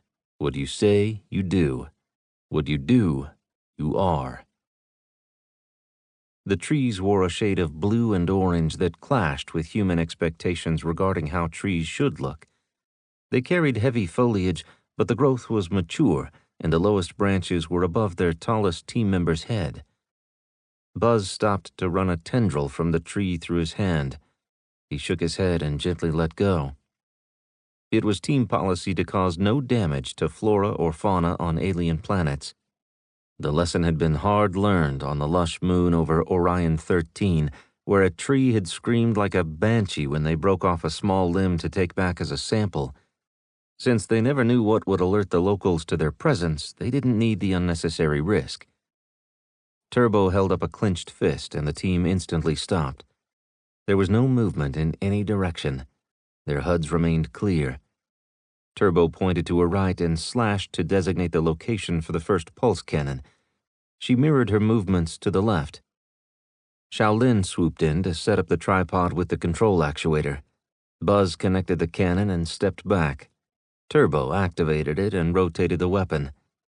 Bile set up the second tripod and Heckler dropped his cannon onto it. He activated it and ran it through a quick aiming routine, then gave the thumbs up and fell back into formation. Turbo looked over her shoulder to catch Payne's hand signal to move out. She stepped out of the concealment the woods afforded into a clear area. The side of a metropolis lay before them, from small blockish buildings on the outskirts to high-rises toward the center. The city spread before them like it had no end. Payne checked his HUD to find the life signs had remained static. Lev's feed from orbit through the ship to their suits had not changed. Things were alive, but nothing moved. Turbo slow-jogged across an open area. The team members matched her pace until they reached the outermost building. Clustered life signs were in the next one. After that, they'd be all around. Heckler gestured at a low and squarish doorway in the building with no windows. He pointed to his eyes and then to the door. Payne designated Joker to go with him. Without a sound, he pushed the door open and crawled through. Inside, the ceiling was too low for him to walk upright. He bent his knees and tried to keep his helmet level to get the best view of his surroundings. Joker made it inside, squatting like Heckler to see what was there. Boxy shapes of metal, none of which would open. Scans were inconclusive, metal and silicon. Heckler transmitted an image from his HUD. Looks like computer components, but we can't see inside or snag anything small enough to analyze. Investigation is a bust. Returning outside." He backed up to cover Joker's egress, then followed her out. They returned to their positions at 3 o'clock and 4:30. At a gesture from Payne, Turbo moved out. "Triangle formation covering the front of the occupied building. Heckler, Shaolin, and Joker, you go in. Don't touch anything. Observe and report back. Blinky, go with them and do your thing." "Roger," Heckler replied. Turbo moved past the two-story block-shaped windowless building and took a position on the corner. To her left, Bile crouched in the middle of a concrete area that would have been a road, but there were no lines. On the left flank, Buzz aimed outboard. He was the only one with his back to the building. Sparky and Dank at the rear covered the area from which they had just come. Blinky pointed to the door and strode that way, making eye contact with Heckler before he led the group inside. Heckler went first through the low doorway, walking slowly to avoid making any sounds. Shaolin followed. Joker stayed back with Blinky while he accessed his computer, setting it on a box similar in design to what Heckler had seen in the first building. He brought his system up while Joker looked for a signal they could tap. Blinky plugged the modulator into his computer and started tapping. Between that and the comm suite, they saw the digital world around them. He transmitted what he was seeing to the Major. "This whole place is one huge digital infrastructure. A modern society is interconnected at all times and in almost all ways. Sounds like Earth." "This is 100 times more intense than Earth," Blinky replied. "They are more advanced. I'm not surprised. Keep trying to get in. Heckler, report." "We are climbing to the second story. The life forms are on both sides of a single hallway. We are looking to my right. These aliens are short." Heckler pushed the door open with the barrel of his weapon. "What the hell?" He dropped to a knee to look through the doorway to get the full scope of what was in the room. "I see 5 boxes like we've seen everywhere else. That's it." He slowly backed into the hallway. Shaolin replicated Heckler's movements at the other room, but she pushed inside. He backed up against the door with his weapon trained on the doorway of the room he had just vacated. Inside the room, Shaolin tiptoed from one box to the next. Only 4 were there. She scanned them from point-blank range to confirm the life signs were real. "Confirmed," she reported. "There is something alive inside these boxes. Not sure about breathing, but organic and active. Getting more active. The box is lifting off the floor." "Get out here," Heckler shouted. Shaolin yanked the door open and dove into the hallway, nearly knocking Heckler over. "We have movement." Heckler and Shaolin ran down the stairs to find Blinky and Joker with their gear laid out like they had all the time in the world. "We're leaving. Grab your trash." "But—" Blinky started as one of the metal boxes hovered at the landing hallway down the steps. Blinky shoved his stuff into a bag and backed slowly toward the door. Joker scooped her gear into her arms and rushed outside. "Movement," Buzz reiterated. "I think it's time to go. We don't fire first. We invaded the metalheads. Exit that building, Heckler. Virgil, you are on point. Take us back to the Ugly Mobile." Shaolin popped into the street. Heckler was almost outside when a focused beam fired from the box and hit him in the chest. He was thrown out the door to slide into the street, and he grunted in pain. "Light 'em up!" Shaolin turned her railgun loose on the doorway and stitched a line of rounds up the side of the building in the hope of hitting the creature. Or creation. They didn't know which. Chapter 26.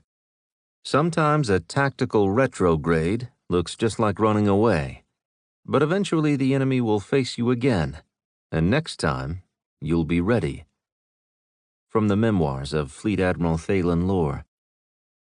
"Let's go, people. On your feet and double time," Payne ordered. The metal boxes appeared, a few at first, and then more. A beam lit the already bright roadway and sent Bile flying into the air. Turbo fired relentlessly, giving the boxes all her railgun would deliver. A few impacts and the box burst and tumbled to the ground. Payne leveled his pulse cannon and started hitting the buildings one by one, ripping the stone and metalwork apart, destroying doorways and trapping within whatever was inside. Buzz ran to Bile and helped her, all the time firing with one hand. Bile threw an arm over Buzz's shoulder and picked up the call to arms, unleashing her railgun on full automatic to spread destruction along a wide path. They turned and started running while Payne continued firing. "Bounding Overwatch," Payne called between the triple plasma launches. He blasted the building to his right a couple of times as penance for starting the firefight. They were leaving, but no, they had to be the enemy and do enemy things like shoot first. "It didn't have to be like this," Payne shouted at the destruction he was delivering to the outskirts of Parallax's main city. As soon as the railguns picked up their fire, he turned and ran between the two lines of outbound rounds. Once he was past them by 50 meters, he turned back, took a knee, and sent well-aimed pulse cannon rounds down the street, more to intimidate than destroy. One more bound and they were back at the tree line, still firing at the random locals who brought their square boxes into the open. "Set those pulse cannons to shoot at anything that moves this way." Heckler issued the commands to both weapon systems. "Motion detection is active. Take us home, Verge." The team ran through the woods. As they approached the ugly mobile, the side doors slipped upward and the team filled the seats. Payne took one last look behind him before climbing aboard. Out of sight, the pulse cannons banged away at a steady rate. "Lev, get us out of here." The ship sealed and lifted off, maintaining a low flight profile until it was well away from the city before it arced skyward and accelerated. Payne looked at his team. "What happened in there?" Shaolin spoke. "My fault, sir. They didn't like me in their bedroom. I couldn't believe the boxes were life forms and wanted a closer scan. You know how weak these helmets are." "I know. Did you get a look at them?" "Metal boxes. I never saw anything organic." "Any ideas what that beam was?" Payne looked at Heckler, then Bile. Bile raised her hand. "As the enemy's favorite target, I'll tell you that it felt like getting hit by a ram. I was pummeled and thrown backward. It lifted me off the ground, and with this suit and the gear, I'm weighing in around 250 kilos. There was some momentum behind that." "It looked like light. Light doesn't have mass to create momentum." "Felt solid to me," Heckler added. The residual pain from the impact made him grunt his words. "We'll have to check the sensor files. Did you see anything, Lev?" Payne asked. "And you two, you're going to medical as soon as we get back." "They're already tired of seeing me," Bile said in a soft voice as she tried to keep from taking too deep a breath. "I have all the information from the insertion vehicle's sensors, and analysis is underway. It is a new weapon, and I don't understand how it works. Yet, that is. I recognize that it had significant power, and had you not been wearing your suits, its impact would have been fatal." "So much for non-lethal weapons," Payne muttered. "I need to talk with the Admiral. I don't like the implications of what we saw down there." Dank took off his helmet and shouted, "Jerk me," with a smile. He reached into the compartment, took out the packs of jerky substitute, and handed them down the line. The mood had grown too somber. Another mission down. Intelligence collected, and no one was dead. It was a minor victory, but still one worth celebrating. The team took off their helmets so they could eat. Dank looked at Payne from the other end of the ugly mobile's passenger compartment. "We have no idea where the enemy is, and this whole thing with Parallax was a planet-level diversion. And they know where we are and what we're capable of without us learning a whole lot about them, except that they were willing to donate a couple dreadnoughts to learn that they have comparable firepower. Those two dreadnoughts that took everything Lev had to take them down were expendable. I'm not sure I want to find out what they have that isn't." Once the spherical ship landed, the team stumbled out and immediately started dumping their gear. "Keep that garbage organized," Payne called. "Lev, can you get us a cargo lift to get the guns and ammo to the armory? I'd like to keep them stored and out of the way for the next time we need them." "I can set up an armory in here with access for you and your team only," Lev offered. "Make it so, number one." Payne followed with a thumbs up. The team stripped naked and gave Payne a view of the bruising from the impacts. "Holy crap, look at you." Bile and Heckler were black and blue. Bruises covered nearly their entire torsos. "Get them to medical before a clot from that garbage breaks free. There could be internal injuries. Congratulations, Bile. You're the first two-time winner during our deployment on Leviathan." "I feel like I should give a speech." Bile delivered the royal wave. A cart stopped nearby, and they both climbed aboard, carrying their coveralls because it was too painful for them to lift their legs to get their clothes on. Payne gestured with his head at Major Dank. Virgil nodded and jumped on the cart with the injured. "Turbo, make sure these weapons get put up." "Roger. And for your info, the targeting and firing mechanisms on the tripods were set to self-destruct when they ran out of ammo or were compromised. We won't be facing our own weapons." "That's good gouge, Turbo. And as we all know, an ounce of gouge is worth a pound of knowledge." He faced the team. "Clean up for debrief in an hour in the dining hall, and then downtime until we set the training schedule. We need to be faster and stronger, and probably smarter, too, for next time. Blinky and Joker, I want to know what you found, but at the debrief." As soon as Payne was dressed, he unwrapped his jerky and took a bite. He grabbed an available cart and didn't bother saying out loud where he wanted to go. Lev already knew. The bridge. When he arrived, he found the rest of the crew waiting. He was the main attraction. The Admiral leaned back to listen. There were no chairs left in the immediate area around the dais. Payne leaned against the platform and crossed his arms. He knew his posture was defensive, but he was tired and would have preferred to sit and sprawl across a conference table. It was a city of biomechanical creations, boxy, so no way to tell which ones were alive and which weren't. We saw an awful lot of spare boxes. Once they felt our active scans, they woke up. I don't know any other way to describe it. We would have been fine, but they have a weapon that looks like a beam of light but hits like a battering ram. Outside of that, we collected what data we could for Blinky, Lev, and Buzz to analyze. "Is it worth going back down there?" The Admiral was blunt. "No, there's nothing for us down there. If they had any central command facility or intelligence controlling it all, they would have taken it with them. Parallax was an elaborate ruse. Maybe they started setting this trap the last time Leviathan was active 1,000 years ago. We proved their patience to be well-founded, and they chased us with half their fleet to set an example?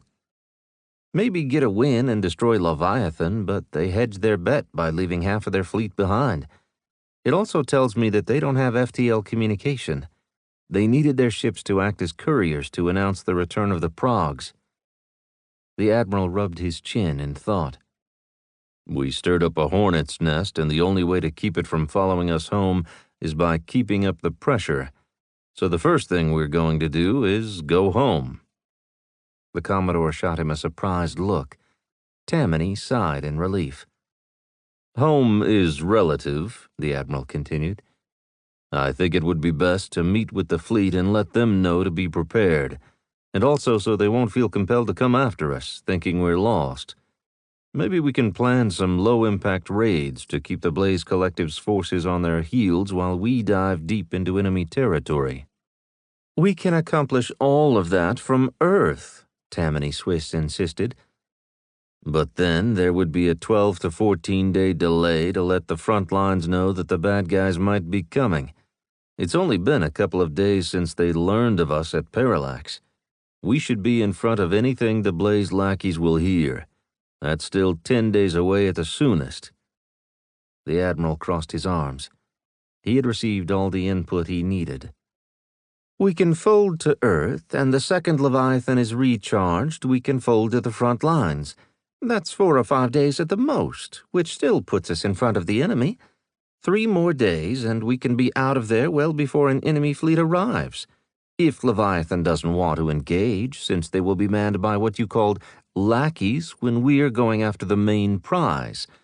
But you can now talk with the Ebron, the Barents, or any of the other races. For the first time, the financier made sense, and it didn't sound self-serving, which put Payne on edge. The Admiral seemed skeptical, too. "What's in it for you?" Payne blurted. "I get off this ship," Tammany replied, "and back to my life of executive parties and grandstanding. Although you may deplore an individual such as me, you know that people like me are a necessity. I like my life, and you reap the rewards therefrom." The Admiral watched the civilian closely. "Although I don't agree with a lot of that, your logic makes sense to me. Back to Earth first, and then as soon as Lev is ready, we're going to the front lines and my headquarters to meet with the team there. Arthur, I'll need you to guide the tactics of engagement for the fleet." Captain Dorsight pointed to the chair upon which she sat. "But working with Lev is incredible," she argued. "And there are a bunch of admirals out there who would get royally miffed when a mere captain steps in to give them orders." "Fleet Admiral Dorsight acting. They'll have no choice but to follow your lead. We'll need to get those translation programs installed throughout the fleet on every damn ship we own, and even on ones we don't. Our strategic goal is suing for peace. It's a completely different mindset. You understand what we'll be doing out here, and pretty soon the Blaze lackeys will too, especially when we explain it in their language." "Driving a wedge between the front lines and the head shed," Arthur replied. "I see the wisdom in it. Yes, Admiral Wesson, I think I am up for the challenge." "Commodore?" the Admiral asked. "Although I'd like to return to my position because I believe the BEP needs me, I think it would be better to remain on board Leviathan. I heard someone say that offense is the best defense, and I've spent my entire career believing a strong defense was in and of itself a sufficient deterrent. I am questioning that premise. Admiral, Captain, Major, your efforts have not gone unnoticed." Payne didn't care what she noticed. Lev had told him about the battle over Ganymede and BEP's refusal to participate until the fight was at the end and victory was all but guaranteed, after the fleet had lost both Cirrus and 1,500 crew aboard Cleophas. He couldn't forgive the Commodore for that, not yet. He also didn't care if she stayed aboard. Lev had her locked out of the important spaces besides the bridge where he could keep an eye on her. Payne chose to remain silent on the issue of the Commodore. The Admiral kept his composure throughout. "You're welcome to stay. In that case, we won't need any other BEP personnel, and I'll reject any applications to join Leviathan's crew. It would help if you talked to them first and told them not to waste their time and mine." "Yes, Admiral Wesson," she replied with undue formality. "Do you two have enough to do?" the Admiral asked the other 2 civilians. Davida was nowhere to be found, but Lev had vouched for her, so the Admiral didn't question it. Lewis answered first. "I have so much to learn about how Leviathan handles its own logistics with internal material shifts and then fabrication. So efficient. I would like to stay if you'll have me." The Admiral nodded. Malcolm Russell licked his lips and took his time before speaking. "I just got my lab set up. Yes, I'd like to stay." The Admiral smiled. "What extra support do you need, Major?" "Armory officer to work with Lev and get us the firepower we need. Mechanized combat suits to offset some of the issues we've run across, so a mech engineer, and this was supposed to be Major Dank's last mission before he picked up his own soft team. If they are still available, we could pick them up and get me a new XO, and then we'll have double the behind-the-lines insertion capability. Everything we've seen so far could have been handled by 2 well-trained teams, and I think Davida will be of great assistance in cracking into the Blaze systems." "I agree with Declan," Lev said. 2 teams of specialists to get into the enemy's rear areas. Sounds dirty when you say it like that, Lev, Payne quipped. The Admiral gave him a patronly look. At least it wasn't me who said it. What about space fighters and pilots? Payne vigorously shook his head.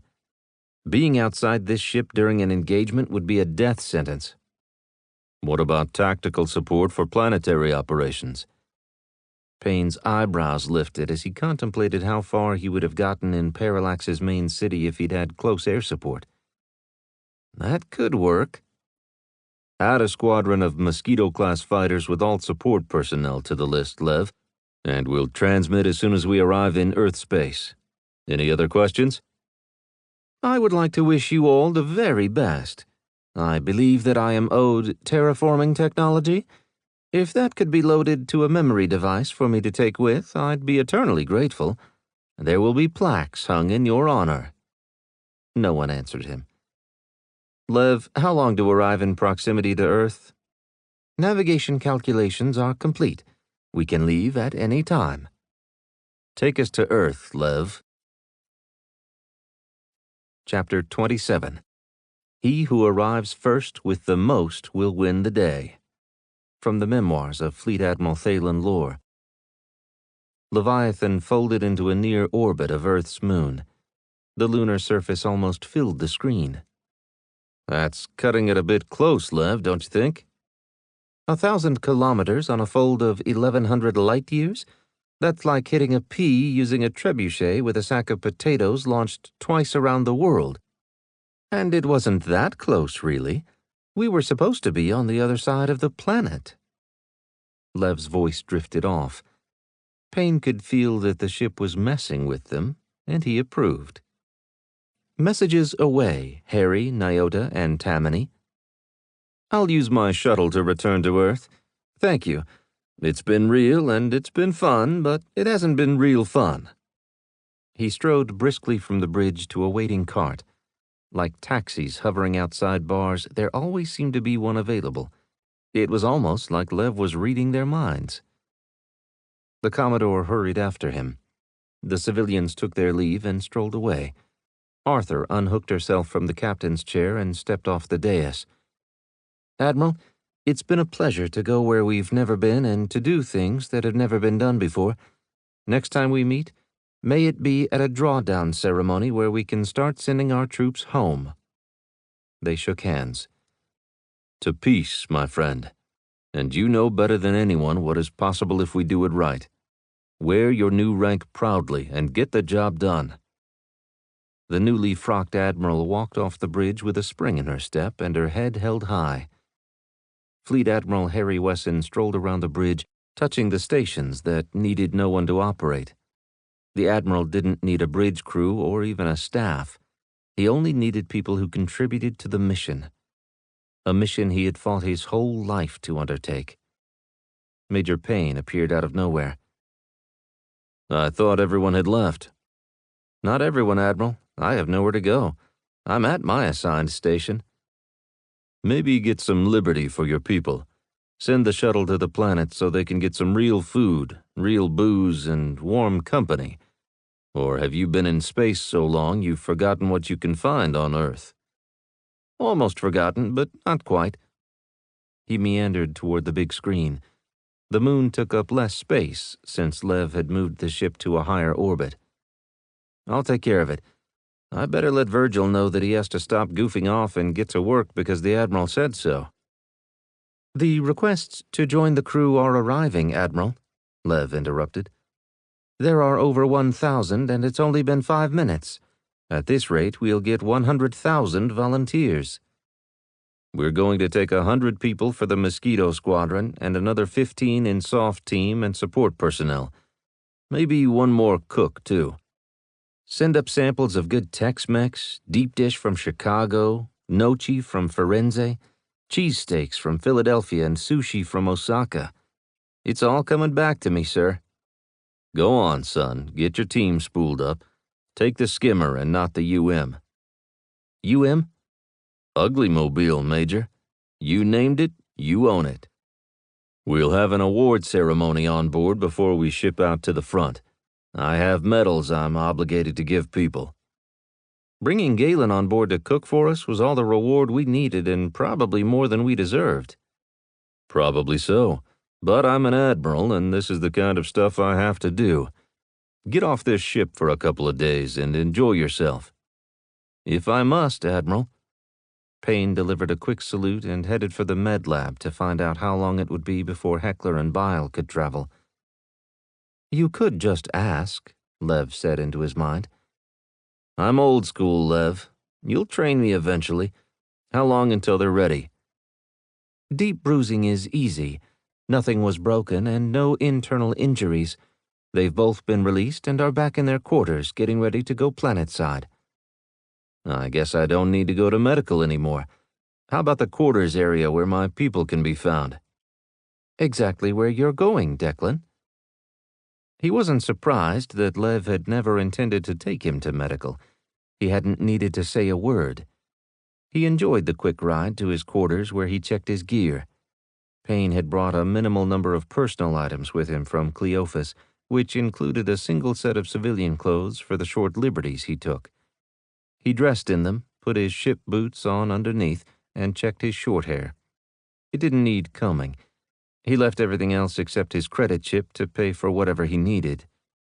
Payne had no idea how much money was in his account, but expected it would be substantial since he never spent any of it. He stepped into the corridor. First round is on me, and the next one is on whoever is last to get to the skimmer, he bellowed. The team appeared in all states of dress. Liberty granted for the next 48 hours. All ashore who's going ashore, and there's only one express train going down. Choo-choo. He motioned like he was pulling a train whistle. Liberty? Heckler asked, bending awkwardly to take pressure off his ribcage. Admiral's orders. I have to take you hooligans to town. I'll brief you on glamorous Glennis. Get it in gear, softies. We are leaving. Payne climbed into a cart and drummed his fingers on the seat while he waited. Shaolin, Bile, Sparky, Joker, Turbo, and Heckler joined him. Don't tell me. Blinky and Buzz don't want to come ashore because they're playing computers with Lev. Well, they are, but you make it sound like it's an ignoble affair when I assure you it is glorious, Lev quipped. Payne looked at his chuckling team. Lev, did we warp your personality or were you always like this? The progenitors were a bit stodgy with no senses of humor. You see, reading minds dampens one's imagination as it could be misinterpreted. Yet they instilled in me the sense of humor that they lacked, and you humans represent a delicious departure. Don't make me punch you right in your digital face, Turbo barked. Delicious indeed. Of course, Marcia. Please accept my apologies. Come on, Virgil, you have your team to pick up. Major Dank popped into the corridor. I do? Am I leaving? Leaving to pick up your team and bring them back here.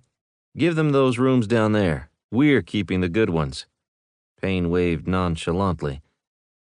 Sir, all the rooms are the same, Heckler said. His new team doesn't know that. I heard that. Hurry up, Virgil. You'll have no team if the skimmer leaves and you're not on it. I'm not ferrying their dumbasses up there for you. Be that way, Deck. Off, trusty steed, he shouted while still running, his uniform unzipped and his boots unsecured. No civvies?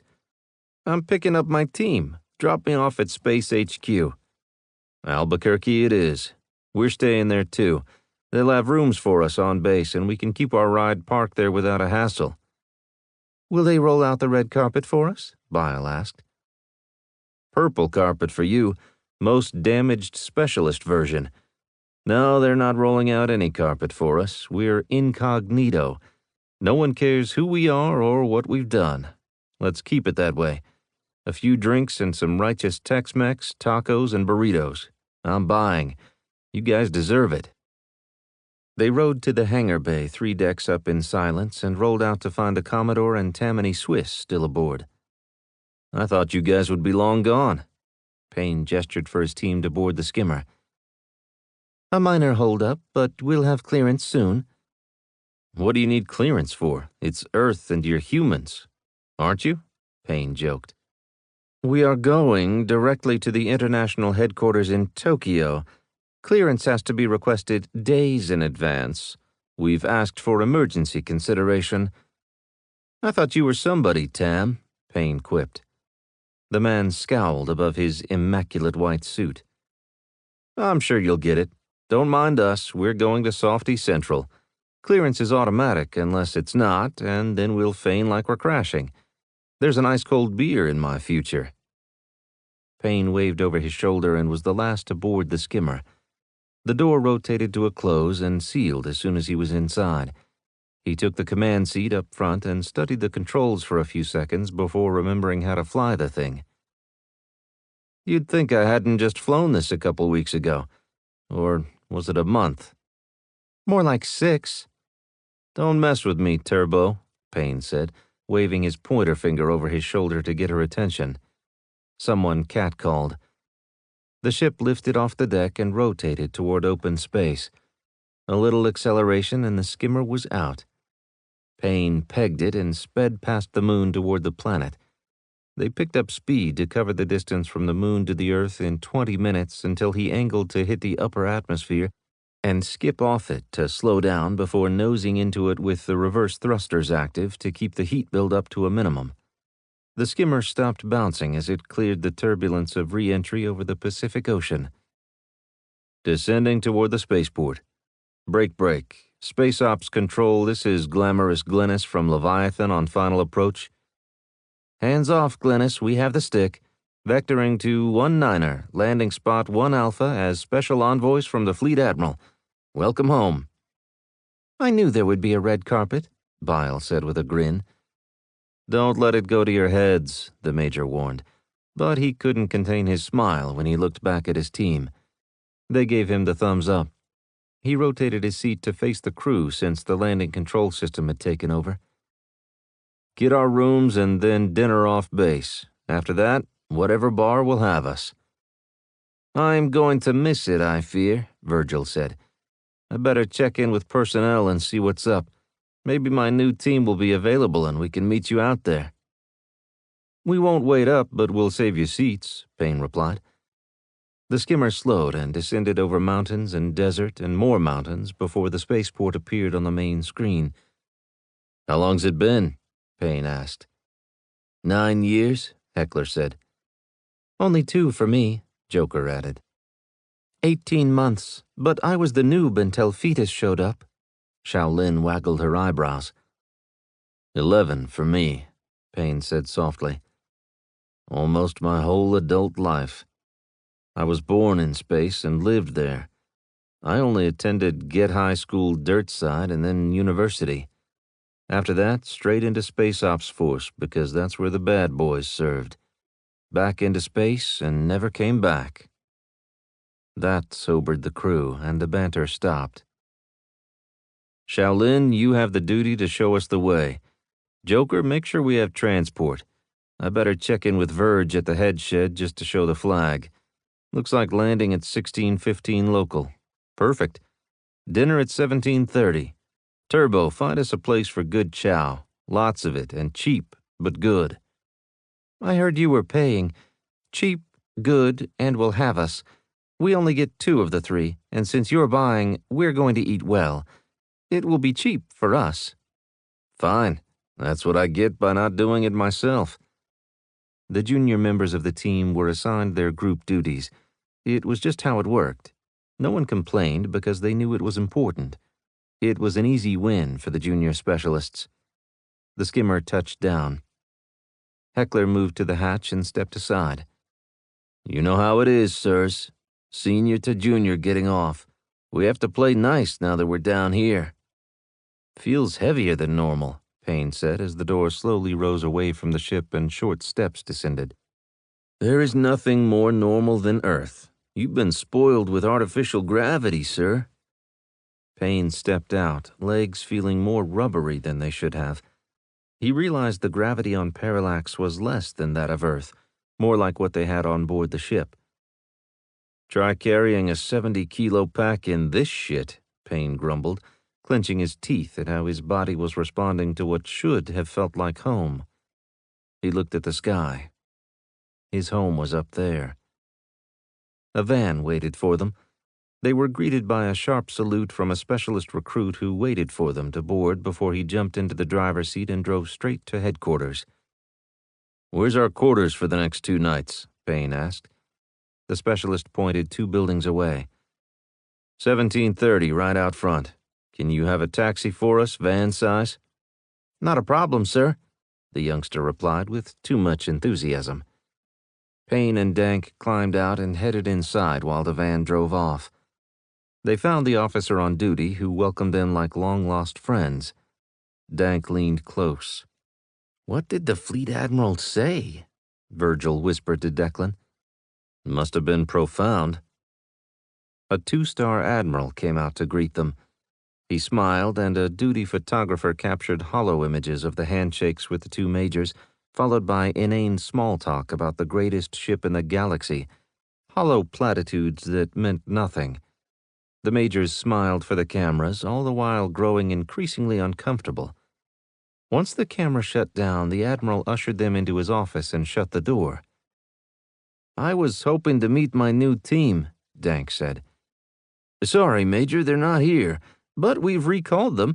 They should be back tomorrow morning sometime. Be here by 10, and they shouldn't be too far behind you." He faced Payne.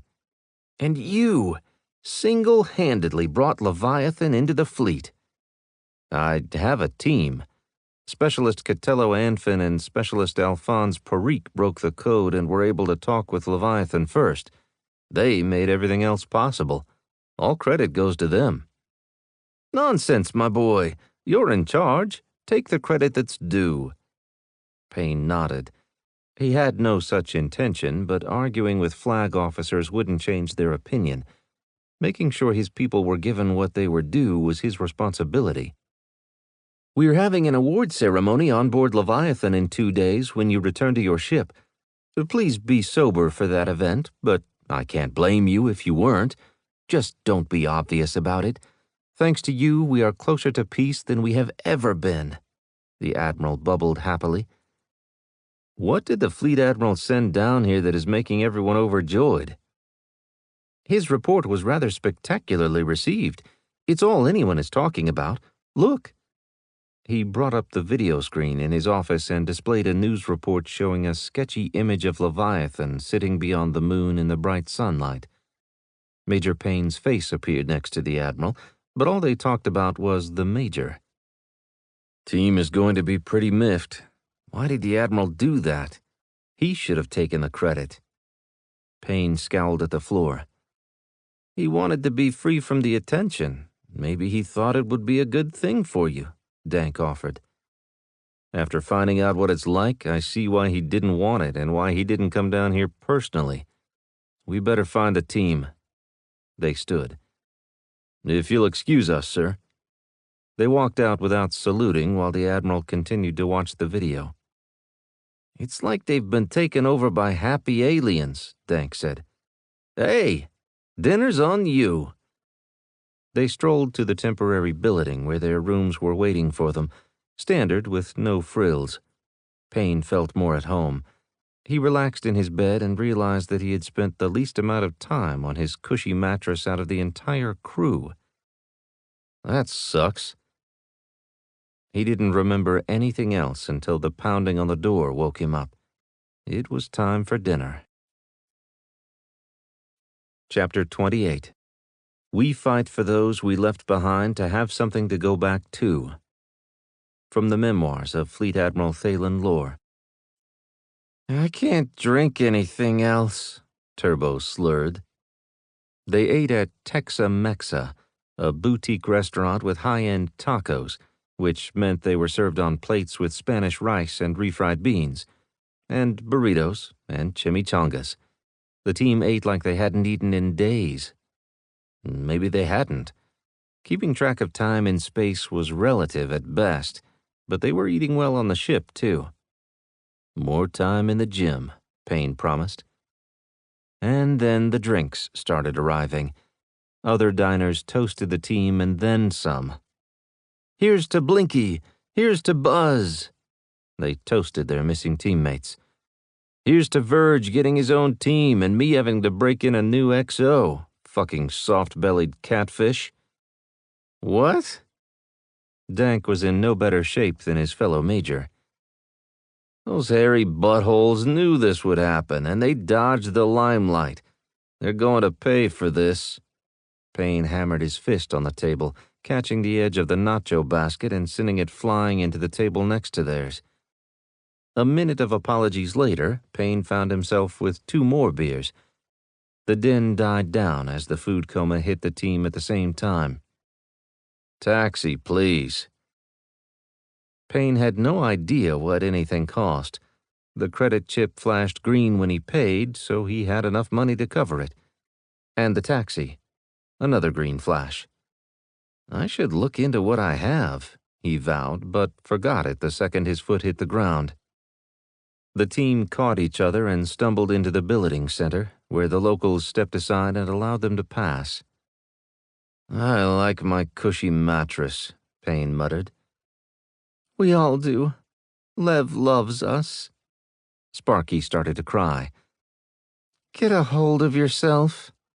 Turbo took her by the arm and they staggered to their doors. The others peeled off one by one until only Payne was left. "I'm last," he said to no one. He opened his door to find a fruit basket on his table, compliments of the commanding admiral. "If you could only see us now." Payne did a striptease in front of the basket. He picked his clothes up off the floor and hung them on the chair because he only had the one set. Then he collapsed in bed, keeping one foot on the floor to stop the world from spinning around him while metal boxes shot beams of light that hammered his body. "Can we go back to the ship?" Turbo asked. The others nodded and pointed at the sky.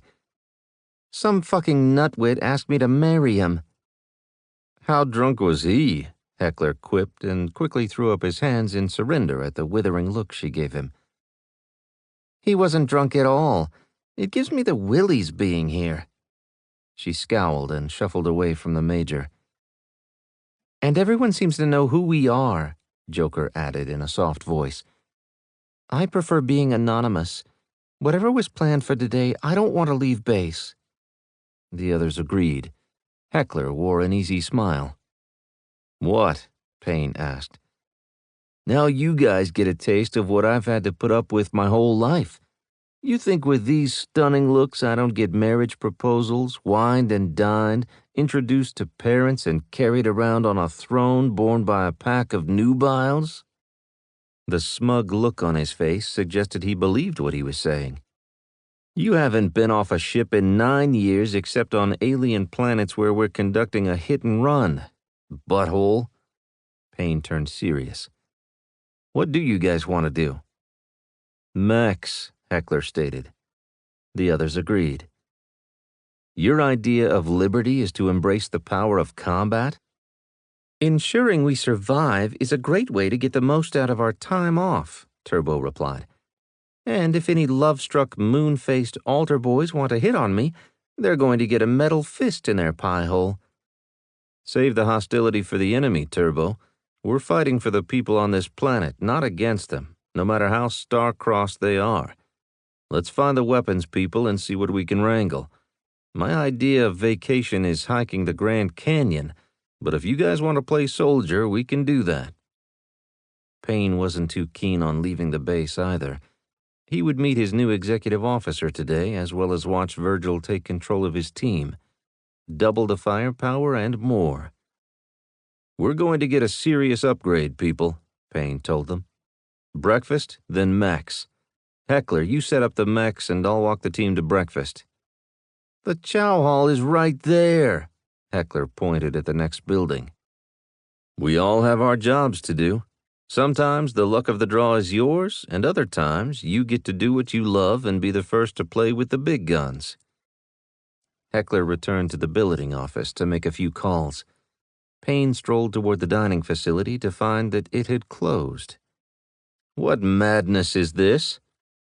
Bile read a sign on the door. They have set dining for only 2 hours, 5:30 in the morning to 7:30. That's just stupid. Payne stared dumbly at the sign. He saw a specialist on the other side of the road. "Specialist, where can we get some chow?" "Bowling alley. It's open 24/7, she shouted back. Payne pointed both left and right. She pointed to his right. He gave her the thumbs up. "Looks like the bowling alley. Anyone ever bowled before?" No one had. "Doesn't matter. 24/7 chow is the best chow. Hoorah!" They mobbed down the sidewalk, looking for the location of the magical bowling alley. 2 random specialists later, they found it 2 kilometers away.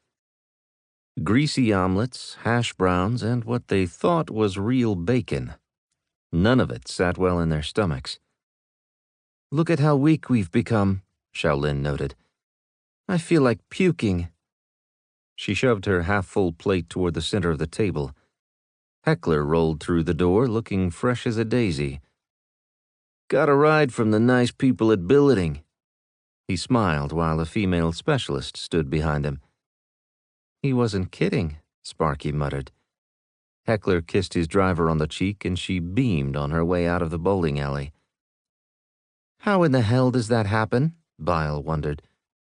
"We're set. 10:30, Heckler announced. He looked at Shaolin's plate. She flicked her fingers at it. "All yours." He grabbed an extra set of silverware and slid the plate to his side of the table. He added ketchup and hot sauce to everything and dug in as if it were the best thing he'd ever tasted. "Much better than the chow hall," he said when he'd finished. He leaned back and patted his belly.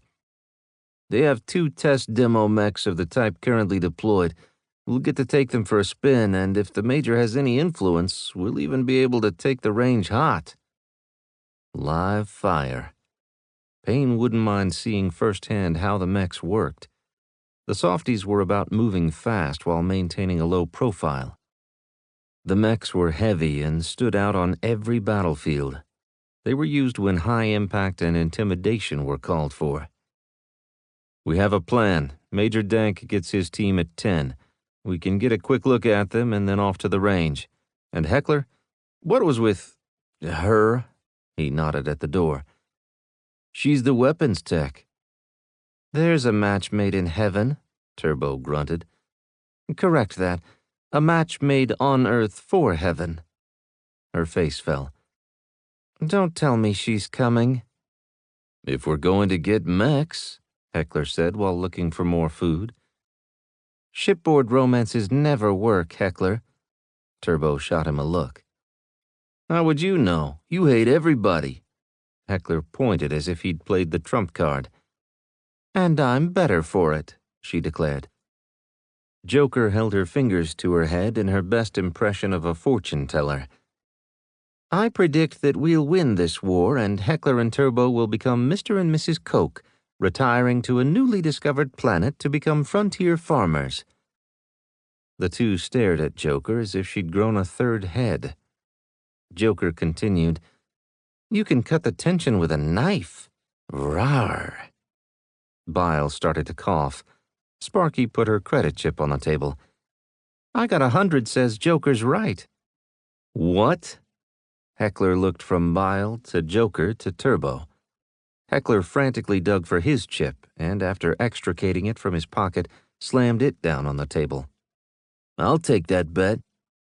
"You're going to need those credits to buy your homestead license, but whatever. I'll take your money. Nothing like sweet Spec 7 money on my chip." "Tell them." Heckler looked at Turbo, gesturing frantically. "Yes, honey, please tell us," Sparky quipped. "Your secret is not safe with us." Payne stopped the madness by standing. "Time to go," he declared. "You guys have way too much energy. I don't need anyone getting hurt feelings. Planet Earth is different. It's not for people like us. We'll go back out there," he pointed at the sky, "and do what we do best. Protect the people down here so they can talk about who loves who and the future that we will give them. That's why everyone is starstruck by us. We embody hope." But you guys know how much work we have between now and then. We're fighting fucking drones and have almost lost people 2 encounters in a row. They're going to wear us down, but we have to keep fighting. Don't waste your brain pans on frontier farmsteads and miss the plasma grenade that lands at your feet. Mechs, Heckler said into the silence that followed. We're bringing the pain. Team pain. Exactly, the Major replied. I have to walk off this omelet so I can be hungry again for lunch. What were those hours again? Turbo chuckled. I think they were 12:15 to 12:45 or something like that. Must be nice to have a regularly scheduled life, Payne quipped. Scratch that. A life so regimented would suck. Team Payne, we are leaving. Chapter 29. The enemy is nothing more than the will of its leaders. From the memoirs of Fleet Admiral Thalen Lore. Payne looked at his team, who looked at each other in turn. They turned back to the presentation of Dank's team members. Each seemed to be bigger than the one before, taller and wider. What kind of fertilizer did they use growing these? Turbo whispered. We can spar with them once we get our mechs, Heckler replied. The bigger they are, the harder they fall. Bile frowned and subconsciously rubbed her side, where the bruise had added a green tint to the black and blue. If an enemy sees you and one of them, who do you think they're going to shoot first? Payne offered and winked at Bile when they made eye contact. True. They're all dudes, Turbo spat on the ground. Their loss. Let's go. Major Dank will have his hands full with that lot. Wait, the two-star called. Your XO is here. I was just talking with her. Hang on. Payne's ears perked up, as did those of his team members. They started to mill about aimlessly while watching intently for the Admiral. When he returned, Payne's anticipation came to a crawl. Turbo tapped him on the shoulder. You should see your face, she whispered, while not taking her eyes off the new XO. I don't have to look at it, but she does. The Admiral beamed and bubbled as he presented the team's new executive officer. Let me introduce you to someone you probably have already seen, Lieutenant Mary Morris, host of the hit television series Bikinis in Paradise. Former host. I left all that behind because the call of service was too great. We're not filming anything we do. Nothing, Lieutenant. I'm Major Declan Payne. Please join us. We're making a tactical movement to the combat range to get introduced to our new firepower, mechanized individual combat equipment. Mice. Because the enemy out there knows how frail the human body is, and we need a little more punch. Show her, Heckler. The specialist hesitated before pulling up his shirt. Happened 2 days ago on a planet called Parallax with an enemy of bio-drones that we have never before encountered. Are you up for that? I am, she stated confidently. I have a couple other meetings. Is it okay to join you later? It is not. Either you are on this team or you aren't. This is our last day on Earth, and we intend to get the most from it to improve our chances of not dying. I would like you to be part of that effort. It'll go a long way in earning the respect of the team commander. I'm sorry, of course, I'll come along. I didn't expect that you'd be available yet. Admiral, if you would be so kind as to get your staff to cancel my appearances, I would appreciate it. I'll see to it personally, Mary. It was great meeting you. She held out her hand for a shake before he could zoom in for a hug. Payne tried not to roll his eyes. He swallowed hard. He wouldn't be canceling any of her meetings for her. She'd be the one doing the grunt work. It was her duty as the XO. She followed the team outside while Major Dank tried to talk to the team that dwarfed him in size. He looked wholly uncomfortable. We can use his team as roadblocks, Turbo suggested. Once outside, Payne stopped and introduced everyone. I like that you have so many women on your team, Major Payne. The lieutenant's smile was radiant. I do? He scanned his team, looking from face to face. Did they sneak in while I wasn't looking? Turbo and Bile snickered. Sparky shook her head. Joker stared emotionlessly. I only want the best on my team. I don't care about anything but that. I've never lost a teammate, and I am not about to start. You'll be the best, or you'll be gone. He tipped his head toward the door they just walked out of. Size doesn't make you good. I understand. How did you bring Leviathan into the human fold? That was Blinky and Buzz, who wisely remained on the ship to work with Lev on decrypting the signals between the drones of the fleet we found over Parallax and the grid within which the biomechanical box drones operated on Parallax proper. It was a shit show. Why didn't you just nuke it from orbit? There's the rub. Battleship Leviathan is a pacifist. On the range, they found 2 old mechs and an exuberant group of mechanics working frantically to get them up and running so Team Payne could send them through their paces. Heckler? Payne said, crossing his arms and looking down his nose at the equipment. This isn't what she led me to believe. I'll have someone's ass for this. Heckler steamed in his own juices. He couldn't fault the mechs, but the weapons tech. He stormed to her as her smile progressed from radiant to where her lips turned white from clenching her mouth tightly shut. Once Heckler was done, he walked past the team. Coming? No mech playtime? The lieutenant wondered. These were old when I was here for training as a boot lieutenant. They won't help us at all. They don't even use these models in the fleet anymore because they had a tendency to stop working at the most inopportune times. You mean in the middle of a firefight? Morris noted. Payne nodded, turned, and followed Heckler off the range. Once back on the road, Sparky's smug expression begged Payne to ask her. He held his hands up until she came clean. My 100 credits is looking pretty good right now.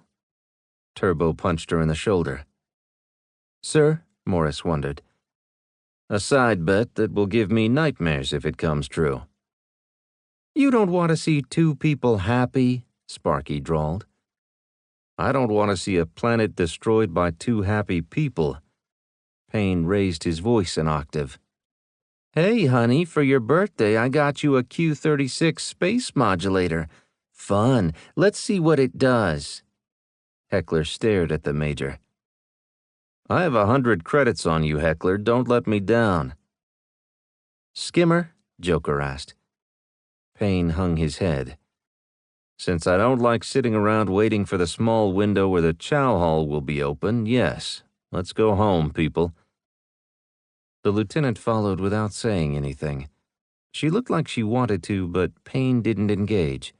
He had no idea what she was capable of. Training. He needed her to study tactics. Once on board the ship, go to the bridge and study the team reports. All 38 of them, or whatever we've written. I already have, up until you boarded Leviathan. I'll read the latest once I'm on board. What's your tactical analysis, Lieutenant? You need better firepower and non-lethal options. From your reports, I think you may have missed opportunities to take prisoners. Orders were not to because we couldn't talk to them, but that is no longer a prohibition. Thanks to Lev, we have programs that speak the different Blaze languages. We need to capture some aliens. Well, not us, because we're going to find those who were behind the alien races on the front lines. We are going to find the ones who established the Blaze Collective. We're going to tear the head off the snake. And your hacker team is going to open the door for you? Exactly. We couldn't do it without everyone filling their role on the team. Combat, weapons, computers, and engineering. We have experts in all of it. Too often we have to make it up as we go, so it's best to have the people we'd ask for help with us. And everyone can shoot. On our last op, we carried 60 to 70 kilos each. I'm ready, she replied. That's more than you weigh, Lieutenant. It's not the size of the fight in the dog, she quoted. And everyone gets a nickname. You have just determined yours. Payne held out his hand. Welcome to the team, dog. Payne walked onto the bridge with Lieutenant Morris to find the Admiral poring over something on the screen at the station he'd taken over as his own. He jumped when Payne coughed. He stood and faced the pair. Don't I know you? Bikini's in paradise. I left it to join the military. That life is behind me now. Is she any good? The Admiral asked to put Payne on the spot. At this point, all I can do is hope that she is half as good as Major Dank. She has a lot of studying to do before the next op. That's why we're back early. Payne pointed to a workstation and she sat down, looking blank. Just say what you want or think it. Lev is a telepath. He's already in your head. If you don't want the ship to know, don't think it. That's a tall order. Speaking of tall, Payne turned to the Admiral. Dank's team is obscene. The shortest guy is well over 2 meters, and they all have to weigh in at well over 100 kilos. It's like they found an old-style football team, threw uniforms on them, and handed them over to the recruiters. That's exactly what they did. The entire offense of the Steel City Brawlers retired from the game. He looked at his watch. Has it been 2 days already? No. Earth and us didn't exactly see eye to eye. Payne held the Admiral's gaze. We were set up for hero worship. What did you send, if I may ask? You may not ask. You're back on the ship, Major, but you aren't on duty. Relax and explore. You know you've seen less than 5% of what the ship has to offer. Let Lev take you on a tour. I think you'll find it enlightening. Let your hair down, Major, and relax. I'll try, sir. Dog, if you need anything, just think it, and Lev will give you a hand. Dog? The Admiral shook his head. Never mind. I don't want to know. He returned to what he had been doing before Payne interrupted him. Morris was already at work scrolling through the team reports and other information that Lev was sharing based on what Payne had asked him for. Payne strolled into the corridor. Lev, take me where I haven't been before. Your wish is my command. Let's start with the Celestial Observatory and Garden. You have a garden? Chapter 30. Recognize your people with medals because they'll fight harder for nothing more than a chunk of metal hanging off a fancy ribbon. Even fight to the death. From the memoirs of Fleet Admiral Thalen Lore. Attention to orders! The squadron adjutant called over a portable loudspeaker. Fleet Admiral Wesson walked to a position front and center of the award ceremony. The Mosquito Squadron had been on board for all of 2 hours. Their ships were parked neatly throughout the bay, magnetically grappled to the deck. Maintenance and parts storage had taken over what had been smooth outer walls. Team Dank stood behind Team Payne in formation. Galen, Malcolm, and Lewis stood off to the side with an assistant for the cook and an armory officer, a gruff older man whose voice sounded as if he'd breathed toxic chemicals his whole life. Lieutenant Morris stood with them. This wasn't her party. Team Payne, front and center. Forward, march, Payne called and paced himself casually. They had arranged themselves to walk straight to the front and then straight out without making any turns. Marching wasn't a skill the Major considered important. They never practiced it, not even leading up to this. The Admiral tried not to watch because the team was out of step 2 steps in. Payne marched at the front, oblivious to what was happening behind him. He forgot the command and just said, "Halt," when the time came. The team rippled to a stop. Lev, face. They turned in unison, almost making up for their bad marching. I have these extensive write-ups that no one actually listens to, so I'll go off script. The Admiral turned to the adjutant. Don't have an aneurysm. He keyed the mic again and spoke like an elder talking to the younger generation. This isn't about one man, but it is. He put a team together and then helped that team realize their full potential. They did what had to be done in a way that no one else could. I'd love to give the gold star to all of you, but the government says I can't. Major Payne, on behalf of a grateful world, you've been recognized with the Gold Star. The rest of you get Silver Stars. Even though I supposedly have a quota on those, I don't care. What are they going to do to me? This is about you and what you've done for the good of all humanity." He shook his head and chuckled before returning to the matter at hand.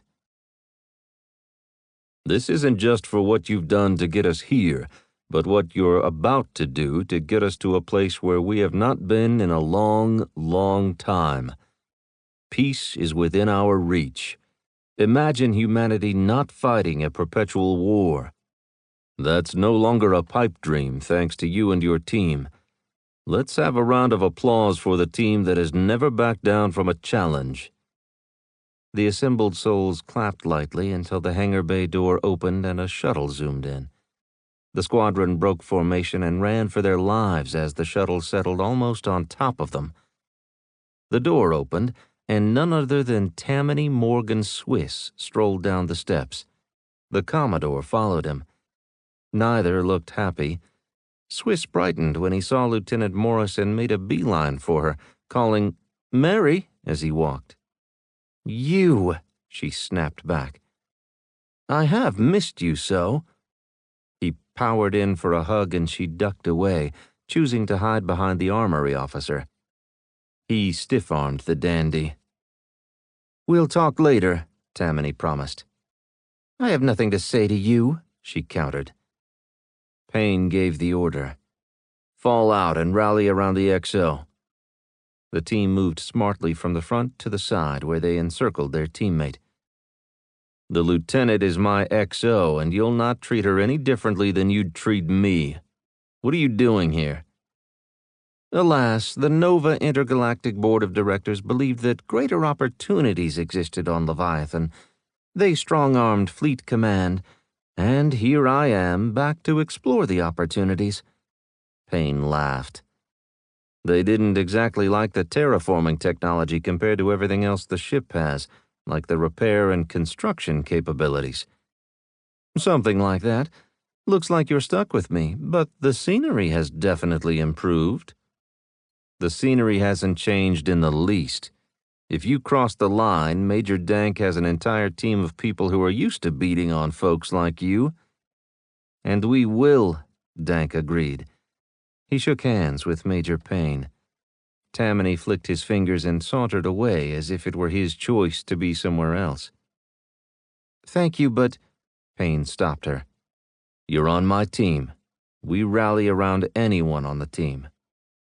She nodded. The Commodore found her way to Admiral Wesson and the two conversed. Payne was happy to see they hadn't brought any other BEP personnel that they'd end up kicking off Leviathan. The Admiral picked up the microphone and clicked it on. "Attention all hands. Leviathan is ready so we can leave early. Short FTL haul to the front lines. Next stop, Cleophas and the Fleet Command Station. And since we never know that close to the front, battle stations. Man the fighters. Team Payne to the UM." Payne leaned toward Dog and whispered, "Our mortal enemy is on Cleophas, a guy named Ensign Lord.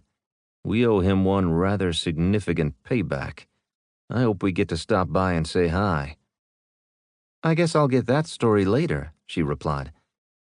"All the stories until you're tired of hearing them, or we have better ones from our own ops." Payne put out his hand. "Welcome to the team." Heckler was already running to catch a cart. The rest fell in behind. "Hoorah!" Payne shouted as he sprinted to catch up. Dog was right on his heels. This concludes Battleship Leviathan by Craig Martell, narrated by Sean Compton. Copyright 2021 by Craig Martell. This unabridged audiobook is published by arrangement with Athon Books, LLC, and was produced in the year 2021 by Tantor Media, Incorporated, a division of Recorded Books which holds the copyright thereto. Please visit tantor.com for more information on our growing library of unabridged audiobooks. Audible hopes you have enjoyed this program. Here's a recommended preview based on your listening. To listen to the full title, you can buy it in your player.